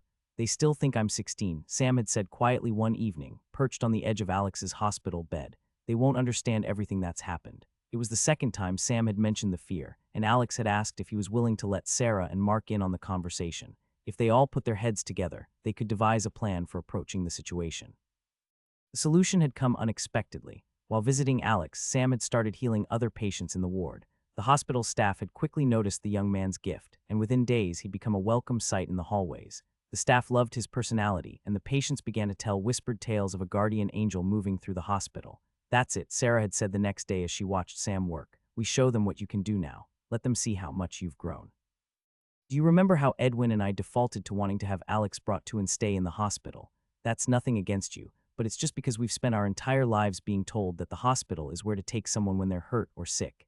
Even if they're injured, if you can get them to a hospital, they can get better. Show them your powers and how even these doctors and nurses see how valuable your skills are and the good you can do. They decided Alex should make the first call. Sam's voice might shock his parents too much, and Alex could explain things calmly. After getting released from the hospital after another full day of monitoring, and after everyone was back at the mansion, they made the call together. The conversation had been tense at first. The Grants were understandably skeptical of a stranger claiming to know their missing son. They had almost hung up when Alex explained their plan to meet at the house first, then visit the hospital together the next day to see Sam's healing work. Alex emphasized that by discussing the plans up front, they could focus on reuniting with their son, rather than talking about logistics. The Grants agreed. Only then had Sam taken the phone, his hands shaking as he spoke to his parents for the first time in several months, but to him felt like almost 2 years. Even from the couch next to Sam, Alex could hear the relief in his mother's voice, bringing tears to Sam's eyes. Now, watching the silver SUV approach, Alex remembered their agreement. Today was for the family reunion. Sam would return with his parents for the evening, and they'd all meet at the hospital the next morning. Then, Sam's parents could see firsthand how much their son had grown and what he could do. After the phone call ended, Sam had told the group again about how he'd ended up in the rift in the first place, and Sarah had made a good point that Alex couldn't shake. He couldn't help but wonder how the rift wasn't found. If Sam's parents had reported a missing child, there should have been an entire rescue squad out in the woods combing every mile of the large property until they found some more signs of the 16-year-old. It seemed odd, but Alex knew there must be a reasonable explanation.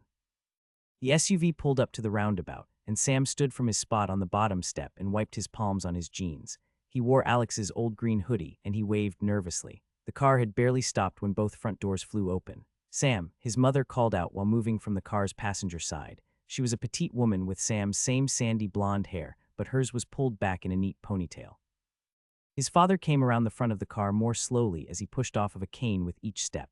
His face showed the same desperate relief as his wife's. Sam took 3 steps forward before his mother reached him, wrapping him in a fierce hug. His father joined them a moment later, one arm around his wife and the other around Sam. They just held each other for a long moment, and Alex could see Sam's shoulders shaking.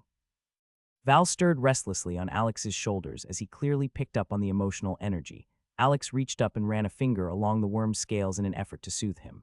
Since their time together in the rift, Valthurian had been building a fondness for the teen. "My baby," Sam's mother said, her hands trembling as she cupped his face. "We looked everywhere for you. The police, the Hunters Association." Her voice cracked. "They kept telling us they were too short-staffed, that there were too many people going missing and the rift breaks." Her sentences were broken, and tears began to stream down her face. Every week, it was the same thing, another agent saying they couldn't spare the people for a proper search. "I'm sorry," Sam whispered, and the guilt could be heard in his words. "I'm so sorry I ran away." His father squeezed Sam's shoulder as tears came to his own eyes. "We're just glad you're safe." "We never stopped looking." He swallowed hard, even when they told us to prepare for the worst.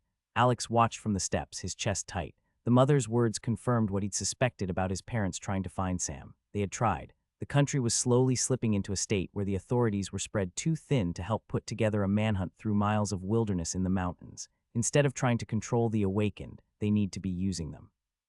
He considered general combat and healing applications, and knew that an awakened tracker must be able to do what several teams could before the integration. Between skills and increased stats, someone like that could relieve an enormous amount of stress from people who were desperately searching, like the Grants. His jaw clenched as he thought about the helplessness that they must have felt to receive that answer to their call for help over and over. He watched the reunion with a mix of relief and satisfaction. Sam had come so far from the terrified boy that he'd found in the rift, and seeing him face his fear and reconnect with his family felt like a victory for them all. Alex shook his head as he tried to compare this reunion to the one he'd received from his family. That wasn't fair to his own family. His parents cared. He just found the way they showed it to be suffocating. That was as much his fault as theirs. He pushed the thoughts away, focusing on Sam's mother as she broke away and walked toward the stairs. Sarah nudged Alex's arm and he stood to greet her. Her eyes widened slightly as she took in his appearance. The scar across his nose stood out despite his skin being pale from winter. His mismatched eyes and trim, athletic build also drew the attention of others who had not seen many with an awakened physique. He knew how different he looked now, much more imposing than the slightly chubby office worker he'd been just months before. Mrs. Grant, he said, extending his hand. I'm Alex Moore. It's good to finally meet you. Alex caught Sam's eye over his mother's head. He was still wrapped in his father's one-armed embrace but watching the interaction. Sam's part of our family now too. We couldn't let anything happen to him. Alex said as Sam's mother stepped back. I know Sam already told you this over the phone, but you two are welcome here anytime. Mrs. Grant stiffened at the words. No, we just got Sammy back, I don't think. Sam cleared his throat. Mom, Dad, we've all got a plan for the next day or two. Let's just see how that goes. He hurried on before they could respond, hoping to head off any protest. I want to come home and tell you about everything that happened. Is that all right? Alex smiled, feeling pride and relief at Sam's use of his own voice. It made him want to jump up and down and hug the boy who was expressing what he wanted rather than just accepting whatever was happening around him. Mr. Grant looked up at the mansion, then at Alex. You live here? I do. Sam has his own room and we have plenty of space. He's been training and helping our chef Gabby with her cooking in his own garden. His own garden, his father asked, looking down at Sam with a smile. What about his studies? Mrs. Grant asked at the same time. Studies? Shit, I didn't even think about that. She could see his hesitation. Sorry, this is a conversation for another time. She turned and walked to Sam, grabbing his hands as she said, We're just happy to have him back safe and sound. Val chose that moment to lift his head, which caused the weak illusion to break and for his sharp teeth and round eyes to appear. The movement drew a startled gasp from Mr. Grant, who was still looking toward the group. Alex smiled reassuringly. This is Valthurian. He's completely harmless, especially to Sam. Actually, Alex winked at Sam, who grinned in return. Sam moved out from under his dad's arm and reached into the spatial pouch he had under his coat. It likely looked like he was just reaching into an inside pocket to his parents. He pulled his hand out and threw a small blue mana stone across the front yard. Valthurian let out a happy chirp that could be heard by all and let his illusion skill fully break. He unwound from Alex's shoulders and flew across the open space to chase after the mana stone. Mr. Grant watched on open-mouthed as the companion took off faster than a modern drone. Sam walked to Alex and extended a closed fist, mimicking the greeting and farewell that he'd seen Mark and Alex share many times. Alex bumped his fist and resisted the urge to ruffle his hair. See you tomorrow at the hospital, he said. See you tomorrow, Sam said, his voice steadier now. His parents nodded to the group, though Alex could still see the overwhelmed look in their eyes. From the back seat of the SUV, Sam turned to wave one final time, a genuine smile on his face. Val finished with his mana stone, curled back around Alex's shoulders and hummed contentedly. The car disappeared down the long driveway. Well, that went better than expected, Sarah said, standing up from the steps. The mid-January air was getting colder as evening approached. Should we head inside? The group made their way into the mansion's warm living room. While Mark and Sarah settled onto the couch, Alex pulled out his phone to text Olivia about how things had gone. Texting your girlfriend.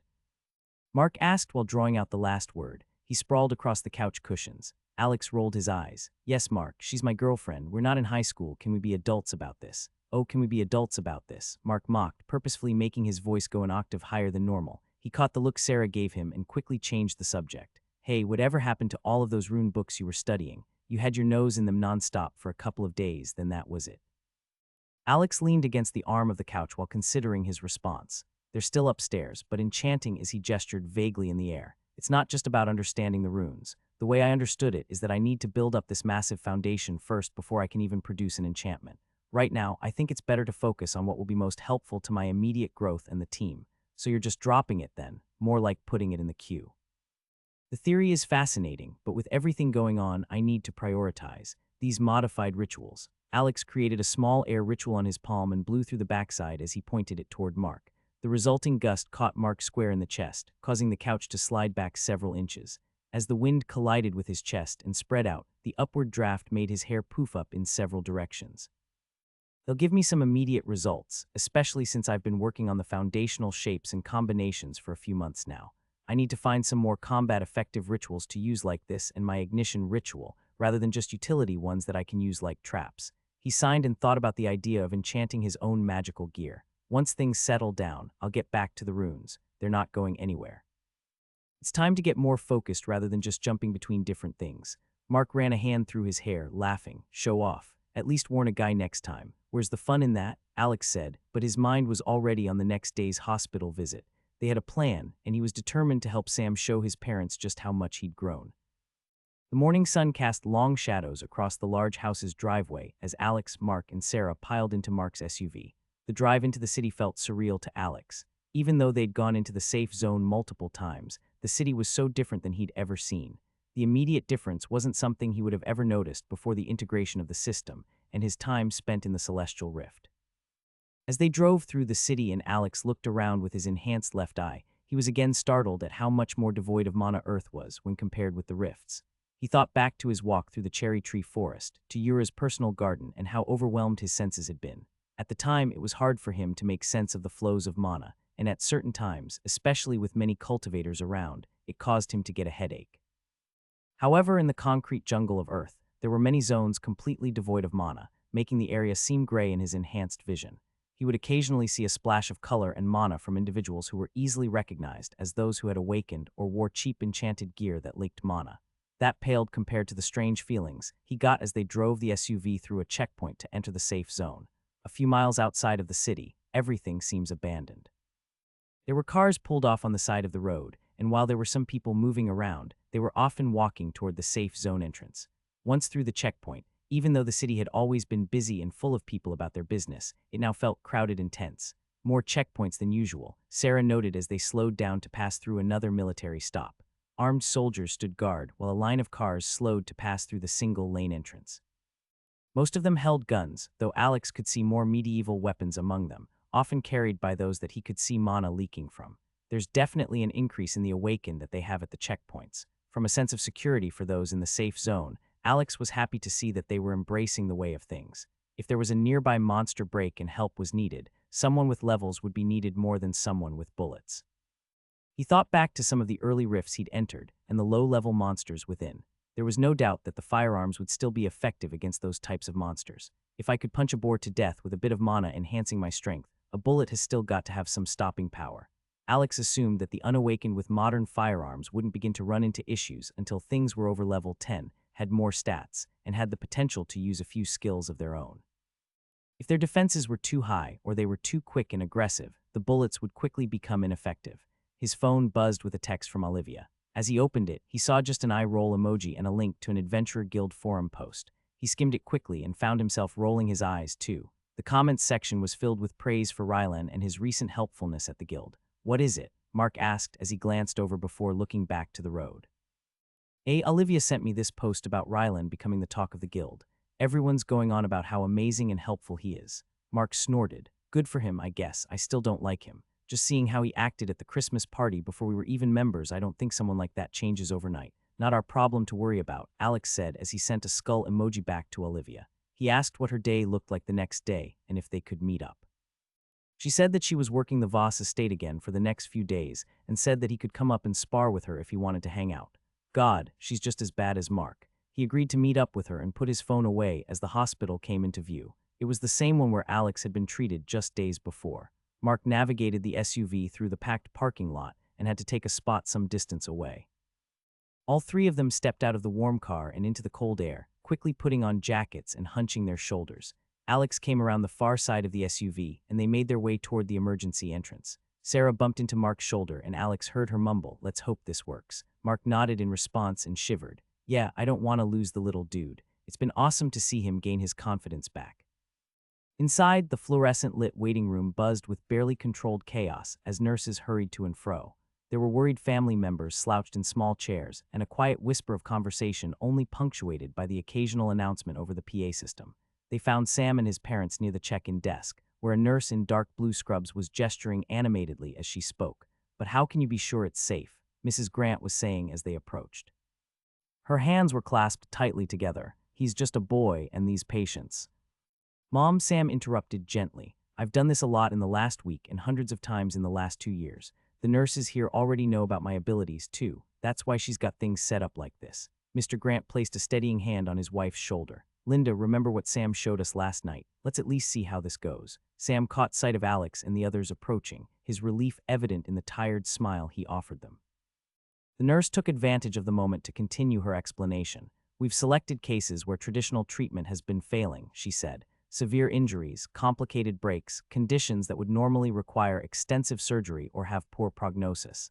Dr. Singh reviewed each case personally. I have his notes here and will be going through each one with you as you work. If you're not able to help, that's okay. We have more that we can do for these people, but it could be more expensive or extensive than this." "Is this really okay?" Mr. Grant asked, looking skeptically between his son and the nurse. I assure you, sir, each of the participants has signed a waiver and agreement to be healed by Mr. Grant. Many of them are desperate for his aid, especially after word has begun to spread around the hospital of what he can do. Sam's cheeks were flooded with some color, and he ducked his head in response.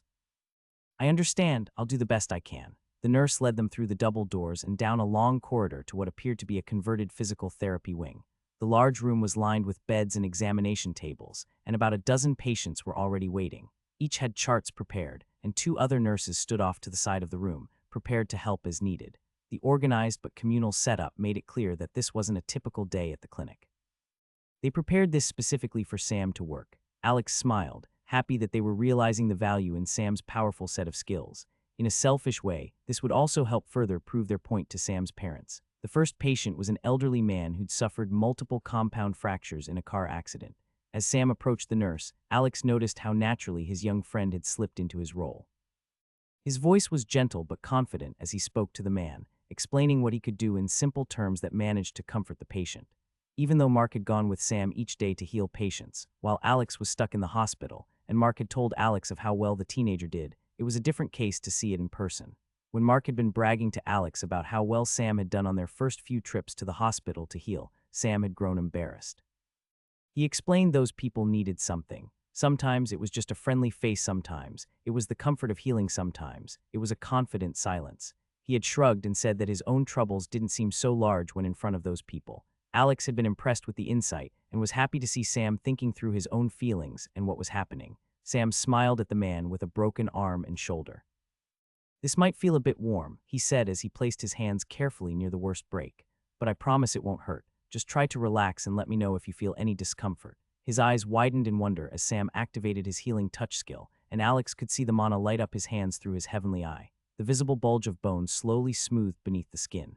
Angela made rapid notes on her tablet, while Mrs. Grant watched with a mix of anxiety and amazement.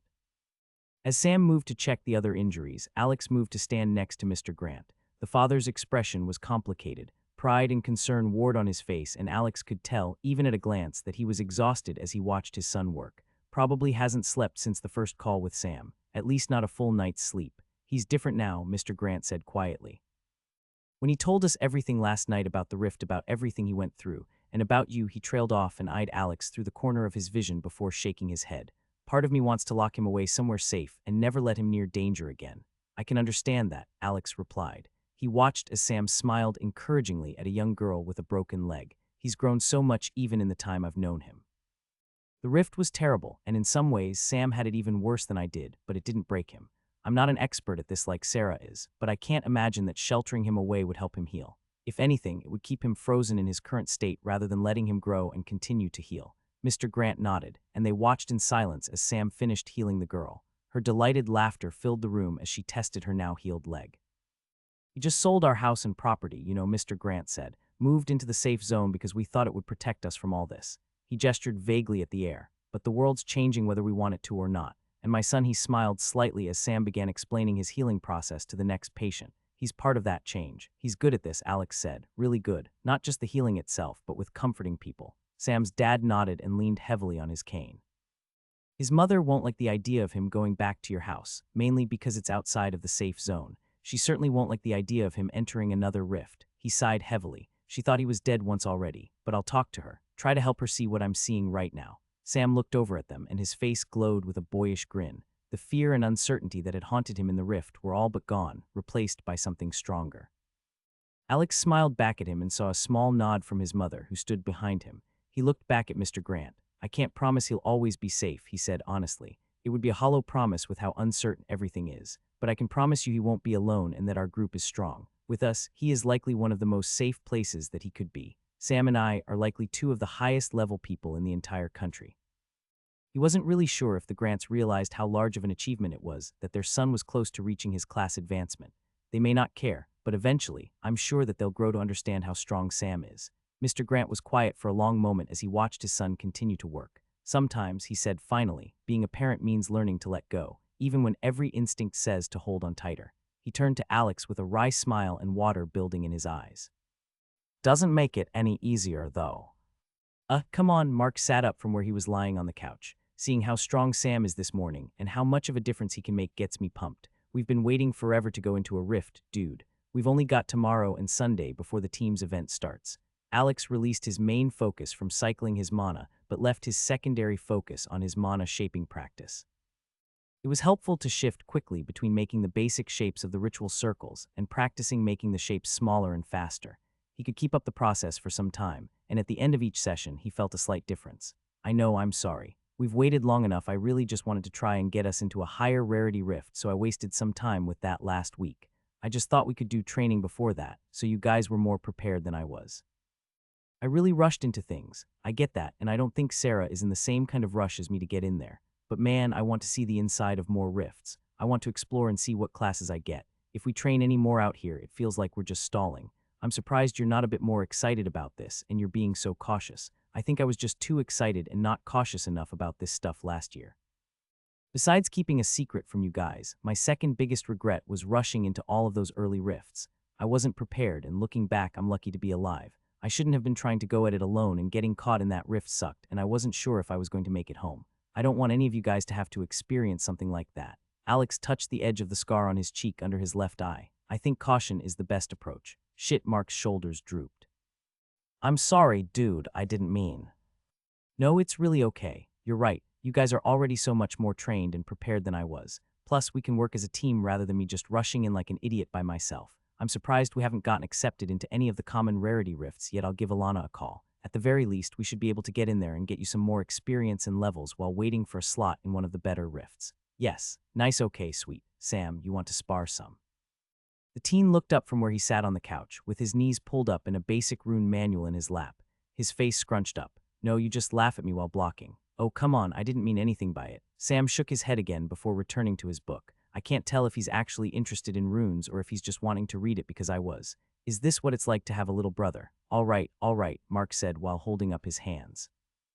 I'm going to work on gaining my new skill. Alex and Sam groaned loudly at the same time. It's not going to work. Mark waved over his shoulder as he walked from the living room toward the indoor gym. Yes, it will. If Gabby can gain a skill for chopping food by just focusing on her intent to gain a skill, then I can gain one like this too. Alex deadpanned and looked at Sam before rolling his eyes. I think I just need to let him loose in a rift.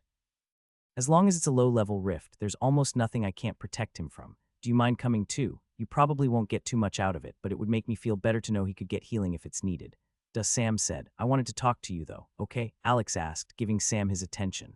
Well, I have really liked helping at the hospital. I know I was sort of just doing it while you were there, and then we went back so my parents could see what I was capable of. All right, what did you have in mind? You can do whatever you want with your skills, Sam. We just need to make sure that you stay safe. Sam shrugged and began speaking in a rush, looking suddenly awkward. I don't know. Well, I heard on the news that a lot of people have been moving into the safe zones. Some of them come in hurt or sick. I thought maybe I could keep trying to help. It sounds like they could really use it. Alex smiled. That sounds like a great idea. Why do you seem embarrassed by that, dude? I don't know, I just want to help some if I can. Okay, Alex laughed. Well, this seems like a great idea again. My only real concern is keeping you safe. While healing isn't unheard of, it does seem to be really rare, and there are lots of people who want or need healing. Let's just spend a bit of time thinking about how to make sure you're not running into any problems. But what else do you need from me? Do you want to borrow my car or see if Edwin will drive you into the safe zone a few times a week? Several other thoughts popped into Alex's head. Wait, do you have a driver's license? I do. I got it a few weeks before everything happened with the rift, but I don't have a car. Alex gave a short laugh. We should talk with your parents, but you can buy yourself a car, Sam. You have a lot of money to your name now. I do. Alex raised an eyebrow. Well, yeah. After the rift sale, you have a lot of money in your name. Edwin's been managing both of our accounts. Really? That was your money, though. I really don't have anything that I need, and I wouldn't have gotten out of the rift without you. Sam nodded and seemed to chew on the idea for a minute. Look, there's something else I want to talk to you about while we're on this topic. In my mind, you're still a teenager, but definitely an adult. You've lived through 18 years of life, which should make you legally an adult, and you're a whole lot more mature than some other 18-year-olds I've met. I'm going to just keep operating and trying to make decisions for you to help you, but I don't want you to feel like I'm controlling you. All right, all you need to do is speak up if you don't like the way I'm doing something, or if you feel like you're not getting to do what you want. What do you mean? Well, for example, I want to pretty much have someone with you at all times in the safe zone. Even if you do get your own car, it would make me feel a lot better if we got someone to drive with you or hang out with you while you work at the hospital. It would be even better if they're awakened and have some ability to protect you. Alex hesitated for a moment before saying the obvious fact. The thing is, I think you and I both want to avoid anything remotely similar to Tianluo happening again. Healers are valuable, and I can see many people making offers to you in the future for your services. It's not likely that you'll be willing or able to help them all. That's going to likely upset some people, and with people getting powers, I have a feeling it's not going to be a simple situation. Sam nodded, understanding the gravity of what he was saying. I get that. I will do anything to avoid that happening again. It feels like a waste to not help where I can. I can do so much for people, and I've always wanted to be able to help others. I trust you, and I think it would make me feel better to have someone else there with me. All right, well, good. Just keep up that communication and let me know if I'm acting overprotective. For now, though, let's talk to your parents about getting you a car, and I'll see if I can't get Edwin to begin looking for someone to drive you. Yeah, that would be great. Well, that's easy. See, no sweat. It could even be a good time for you to meet up with your parents while you're in the safe zone. I'm sure they'd love the attention. I still think your mom is taking this whole thing pretty hard. Sam nodded slowly and chewed on the inside of his lip as he thought about it. Yeah, I think that's best. I do miss them. He let out some air. Yeah, don't worry about it. She's just happy to have you back. I'm sure that as time passes, she will loosen her grip and let you have more space to breathe. There was something else. I have been level 29 for some time now. I think that if I go and spend a few days healing, I think I'll get my class advancement. Alex's face formed into a big, "Oh, and you're worried you don't know what to pick." Sam nodded in response, and Alex thought about it for a few minutes. Well, if you want to share your options with me when they come up, I can give you my thoughts, but the decision should be yours. Sam nodded again, and Alex called out for Edwin. Yes, Master Moore. Edwin, would you and Sam look more into how class advancement works? He and I both know a bit, but I saw that was one category you looked into extensively. I can link up with you both tomorrow morning, and we can go over how everything works so Sam is ready, and I'll need information in a few levels as well. Of course, sir. I'd be happy to assist Mr. Grant. Would you like me to call Ms. Voss first? Sam closed the book and smiled at the butler, who led him up to Alex's office. Alone in the living room, Alex looked around and let out a contented sigh. He pulled out his phone and checked the Adventurers Guild app to see if there were any movements on the rifts he'd put their names in for. He let out a sigh and shook his head. What the hell? We can't even get into the uncommon boar rift that I was in before. Scrolling through his contacts, he pulled up Alana's number and hit call. Hey, Alex, how are you? Alana groaned on the other line. Yeah, stuff has been pretty quiet the last month, but we've lost access to several of our better rifts. It just means there is more competition for the ones we have. Lost access. Yeah, with the Hunters Association announcing these safe zones, they've backed off of their pressure from us a bit, at least openly. They've been moving their community protection assets into positions that are conveniently close to valuable rifts. Which ones did you put in for? Hold on, I can check the app, Alex said. Actually, she said before he could pull the phone away from his face, I've got one of our peacekeepers calling me on the other line. I've got to take this. Do you have Derek's number? Derek from our meeting? I don't think so. All right, I'll send it over to you, but I wouldn't hold your breath if I were you. There are a lot of people interested in those slots, and it may just not be something he can make work. There was a brief pause. No, that's strange. There are plenty of common rifts within driving distance that you should have no problem getting in. Let me just send this over. Derek can check for you. I'll talk to you, La. Oh, wait, before you go. Sam has been healing some people in the safe zone and wants to start making it a regular thing. Is that all right? It's not going to cause issues for you, is it? I can't imagine that it would. If anything, it'll just look great for us. I've got to go. If you need me, send me a text, and I'll call when I can. Alex stared at his phone for a moment before pulling up the new contact that Alana had sent him. He wasn't thrilled about having to pester people about answers, but Mark was right, they'd waited long enough.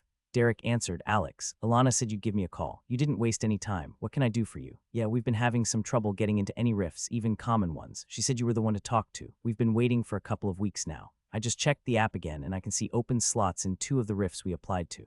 Ah, Derek's voice took an apologetic tone. The situation's a bit complicated. The Hunters Association has been, let's say, assertive about their presence near valuable rifts. They're not officially blocking access, but they're making it difficult, Alex finished. Exactly. And well, actually, I'm looking now, and Derek hesitated. There's a note in the guild system that says your group wouldn't mind waiting to get into rifts, given your already elevated power levels. What? Alex's face scrunched up in incredulity. That makes no sense. We need the experience just as much as anyone else. Especially my friends who are just starting out. I can understand your frustration. I would have assumed you asked someone to put this note in here. I'm looking at the logs now. It seems that the note was put in about a week ago. I apologize. We should have reached out to you, but you're something of a VIP around here now. I didn't think you'd want to be bothered. Alex paced across the elevated portion of the living room behind the couch. Was it Rylan? He'd wasted time being patient and playing by the rules. At the same time, it seemed like someone was trying to prevent them from getting into the good rifts, and I just let it happen by trying not to make waves or inconvenience anyone. Damn, does it say who put the note in the system? No, it just says that it was put in by a peacekeeper. So not Rylan, Olivia. Why would she do something like that without telling me first? That makes no sense. Right, Alex said. Well, can you put us down for some immediate common rarity rifts in driving distance? I don't care if they're low level. We just need to get into one or two before Monday. Of course, I'll make sure your names get applied. You should see entry access come through this evening or tomorrow morning. So sorry, Mr. Moore. After the call ended, Alex put his forearm against the glass at head height and leaned his head against it, looking through the double doors and out past the courtyard. He watched Mark in the training area while he thought through his next steps. He tried to be careful, to be strategic, and not step on any toes. He wanted the group to be safe, sure, but other than Olivia and Sarah through their work, none of them had made progress but in a few skill levels. He had made big promises about them being a team and growing together, but that was almost a month ago, and there was basically nothing to show for it. Sam was close to advancing, which would potentially be a big power increase for the group. Alex had felt his own frustration growing at his lack of personal progress, but had pushed it off as a selfless gesture to help his friends get stronger. Yet here Mark was, still level 4 and Sarah only a level higher from her non-combat experience gained at work. Unless they found a high-level E-rank rift, Alex thought he would be hard-pressed to gain enough experience quickly to advance. But Sam was on the cusp, which could be a game-changer and the only consolation prize in the current situation. He'd also been waiting on Valthurian's evolution, hoping to find a better material than his mana pearl. In the new light of this situation, that also seemed foolhardy. The article said that Val needed to consume a high-quality material to push his race to advance and would enter hibernation for a period. There wasn't any reason to wait, and the idea of looking for something more valuable than a rare D-rank material seemed asinine. Time to stop being so damn passive. Alex and Mark stood at the back of his SUV with the door lifted, looking at Sam, who sat with his legs hanging off of the back. All right, you both have everything on the lists in your bags, right? Mark and Sam nodded in response and Mark tapped his hip. Yep, ready to go. The large Polish man practically bounced from one foot to the other. Good, let's head down the trail. Why didn't Olivia come? Sam asked as he hopped from his perch on the back of the vehicle. She and Sarah both have to work. Well, it is Friday, Mark made a sound and said, imagine having a job. When Sam snickered, Alex spoke up as he closed the back. Sam, don't listen to him. Jobs are good. I'm already on thin ice with your mom for being the one to bring you in another rift. They wore layered clothes, bracing against the January chill, and talked as they walked down the small trail leading toward the rift. Alex had opted for a dark windbreaker over top of a light-colored hoodie, while Mark wore what he claimed was his lucky leather jacket. Sam wore his green hoodie under a puffy black jacket, making him look twice his normal size. The surrounding woods showed the signs of winter with their bare branches. The sunshine was broken by the intricate pattern created by the branches overhead, and the dead leaves across the ground mixed with the fresh air created a natural smell. Recent rains left the dirt trail muddy in spots and caused their boots to leave deep impressions in softer areas.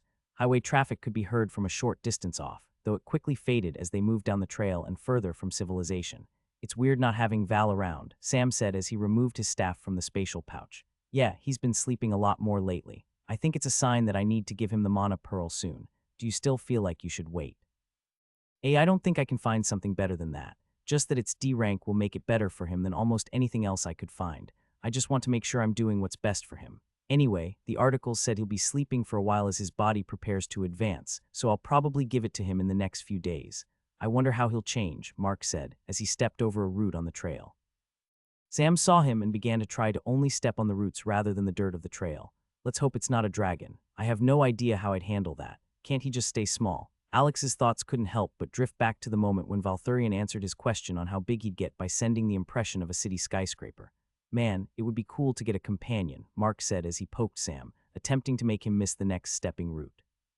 Sam hopped onto the dirt, unbothered. What if you were a companion? I always thought it would be cool to be a dog. Man, that would be a great life, Mark said. No stressors other than when you get your next meal and if you can scare away the birds outside the window. The group laughed and Alex knew that they had still another half-mile to go in their walk, but he wanted to go over the plan again. You have any more questions about the rift, me? Nah, dude, you've been over this with me like 5 times. Okay.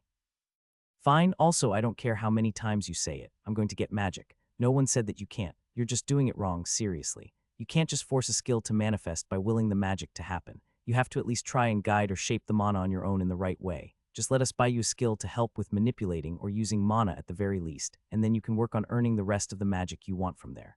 No. You both got magical skills on your own. I can too. Mark's grin was infectious, and despite his boasts, Alex knew his friend wasn't too bothered by not having magic. It wasn't how he ever played games. The trio arrived at the rift entrance after another 10 minutes of walking. There was a large tent set up, similar to one that you might see at an event fair or farmer's market. Under the tent was a small space heater and a portable generator, warming two men who sat in foldable chairs.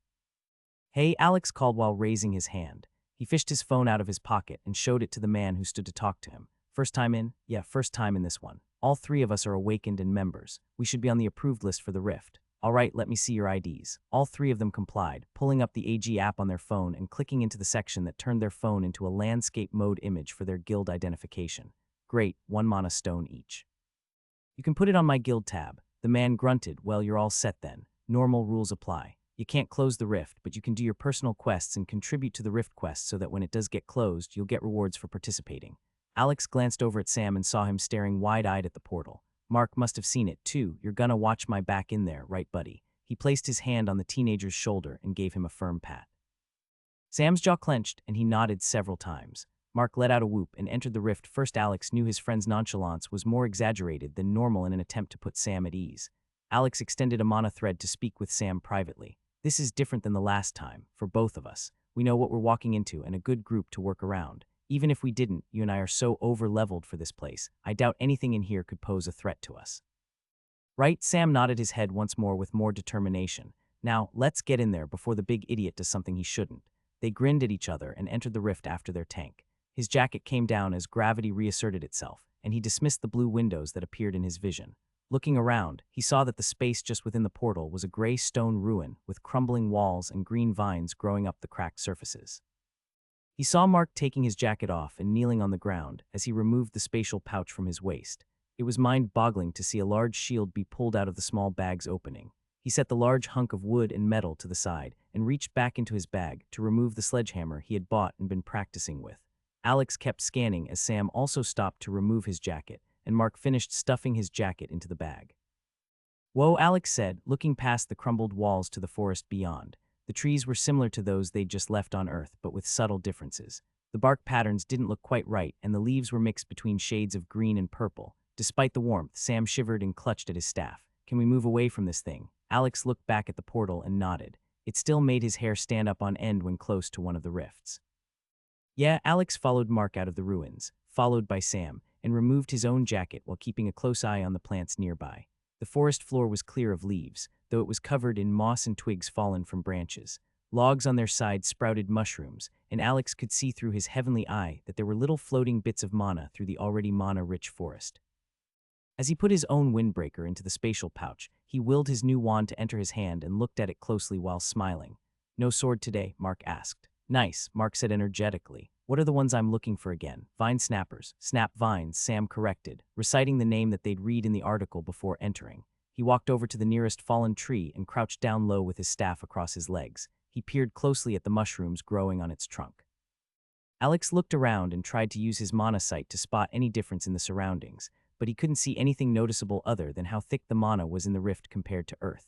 The entire forest was swimming with swirls of blue and green mana, with the occasional splash of brown or purple. "Not sure I'll be able to help much with scouting to start. At least not until I can see a bit more of what their mana looks like. You'll have to lead the way, Mark." "Nice, that's what we're here for anyway." He bent down and set the hammer to the side as he scraped away the top layer of moss. Grabbing a large handful of dirt, he threw it on the front of his shield before taking another handful and rubbing it on the surface. Mark muttered to himself, quiet enough that the other two could barely hear what he was saying. "Come on, earth and shield." When he was done, he straightened and rolled his shoulders. The 20-pound sledgehammer in his right hand swung at his side as if it weighed nothing. Alex let his focus split with parallel mind. He bent his arm at the elbow and raised his hand palm up by his side. He took a moment to orient his thoughts and only focus on the mainstream of consciousness, allowing the other to begin focusing on the gust ritual in the background. He'd used ritual insight on it recently and felt that he was close to a breakthrough in his smaller, modified version of the schematic. He was just missing a component somewhere and was determined to figure out what it was. His main attention remained on watching Mark and Sam, cautious of any plant life movement around them. "All right, so snap vines for Mark, and I'll take care of the poison spitters if we happen to see one, just so you guys aren't dealing with the poison and Sam isn't wasting mana on curing it." They moved through the forest together, and Alex knew that there were a few other groups within the rift from the AG app, but they couldn't see any signs of their passing. There's the chance that they've been in the rift for a while, killing the monsters or harvesting materials. He'd been surprised to note the request that came through from the guild after they'd been accepted into this rift. They were interested in offering additional rewards for poison sacs from the poison spitter creatures and small creatures that could be found in some trees called sap slugs. Alex had accepted, though it wasn't the group's focus to come to the rift. Realizing that he hadn't looked since dismissing them, he checked the personal and rift quests. Personal quest, culling the forest. Cull a total of 15 forest creatures. Rift quest, cleansing the forest. Slay a total of 1,000 of any forest creature. Oh, look, is that one of them? Mark asked, pointing. Alex looked over and could see the brown bulb sticking out of the ground with slightly darker green leaves sprouting around it. He focused his heavenly eye and felt a pulse from behind his eyes as he scanned the plant. Snap vine level 5. Class none. Primary stat, agility. Secondary stat, vitality. Most used ability, lash. Hostile flora creature.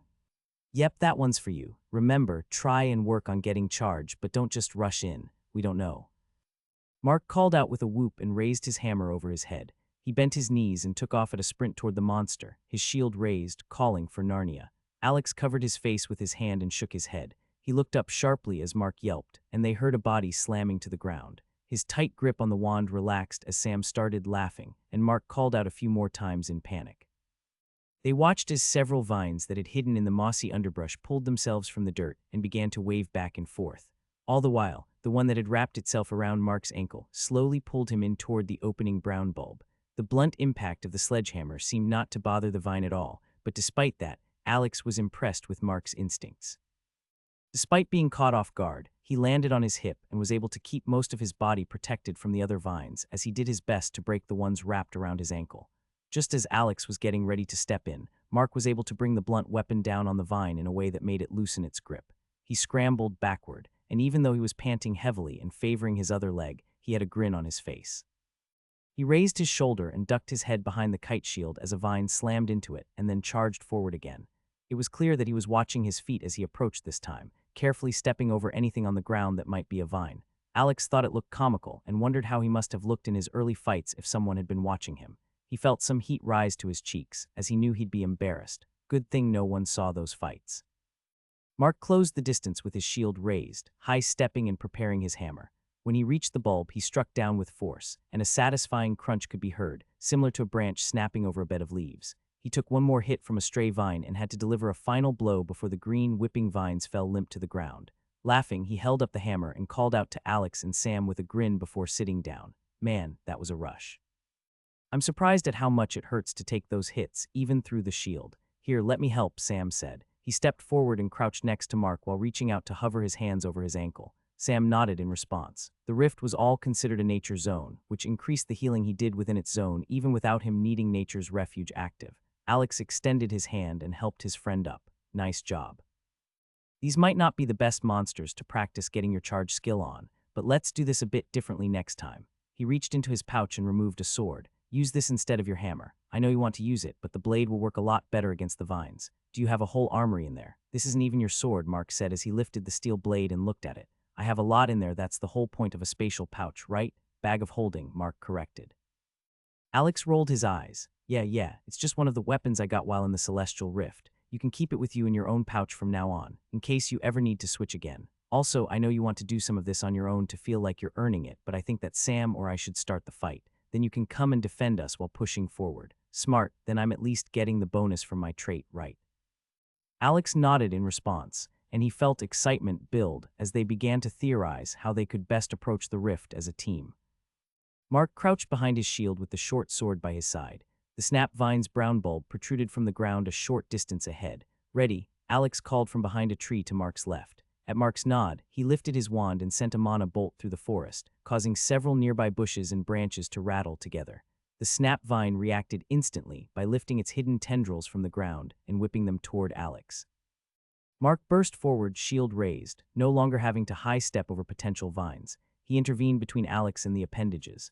Through his left eye, Alex saw mana swirl around Mark before rushing into him, a clear sign his trait had activated. With his blanket increased to stats, Mark moved forward, and Alex used Feather Step to create distance from the fight.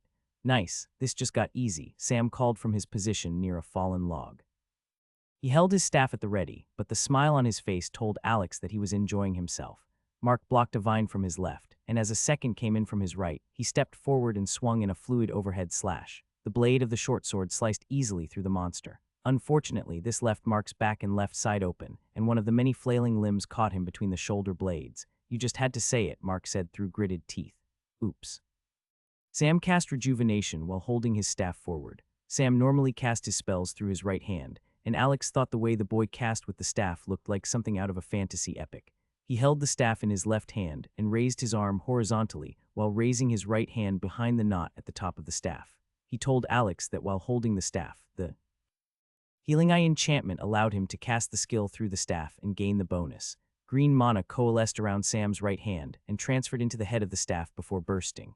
In the next instant, Mark had ethereal leaves floating down around his body. Ha! Mark reached the bulb and swung with 3 quick strikes, causing a purple liquid to bleed from the bulb before the vines fell limp.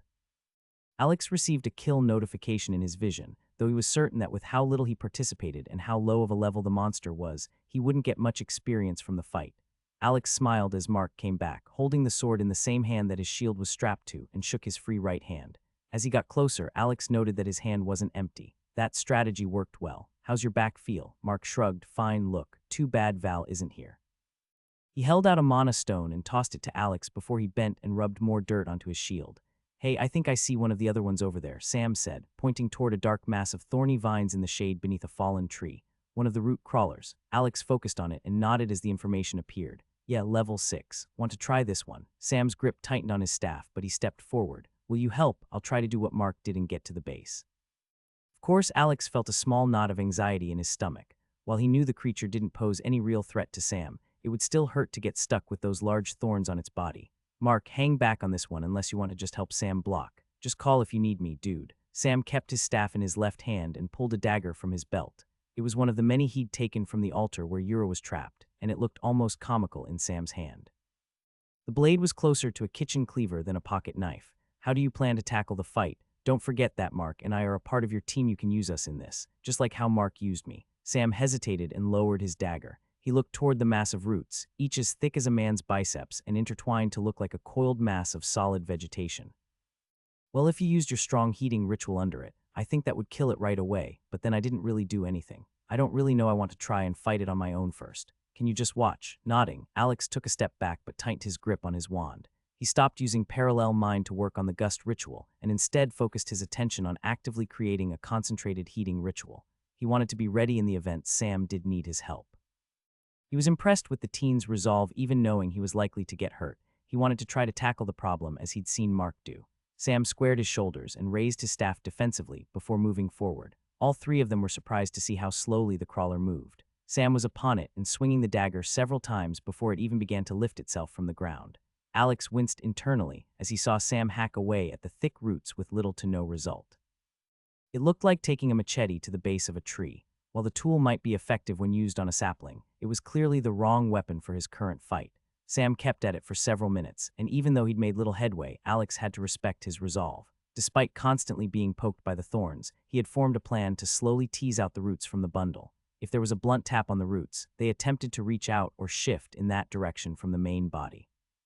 The teen stopped trying to hack his way through and instead took a slower approach to lure its limbs away from the center mass by pulling some right and then shifting to its other side to pull the other side slowly away from the center. When the center mass was a loose mess of cords, Sam cast Rejuvenation on himself before stepping in and thrusting with the knife. He repeated the action once more, gaining long cuts on his arm both times. But soon, the monster fell to the ground. Stepping back, he quickly put the knife into his pouch before reaching down with his free hand to use Healing Touch on his own arm. Way to go. Great job, but how about we avoid doing it that way again? Alex asked as he walked up to Sam. His long-sleeved shirt had been torn and stained with his blood. He could see Sam's wince, though it was quickly covered by a nervous smile. Yeah, that wasn't fun, but I did it. His smile morphed into something more genuine before he nodded. Yeah, next time you just blast it. Alex reached into the center carefully and felt around for a mana stone. He found one and added it to his pouch before high-fiving Sam. One for each of you, nice. He let his concentrated heating ritual disappear before swapping back to his gust ritual testing. Sam scrunched his face and looked at Alex's hand. I can't tell what you're doing, but I constantly feel mana in that hand. What are you working on? Alex smiled and pointed his hand at a nearby trunk before pursing his lips. blowing toward his hand and pulsing the mana through his thread.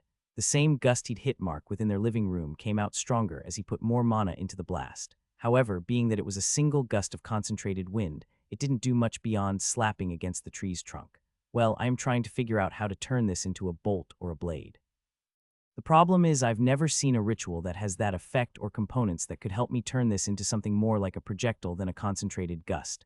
Sam bent over at the waist and looked at the thorny roots with interest. He answered distractedly, "What if you change what you're putting in the ritual?" Alex perked up. "The catalyst." He deflated just as quickly. "Well, I guess that could work. I didn't think of it, but I'm trying to use this ritual specifically because I just need a source of wind and mana to activate it.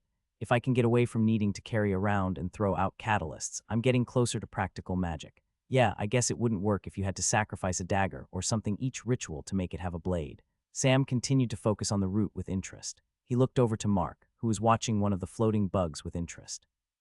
"Hey Mark, can you cut some of these up for me?" Mark trudged over. Yep. He removed a hatchet from his pouch and started cutting up some roots. "How long?" The two continued talking as Alex contemplated Sam's idea. "The catalyst is supposed to be more about the concept of what's going into the ritual. I remember going over this with Yura, but I still can't get my mind around the concept.